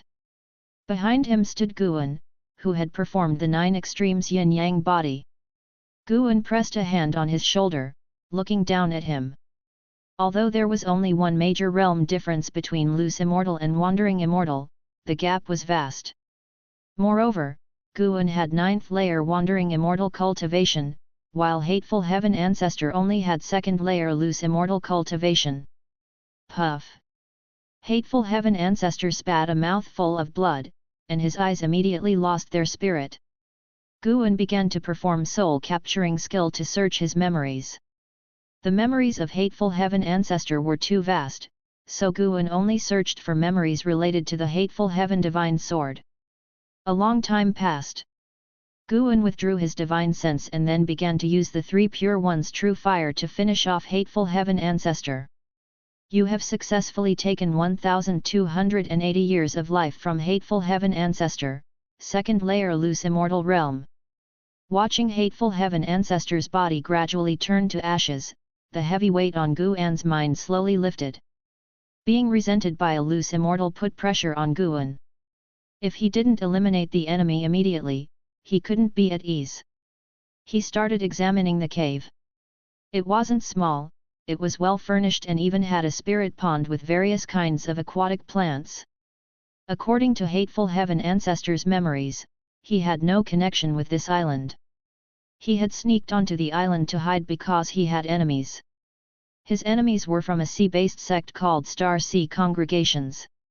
This sect dominated the ocean and had countless disciples, though Guan wasn't sure of their exact strength. During the memory search, Guan was very careful, fearing he might see other wandering immortals or higher realm beings. Immortal Path realm cultivators' perception of karmic forces increased with their cultivation level, and he worried that other great cultivators might notice his soul search. As for the strongest cultivator on this island, they were only in the Nirvana realm, not a major concern. Soon, hateful heaven ancestor was burned to ashes. Guan began to inventory his belongings. His storage bag was of high quality, containing dozens of restrictions. The internal space was over 10 miles in diameter, storing countless spirit stones, elixirs, magic artifacts, secret books, and rare treasures. Guan felt that with this storage bag alone, he could establish his own sect. He wasn't in a hurry to leave. He sat on a stone bench and took out a secret book to read. This secret book was called Hateful Heaven Path. The Hateful Heaven Divine Sword was merely a branch of the Hateful Heaven Path. Because Hateful Heaven Ancestor had been a sword cultivator, he had created the Hateful Heaven Divine Sword. Hateful Heaven Path was a legacy discovered by Hateful Heaven Ancestor in an ancient palace under the sea when he was 1,000 years old. It was said that this palace belonged to a powerful sect from ancient times. When the ocean submerged the mortal world, everything sank to the seabed. Hateful Heaven Ancestor had reached his current height relying on the Hateful Heaven Divine Sword. He propagated the sword technique, allowing sword cultivators to bolster his Hateful Heaven path. The power of the Hateful Heaven Divine Sword came from borrowing his strength. In this process, he would continually absorb the other party's chi fortune and lifespan. Thus, those who practiced the Hateful Heaven Divine Sword advanced quickly in cultivation but also died quickly. The cultivator from the sword sect of the Great Yu dynasty who created the Hateful Heaven Divine Sword had also been taught by him, not self-created. After perusing it, Guan thought Hateful Heaven path was indeed powerful, but it was too sinister. Moreover, practicing this path would lead to backlash. For example, Hateful Heaven Ancestor couldn't be exposed to sunlight and could only act at night. Even as a loose immortal, walking in the sunlight would cause heart demons to torment him. Guan threw the secret book into his storage bag and continued to inventory the other secret books. At the end of the year, the demonic catastrophe was entering a more severe stage, and the Supreme Sect began mobilizing outer disciples to patrol the surrounding areas. That day, a violent demonic cat rushed into Mystic Valley, attempting to attack servant disciples. Fortunately, Chu Jingfeng arrived in time to slay it. When Guan returned from the Third Medicine Valley and saw the demonic cat's corpse, he found it still harbored a concealed and sinister power of cause and effect. This power of cause and effect was quite similar to the Hateful Heaven path, possibly explaining the demon clan's transformation into demons. The disciples gathered around him, talking all at once, worried that Mystic Valley would face an attack during the demonic catastrophe. Guan stood up and comforted them, "Don't be afraid. With the protection of the Supreme Sect, nothing will happen." The disciples didn't believe him. If there was a demonic cat today, what would appear tomorrow? Chu Jingfeng had no cultivation, relying solely on his swordsmanship to slay demons. If Guan wasn't present, even a second-layer demon beast could devour them all. Hearing the disciples' concerns, Guan thought they were reasonable and decided to go to the outer gate city to issue a bounty, inviting Foundation Establishment Realm disciples to protect the Medicine Valley, which made the disciples very happy. Watching them discuss excitedly, Guan thought of the scene when Cheng Suandan invited Chu Jingfeng. He turned to the north. He could feel the demon ancestor's aura had stabilized and was no longer rising, indicating the demon ancestor had fully revived and could head south at any time. Besides the demon ancestor, he also felt another aura. This aura didn't seem to emanate from an individual but from an entire land, vast and eerie. It should be the evil demon from Black Disgust Demon King's memory. The legend of the evil demon had been around for a long time. Black Disgust Demon King had only heard of it but never seen it. According to legend, obtaining the true blood of the evil demon allowed demons to revert to their ancestral forms. The six-headed sea dragon had once obtained a drop of true blood from the evil demon. Guan suspected the evil demon was also raised by the 7 stars spirit realm.n/o/vel/b/jn.c//om. He stood there for a while, then headed toward the pavilion. At the same time, in the distant north, demon energy filled the heavens and earth, thunderclouds covered the sky, and lightning flickered, resembling the rolling of a sea dragon. The land was uneven, and trees were sparse. Bones, more numerous than trees, stretched as far as the eye could see, resembling a hellish landscape. The further north one went, the more bones there were, with even mountain-sized skeletons appearing, likely the remains of ancient species. As the bones grew denser, an enormous altar emerged. It stood on a desolate plain, over 20 miles in diameter, made of some kind of blue stone and covered with numerous ancient runes. Bone piles surrounded the altar, forming a white ring around it from above. 8 black lines, resembling chains, intertwined at the altar's center, where a figure sat. It was the demon ancestor. The demon ancestor wasn't as colossal as the 6-headed sea dragon, appearing more like a human cultivator. He wore tattered robes, with long white hair hanging loosely, and his black fingernails were sharp as blades. On closer inspection, he had 2 additional eyes on his forehead, all 4 eyes pitch black with dark red pupils. He was playing with a stone sword. The blade wasn't long and was as wide as his arm, appearing ordinary. "I'm hungry." The demon ancestor suddenly spoke, his voice booming like thunder, accompanied by the roar of tigers and dragons. A figure flew in from the horizon, a bird demon with black wings. He hovered at the altar's edge, looking nervous as he said, "Demon ancestor, all the demons within 1,000,000 miles have been eaten by you. His Majesty has also gone south to join the battle. There's no food left for you." His gaze towards the demon ancestor was filled with fear, and he tried hard to keep his voice from trembling. The demon ancestor glanced at him, his eyes cold, causing him to immediately bow his head. "Who says it's all been eaten?" The demon ancestor's voice echoed, its tone lazy. Upon hearing this, the bird demon's face changed color drastically, and he turned to flee, disappearing in an instant into the horizon. The demon ancestor's eyes narrowed, and the space in front of him rippled.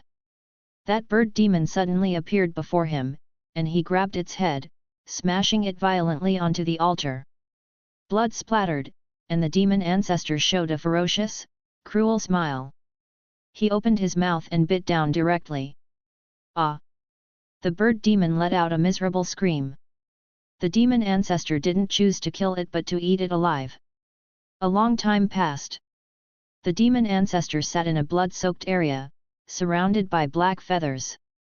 He licked the blood on his fingers, his gaze looking towards the horizon. It's time to prepare to head south. The New Year's Spring Festival arrived, but it was very quiet, not as lively as in past years, and the banquets quickly dispersed. In the dead of night, on Heavenly Phoenix Mountain, in Niancho Cave, Guan was spending the festival with Tian Yaoer. While roasting lamb, Tian Yaoer repeatedly showed off the limitless freedom step, moving back and forth and occasionally using her innate divine skill to transform into various female demons.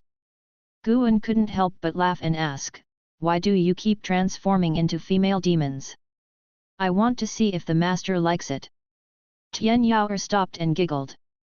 Guan commented, "None of them are as pretty as you. Stop transforming from now on." He was telling the truth.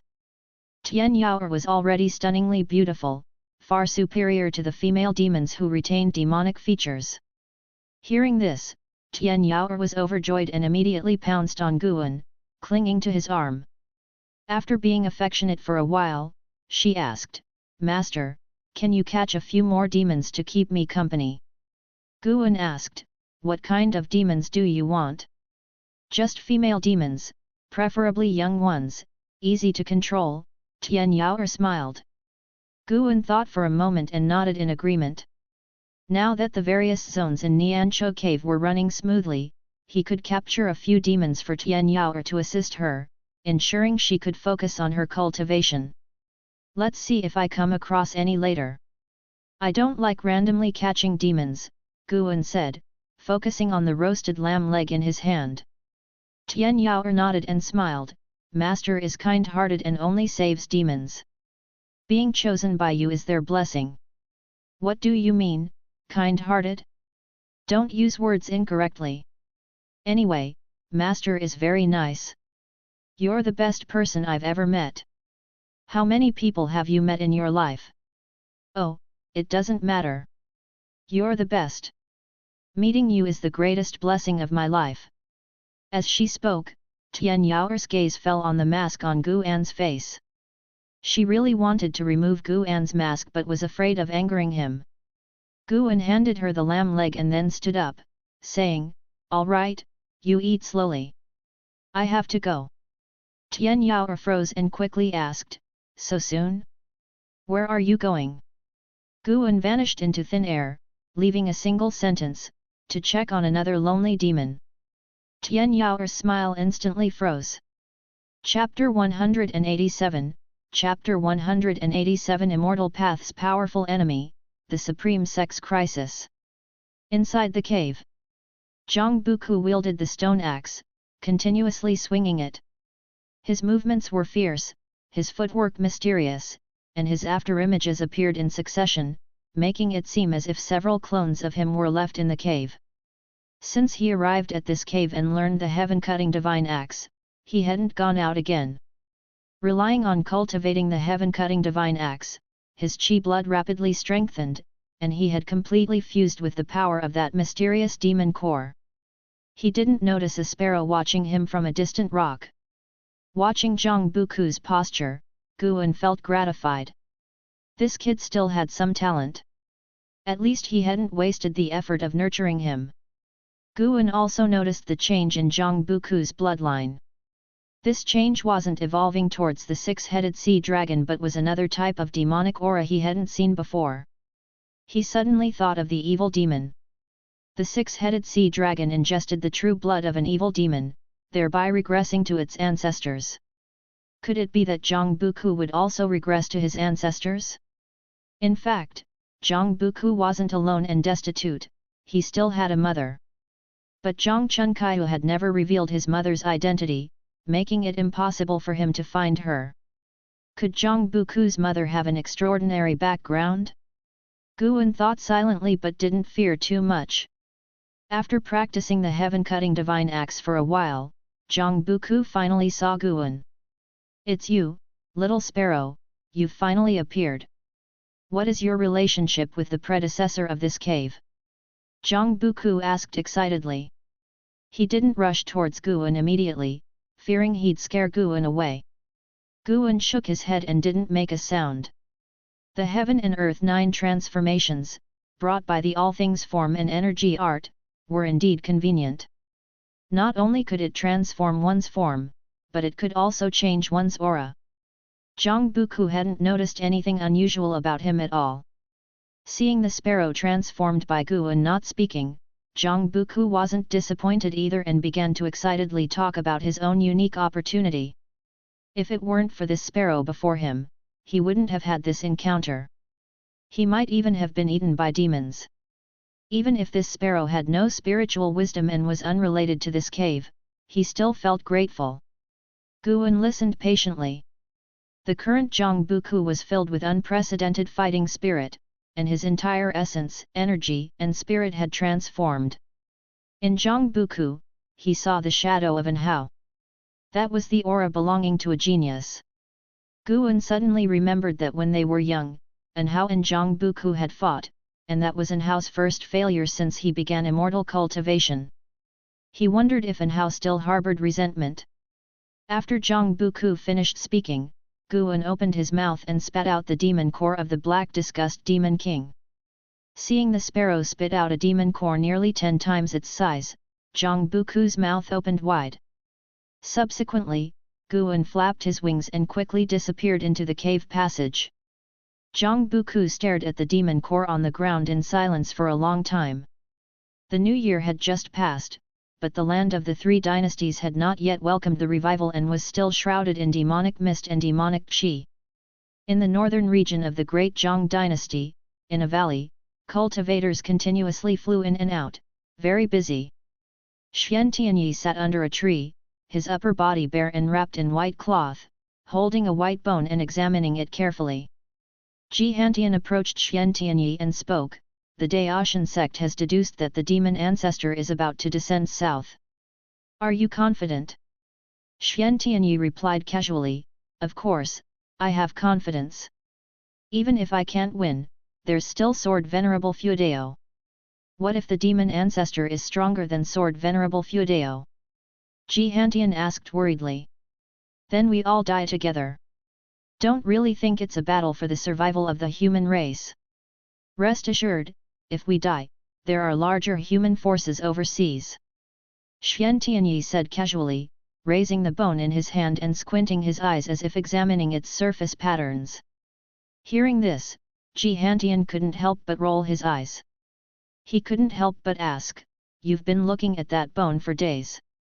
What's so special about it?" Xian Tianyi answered nonchalantly, "My spells are so powerful that this demon king was reduced to ashes, leaving only this bone. It surely has something extraordinary about it. Perhaps there's a secret hidden behind the demon calamity. Jihantian was about to say more when a strong wind blew from the north into the valley, giving everyone a sudden shiver. Xian Tianyi couldn't help but put down the bone and turn his head, frowning. Such powerful demonic energy, how could it be? Jihantian's face changed drastically, mumbling to himself. Even for a cultivator of the unification realm like him, this was terrifying, not to mention the other cultivators in the valley. Such terrifying demonic energy, it feels like the sky is about to collapse. Is it the Demon Emperor? No, I've felt the aura of the Demon Emperor before. This demonic energy far surpasses that of the Demon Emperor. It must be the legendary demon ancestor. This demonic energy is too terrifying. The legends are true, the ancestor of 10,000 demons. What should we do? We aren't going to fight, are we? Facing such demonic energy, I can't see any hope of winning. The cultivators in the valley had fought demons for years and had even experienced battles with Mahayana realm participants. Their deist hearts had long transformed. But even so, facing the distant demonic energy, they were terrified, without any will to fight. Xian Tianyi vanished into thin air. Jihantian immediately turned and urged the disciples of the Supreme Sect to prepare for battle. Far away, Guan stood up at the third medicine valley of the Supreme Sect. He didn't look north but looked up at the sky. The sky was blue, but the white clouds were dissipating. Master, what's wrong? An Xian, who was counting seeds nearby, turned and asked. Xiao Chuan and several disciples all looked at Guan. Guan said, "The clouds in the sky are dispersing." Hearing this, the others all looked up. Soon, they also began to feel suspicious. After the clouds dispersed, they didn't disappear but kept surging, like pieces of torn cloth being pieced together. Moreover, everyone noticed that the whole world became strangely quiet, with even the sounds of insects missing. 7 stars spirit realm, is it? Guan looked at the sky and thought silently. He could feel the space above the Supreme Sect fluctuating, a mysterious power had already enveloped the entire Supreme Sect. This power had surpassed the Nirvana realm, so the Supreme Sect cultivators hadn't noticed. The demon ancestor descended south, but another loose immortal was about to arrive at the Supreme Sect. It seemed the 7 stars spirit realm had set its sights on Sword Venerable Feudeo. Were they afraid that Sword Venerable Feudeo would stop the demon ancestor from descending south? Under Guan's gaze, the scattered clouds in the sky gradually formed an array diagram, grand and spectacular. This made more and more disciples of the Supreme Sect look up. The disciples in the valley could even hear the noise from the outer city in the distance. Lu Lingjun appeared next to Guan, saying in a deep voice, "Trouble is coming, you better not run out." With that, she leaped into the sky. Not only her, but the unification realm cultivators of the Supreme Sect also flew out. Lu Lingjun took out a treasure sword and slashed it, the spiritual power sweeping across like a rainbow, majestic in momentum. With a loud boom, the array diagram in the sky burst out with brilliant golden light, and a boundless pressure descended, startling Lu Lingjun to stop in a hurry. The other unification realm cultivators were the same. Unlike Lu Lingjun, they were suppressed by the pressure from the sky, unable to move, all looking at the array diagram in the sky with fear. Every piece of scattered cloud in the array diagram emitted golden light, forming golden lines and then condensing into golden runes. The golden light shined down, and whoever was illuminated by it couldn't move. An Xian's eyes widened, showing a look of despair. The outer city, atop the heavenly repair platform. The cultivators in sword enlightenment there all stood, their bodies trembling, they looked at the sky incredulously. What is that? Zhou Yujian, standing next to the heaven-cutting axe, raised his neck and asked with difficulty. No one answered him. The other cultivators seemed to be watching the descent of gods, but not bringing fortune, rather despair. Under the gazes of countless people, a gigantic, illusory face manifested within the vast golden array diagram. Only the outlines of the facial features were visible, its true visage unclear, and its gender indistinguishable. It seemed like the will of the heavenly Dao overlooking the myriad beings, imposing great oppression on the Supreme Sect disciples. More and more people's legs shook, kneeling on the ground. Subconsciously, it was as if an invisible hand pressed their heads, not allowing them to look directly at the mysterious giant face in the golden array diagram. In a mansion in the inner sect city, Ji Xiao looked at the sky, her brows tightly furrowed. She didn't recognize this array diagram, but intuition told her the visitor was certainly related to the Seven Stars spirit realm. May I ask which senior has arrived? Why oppress the Supreme Sect in this world of chaos wrought by demons? Subscribe to Chinese Novel Audio Wave.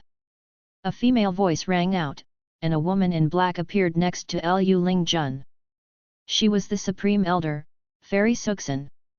Returning from overseas, she suffered severe injuries last year in the demon battlefield, and now back in the Supreme Sect to heal. Her cultivation level wasn't much higher than Lu Lingjun. Facing the golden array diagram together, they could only slightly reduce the pressure. The mysterious giant face in the golden array diagram didn't respond. It seemed to be searching for something. Suddenly, the golden array diagram emitted golden light beams, shooting towards the outer gate city of the Supreme Sect, sweeping across the sky. Under the gazes of countless disciples, the golden light beams converged into a golden arm, like the hand of the heavens, exuding supreme pressure. That direction was exactly the heavenly repair platform. Standing beside the heaven-cutting axe, Zhou Yujian's face changed drastically. He was also suppressed, half-kneeling, unable to stand up. From his perspective, the golden hand in the sky shrouded the heavens and covered the sun, making everyone in the city feel despair.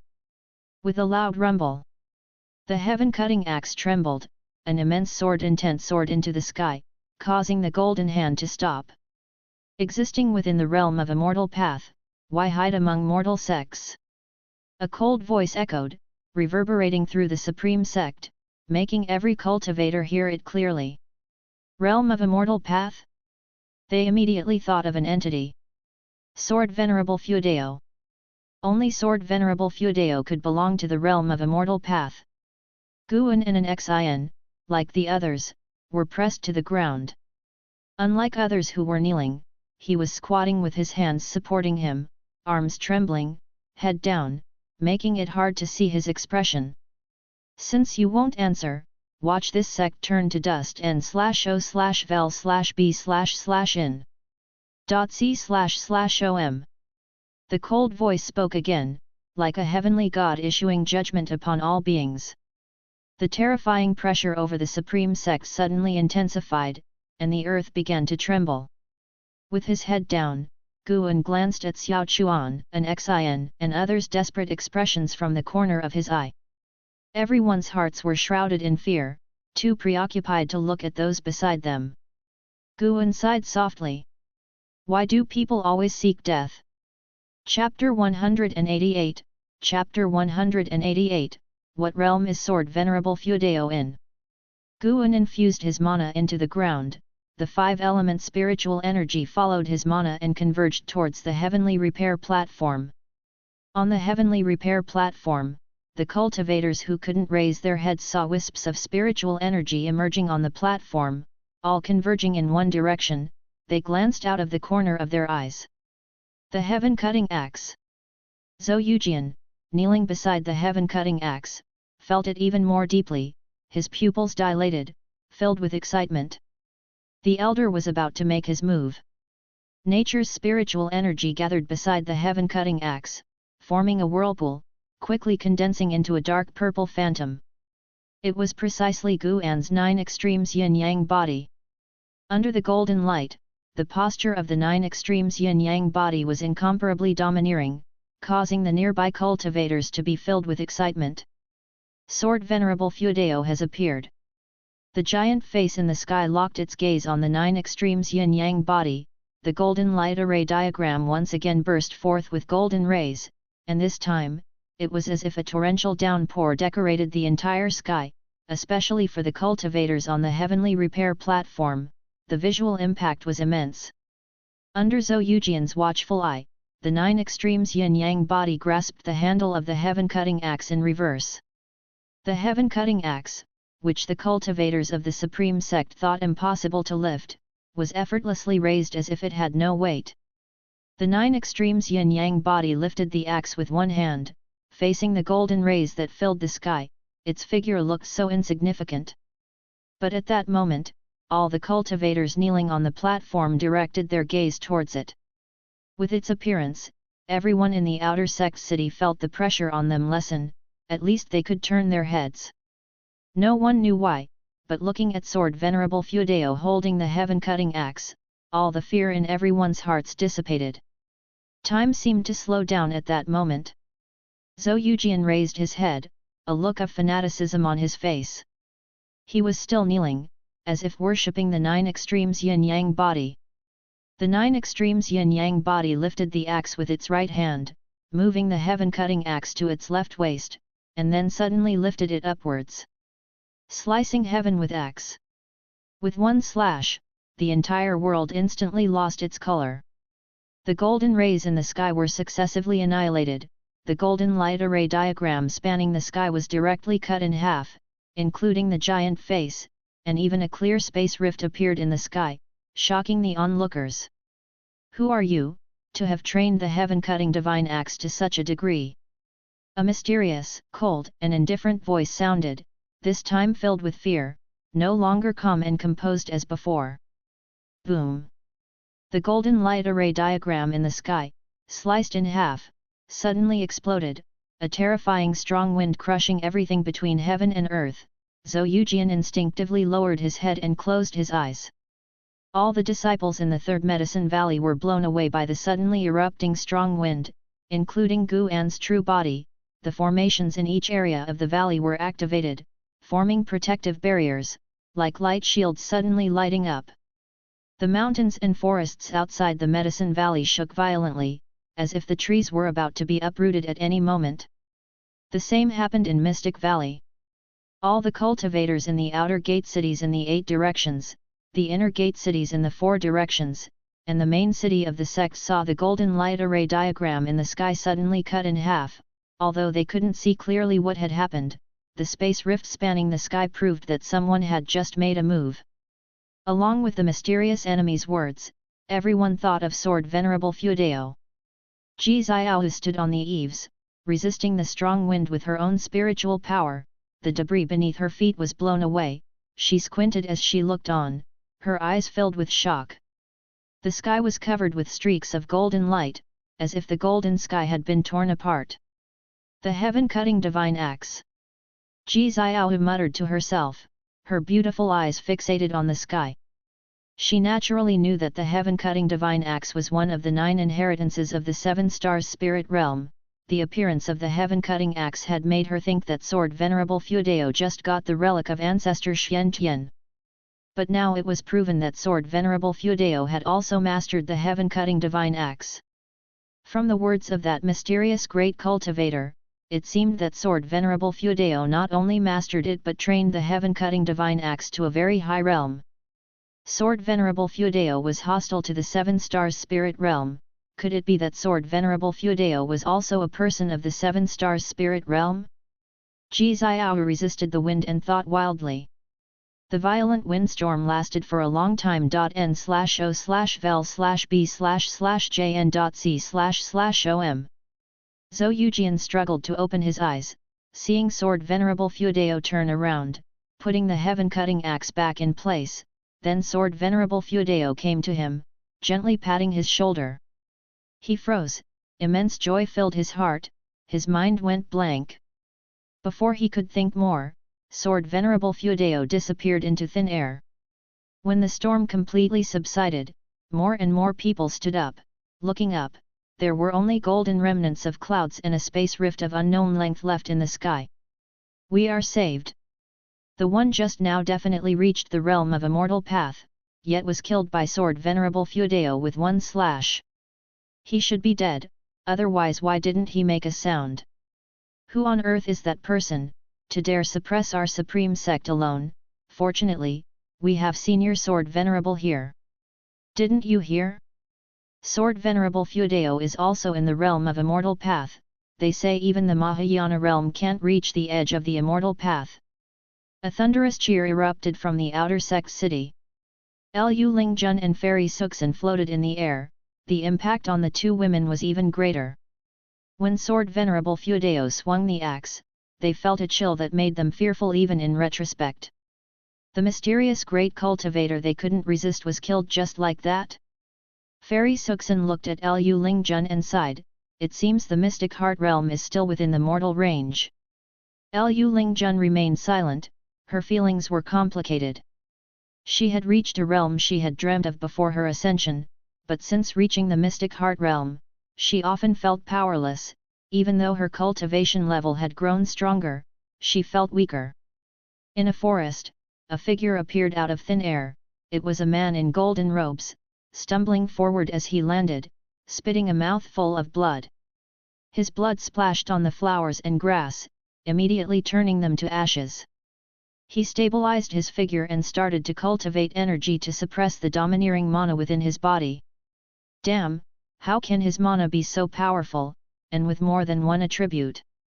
The man in golden robes thought through gritted teeth, his handsome face full of pain. It couldn't be done. He couldn't suppress it at all. He immediately turned around, preparing to flee back to the Seven Stars spirit realm.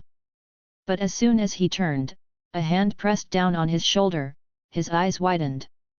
Before he could turn around, a divine sense far surpassing a loose immortals rushed into his mind, causing his eyes to lose their luster.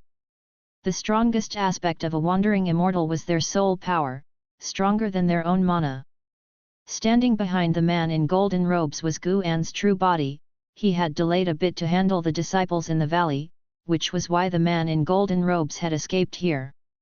This time, Guan did not perform soul search, instead using divine sense to destroy the primordial spirit of the man in golden robes, directly suppressing him. You have successfully seized startling Immortal Lin, 6th layer of loose immortal realm, 1709 years of lifespan. Guan took startling Immortal Lin's storage bag, then used taking true fire to burn his body. The loose immortal died in the forest, without a sound. After startling Immortal Lin turned to ashes, Guan disappeared into thin air.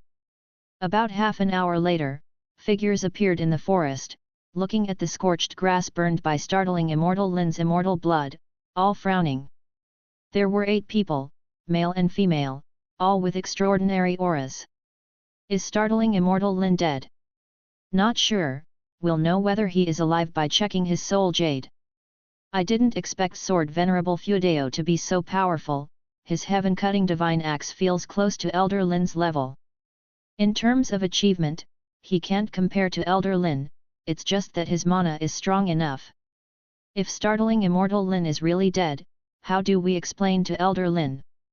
What about the Supreme Sect, how should we deal with it next? Everyone was silent. Although they hadn't gone to the Taixuan dynasty, they sensed the terrifying aura of the heaven-cutting divine axe. Now they dared not go to the Supreme Sect. An old man in black robes said solemnly, "Let's go back first, lest Sword Venerable Fudeo comes to kill us." As soon as he said this, everyone's expressions changed, they immediately disappeared from the spot. Guan, who had returned to the Third Medicine Valley, was indeed watching them. 8 loose immortals. The foundation of the 7 stars spirit realm shocked Guan. No wonder hateful heaven ancestor didn't dare come to the continent. Fortunately, the other side also feared him. Guan's gaze turned northward. The demon ancestor was approaching. He had to deal with startling Immortal Lin and now the demon ancestor. Today was truly troublesome. Lu Lingjun had returned to the valley. She saw Guan and immediately dragged him to the loft, causing him to be temporarily unable to leave. As Lu Lingjun closed the door, Guan asked, "What's wrong with you?" Lu Lingjun replied, "After the demon calamity ends, I'm planning to leave the Supreme Sect and explore the secret realm Shenzhen discovered." Guan couldn't help but ask, how do you know we can definitely withstand the demon calamity? Lu Lingjun gave him a blank look and said crossly, you didn't see how Sword Venerable Fuedao acted today, just one/killed the invader, with Sword Venerable Fuedao here, how can the Taixuan dynasty not withstand the demon calamity? Guan was secretly pleased, but still showed a worried expression on his face, saying, no matter how strong Sword Venerable Fuedao is, he can't possibly wipe out all the demons, right? He only needs to deal with the demon ancestor and the demon emperor, the demon calamity will surely end. Today I have truly broadened my horizons, this is also the first time I have seen Sword Venerable Fuedao in action myself. Lu Lingjun began recounting the scene of Sword Venerable Fuedao swinging the axe earlier, with reverence in her words. At the same time, in the Great Zhong Dynasty, Northern Territory, Xian Tianyi stood at the edge of a cliff, figures constantly appearing on either side of him, all great cultivators from various sects, following their gaze forward, there was a desolate plain with demon energy permeating, the end of heaven and earth was murky, as if black mist was about to press down. Liang Kanghai of the Taixuan Sect looked at Xian Tianyi and said, we sensed a terrifying pressure from the direction of the Supreme Sect earlier, could something have happened? Others also looked at Xian Tianyi. Xian Tianyi said indifferently, it came quickly and went quickly, meaning it's already resolved, if it was an enemy, with Sword Venerable Fuedao there, anyone daring to invade the Supreme Sect would die. Despite his calm demeanor, a storm was raging in his heart. Startling Immortal Lin's pressure made even this Mahayana realm cultivator feel fear. It must have been an immortal descending on the Supreme Sect. Xian Tianyi, with the highest cultivation level among the group, had experienced more. The mysterious immortal had just appeared not long ago, then was killed by an even more terrifying aura, indicating a great battle had erupted in the Supreme Sect and ended swiftly. This made him wonder, what realm was Sword Venerable Fuedao in? Chapter 189, Chapter 189 Sword Venerable Fuedao battles the demon ancestor. When Xian Tianyi felt shocked in his heart, other great cultivators turned their eyes to the distance. The overwhelming demonic aura of the demon ancestor was constantly approaching. They could no longer worry about the situation within the three dynasties, the upcoming battle for them was one of life and death. N/O/vel/b/in.c//om. A figure appeared out of thin air next to Liang Kanghai. This person wore a blue Dao robe, had a refined and elegant demeanor, black and white hair, and exuded a sense of detachment as if he had seen through the worldly affairs. As soon as he appeared, the others bowed to him. Xian Tianyi withdrew his mind and glanced at the newcomer. This person was the deist lord of the Taixuan Sect. One of the three great cultivators in the land of the three dynasties. Now, Sword Venerable Fuedao was considered an existence beyond the Mahayana realm, leaving only Xian Tianyi and the deist lord in the Mahayana realm. The two rarely met as they had to take charge of different parts of the battlefield. Liang Kanghai looked at the deist lord and respectfully asked, Martial Master, can you see what realm the demon ancestor is in? The others looked at the deist lord, their expressions tense. The deist lord replied, the realm of immortal path. As to the specific realm, I do not know, but it can be confirmed that even if we join forces, we are not his match. His voice was light, but the words he said struck everyone like a heavy hammer, making their faces pale. Fight to the death. These two words were often on their lips, but when facing an invincible enemy, it was inevitable that they felt a bit flustered in their hearts. Even if we are not his match, we must hold him off and wait for Sword Venerable Fuedao to come and support us. Xian Tianyi said with a casual tone, without any hint of fear, even with a touch of smile. These words instilled hope into the other great cultivators, whose eyes suddenly shone with vitality. One couldn't help but ask, will Sword Venerable Fuedao really come? Over the years, he has hardly ever taken action outside of the Supreme Sect. He might not belong to the Supreme Sect but instead come from overseas, secretly cultivating there. He may not want to interfere with the mainland's major events unless some fellows provoke him directly. These words caused the crowd to waver once again. Xian Tianyi raised his hand, and a blue lotus bloomed in his palm. Looking ahead, he said, "Everyone, don't overthink it.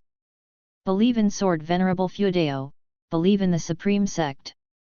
If Sword Venerable Fuedao had nothing to do with the Supreme Sect, then the heavenly repair platform would not have the word righteous on it. We seek immortality, but even immortals from overseas cannot achieve true immortality. So-called immortals just have a longer lifespan than mortals. Since all lives will end, why not bloom brilliantly in this calamity rather than dying in seclusion, thus not wasting a lifetime of cultivation? His words resonated with the other great cultivators, who began adjusting their mindsets, preparing for the upcoming battle. At the same time, 10,000 miles away, on the barren plains, the demon ancestor strolled forward, followed by a vast demonic fog, covering the sky and swallowing all the white bones along the way.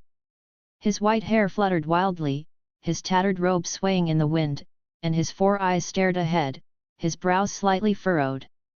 A bird flew out of the demonic fog behind him, swiftly landing on his shoulder. It was a white dove, tilting its head and asking, "Demon Ancestor, you seem to have some hesitation in your heart." Its voice was like a little girl's, ethereal and melodic. The demon ancestor looked into the distance and said, "Earlier, there was a loose immortal aura among the human race, and another aura even stronger.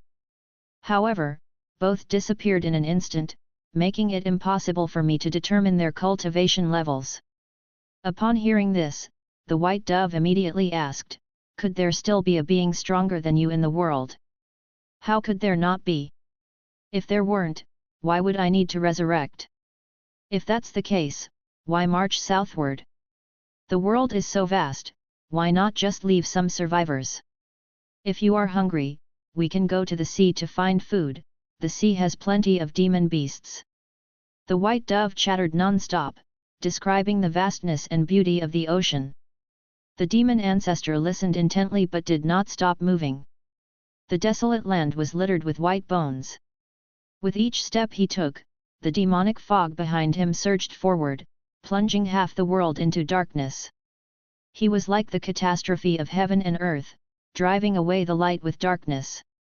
After a long while, the demon ancestor finally said in a melancholic tone, "Little demon, sometimes being strong in this land is a mistake. I cannot leave this continent." Upon hearing this, the white dove was dumbfounded, staring blankly at him. "However, even if I am not the strongest, unable to leave the continent, no one can completely eradicate me. Since we all have to die eventually, let me see the strength of the human race in the south." His face once again turned vicious, his 4 eyes filled with greed and cruelty. He shook his shoulders, startling the white dove into flight. "Little demon, fly northward. Since you yearn for the ocean, then go. Although the ocean is more dangerous, it also holds more hope." As the demon ancestor's voice fell, he took a step and traversed several miles in an instant. The demonic fog behind him quickly engulfed the white dove. Boom! A terrifying aura burst from his body, the ground beneath his feet constantly cracked, surrounded by demonic energy, connecting with the demonic fog behind him. Countless shadowy figures of demon beasts appeared, as if he were leading the entire demon clan forward, exuding grandeur. In the distance, Xian Tianyi, the Deist Lord, and others were all startled. The people of the 3 dynasties' land were equally terrified. The Supreme Sect, which had just survived the calamity brought by startling immortal Lin, fell into silence once again. But this time, the disciples of the Supreme Sect were no longer afraid, instead, they started to look forward to what would happen next. In the 3rd Medicine Valley, inside a pavilion, Lu Lingjun turned her head to look out the window, her brows furrowed and said, "This should be the aura of the demon ancestor, truly terrifying.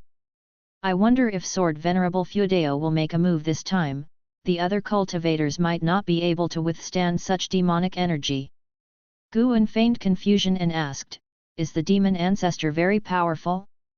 Can even Xian Tianyi not stop him?" Lu Lingjun rolled her eyes at him and said irritatedly, "Do you think your sworn elder brother is invincible in the world? Compared to Sword Venerable Fuedao, he is far inferior." Guan wanted to say on behalf of Sword Venerable Fuedao that his second brother was invincible in the world, but he held back. He sighed and said, "When will this world's disaster end? It is so difficult to live a peaceful life." Lu Lingjun found it funny and laughed, "Your peaceful life hasn't been enough? You don't even need to fight. But seeing you all get hurt, how can I feel at ease?" Guan said earnestly. Seeing his expression, Lu Lingjun suddenly felt guilty.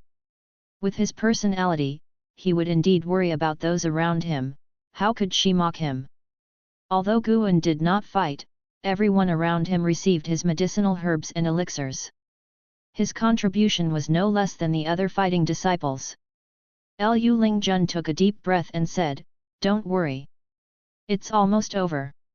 It just depends on the battle between Sword Venerable Fuedao and the demon ancestor, to see who is stronger." Guan nodded and said, "Let's go down and comfort the other disciples. At this crucial moment, we must stay united." His divine sense could easily cover the land of the three dynasties, and he could feel the demon ancestor getting closer to the northern territory.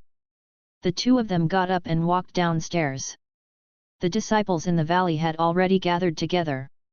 Seeing Guan and Lu Lingjun coming over, they quickly surrounded them, asking Lu Lingjun about the distance of the demonic aura from the Supreme Sect. With their low cultivation levels, they did not know where the demonic aura was, worrying that it was once again aimed at the Supreme Sect. "Do not worry, this demonic aura should be from the demon ancestor. It is still far away, and the great cultivators of the immortal cultivation world are already preparing to confront him." Lu Lingjun reassured them. The mention of the demon ancestor startled the disciples, and they began discussing it incessantly. Xiao Chuan turned to look at his senior brother, who was standing outside the crowd, gazing at the sky, lost in thought. He immediately walked over and asked, "Senior brother, are you worried?" Guan nodded and said, "Of course, I'm worried. I can't help but wonder if I should have worked harder on my cultivation. If I were stronger, I would feel more at ease now." Xiao Chuan responded, "Senior brother, you should indeed work harder on your cultivation. Your talent and status are higher than mine, don't give up. I'm also talking about you, fool. Can you focus on the cultivation technique I taught you? Senior brother, do you think that even if I cultivate this technique, I can reach the core formation realm? Will I be able to form a nascent soul in this lifetime? We don't know, it's impossible. Even if I live for another couple hundred years, if all the time is spent on cultivation, what's the point? This is something you once told others. I just want to enjoy life to the fullest. Maybe in my next life, I'll be a genius like senior brother Li Yi." Xiao Chuan chuckled, his face showing a look of yearning. Looking at the wrinkles at the corners of Xiaoquan's eyes, Guan couldn't help but mock himself. He always said to respect everyone's choices, yet he cared too much for those close to him. He patted Xiaoquan's shoulder, then turned his gaze to the horizon. "Better think about how to kill the demon ancestor. After slaying startling Immortal Lin, the 7 stars spirit realm would certainly notice Sword Venerable Fuedao. Since that's the case, no more pretending. It's time to show everyone swordsmanship that surpasses the Taixuan divine shocking sword." Guan squinted his eyes, his gaze seemingly piercing through the sky to the outer heavens. The Great Zhang Dynasty, Northern Territory. On the cliff, Xian Tianyi, the Deist Lord, Xian Chuan, Liang Kanghai, Deist Tianchu, and others, more than 30 great cultivators stood side by side, their robes flapping in the wind. Following their gaze, the sky had been obscured by the vast demonic fog, their divine senses had already locked onto the demon ancestor. The Taoist of immortality from the Three Pure Ones mountain, dressed in a white robe, held a horsetail whisk and waved it downward off the cliff. Rumble. The earth cracked, the mountain where the cliff was located separated from the barren plain, forming a deep, bottomless chasm. Spiritual energy rose from the chasm, forming a shocking energy wall, dispersing the clouds in the sky. Xian Tianyi glanced at the Taoist of immortality with the corner of his eye, then continued to stare at the demon ancestor. Everyone! Liang Kanghai was about to speak when he suddenly sensed something, abruptly raising his head. It wasn't just him, the other great cultivators did the same. They saw the sky quickly darken, the starry sky appeared on the heavens, countless stars twinkling, even meteors streaked across. The Taoist lord couldn't help but frown, calculating with his fingers. The demon ancestor also saw this scene. Behind him was the dim demonic fog, while in front of him, half the sky was covered by the brilliant starry sky. Chapter 190, Chapter 190 Vast Star Suppressing Heaven Boundless Sword. Tianwei Dynasty, Heavenly Palace Mountain.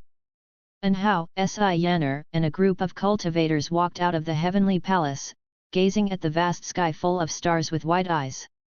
The sky in the immortal cultivation world was very high. They had never seen so many stars, and they were so close that it seemed they could reach out and pluck them. What is this phenomenon? Could the sky be falling? Could this be the work of the demon ancestor? It shouldn't be. It might be a powerful formation, perhaps from the Taixuan Sect. Their formations are grand, embodying the essence of heaven and earth. Recently, there have been more and more demons in the nearby areas. I'm afraid it will be very difficult for us to protect the inheritance here. And Hao gazed at the starry sky, his eyes flickering. Si Yanner stood next to him, marveling. She said a few words but received no response. She couldn't help but turn to look at him. What's wrong with you? Si Yanner nudged his arm with her elbow and asked. And Hao took a deep breath and said, this is the sword intent of sword Venerable Fudao. It should be an evolution of the Taixuan Divine Shocking Sword. Sword Venerable Fudao? Everyone looked at him, their faces showing surprise and joy.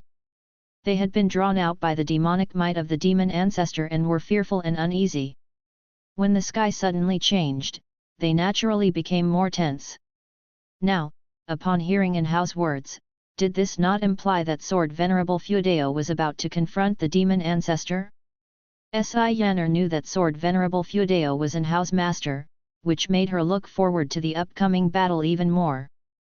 She couldn't forget the scene when Sword Venerable Fudao waved his sleeve and annihilated a great cultivator of the mystic heart realm. Such a powerful figure should not be defeated, right? Thinking carefully, no matter how strong the enemies that emerged in the world, Sword Venerable Fudao always emerged victorious. If he didn't act, it wouldn't matter. But when he did, it shocked the world. Taixuan Dynasty, on a blood-soaked plain, Wu Ju was fiercely battling with the demons. His fists moved like the wind, and each punch could explode the demons' bodies, making his presence even more terrifying than the demons. On the battlefield, tens of thousands of soldiers from the Taixuan dynasty were fighting against the demons. Wu Ju looked up, his face filled with shock. How did the sky change so suddenly? Not only him, but the other soldiers were also frightened. However, the rampaging demons would not stop, forcing them to continue fighting. Miles away, a general clad in silver armor wielded a long spear, unmatched and invincible. He was Ye Yan, a disciple recruited by Guan in the Mystic Valley. Although Ye Yan was still in the Foundation establishment realm, his physique and spear technique were exceptionally strong, far beyond other Foundation establishment realm soldiers.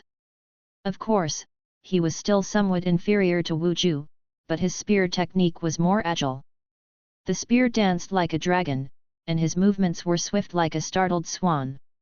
With each thrust and pull, flesh and blood flew. Ye Yan also looked up at the starry sky, his eyes filled with envy. What kind of cultivation level could create such a phenomenon? Ye Yan wondered, having served in the military for decades and fought countless battles, his vision was already broad. It was precisely because of this that he understood his own insignificance. The world was vast, and the rulers of the world's destiny were those great cultivators who stood above the dynasties. In this life, he probably would not have the opportunity to witness the elegance of those great cultivators. Yayan collected his thoughts and continued fighting. On a distant mountain top, Li Suandao stood facing the wind, gazing at the myriad stars, his sword-like brows furrowed. With his current cultivation level observing the phenomenon in the sky, his feelings were deeper than Wuju's or Yayan's. The realm of immortal path. Li Suandao murmured, his eyes drifting. Cultivators across the world were stunned by the star-filled sky, except for a few hiding in the mountains who remained unaware, such as Zhang Buku, who was still cultivating the heaven-cutting divine axe in that mountain cave. On a mountain trail in the western region of the Taixuan dynasty, Yalan, Zhenqin, and other disciples of the law enforcement hall stopped in their tracks, admiring the majestic scene of the stars in the sky. The disciples speculated that a great cultivator was about to confront that unknown terrifying demonic energy. Yalan withdrew her gaze and looked at Zhenqin, sighing slightly. Since the last disappearance, Zhenqin seemed like a different person, becoming silent. Even when questioned, Zhenqin did not respond, which made her very worried. She could only pray now that the demonic calamities would end soon so she could take Zhenqin back to the Supreme Sect to rest. In the Third Medicine Valley, all the disciples were astonished by the changes in the sky, and Lu Lingjun was gazing at the star-filled sky. She felt a vast sword intent that reminded her of sword Venerable Feudao, but she also felt that this sword intent was stronger than what sword Venerable Feudao had displayed before. Was it someone else, or had sword Venerable Feudao never shown his full strength before? Guan and Xiaochuan stood side by side, both gazing at the sky with similar expressions, but Guan only pretended to be shocked. His divine sense had already locked onto the demon ancestor. When he wielded the vast star-suppressing heaven-boundless sword, the demon ancestor had no escape. It was too late to turn back now. However, instead of retreating, the demon ancestor exploded with even stronger demonic energy, intending to invade the human race's territory. Sword Venerable Feudao! Let us determine the victor of this calamity today. The demon ancestor's cold voice echoed across the three dynasties. This time, people were not afraid. The words Sword Venerable Feudao seemed to have a certain power, giving them a great sense of security. By now, not only the immortal cultivation world but even commoners knew the name of Sword Venerable Feudao. Sword Venerable Feudao had already become the guardian deity in the hearts of people across the three dynasties, even greater than the mountain god. The mountain god was ethereal and elusive, but Sword Venerable Feudao was a cultivator, closer to them. Northern territory of Great Zhang. After the demon ancestor's call, he leaped into the air, his demonic energy erupting, with thunderbolts intertwining around him. The demonic fog behind him billowed fiercely, and countless demonic beast phantoms roared deafeningly, causing the ground to crack continuously, as if the entire world was about to collapse. He quickly approached the cliff where Xian Tianyi and others were. Even though they knew Sword Venerable Feudao was about to act, Xian Tianyi and the others did not let their guard down. They all took out their strongest magic artifacts or formed formations, preparing to confront the demon ancestor. A vast sword intent suddenly descended, enveloping the world. Xian Tianyi and the others instinctively looked up, and then, their eyes widened, and their mouths fell open. Even the inscrutable Daoist Lord and Taoist of immortality could not remain calm at this moment, all showing shocked expressions. As they watched, the countless stars burst out with sword light, like innumerable sword shadows streaking down with flowing light, covering the entire sky, an awe-inspiring spectacle. Even someone as strong as the Mahayana realm felt insignificant as dust at this moment. The demon ancestor gazed at the endless starry sword shadows, a fleeting look of fear in his eyes, followed by a manic expression. Rumble. Amidst the rolling demonic fog, countless demonic beast phantoms condensed into a giant demon 1,000 feet high. The figure was human-like, standing on lions and tigers, with an azure dragon coiled around its waist, a phoenix spreading its wings on its shoulders. Its long hair writhed like a cluster of serpents, and its hands conjured a long blade's shadow, brandishing it skyward in fury. At this moment, Xian Tianyi and others, along with the approaching cultivators in the rear, were all stunned. It seemed as if they were witnessing a creation god resisting the sky, the visual impact making their hearts pound like war drums. Boom! Boom! Boom! Endless starry sword shadows descended, striking the long blade in the giant demon's hands. His demon blade was instantly submerged, and his demon body was continuously pierced through. He let out a soul-shaking roar and struck the sky with his palm.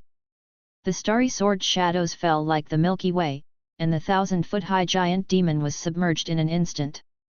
The ground shattered, dust flew, and winds howled across the world. The giant spiritual energy wall cast by the Taoist of immortality shattered in an instant, startling Xian Tianyi and the others to gather their spiritual power to defend themselves. But the mountain they stood on was still pulverized, and they were swept away. People in the three dynasties felt the northern sky suddenly burst with blinding light, and the world lost its color in their eyes. Even the people in the Third Medicine Valley were dazzled and closed their eyes. Lu Lingjun flew into the sky, shielding the valley with her spiritual power. N/O/vel/b/jn.c//om.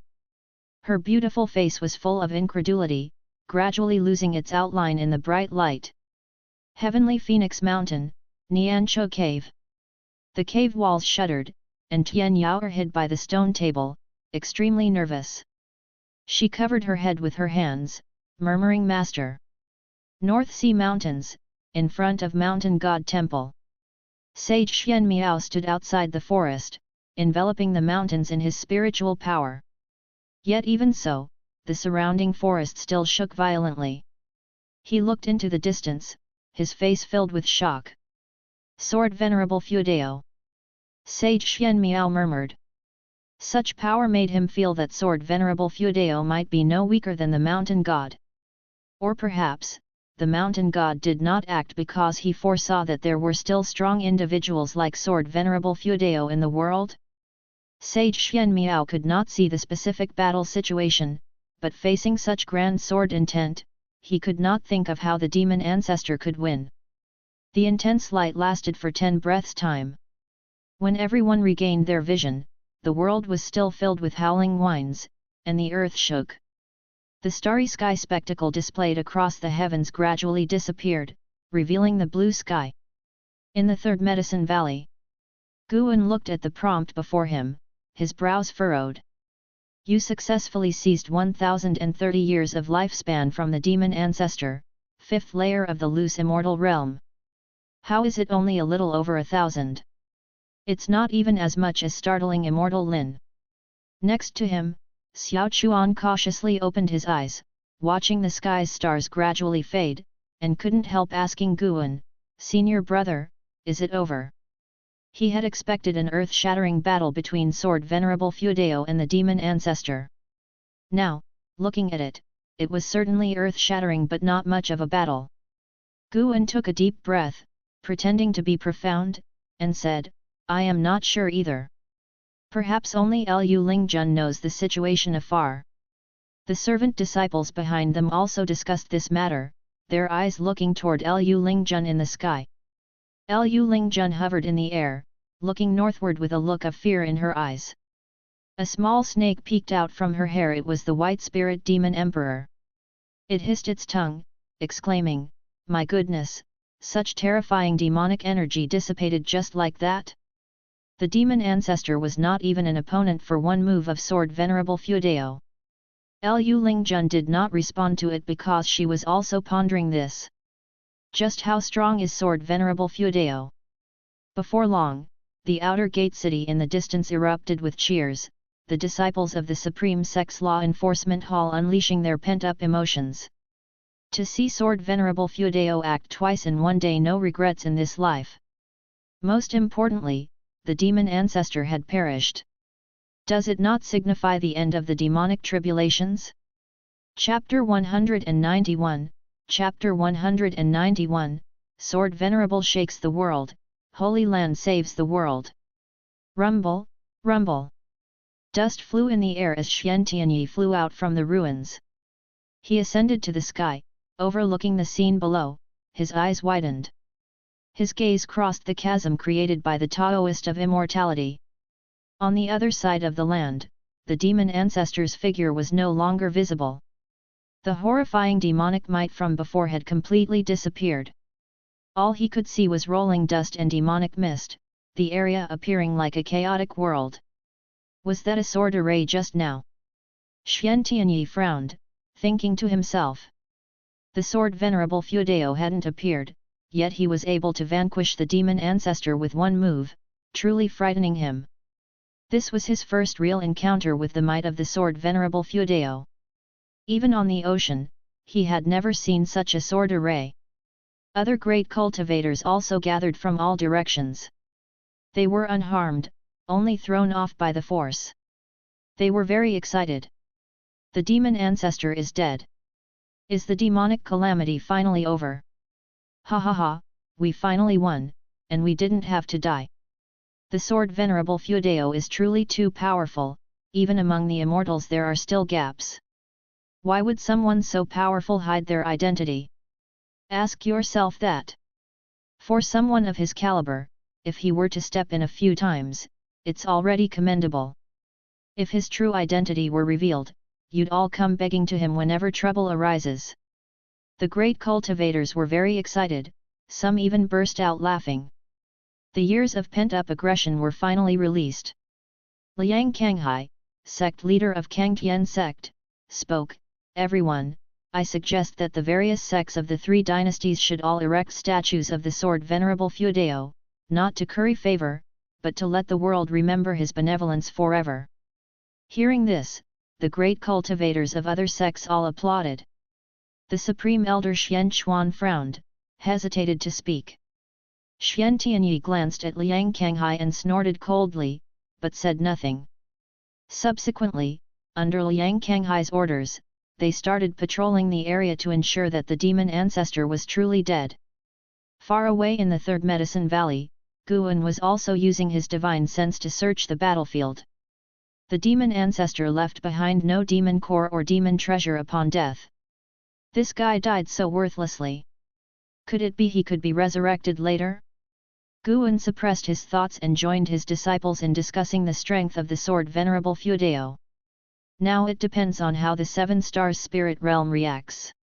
The Seven Stars Spirit Realm claimed to be a holy land, they shouldn't act recklessly. That startling immortal Lin had not revealed his true name, even the disciples of the Supreme Sect didn't know who he was. The fall of the demon ancestor. This news spread throughout the world in just 2 days. The reason it spread so quickly was that the demon ancestor had previously called out to the sword Venerable Feudeo when he moved south. The sword Venerable Feudeo's prestige reached unprecedented heights across the three dynasties. Although the rampaging demons had not completely dispersed, the demon kings were already scared and had withdrawn from the lands of the three dynasties, greatly boosting the morale of the human race. Everyone in the world sang praises of the sword Venerable Feudeo. When Guan disguised as the Green Hero traveled through the mortal world, in every city, village, and town, people were discussing the sword Venerable Feudeo, much to his surprise. He hadn't expected the news to spread so fast. After the fall of the demon ancestor, demons were still numerous, indicating that the true controller of the demons was not the demon ancestor. However, as long as the demon kings retreated, the three dynasties would eventually triumph. Guan did not remain idle, seizing the time to accumulate lifespans. The ability to seize lifespans was his greatest secret, so he couldn't use the identity of the sword Venerable Feudeo to massacre, mainly because the sword Venerable Feudeo seldom slaughtered demons before. It was more reasonable to do so as the Green Hero, as there were many heroes like him in the current world. Days passed by. A month later, Guan's lifespan broke 8 million years. On this day, LV Badian came to the Third Medicine Valley to find him. Guan received LV Badian in a pavilion. LV Badian was very happy, constantly praising the sword Venerable Feudeo. The sword Venerable Feudeo appeared during his tenure as the head of the Supreme Sect, and he successfully retained the sword Venerable Fuedeo. The Supreme Elders were very pleased with his actions, and Xian Tianyi also stated that he would not compete for the position of sect leader. N/O/vel/b//in.c//om. The demonic calamity is virtually over. Besides the sword Venerable Fuedeo slaying the demon ancestor, the Holy Land has also opened its doors, sending disciples down the mountain to save the world. LV Badian lightly shook his teacup, smiling. Guan asked, "The Holy Land? I heard from the Third Mist that the Holy Land never intervenes in the affairs of the continent. Why did they intervene this time?" LV Badian explained, "It is said that the formation of the demonic calamity relates not only to the demon ancestor but also to an ancient demon known as the Evil Demon. The Evil Demon was sealed underground by the Holy Land. When the demon ancestor fell and the demons continued to rampage, the Holy Land realized something was wrong. After investigating, although the Evil Demon remains sealed, his demonic chi seeped into demon bodies through nature's spiritual energy, causing their corruption into demons. Because the lands of the three dynasties lie in the southernmost part of the continent, furthest from the Evil Demon, the human race was not corrupted. The Holy Land also revealed that the Evil Demon grows increasingly powerful and will inevitably emerge in the future, bringing another catastrophe. The Holy Land will face it alongside the various sects of the human race, as they consider it their responsibility for not completely eradicating the Evil Demon." Hearing this, Guan almost developed a sense of admiration for the Seven Stars spirit realm. Truly flawless and impeccable. If Guan hadn't searched through so many memories, based on LV Badian's words alone, the Holy Land indeed seemed great. But he knew it was all orchestrated by the Holy Land themselves. It was also a good thing. The Holy Land sending disciples to save the world indicated that the Seven Stars spirit realm cared about its image and wouldn't act recklessly. It also meant that the Seven Stars spirit realm feared the sword Venerable Fuedeo, unwilling to confront him directly, giving Guan more time to grow. Still, Guan couldn't let his guard down, he had to watch out for the Seven Stars spirit realm investigating him in secret. Guan, feigning joy, asked, "That is indeed good news. The Holy Land must be really powerful. Do other sects know of this?" "Yes, all sects received a message from the Holy Land's envoys. It's estimated that within 5 years, demons will be no more, and the three dynasties might even expand into the demon lands. For the Taixuan dynasty and the Supreme Sect, it could be a bit troublesome." LV Badian nodded. Guan was surprised and asked, "What kind of trouble?" "With the Great Zhong dynasty and the Tianwei dynasty standing between the Taixuan dynasty and the demon lands, it makes it hard for us to mine spirit mines or seek opportunities in the demon lands. Over time, the Taixuan dynasty will be swallowed by the other two dynasties, weakening the Supreme Sect's influence in the immortal cultivation world. I'm planning to support Li Suandeo to accomplish this."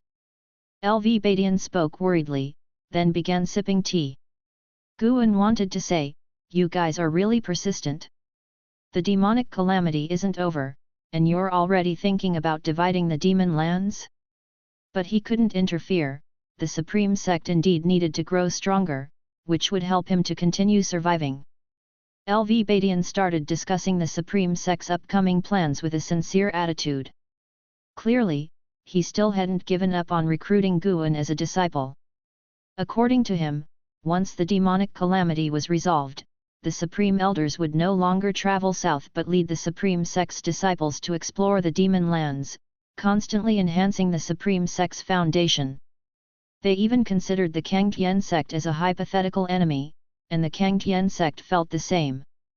LV Badian found the Taixuan Sect's over-the-top praise of the sword Venerable Fuedeo nauseating. Do they want to align with the sword Venerable Fuedeo? Dream on! Guan, why don't you write a book with the sword Venerable Fuedeo as the protagonist, just like Pan An's works which spread throughout the world? LV Badian looked at Guan, seriously. Write about myself again? Guan wasn't so narcissistic. He immediately shook his head, "No way, I don't want to write books for others anymore. Besides, the karma of the sword Venerable Fuedao is too significant. If I write it and the book becomes famous, it attract endless trouble. Sect leader, do you want to get me killed? Not to mention, you wouldn't be able to defend against the enemies of the sword Venerable Fuedao. LV Badian agreed, temporarily setting the idea aside. After chatting for a long time, LV Badian left regretfully. Guan didn't stay idle, he left the Third Medicine Valley, spent an hour in the Mystic Valley, and then disguised himself as the Green Hero again to descend the mountain. Time flew by, and another month passed. Guan celebrated his 95th birthday, he was getting closer to 100 years old. On this day, Xian Tianyi visited Guan. He pulled Guan, who was still sowing seeds in the garden, back to the pavilion, looking mysterious.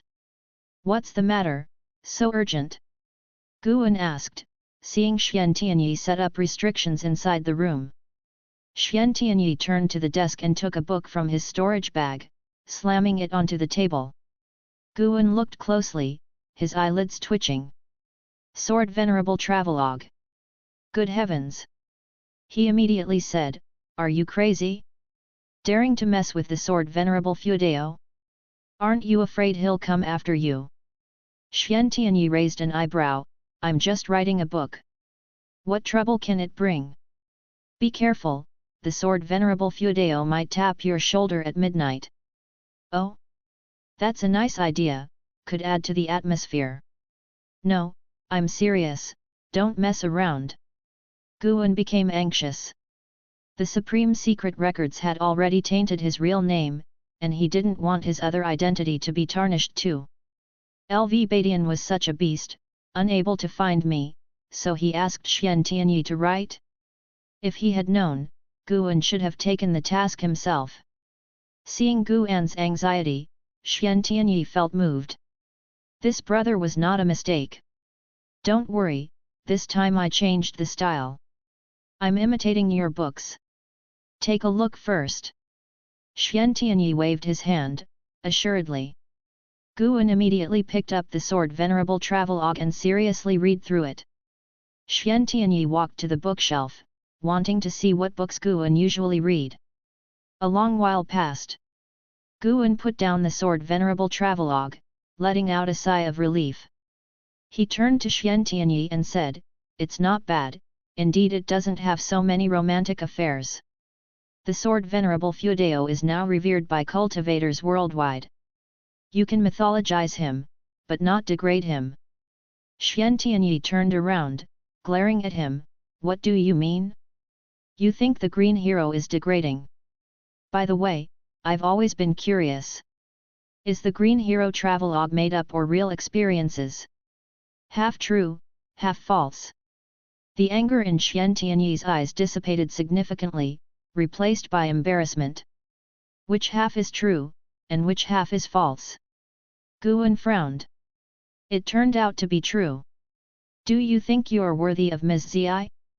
That night in the abandoned temple, you two were so." Guan suddenly wanted to find a knife to poke Xian Tianyi.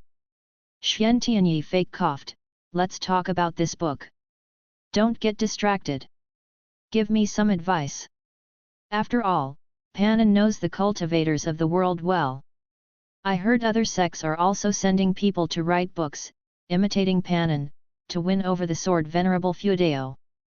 Our Supreme Sect can't lose in book writing."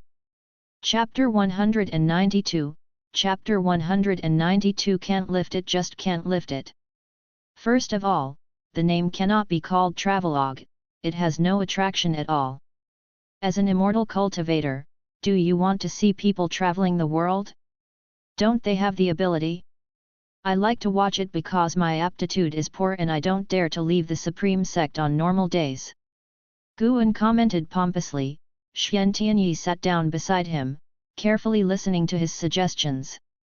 Just like that, Guan began his long-winded tirade. Putting aside everything else, bragging felt exhilarating, no wonder so many people liked to act as mentors, Guan enjoyed it very much. 2 ancient hours quickly passed. Guan stopped reluctantly, while Xian Tianyi felt deep admiration, realizing there were so many tricks to writing a book, what to make enjoyable, relatable, create tension, and more. Listening to him was utterly fascinating. Excitedly, Xian Tianyi stood up to bid farewell. I'm planning to visit the Heavenly Repair platform to feel the sword intent of Sword Venerable Fuedao and rewrite this book. Following your advice, I won't call it Sword Venerable Travelogue anymore. I will come up with a new name. After saying that, he walked towards the door. Guan stood up to see him off. After going downstairs, Guan watched him leave with a look of contemplation.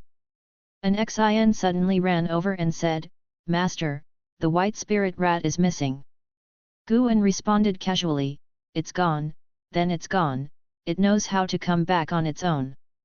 Many disciples in the valley were rewarded by him and allowed to cultivate under the mystic pure tree, but the one who benefited the most was the white spirit rat, whose maximum lifespan had increased several times over. He suspected it had achieved enlightenment in its dreams. How difficult enlightenment was! Liu Lingjun practiced under the mystic pure tree every day without success, but the white spirit rat managed to do it. However, no one else noticed this. The white spirit rat appeared the same as before, just a bit more agile. An Xin looked worried as she listened. Since Guan had handed the white spirit rat to her, she no longer disliked it. Guan thought she was becoming a rat slave. Guan led an Xin to the side, preparing to guide her in her cultivation. Now, Guan was already a great cultivator at the 8th floor of the Foundation Establishment realm, more than capable of guiding an Xin. On the other side, Xian Tianyi arrived at the Heavenly Repair platform. It had been 2 months since the fall of the demon ancestor. Because of Sword Venerable Fuedao, the Supreme Sect had become the most prestigious sect in the Three Dynasties region, attracting numerous cultivators to visit the Heavenly Repair platform. Zhou Yujian guarded the heaven-cutting axe, with dozens of disciples by his side, all his followers. The heaven-cutting axe was the inheritance left by Sword Venerable Fuedao to the disciples of the Supreme Sect, so Zhou Yujian did not allow disciples from other sects to challenge this legacy. No one but disciples of our sect can test the heaven-cutting axe. Zhou Yujian shouted sternly, causing dissatisfaction among the cultivators surrounding the heaven-cutting axe. Someone even questioned his authority. Zhou Yujian defiantly replied, "I am Zhou Yujian, the maniac swordsman of Kanghe Lake. My sword was once used by the Sword Venerable himself, and I have the duty to safeguard his legacy." With that statement, no one dared to question him further, though many still disapproved of his attitude. Xian Tianyi watched from a distance, equally displeased. An insignificant nascent soul realm cultivator dare to act so arrogantly? He suddenly recalled Guan's warning. Yes, this could be written down. In the future, he would write that Sword Venerable Fuedao killed people with a shoulder tap to frighten this kid. Xian Tianyi, long time no see. A light chuckle caught Xian Tianyi's attention. He turned to see a man in a purple robe approaching. The man was elegant, with his robe fluttering in the wind and a feather crown on his head, attracting the gazes of disciples along his path. Xian Tianyi slightly raised his chin and said, "Ji Xianling, it's been years. How come you've just now entered the Mahayana realm?" As soon as his words fell, the Heavenly Repair platform was abuzz. Even Zhou Yujian, standing beside the heaven-cutting axe, couldn't help but look toward the two. Very quickly, someone recognized Xian Tianyi, making them even more curious about Ji Xianling. Where did this Mahayana realm cultivator come from? Weren't there only 2 Mahayana realm cultivators in the Three Dynasties region? Ji Xianling walked up to Xian Tianyi, standing 5 steps apart, their heights nearly identical. Xian Tianyi was more arrogant, while Ji Xianling, though not as proud, was equally formidable. "Brother Xian, you made rapid progress after a trip to the ocean. Are you now a disciple of the Supreme Sect or the Star Sea congregations?" Ji Xianling asked with a smile. Xian Tianyi scoffed, "I can be a disciple of any sect I want, can you?" Ji Xianling chuckled and continued asking, "I wonder, Brother Xian, have you met Sword Venerable Fuedao? Xian Tianyi suddenly had an idea, smiling as he said, of course I have. If you want to meet Sword Venerable Fuedao, you can. See the heaven-cutting axe over there? If you can move it even slightly, I'll take you to see Sword Venerable Fuedao. Really? Absolutely. It seems this axe is hard to move. Ji Xianling said thoughtfully. Xian Tianyi replied proudly, indeed, it is. Even with my cultivation, I could only make it shift a little. Many disciples of the Supreme Sect who had seen him lift the axe were hesitant to speak, not daring to contradict him in public. Then let me try. Ji Xianling turned and walked toward the heaven-cutting axe, with Xian Tianyi following closely behind. Upon reaching the heaven-cutting axe, Zhou Yujian wanted to stop him but was instantly subdued by Xian Tianyi's divine sense, rendering him immobile. Zhou Yujian looked at Xian Tianyi in fear, feeling furious. Ji Xianling ignored Zhou Yujian's minor actions. He raised his hand to grasp the handle of the heaven-cutting axe. More and more cultivators gathered. On the heavenly repair platform one could find disciples from all sects of the three dynasties' immortal cultivation world, even including demon path disciples. In the face of the demon calamity, the righteous and demonic paths had ceased hostility to jointly resist demons, so the Supreme Sect did not prevent demon path disciples from coming, as long as they didn't cause trouble. Under the watchful eyes of Sword Venerable Fuedao, who would dare to act recklessly? The moment Ji Xianling grasped it, he felt the same as Ji Xiaoyu. Unshakable. However, remembering that Xian Tianyi could make it shift with all his might, he felt slightly reassured and began cultivating energy. Boom! The aura of the Mahayana realm was fully unleashed, startling the surrounding cultivators to retreat. Xian Tianyi's eyes narrowed, he immediately isolated Ji Xuanling's aura with his own, directing it skyward to avoid harming others. Figures appeared out of thin air on the heavenly repair platform. LV Badian, Gu Zong, Ji Hantian, and Lu Lingjun had all arrived and were watching Ji Xianling. Ji Xuanling's brows furrowed. He shifted his stance for better leverage, even emitting golden flames from his 7 orifices, causing the surrounding space to quake violently. The heavenly repair platform trembled, and LV Badian and others cultivated energy to channel mana into the platform, preventing it from shattering. Despite using secret techniques, Ji Xianling found himself unable to budge the heaven-cutting axe, becoming increasingly agitated. He let out a low shout, veins bulging from his neck, his face flushed red, no longer composed or elegant. Xian Tianyi's mouth twitched uncontrollably. Yes. Just like that. The so-called prodigy of the 7 stars spirit realm, nothing more.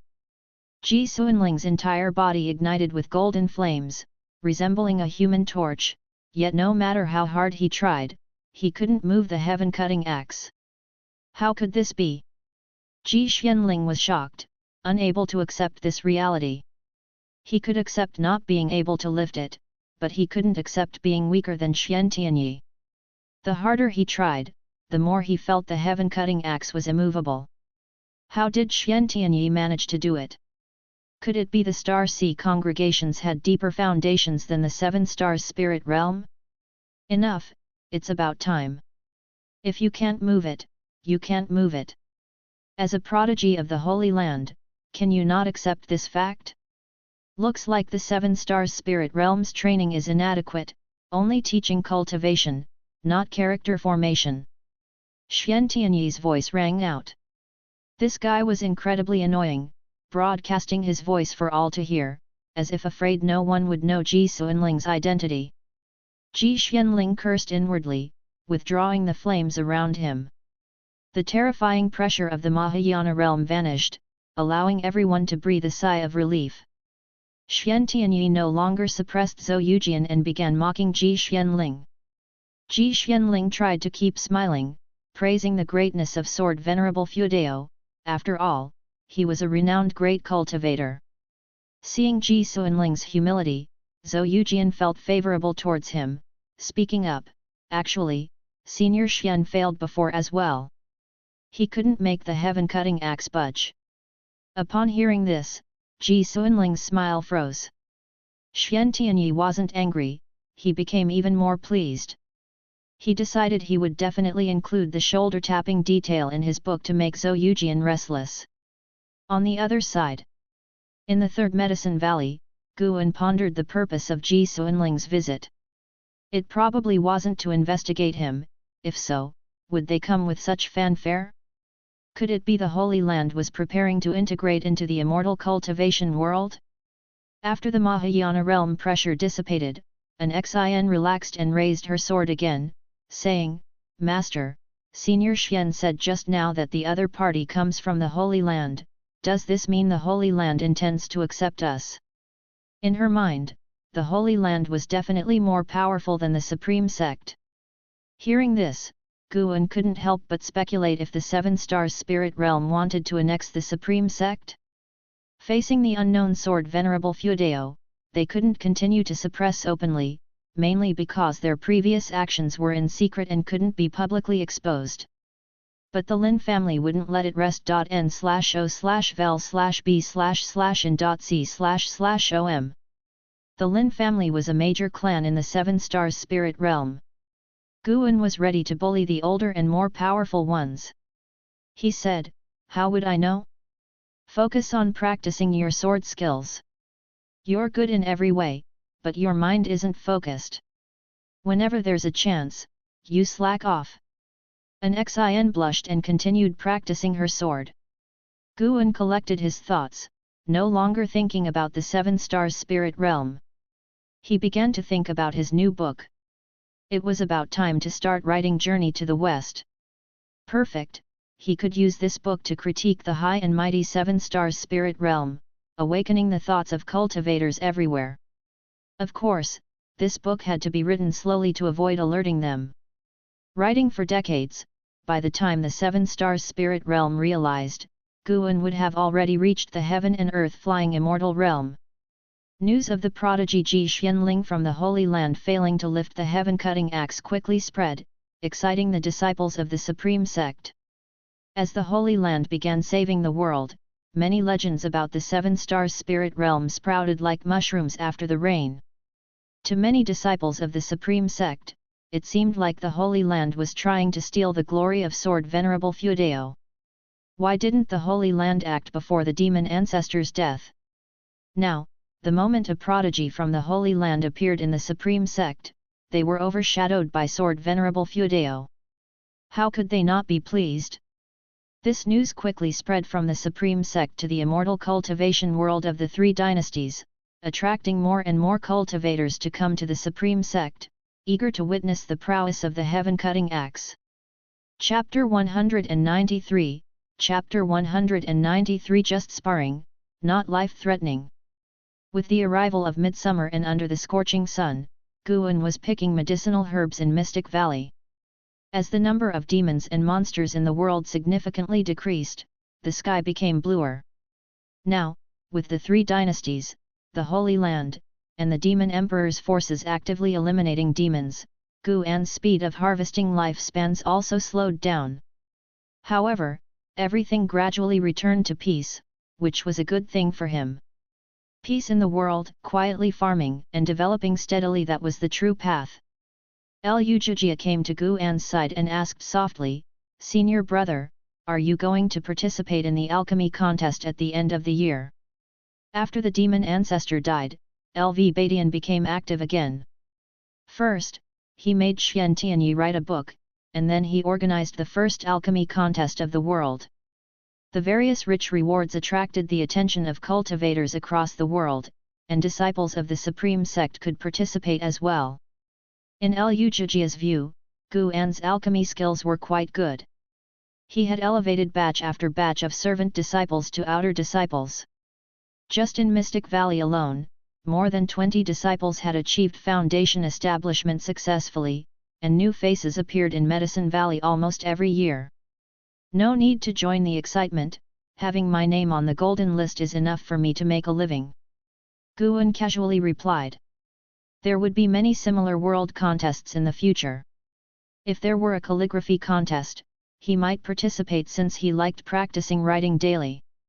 Lujia sighed at the development of the Supreme Sect. Now, the Supreme Sect was vastly different from when he first joined, with a more upright atmosphere and a stronger sect. Previously, even seeing a nascent soul cultivator was difficult, but now there were numerous divinity transformation, void crossing, and unification cultivators on the heavenly repair platform, and he even heard of mystic heart realm affairs. The stronger the Supreme Sect, the more opportunities for the disciples. For example, even participating in organizing the first alchemy contest of the world could reap significant rewards, making it suitable for disciples with ample time but lacking cultivation resources. Guan continued to pick herbs while attentively listening. Listening more to the opinions of lower-level cultivators about the Supreme Sect revealed more about whether the Supreme Sect was on the right path. Wait. Why do I have this sect leader's mindset again? Blame LV Badian. However, Guan was accustomed to acting as LV Badian's behind-the-scenes advisor. This feeling was actually quite satisfying, just speaking without doing, fulfilling his desire to command without exerting effort. LV Badian also enjoyed it. Over time, perhaps one day Guan would want to manage the sect personally. It had been several months since the demon ancestors' fall. The Supreme Sect dispatched inner disciples and outer disciples to eliminate demons, while inheriting disciples and true disciples were sent to the demon land for exploration. The demon land was vast, an unknown treasure trove for the sects of the three dynasties. Even great cultivators of the mystic heart realm could not resist going. Lu Lingjun had left the Third Medicine Valley as well, but her departure did not affect the Third Medicine Valley. When Lujia finished speaking, Guan finally said meaningfully, "You must cultivate the technique left by Wuxin seriously. The rise of the Supreme Sect shows that times have changed, and we both have opportunities." Lujia nodded, starting to imagine the future. Guan handed the picked herbs to Lujia, gave a few reminders, and then left Mystic Valley. Next was the picking in Tianya Valley, Mystic Heaven Cave Mansion, Mountain God Temple, and Niancho Cave. In the evening, he had to go to the 8 scenic caves. It was busy but fulfilling. Although the number of demonized monsters was decreasing, Guan still gained a lot of lifespans by picking medicinal herbs. He was even preparing to expand Niancho Cave Mansion, just as he needed to find 2 female demons for Tian Yaoer.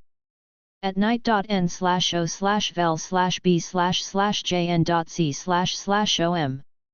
In Niancho Cave Mansion, Guan sat at a stone table, sipping tea while watching Tian Yaoer and 2 little cat demons. The demon land lacked nothing but demons, and Guan sought out demons that were suffering. These 2 little cat demons were twins. Their parents were eaten by a demonized monster last month, and they barely escaped, suffering many injuries over the past month. Tian Yaoer was cleaning their wounds. Seeing her joyful yet distressed expression, Guan couldn't help but think of an Xin. Do women all like to keep pets? Guan extended his divine sense to the depths of the demon land. The legend of the evil demon spread continuously in the 3 dynasties, making the evil demon a dire threat to all, more terrifying than the demon ancestor. Even the ancient Holy Land could not shake it. The demonic chi of the evil demon was constantly spreading. Even Guan, in the 9th layer of the wandering immortal realm, needed to spend some time searching for it. Half an hour later, Guan's divine sense locked onto a mountain range deep within the continent, a place nearly 10 million miles away from Heavenly Phoenix Mountain, with demonic chi covering a radius of over 1 million miles. Guan's divine sense penetrated the densest area of demonic chi. Along the way, he saw a group of mysterious cultivators, none of whom were weak, with the weakest at the Mahayana realm. They had set up camp in a mountain forest's temple, each cultivating alone without interacting. It seemed like the 7 stars spirit realm wanted to guard against the evil demon breaking its seal. Soon, he felt a strong restriction, breakthrough only possible by someone at the wandering immortal realm. He felt he could break it, but he did not want to alarm the 7 stars spirit realm or the evil demon, so he withdrew his divine sense. Take it slow, no rush. If he could reach a lifespan of 100 million years before the evil demon broke its seal, great. If not, he would break through early. Guan called up his attribute panel and saw that his lifespan was about to hit 9 million years, feeling calm inside. After a while, Guan asked, "Have you thought of what to name them?" The two little cat demons had low spiritual wisdom, still at the first order. Tian Yao thought for a while and said, "Master, why don't you name them?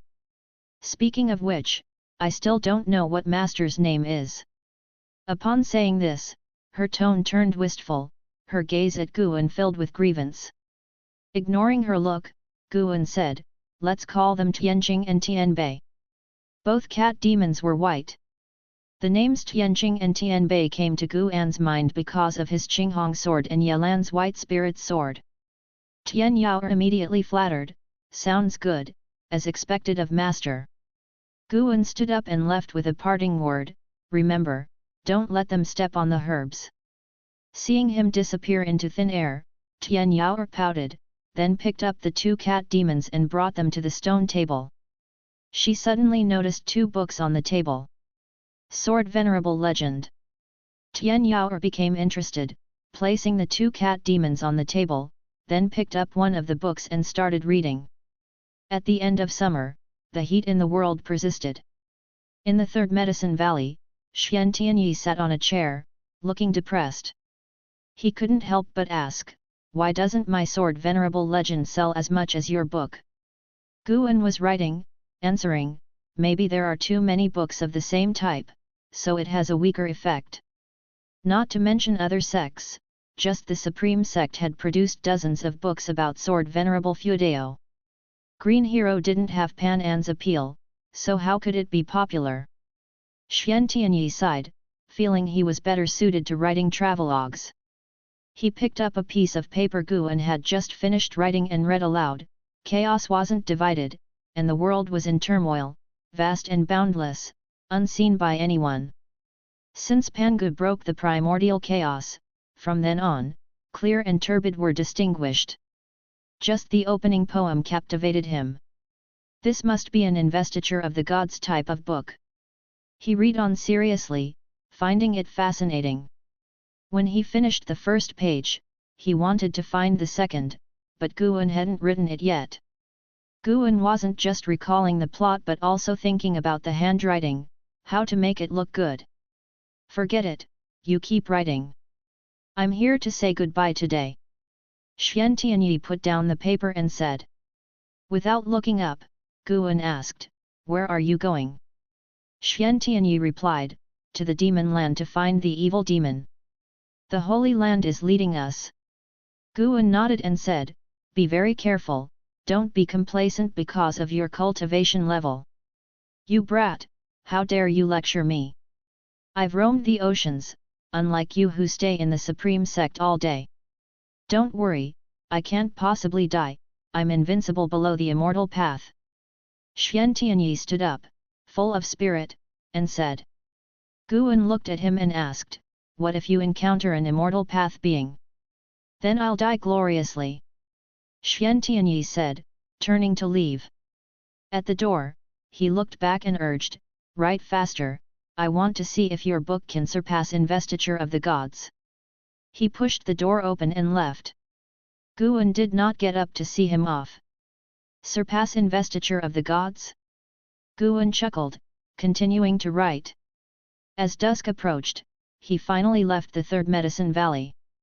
Late at night, in the mountains and forests. Wearing animal skins, Zhang Buku strolled forward, carrying a stone axe at his waist.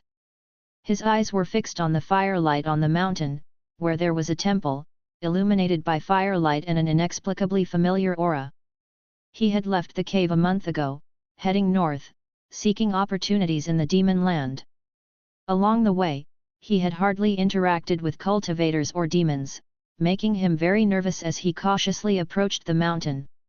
Soon, he entered the temple. It was large, with Zhang Buku standing in the outer courtyard, hesitating. The firelight was just behind a wall. Since you're here, come over and meet.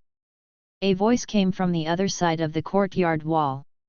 Hearing this, Zhang Buku breathed a sigh of relief and leaped over the wall. He landed in front of the fire, scrutinizing the black-clad man sitting opposite. The man had a stern face, and beside him was a noticeable heavy sword. While Zhang Buku observed Li Yi was also observing him. My name is Zhang Buku. May I know your name, deist friend? Zhang Buku cupped his fists and said. He could sense the person before him was very strong, but now he was no longer the same as before. He was only somewhat nervous, not afraid. Li Yi replied, my name is Li Yi. Why do you have half-demon energy in you? Zhang Buku answered, my father is human, my mother is a demon. Are you the same as me? Li Yi? That name sounded familiar. Upon hearing his question, Li Yi glared at him and snorted, of course not. I only consumed a demon treasure, having the power of demon blood. Zhang Buku felt a bit disappointed upon hearing this. Noticing the stone axe at Zhang Buku's waist, Li Yi stood up and smiled, kid, how about we spar a bit? Since witnessing Sword Venerable Fudeo's vast star-suppressing heaven-boundless sword, he had understood the Taixuan divine shocking sword better. He had been diligently practicing for half a year, eager to test it out. Zhang Buku instinctively touched the stone axe at his waist and asked, are we really just sparring? Li Yi nodded, just sparring, no life-threatening moves.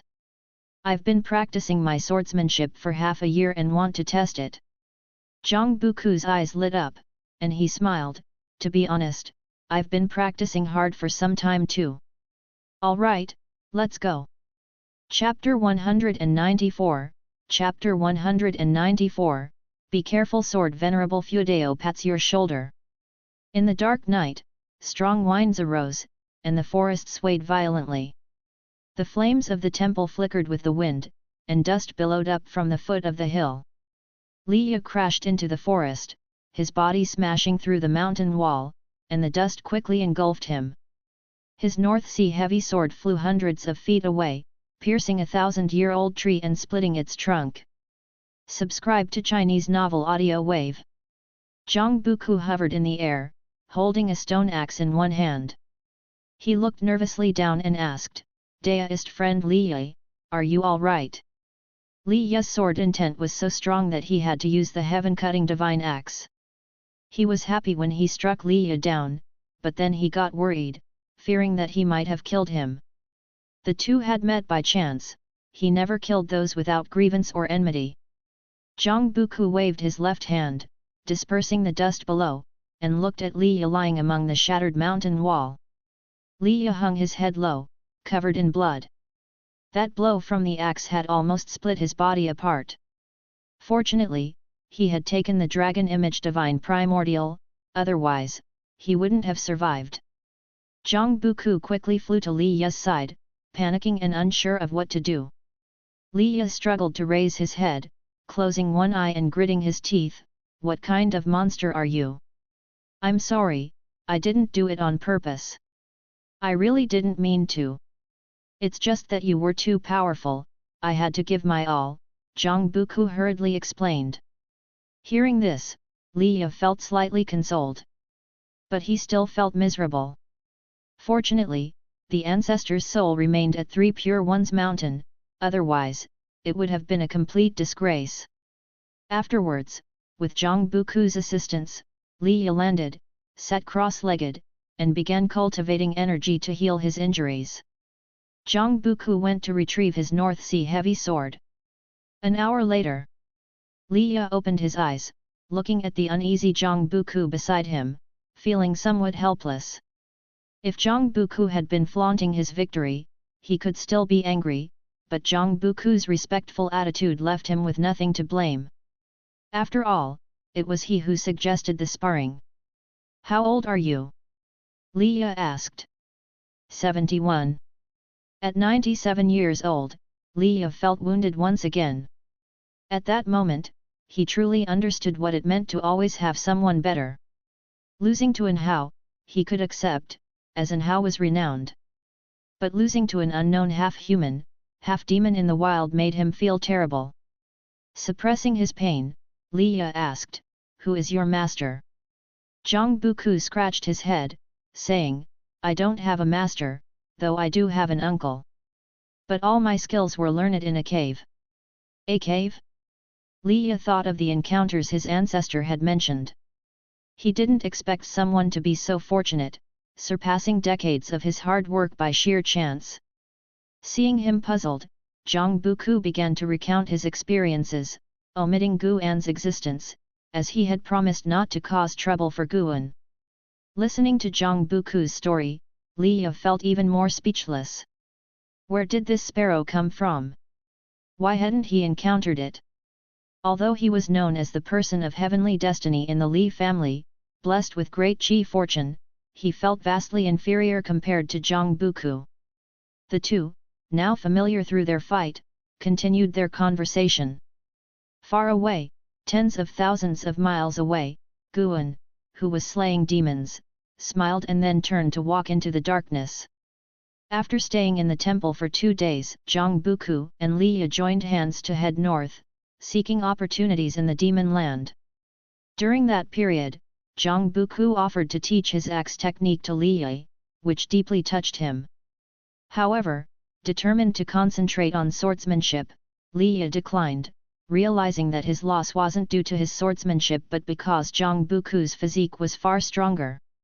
Liya began to wonder if accompanying Zhang Buku might lead to great opportunities.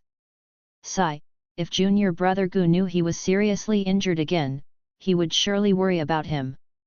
Time flew by, and a year passed quickly. In early May of that year, Guan's total lifespan reached 10 million years, and the demons in the 3 dynasties had become scarce. He no longer descended the mountain, returning to his former farming life. Although the trend of seeking opportunities northward was rising, the number of new disciples recruited by the Supreme Sect each year continued to grow, keeping the sect lively. This year, the number of servant disciples in the Third Medicine Valley exceeded 600, a quarter of whom were new. Those who left had been promoted thanks to the foundation establishment pills bestowed by Guan. As a result, Guan's network within the Supreme Sect grew wider. Now, whenever he went to Outer Gate City, disciples would always greet him. The number of servant disciples in the Mystic Valley also reached 50. When Guan wanted to expand the Medicine Valley, the Outer Sect Great Elder LV Songhan readily agreed. Guan's book-shattering void had brought him many benefits, and combined with the LV family's backing, he would comply with most of Guan's requests. One day, Guan came to the North Sea Mountain, embodying the mountain god, to inspect Sage Xian Miao's progress over time. Sage Xian Miao had also recruited some minor demons to assist, giving him more time for cultivation. When the mountain god arrived, he immediately rose to welcome him and accompanied the mountain god to pick medicinal herbs. During this process, he mentioned some recent events in the North Sea Mountain. Though the demon disaster had ended, cultivators often fought over treasures and grudges. He saved many people in the name of the mountain god, hoping to spread the mountain god's name. Interestingly, although the mountain god's name was widely known, only Sage Xian Miao could sense Guan's presence. Guan speculated that it was because others hadn't seen him, while those, like Zhen Qin and other disciples of the Law Enforcement Hall, who had seen him, did not worship him. The disciples of the Supreme Sect only revered Sword Venerable Fudeo. Mountain God, what do you think of the Holy Land? Sage Xian Miao suddenly asked, his expression slightly tense. While picking medicinal herbs, Guan replied, "Why do you ask?" Sage Xian Miao answered, "I always felt the demon disaster was related to the Holy Land, and the recent rumors about the evil demon. I found in some historical records of 3 Pure Ones Mountain that the evil demon appeared only after the birth of the demon ancestor. There's no clue about where he came from or why he came. Didn't 3 Pure Ones Mountain also claim to be a holy land? If you suspect something, why not investigate the 7 Stars Spirit Realm?" Guan asked nonchalantly. Did Sage Xian Miao want him to act against the 7 Stars Spirit Realm? That was impossible. Before fully understanding the 7 stars spirit realm, Guan wouldn't act rashly. Sage Xian Miao stepped forward and whispered, "We did investigate before, but it resulted in a near-catastrophic disaster. Since then, 3 Pure Ones Mountain no longer dares to mention the Holy Land, even my master stays apprehensive about them." Guan wasn't surprised. The land of the 3 dynasties had undergone numerous dynastic changes and sect upheavals, yet only the 7 stars spirit realm persisted. Surely, there were those who suspected it but didn't dare offend it. "Be careful tonight, their people are coming for you," Guan suddenly said with a smile, catching Sage Xian Miao off guard. Guan's visit to gather medicinal herbs today was because he sensed 2 Mahayana realm presences approaching the North Sea Mountain, one of whom had set off from the Supreme Sect. Sage Xian Miao wanted to ask more, but Guan refused to say anything. After gathering the herbs, Guan took a portion, leaving the rest for him, and then disappeared into the forest. Sage Xian Miao became restless, anticipating an encounter with people from the 7 stars spirit realm that night. At dusk, the North Sea shimmered. Ji Xianling stood at the shore, holding a book with the words "Sword Venerable Legend" on its cover. Out of nowhere, a figure appeared beside him, a man dressed in a gold-threaded red robe, with a ruby-embedded headpiece burning with golden red flames. His right hand was placed behind his waist, and arrogance marked his brows. "Why are you slower than me?" Ji Xianling asked nonchalantly. Lin Chen stared at Ji Xianling and snorted, "That's what I should be asking you." He shifted his tone and asked, "After staying at the Supreme Sect for a year, any information on Sword Venerable Feudeo?" "The information is in my hand. Do you want to see it?" Ji Xianling raised the book in his hand, smiling. Lin Chen immediately confiscated the book, quickly scanning it with his divine sense. He looked up at Ji Xianling and said coldly, "Are you mocking me?" Ji Xianling raised his chin and said, "Lin Chen, who told you that I came to the Supreme Sect to investigate Sword Venerable Feudeo?" Lin Chen frowned. Ji Xianling continued, "The higher UPS want to be on friendly terms with Sword Venerable Feudeo. He's likely at loose Immortal Realm 9 layers or even higher.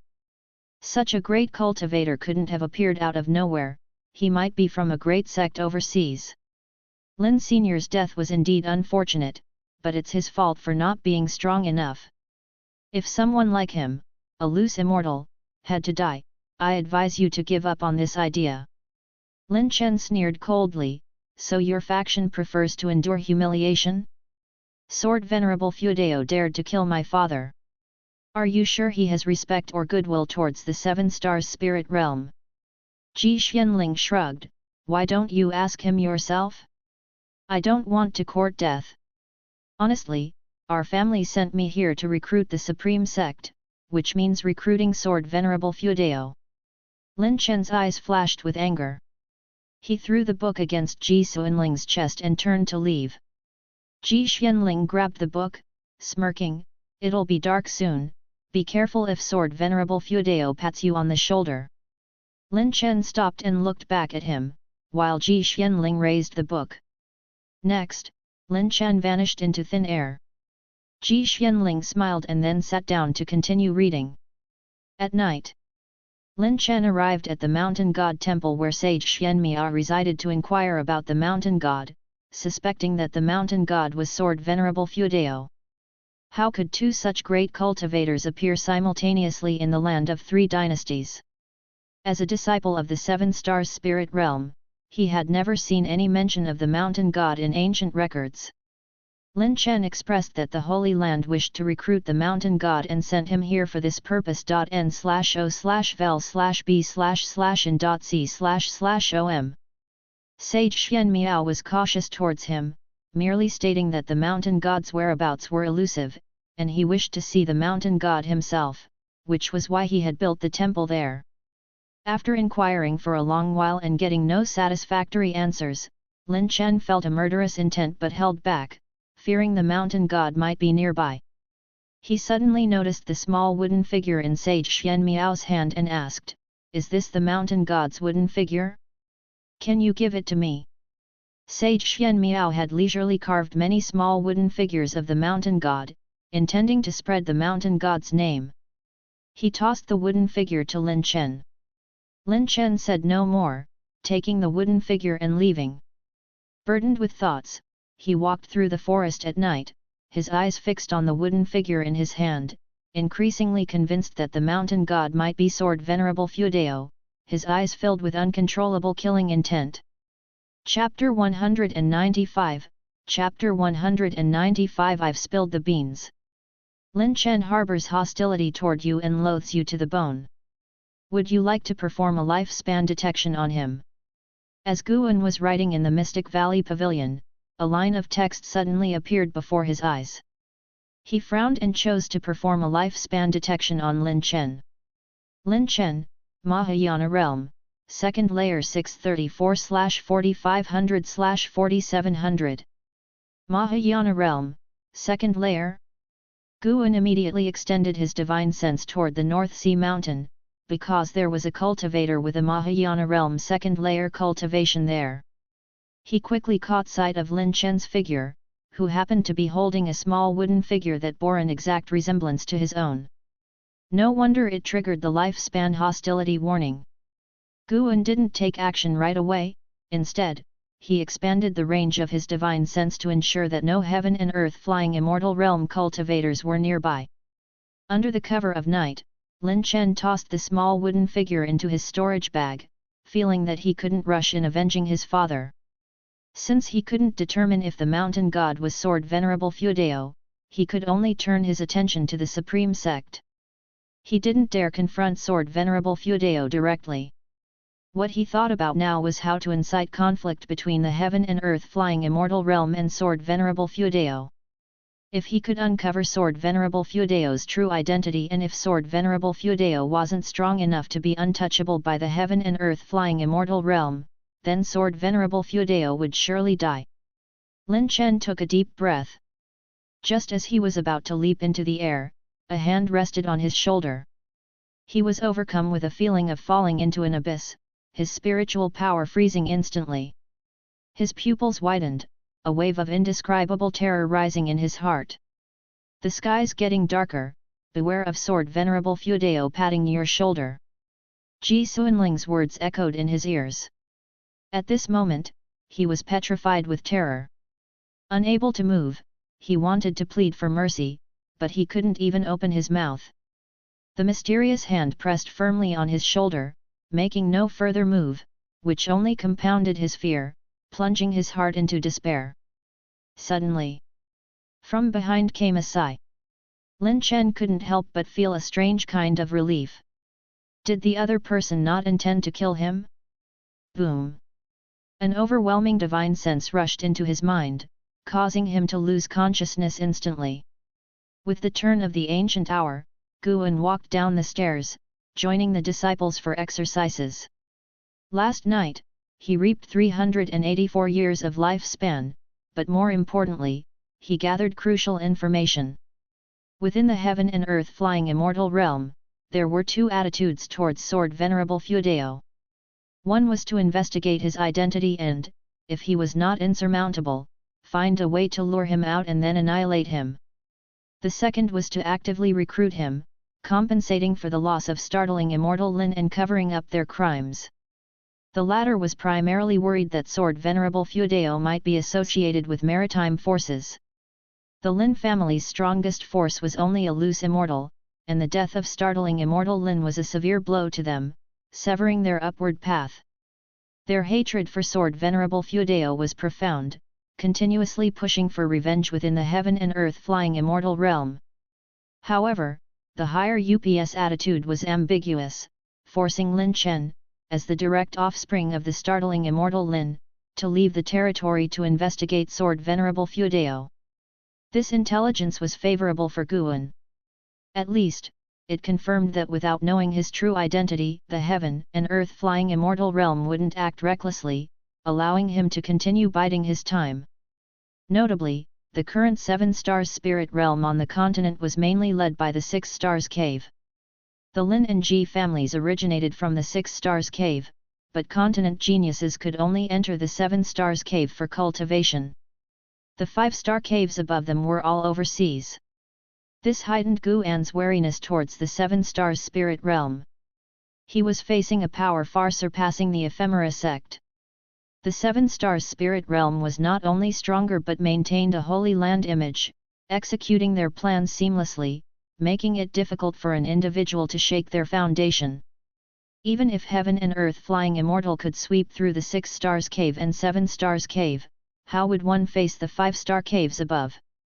Guan cast aside these thoughts, focusing on his practice, listening to the disciples discuss their plans for the day. His mood lightened. Why worry so much? His identity was well hidden. As long as he didn't reveal himself, the 7 stars spirit realm wouldn't dare act rashly. Cherish the present. Have you heard? Next year, there's going to be the world's best sword Deo tournament. A female disciple suddenly spoke, stirring everyone's interest. They began discussing the world's best sword Deo tournament. Guan occasionally interjected, appearing very enthusiastic, dreaming of the tournament. After all, outwardly, he was just a foundation establishment realm cultivator. Next year, he planned to advance to the 9th layer of foundation establishment. Then, after turning 100, he would form his core. Forming a core before the age of 100 marked a genius, doing so afterward painted him as a mediocre cultivator relying on elixirs to break through. Near noon, Yalan came to find him. Senior brother, Zhenqin has dramatically changed over the past 2 years, becoming silent and introspective. I can't understand her lately. I've noticed her investigating the ghost mother of ephemera. Could she still have lingering feelings for Suhan? Yalan said anxiously after closing the door. Guan knew the reason but couldn't disclose it, nor could he stop Zhenqin from seeking revenge.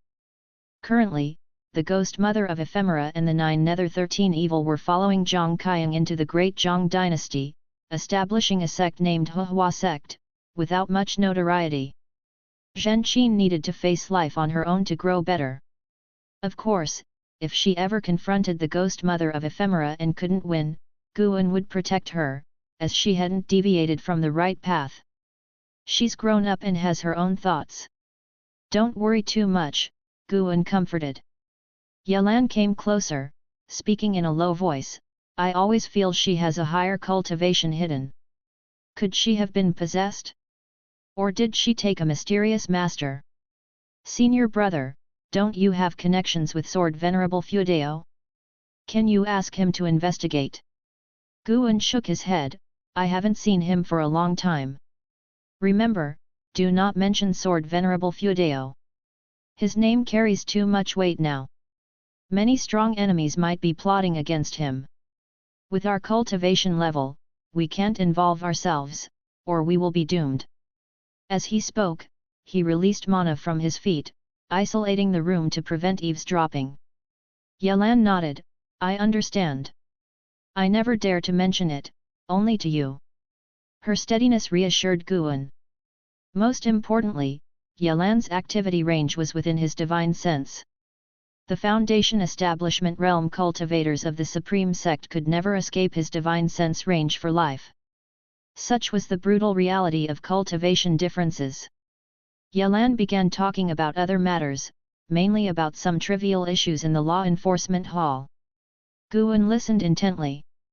When she finished, Guan said, if you're uncomfortable, let me know. I'll find you a better position. Yalan raised an eyebrow. Senior brother, do you really have that capability? She knew about the Third Medicine Valley's existence but couldn't access specific details about it. She wasn't sure how much Guan contributed to the Supreme Sect. She even suspected Guan of growing medicinal herbs for Sword Venerable Fudeo, which explained why he often left Mystic Valley. Guan pulled out a book, tossing it onto the table.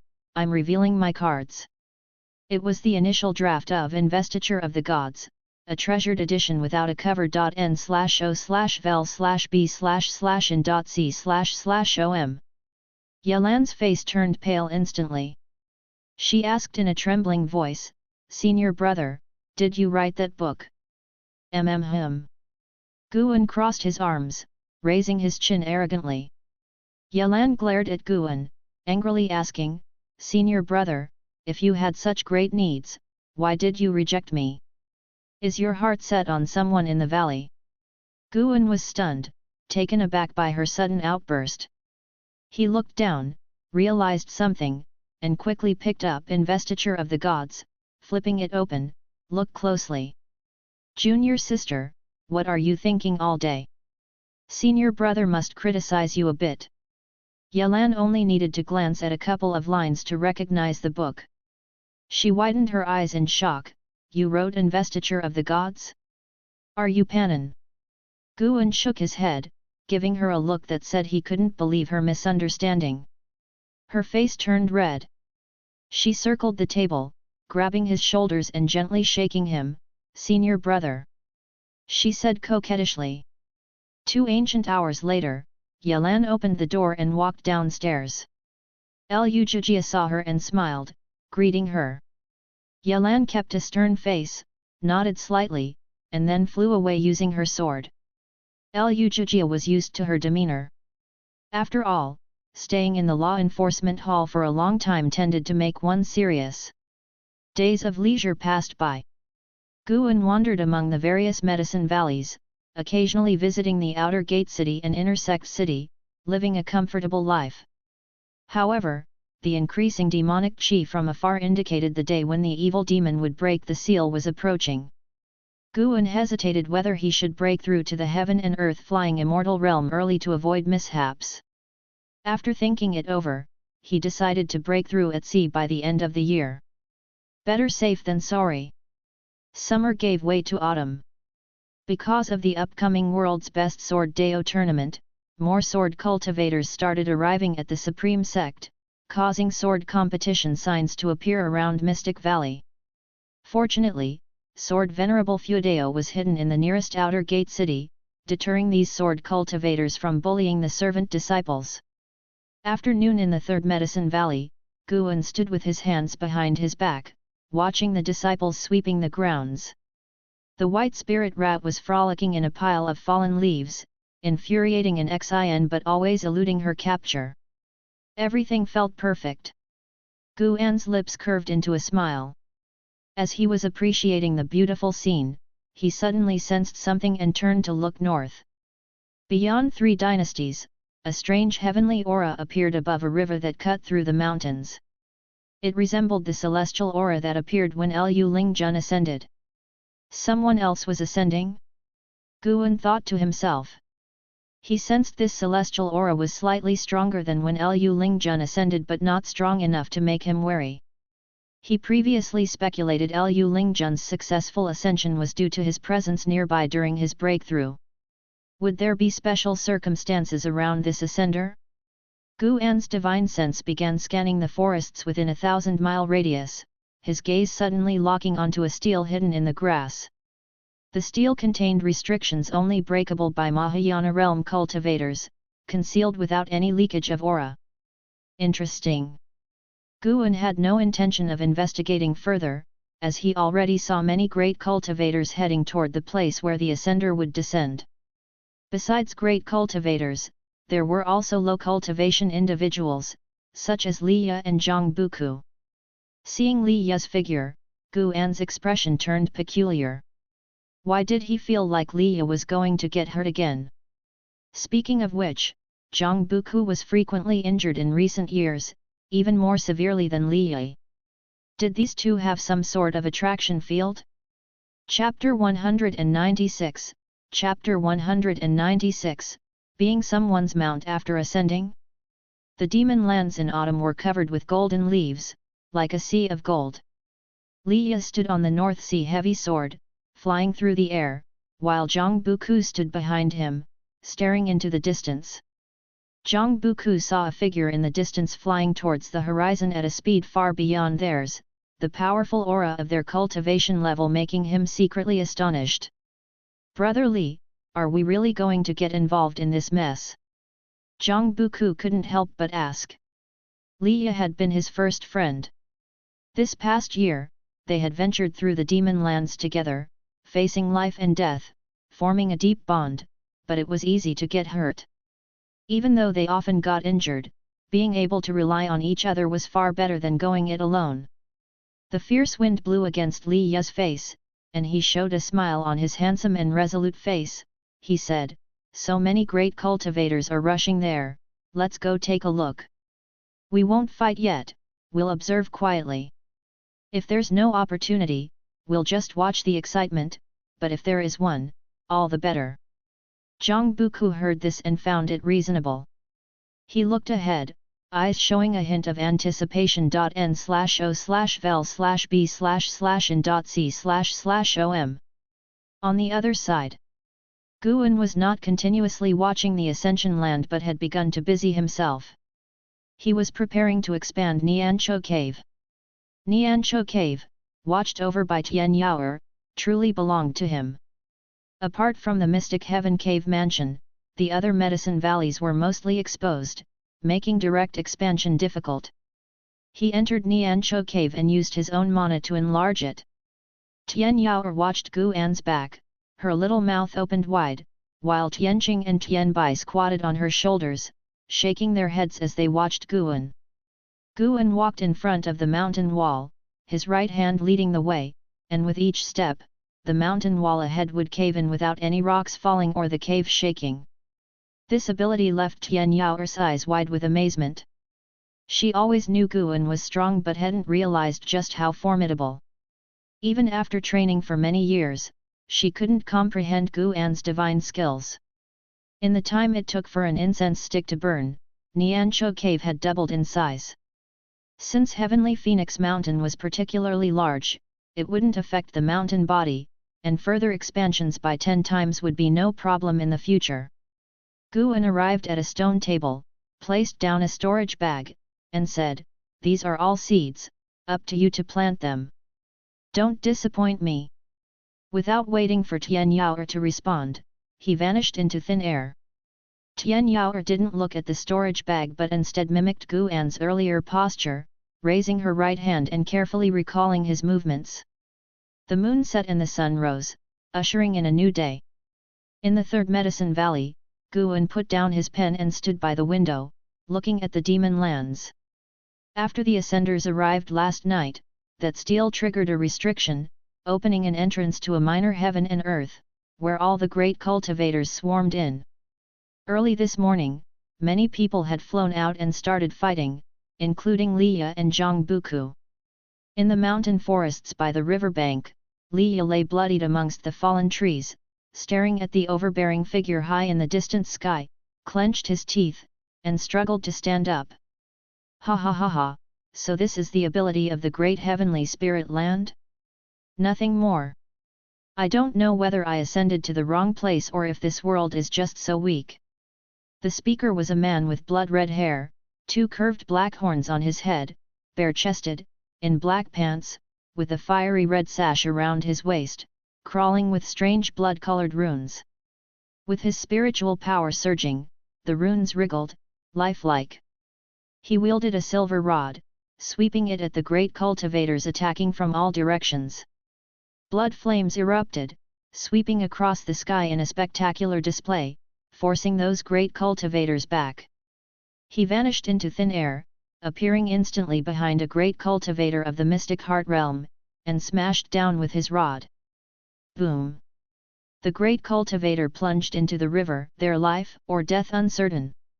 Zhang Buku quickly flew to Li Ya's side, also severely injured but not as badly. He said in a deep voice, "Brother Li, we should retreat." Though reluctant, Li Ya could only nod. The two supported each other, flying away, with mad laughter and the sounds of heaven and earth clashing coming from behind. That guy deliberately didn't kill, specifically tormenting opponents. The more they suffered, the more excited he became, like a mad demon. "Runaway ants, remember the name of this one.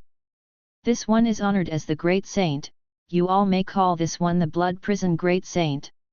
Hearing this, Zhang Buku immediately accelerated, fearing the Blood Prison Great Saint would chase them. In fact, the blood prison great saint was indeed watching Liya and Zhang Buku. He was very interested in these two guys with half-human, half-demon blood. Especially Zhang Buku, whose chi blood was so strong it seemed he was hiding a cultivation level, and his axe technique was also impressive. After a while, with no one left standing around, the blood prison great saint smacked his lips, looking at the white light whirlpool hovering over the distant forest, hesitated, then flew off in another direction. That direction was where Zhang Buku and Liya had fled. An ancient hour later, Zhang Buku and Liya landed in a dense forest shrouded in thick fog, with rich spiritual energy, perfect for hiding. After landing, Liya began to set up a formation, with Zhang Buku merely watching, not knowing the technique. When Liya finished setting up the formation, they both sat down and exhaled in relief. Liya grinned, even with a face full of blood, his excitement was evident. He raised his right hand, pulling a fist-sized golden fruit from his storage bag. With this, our efforts weren't in vain, Liya said contentedly. Zhang Buku wiped the blood and sweat from his face, saying admiringly, "Brother Li, you're amazing. You were so fast those great cultivators didn't notice you seeing the treasure. We're brothers, half each. I can feel the power within this fruit, it's definitely a treasure that can transform the body." Liya laughed proudly, enjoying Zhang Buku's gaze. Although he couldn't beat Zhang Buku in combat, he could play the big brother in actions.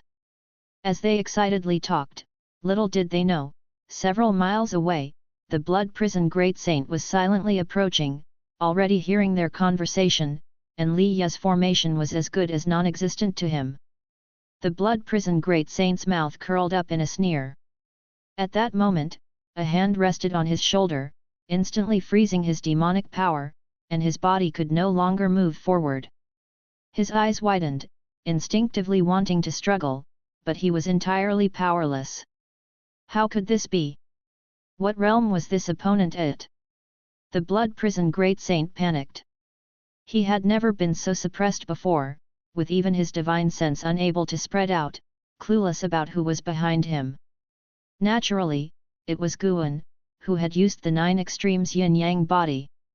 Before attacking, Guan ensured that no one was following the blood prison great saint. Blood prison great saint, Mahayana realm 8th floor 1209/9000/9999. Mahayana realm 8th floor, far stronger than Lu Ling Jun.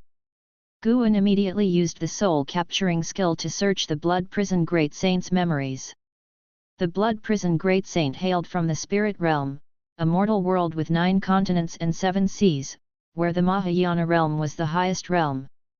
He had been a cultivator of the human race, later transforming into a demon body after obtaining divine beast true blood, completely unleashing his talent, sweeping through those of the same realm, even able to battle across realms, invincible. Interestingly, although the blood prison great saint's name sounded terrifying, he was actually a soft-hearted individual. As long as there wasn't a blood feud, he would spare those who knelt and begged for mercy after defeat. He had never committed an evil act in his life. His notorious name stemmed from his foul mouth. His threatening boasts made many believe he had committed those evil acts, compounded by slander from enemies, gradually earning him the blood prison great saint title, which he proudly saw as the fear and dread of the spirit realm's beings, his greatest achievement. After reading his soul, Guan unexpectedly didn't want to kill this guy anymore. With no one watching him, he could take him in. Because Guan saw the divine beast's true form whose blood was absorbed. With the fall of the demon ancestor, many demons were slaughtered, and the demon lands had become a place where the human race sought opportunities, with great cultivators fighting everywhere. The focus of the 7 stars spirit realm was on the evil demons, ignoring the blood prison great saint, perhaps having seen countless ascenders. The blood prison great saint's consciousness gradually awakened, feeling a heavy and uncomfortable drowsiness. He struggled to open his eyes, seeing a large tree with a man sitting on the grass in front of it, holding a book. He abruptly opened his eyes wide, trying to teleport away, but only managed to stand up, not jump away. He seemed to realize something, his eyes showing panic. He had turned into a red-furred bull, almost as tall as a grown man. He wanted to speak, but all that came out was a moo. The most despairing thing was that his cultivation level was gone. This must be the path of returning primordial spirit. Guan had sealed his cultivation to the energy cultivation realm, with mana wrapping his demon core and primordial spirit, making him appear no more than a first-order demon beast. Ascender from the spirit realm, if you serve me for 1,000 years, I'll let you go. Guan put down his book and said leisurely. Looking at his youthful face, the blood prison great saint felt only fear. Guan stood up and walked toward him, making him retreat in fear. Without his cultivation, how could he dare escape? Eventually, he was caught by Guan and humiliatingly ridden. Guan sat on his back, patting him, pointing in a direction. He could only move forward. By dusk, Guan had ridden the blood prison great saint back to the Mystic Valley. With his dark red fur and majestic body, he instantly drew the curiosity of numerous disciples, who gathered around, pointing. The blood prison great saint was dazed. With his divine sense sealed, he had worried all the way about which demon cave he would be taken to.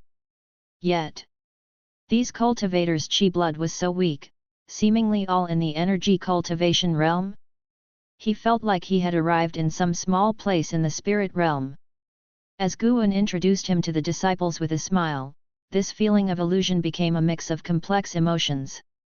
He was the blood prison great saint, the most outstanding genius of the spirit realm in 10,000 years, sweeping the 9 continents and 7 seas, reigning invincible, earning the title of great saint through his battles. Yet, after ascending, he had become a mount? The blood prison great saint sank into bewilderment. Chapter 197, Chapter 197 The Ambition of the Supreme Sect. Guan flaunted his new mount, attracting the disciples' curiosity towards the blood prison great saint, causing him to feel quite oppressed. But fearing Guan, he could only endure. Even Chu Jingfeng, who usually practiced swordsmanship on the mountaintop, came to join the fun. He had seen many mounts, but it was his first time seeing such an imposing ox. Its large horns were impressive, and its fur fluttered like flames in the wind. After lingering in the Mystic Valley for an hour, Guan took the blood prison great saint back to the Third Medicine Valley. He planned to take the blood prison great saint with him wherever he went around the Supreme Sect.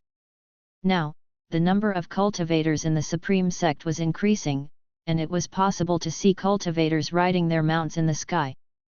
The disciples of the Third Medicine Valley were equally interested in the blood prison great saint. The presence of such spiritual energy in this valley amazed the blood prison great saint, as such a level of spiritual energy was rare even in the spirit realm, making him look forward to the days ahead. Since he came, he might as well find peace. But just one night later, that thought was replaced by anger. There was an incredibly fat old rat in the Medicine Valley, damn it, it was infuriating. He was napping downstairs when the white spirit rat bit his butt, startling him. As an invincible great saint in his realm, how could he tolerate this? What frustrated him even more was yet to happen. He couldn't catch the white spirit rat. That night was the darkest moment in the blood prison great saint's life. The next day, Guan took the blood prison great saint to Tianya Valley. Why are you riding an ox? Luo Hun approached the blood prison great saint and asked curiously, unable to resist touching its fur. Guan smiled and said, just bought it. How is it? Impressive, right? Indeed, quite nice. What breed is it? I'm not sure either. I call him Bull Demon King. Bull Demon King? That name. Luo Hun shook his head with a smile, while the blood prison great saint lowered his ox eyes, looking dispirited. Lv Xian and Ji Ruolei were also attracted to the blood prison great saint and came over to greet Guan. Given the plethora of demon creatures in the world, they didn't inquire much further. Have you seen my third sister lately? Ji Ruolei asked Guan. Guan shook his head and said, "No, I rarely go to the inner sect." "What's the matter? Need me to deliver a message?" Jiruale nodded and said, "The family wants to summon her back to the 7 stars spirit realm. Could you help convey the message?" Guan readily agreed and then went to pick medicinal herbs. 3 monkey demons circled the blood prison great saint with great curiosity. Seeing their scratching and sniffing, the blood prison great saint felt they were mocking him, making him even more annoyed. It became even more difficult after ascending for the 3rd day.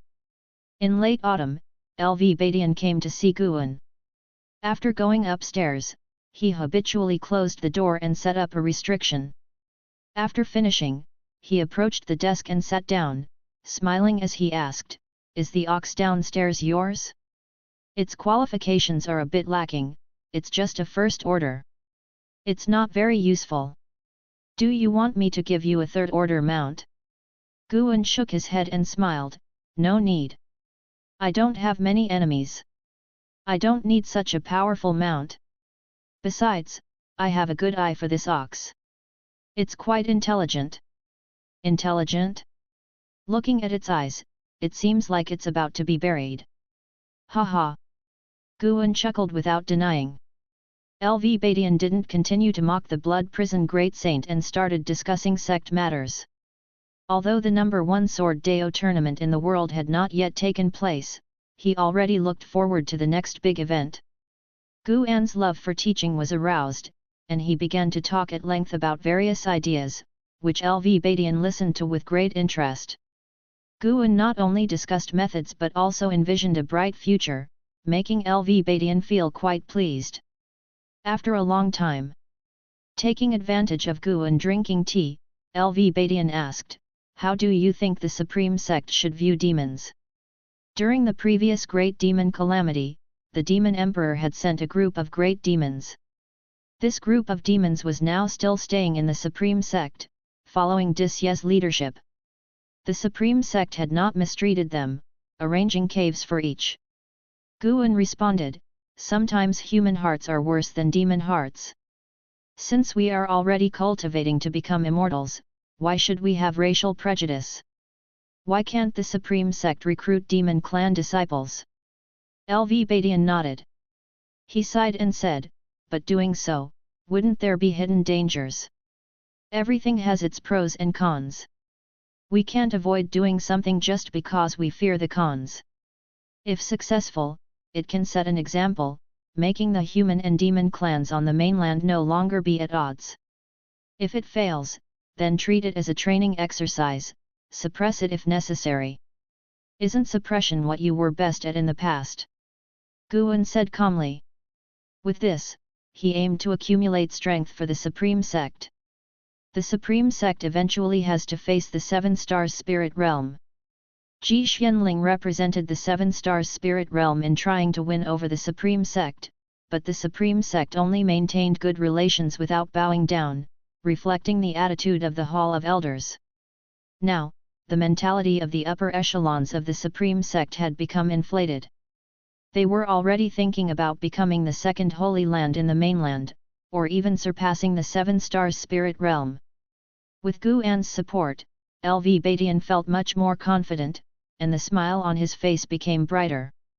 The two chatted for a long time before LV Badian left, satisfied. Downstairs, he looked at the blood prison great saint lying on the ground and became interested. He walked over, patted the blood prison great saint's head, and said with a laugh, "Little beast, cultivate well. One day, you might become a disciple of the Supreme Sect. Reaching the nascent soul realm is not impossible." The blood prison great saint glanced at him with a white eye, too lazy to respond. This made LV Badian pause, suspecting he had misseen. "Forget it. What's the use of arguing with a beast?" LV Badian stood up and left. The blood prison great saint watched his back, seething with inner rage. "Old thing! Just you wait. Daring to insult me, in 1,000 years, I will make you kneel before me and beg for mercy." Snowflakes flew as Guan rode the blood prison great saint, wandering in the 3rd Medicine Valley. It seemed like he was patrolling, but in reality, his divine sense was traveling overseas, looking for a place to break through. An Xin ran over, curiously asking, "Master, why do you ride it wherever you go? Don't you think it's slow?" Guan lightly chuckled and said, "I'm training its physique. Although it's my mount, I won't mistreat it. Sooner or later, I will release it." Hearing this, the blood prison great saint's eyes brightened, and his ox body became upright, no longer looking like an old dying ox. An Xin nodded. Just as she was about to speak, two figures suddenly flew in from the sky. It was Liu Lingjun and Shen Zhen. After landing, Shen Zhen enthusiastically greeted Guan. Liu Lingjun glanced at the blood prison great saint under Guan but didn't pay much attention. Shen Zhen talked excitedly about their opportunities over the years, making even an Xin listen with envy. Guan also pretended to be emotional, envious, satisfying Shen Zhen's sense of achievement. Now Shen Zhen was already at the fifth layer of the nascent soul realm, evidencing the great fortitude. After chatting for a while, Shen Zhen finally left. Before leaving, she mentioned preparing to publish a book next, which made Guan's heart skip a beat. After Shen Zhen left, an Xin also didn't disturb Guan and Liu Lingjun, finding an excuse to leave. Liu Lingjun lightly stomped her foot, forming a barrier with her spiritual power, isolating the 3-foot area, making the blood prison great saint look at her again. "Guan, I heard there's an ascender appearing in the north. You are close to the sect leader. Did you find out anything?" Liu Lingjun asked directly. "Ascender." Upon hearing these words, the blood prison great saint couldn't help but lower his head. Such a disgrace! Guan thought for a moment and shook his head. "I haven't heard of it. Why are you so concerned about the ascender?" Liu Lingjun hesitated for a while and said, "To be honest, I'm also an ascender, so I wanted you to write about the shattering void." Guan's eyes widened, showing a look of incredulity. The blood prison great saint looked up again, this time with tears in his eyes. Liu Lingjun had wanted to say this for a long time. The opportunities over the years had made her more confident as she said, "I want to recruit ascenders and build my own network in the Supreme Sect. What do you think?" She knew LV Badian often visited the Medicine Valley, and she had often heard about LV Badian's plans from Guan. She also wanted to convey her intentions to LV Badian through guann/o/vel/b/in.c//om. Guan excitedly said, "Of course, it is a good thing. It will enhance the strength of the Supreme Sect. However, I really don't have any information on that ascender." Hearing this, the blood prison great saint was full of confusion. He could tell now that no one knew the true cultivation level of the person on his back. Moreover, the cultivators he had seen so far were very weak, not even reaching the first-class level in the spirit realm. He couldn't understand why a great cultivator like Guan would hide in such a small place. "In the future, keep an eye out for such information, and I won't treat you unfairly," Liu Lingjun said. She had to devote most of her time to cultivation. Since the appearance of beings in the Mahayana realm and the immortal path, she felt a great urgency, thinking the mystic heart realm was inadequate. Guan nodded with a smile. They had a brief chat before Liu Lingjun left. Guan patted the blood prison great saint, signaling him to continue forward. People always want to go to places they've never been before, but when they arrive, they find it's all the same. When they want to turn back, it's often too late. Guan said leisurely, and the blood prison great saint felt he was speaking to him. Unfortunately, the blood prison great saint couldn't speak, otherwise, he would argue with Guan. "If it weren't for meeting you, would I be so aggrieved?" The falling snow grew heavier, the ground accumulating more snow. The blood prison great saint left 2 ox hoof prints in the snowy ground as he and Guan disappeared into the vast snow. Until nightfall. Demon Land. On the wasteland, Xian Tianyi and An Hao sat facing the fire. The falling snow did not land on them, melting in the 10-foot radius around them, separated from the surrounding snowy ground. Xian Tianyi held a book and softly said, "The demonic qi here is very strong. Maybe we'll find evil demons hiding nearby." And Hao was practicing his skills. He opened his eyes and asked, "Senior, what should we do when we find the evil demon?" After the trend of heading north swept the world, he couldn't restrain his restless heart anymore. Saying goodbye to Si Yanner, he ventured north alone. His goal was to become an immortal and not stay in one place for any person indefinitely. Xian Tianyi answered, "Then you take the information back. I will stay here alone." "Why would you stay?" "I also want to play the hero. I can't always rely on sword Venerable Feudao, can I?" As he spoke, Xian Tianyi turned to the next page and continued to read. Chapter 198, Chapter 198, Master understands you. Deep in the night, inside the Mystic Valley Pavilion, candle light flickered, and hot tea was brewing. Zhen Qin sat dazedly on a small stool, staring at the teapot and lost in thought. Guan was writing a book. After he finished a page, he started to appreciate it, feeling increasingly pleased with his work. "Disciple, come and have a look." Guan's voice interrupted Zhen Qin's thoughts. Zhen Qin quickly stood up, walked to his side, took the page from his hand, and read it attentively. The 7 Great Saints. Great Sage who pacifies heaven, Bull Demon King. Zhen Qin couldn't help but look at Guan and asked, "Master, isn't your bull downstairs the Bull Demon King? Did you write him into the book?" Guan chuckled and asked, "Is that not allowed?" "Of course it is, but your writing style." Zhen Qin nodded, her expression a bit hesitant. "Does Master have such talent?" Upon thinking about it, she realized that since Master didn't cultivate, he must have time for music, chess, calligraphy, and painting. After finishing reading, she handed the page back to Guan and said, "It's very well written. Just this part alone feels no worse than the investiture of the gods. Master, are you planning to publish a book? I hope you can surpass Pan An." Before she could finish her sentence, she suddenly widened her eyes in astonishment and looked at Guan. "Pan An? Guan?" Zhen Qin's expression turned peculiar, and she quickly asked, "Master, could you actually be Panan?" Guan smiled and said, "This is my biggest secret. I'm only telling you. Can you tell Master what's troubling you?" Guan could feel that Zhen Qin came today wanting to share her troubles but was afraid of something, so he revealed his identity as Panan to draw her out. Although he already knew the truth, he couldn't expose his identity, and what Zhen Qin needed was to confide in someone close by. Zhen Qin gritted her teeth and said, "I'm afraid of dragging Master into this. If you don't say anything and something happens, you'll not only drag me into it, but it will also become my burden. That would harm me more." Guan shook his head. Zhen Qin felt relieved and smiled for the first time.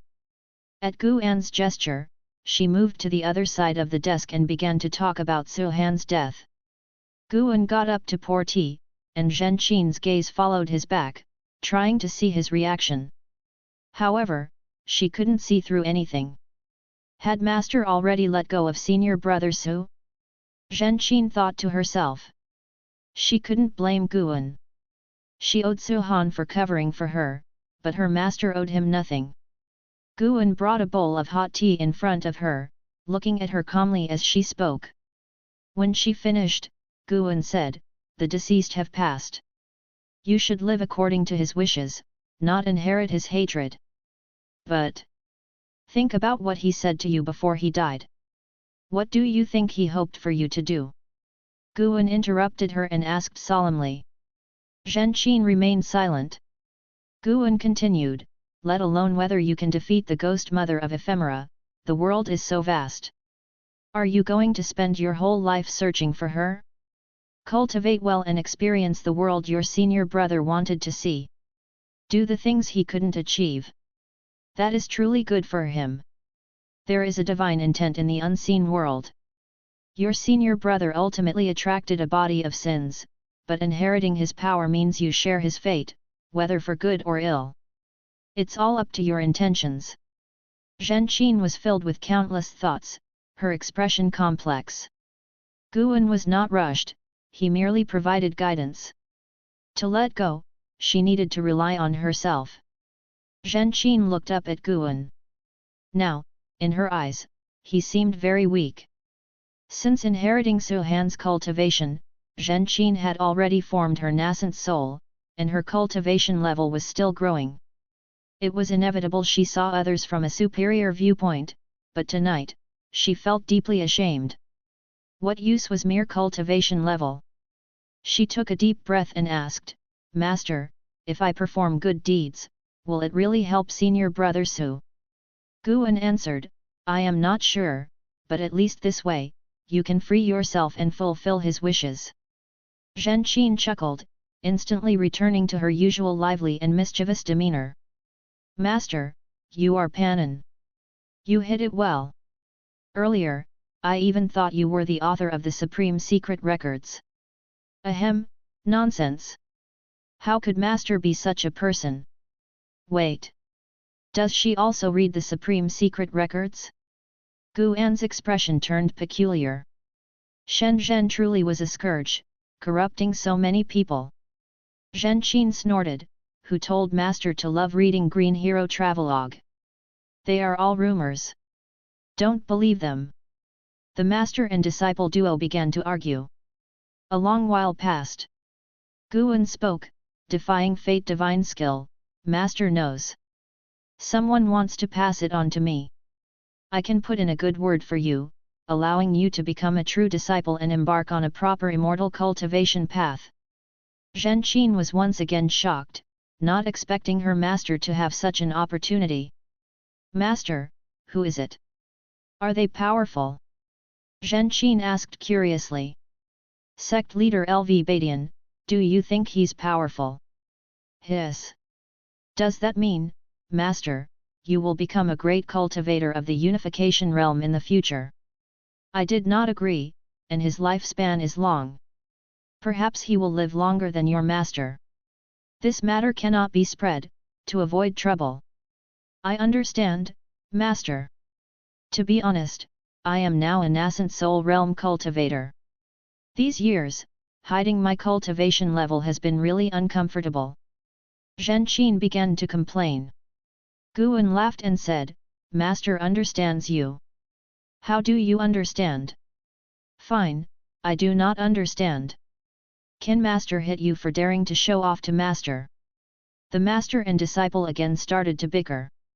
It was almost dawn when Zhen Qin finally went downstairs. Passing by the blood prison great saint, she squatted in front of him, stroked his bovine head, and whispered with a laugh, "Little bull, I can now become a nascent soul realm cultivator." "Impressive, right?" The blood prison great saint opened his eyes and glanced at her. Crazy. He finally understood that this upper realm was full of crazy people. After muttering a few more words, Zhen Qin leaped up and flew toward the outer gate city. It was not until noon that Guan used his disciple token to contact LV Badian to help change Zhen Qin's disciple status. LV Badian was very interested in the transmission of the defying fate divine skill to Zhen Qin and agreed right away. Another nightfall arrived. That night, Guan left Mystic Valley, stepping on the limitless freedom step and heading west, crossing mountains and lands, and entering the ocean. Step by step. The distance that a ninth layer wandering immortal could traverse was immense. This time, he took a full 100 steps and landed on a small continent. Standing on the beach, his divine sense enveloped the continent. He saw many demon creatures, but no cultivators of the human race. This continent should not be sunk by giant sea demons. Guan walked into the forest. He didn't immediately find a place to break through but instead took a look around the continent. Meanwhile, in the demon land, in the dim tunnel, Xian Tianyi and Anhao were walking. Anhao was very nervous and kept looking behind him. Cultivators observe with divine sense, not with eyes. Didn't LV Badian teach you that? Walking ahead, Xian Tianyi asked casually. And Hao looked at his back, feeling a bit reassured. This was the only Mahayana realm cultivator in the Supreme Sect on the surface. In the three dynasty regions, he was second only to his master among the cultivators of the human race. Following Xian Tianyi, even in dangerous situations, they should be able to escape with their lives. And Hao asked, I always feel this journey is too quiet without any demon obstruction, as if they intentionally let us in. Perhaps. Xian Tianyi responded casually. Not long after, the two walked out of the tunnel and arrived at a cliff. Looking out, they saw a vast underground space, with rolling magma below, like a blazing lake. Xian Tianyi looked down at the magma lake, the firelight casting shadows on his face. And Hao also looked down, but his expression was tense. Such dense demonic qi, is the evil demon hiding below? And Hao asked in a low voice. Xian Tianyi said, You've been following for so long. Why don't you come out? As soon as he said this, and Hao was shocked and quickly looked around. Immediately, he saw mysterious figures shrouded in demonic qi emerging from the distant cave walls, 7 in total. Xian Tianyi said softly, I didn't tell you earlier because I was afraid you'd be in danger separated from me. Just watch how I handle these sneaky ones. With that, he stepped forward, walking in mid-air. And Hao remained vigilant, drawing out his treasure sword and keeping an eye on his surroundings. Under the tree, Guan sat in meditation, leaning against the trunk. He had activated the lifespan barrier and looked up through the leaves at the crescent moon in the night sky. Tonight's weather was excellent. It was as if heaven and earth were celebrating for him. Guan's lips curled up as he opened the attribute panel. Name, Guan. Lifespan, 96/10376008. Physique, Mystic Holy Body. Cultivation level, Wandering Immortal Realm, 9th layer. 10,376,000 years of lifespan. Because of the failure to break through to the heaven and earth flying immortal realm from the 9th layer of the Wandering Immortal Realm, he needed to wait 20,000 years, so Guan chose to invest 1,000,000 years first. 50 attempts, gambling on a stroke of luck. What if he got lucky?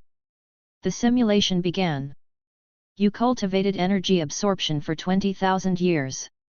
Using the great accomplishment of the heaven and earth primordial skill, you forcibly attempted to break through to the heaven and earth flying immortal realm. You faced the heaven and earth divine intent heavenly tribulation but did not survive and failed the tribulation crossing. Failure. Failure. Guan remained calm, first playing with 200,000 years, succeeding would be nice, but failure was acceptable. As expected, all attempts failed. N/O/vel/B//jn.C//om. He then invested another 100,000 years. One after another, lines of equally long prompts kept appearing. All failures again, 100 failed tribulation crossings. Another 50 attempts, surely he'd succeed now? More practically identical prompts popped up, and now Guan could no longer keep a straight face. 3,000,000 years of lifespan and still no breakthrough. He couldn't help but look again at the words heaven and earth divine intent heavenly tribulation. He truly wanted to see what this heavenly tribulation looked like. He hoped someone could show him in reality how to overcome the heaven and earth divine intent heavenly tribulation someday. Guan took a deep breath and chose to invest 50,000 years of lifespan. Failure. Failure. Consecutive failures struck at Guan's daist heart. Until a prompt suddenly grew longer.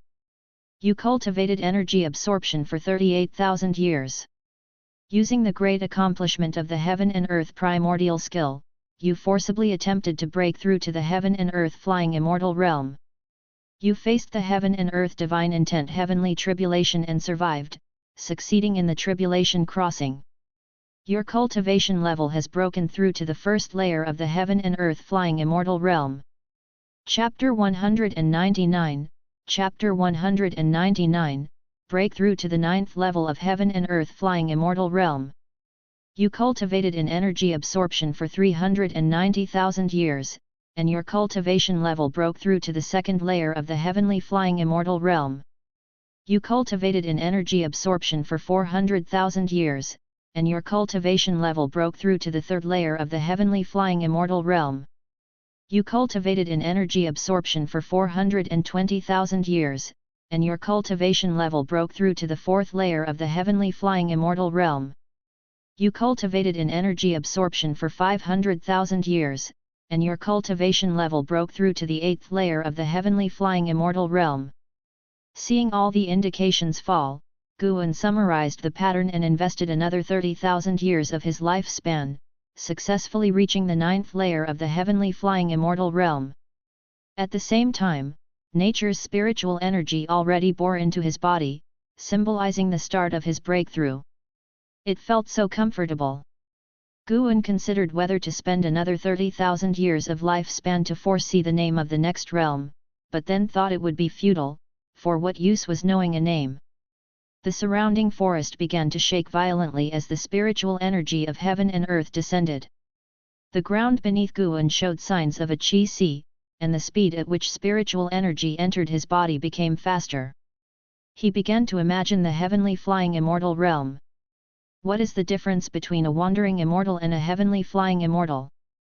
Guan looked at the sky. In the depths of his mind, he felt it was related to the heavens.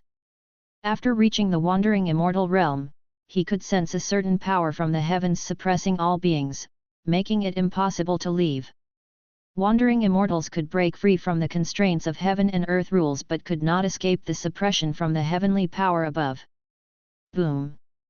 The speed at which spiritual energy entered his body reached an unprecedented level, even making Guan somewhat alarmed.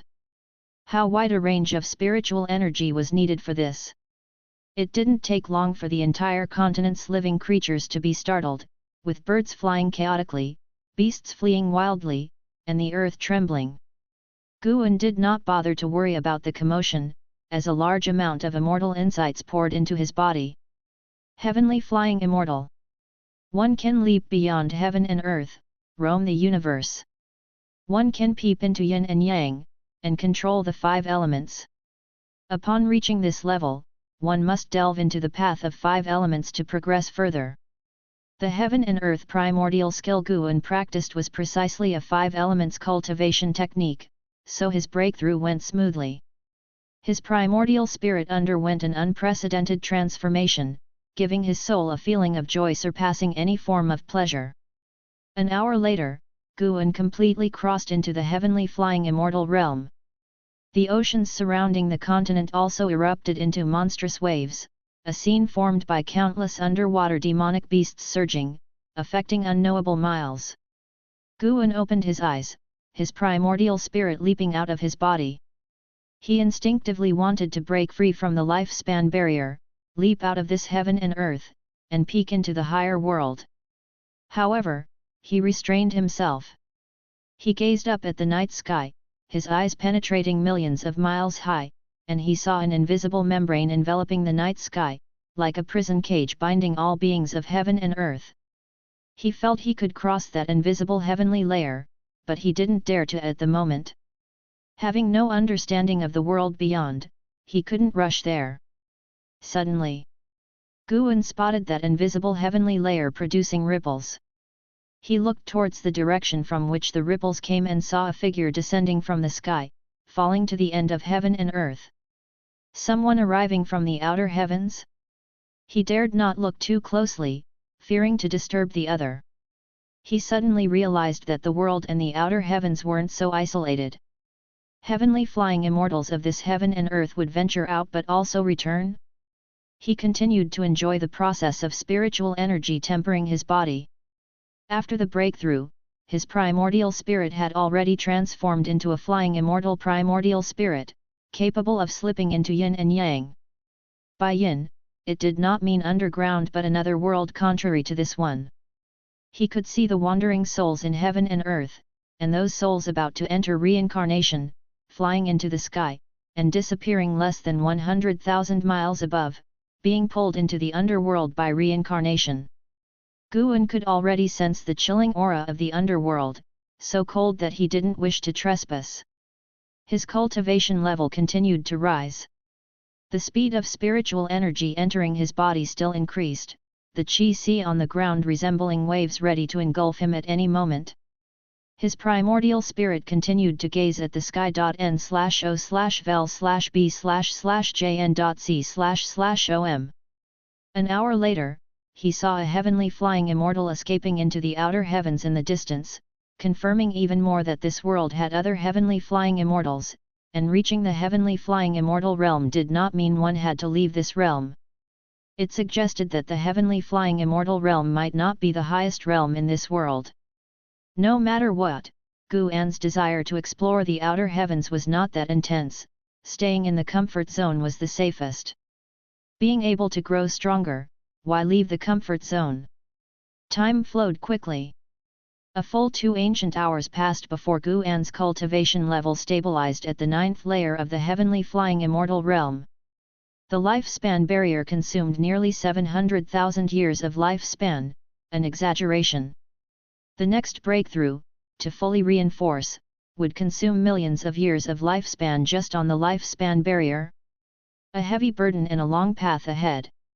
After the spiritual energy no longer entered his body, and the world returned to calm, Guan slowly stood up.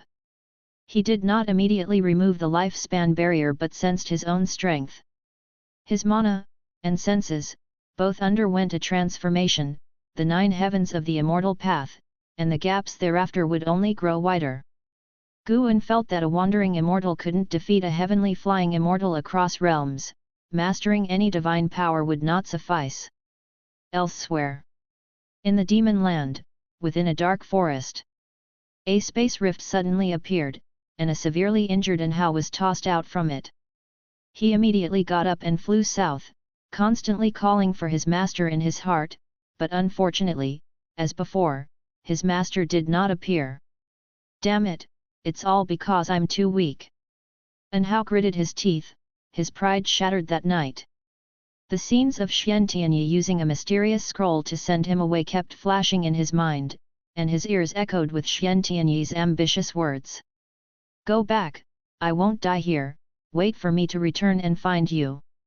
The more carefree Xian Tianyi appeared, the more worried Anhao became, as those 7 mysterious great cultivators were overwhelmingly powerful. Xian Tianyi was absolutely outmatched. Who exactly are they? What did Senior Xian leave on my back? Anhao thought anxiously and angrily, recalling how before parting, Xian Tianyi slapped him into the space rift. At the moment he was struck, he felt his back burn, and now it itched as though someone were using a small knife to carve words on his back. He felt Senior Xian detected something and left the information on his back, but now he could not use his divine sense to check. Whenever his divine sense approached his back, it was repelled by a mysterious power. He quickly took out a spirit energy elixir and forcefully poured it into his mouth. His gaze became determined. He would definitely return. If Xian Tianyi died, no matter who the murderer was, he would seek revenge for Xian Tianyi. The moon set, and the sun rose. Heaven and earth completely calmed down, and Guan then removed the lifespan barrier and headed towards the Supreme Sect. With just 3 steps, he returned to the Supreme Sect. He returned to the Mystic Valley, came down from the building, and rode the Blood Prison Great Saint towards Tianya Valley. The Blood Prison Great Saint could feel his good mood, humming an unfamiliar tune. He had to admit, it sounded quite nice. Guan spread his divine sense, taking in the entire continent, even encompassing the surrounding seas. He began to inspect old friends one by one. Zhang Qiang's Hua sect seemed very harmonious, and she was practicing in the sect master's mansion. Yelan was handling affairs of the law enforcement hall, appearing very different from how she faced Guan, exuding an ice queen temperament. Liya and Zhang Buku were being chased by a great demon, appearing dangerous but likely to survive. Guan also saw Anhao, who was escaping. With no pursuers behind, he couldn't be bothered to intervene. His divine sense swept over friends and disciples, and then glanced at the demonic energy-filled land still teeming with many 7-star spirit realm cultivators. Guan felt he could easily break the seal and spy on the evil demon but refrained. The 7-star spirit realm's growth speed couldn't keep up with his own. Unless the 7-star spirit realm actively provoked him, he intended to lay low. Anyway, the Three Dynasties land was far from the demonic energy land, and unless it was a catastrophic disaster, he preferred not to intervene. After leaving the Mystic Valley's range, the Blood Prison Great Saint suddenly felt his body enveloped by a terrifying power, causing his steps to falter as the surrounding environment changed drastically. They immediately found themselves less than 200 miles away from Tianya Valley. What kind of divine skill was this? The Blood Prison Great Saint marveled internally. It wasn't his first time experiencing this divine skill, but he had no idea how far they had traveled due to being sealed by the path of returning primordial spirit. As the strongest being in the spirit realm, he was trying to sense Guan's divine skills to learn, but had yet to figure out the trick. Half a day later, Guan again rode the Blood Prison Great Saint to arrive at the Third Medicine Valley. The disciples had grown accustomed to seeing him always riding a bull, and some even went to buy first-order mounts in the outer gate city to imitate him, though first-order demon beasts rarely had the presence of the bull demon king. He sensed Shen Zhen's presence, waiting for him in a pavilion. This guy isn't releasing another book so soon, right? Guan urged the Blood Prison Great Saint to quicken his pace, reaching the pavilion and dismounting. Watching Guan's anxious back, the Blood Prison Great Saint felt stifled. In such a hurry, couldn't he just walk himself? It was just a few steps. He couldn't understand why Guan needed to act weak in front of these minor cultivators, so he lay down to sleep, reliving his invincible moments in his dreams. Entering the room, Guan closed the door. Shen Zhen sat on a chair, pointing to a jade scroll on the table with a mysterious smile. Guan approached the table and asked, "What is this?" Shen Zhen raised her white chin, proudly smiling, "This is my new work, guaranteed to shock the immortal cultivation world." Guan looked skeptical, picking up the jade scroll and probing it with his divine sense. His face instantly turned red and he immediately withdrew his divine sense, incredulously looking at Shen Zhen. You did this?" Guan asked, trembling. Could she be a genius? This creation could indeed shock the immortal cultivation world. It was incredible, damn it, it was outrageous. Shen Zhen raised an eyebrow, smiling, "How is it? Isn't the idea of making pictures move like real people amazing?" Guan didn't know how to respond. Immortal cultivation world anime? But this anime was too lifelike, no different from real people. Using such design in the Supreme Secret Records plot was truly impactful. Guan resisted the tumult in his heart, asking, "Who is the male cultivator in it?" Shen Zhen looked at him, blinking, "I didn't use your face, but thinking of other men was too uncomfortable for me, so I had him wear a mask." Guan fell silent. No wonder the mask. His physique was very similar to his own. Chapter 200, Chapter 200, Do you know my cultivation level? Guan, suppressing his complicated emotions, asked, "This thing is too groundbreaking, are you really going to do it? The commotion might be bigger than writing a book." In fact, the Supreme Secret Records written by Shen Zhen had always been forbidden by the Supreme Sect. If she were not the holy daughter of the Taixuan Sect, Guan suspected she would have long been captured. Shen Zhen retorted, "I haven't killed or set fires, what's the Supreme Sect going to do, throw me in jail? But you are, after all, a woman. If this gets exposed, how will people see you? How will they view your father, or the Taixuan Sect?" Guan spoke earnestly. Shen Zhen's nature wasn't bad, nor did she have any emotional entanglements. Whenever he used his divine sense to survey the world, he would also glance at her. When she wasn't seeking him, she was mostly in her cave cultivating or delving into music, chess, calligraphy, and painting. Shen Zhen fixed her gaze on him and asked, "You don't like what I'm doing?" Guan responded, I'm just worried about you. Shen Zhen couldn't help but smile, and she took out a new jade scroll, handing it to Guan. Guan hesitated for a moment but still used his divine sense to inspect the jade scroll. Immediately, his eyebrows raised. It wasn't just an action illusion, but the process of cultivating divine skills. The person in the jade scroll was Shen Zhen, and it recorded her divine skills cultivation process, even including the meditation spells. After a while, Guan withdrew his divine sense, his gaze fixed on Shen Zhen. Shen Zhen hummed, "This is my real creation, isn't it more conducive to inheritance?" Guan nodded, saying, "Very good, it gives people more direction during cultivation." With that, he placed the two jade scrolls on the table. Shen Zhen began to recount the experience of her and Lu Lingjun's training. They had ventured into the grotto heaven of an ancient great cultivator, filled with dangers, and only after great effort did they obtain the inheritance and treasures. Guan listened avidly, occasionally exclaiming in amazement, gratifying Shen Zhen's desire to talk. She loved discussing these things with Guan, while talking to others might attract unwanted attention.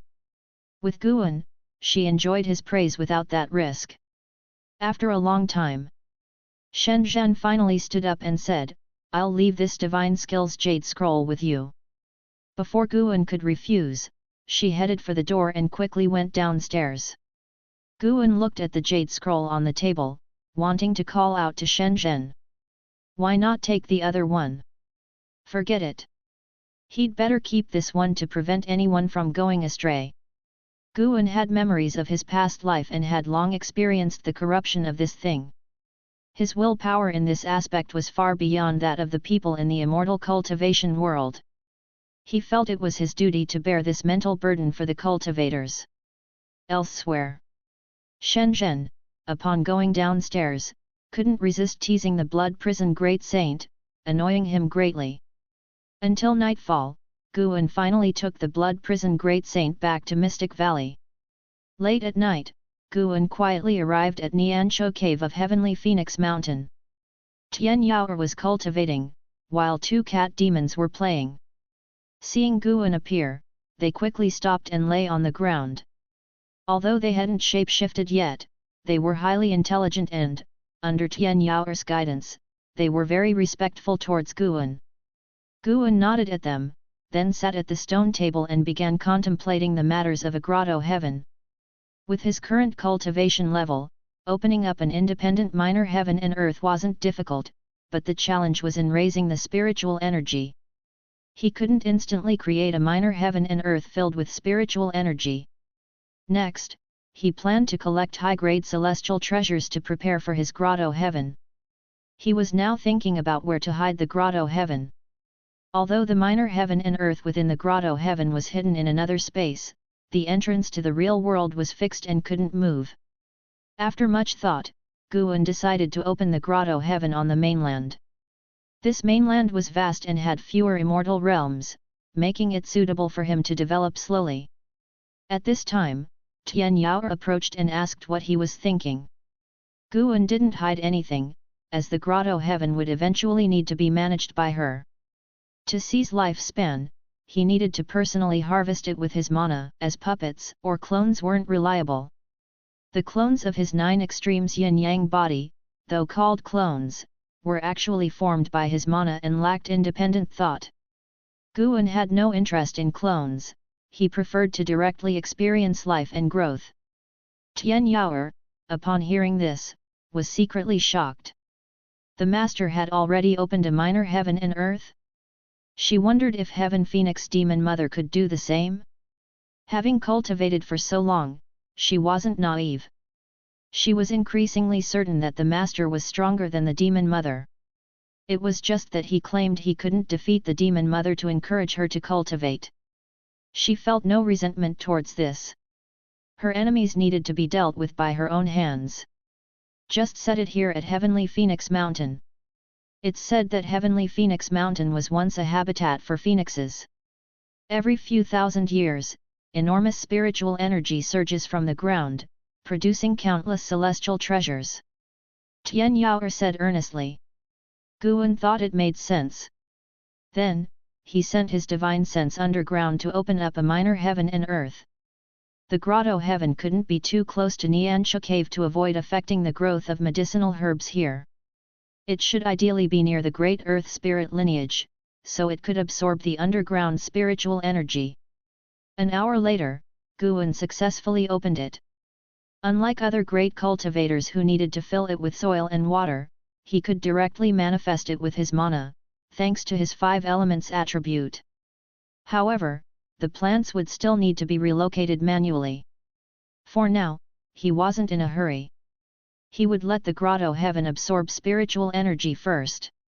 With the arrival of the new year, the Supreme Sect was busy with celebrations and all cities were bustling. Guan rode the Blood Prison Great Saint to the outer gate city. Although they attracted many gazes along the way, no one was surprised. Nowadays, many disciples in the outer gate city rode mounts, and numerous majestic demon birds circled above the city. The Blood Prison Great Saint was also very interested in the outer gate city, constantly looking around. "Brother Gu, long time no see." A light laugh sounded, and Guan turned his head to see Disya approaching. Disya had gotten acquainted with Zolin and Guan when he first arrived. He had always hidden his true identity, and now only the high levels of the Supreme Sect knew that he was the son of the Demon Emperor. Guan dismounted with a smile, raised his hand, and cupped his fists. Disya looked at the Blood Prison Great Saint, examining it, and said, "Brother Gu, this mount of yours seems to have a unique bloodline." Although the Blood Prison Great Saint's cultivation level was low, Disya could still sense some unusual traits, but nothing more. Guan laughed, "He's quite good. I like him a lot, so I take him everywhere with me, but his speed is a bit slow." Disya smiled and nodded, then invited Guan for a drink, which Guan didn't refuse. He led the Blood Prison Great Saint and followed Disya. They chatted and laughed along the way, their relationship harmonious. After experiencing the demon catastrophe, Disya cherished his friendship with Zolin and Guan even more. The human and demon races shouldn't be forever locked in conflict, they could coexist peacefully, just like him and Guan. The two found an inn. Guan left the Blood Prison Great Saint by the inn's door and asked the innkeeper to keep an eye on him. The two went to the second floor by the window. "The first sword competition in the world is about to start. I'm planning to participate. You must come to watch then," Disya said with a smile. Upon hearing this, Guan immediately agreed and wished him success in advance. "I've heard they're preparing to recruit some demon clan disciples. Brother Gu, what do you think about this?"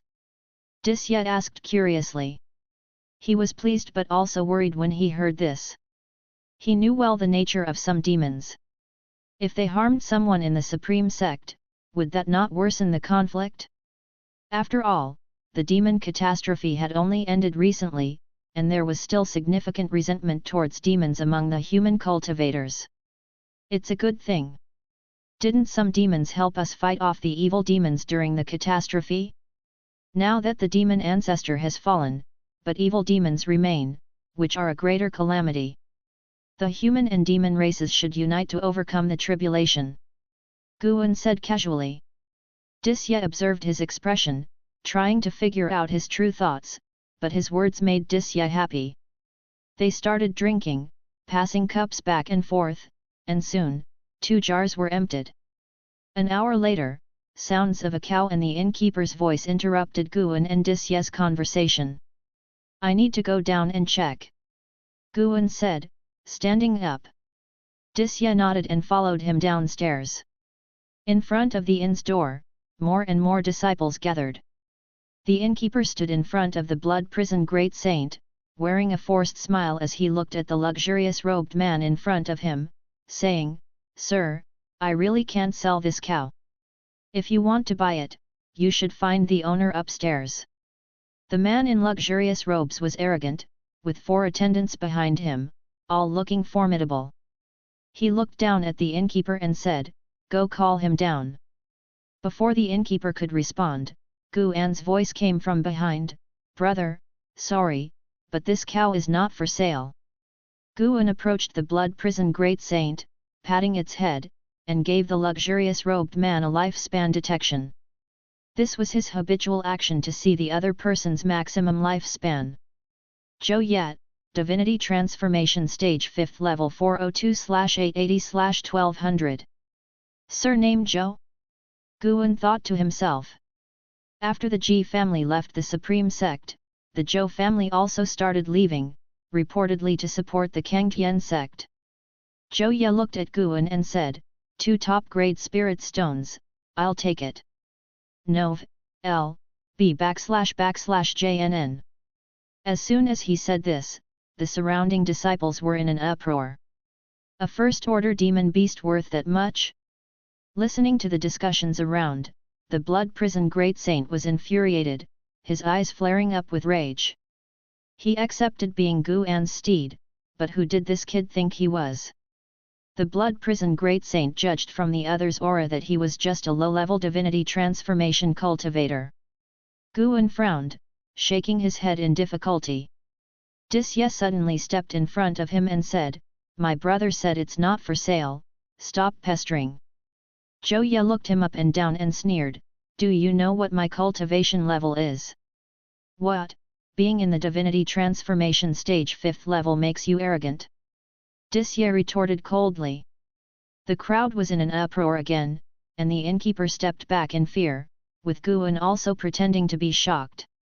Zhou Ye asked, frowning, who are you? Disye said calmly, I am Disye, Mystic Heart Realm 3rd Layer. Bang! The whole street exploded into chaos. Zhou Ye and the 4 behind him all retreated together. Disye glanced at Guan, giving an apologetic look. The blood prison great saint, at the Mahayana realm 8th layer, felt humiliated. Was the mystic heart realm that prestigious? After he ascended, he shouldn't have been so arrogant. Guan, at the heaven and earth flying immortal realm 9th level, feigned tension, continuously stroking the cow's head. Thank you for watching. Continue exploring the fascinating world of Chinese novels with us. Hit that subscribe button on Chinese Novel Audio Wave to stay updated with our latest stories. And never miss out on a great listen.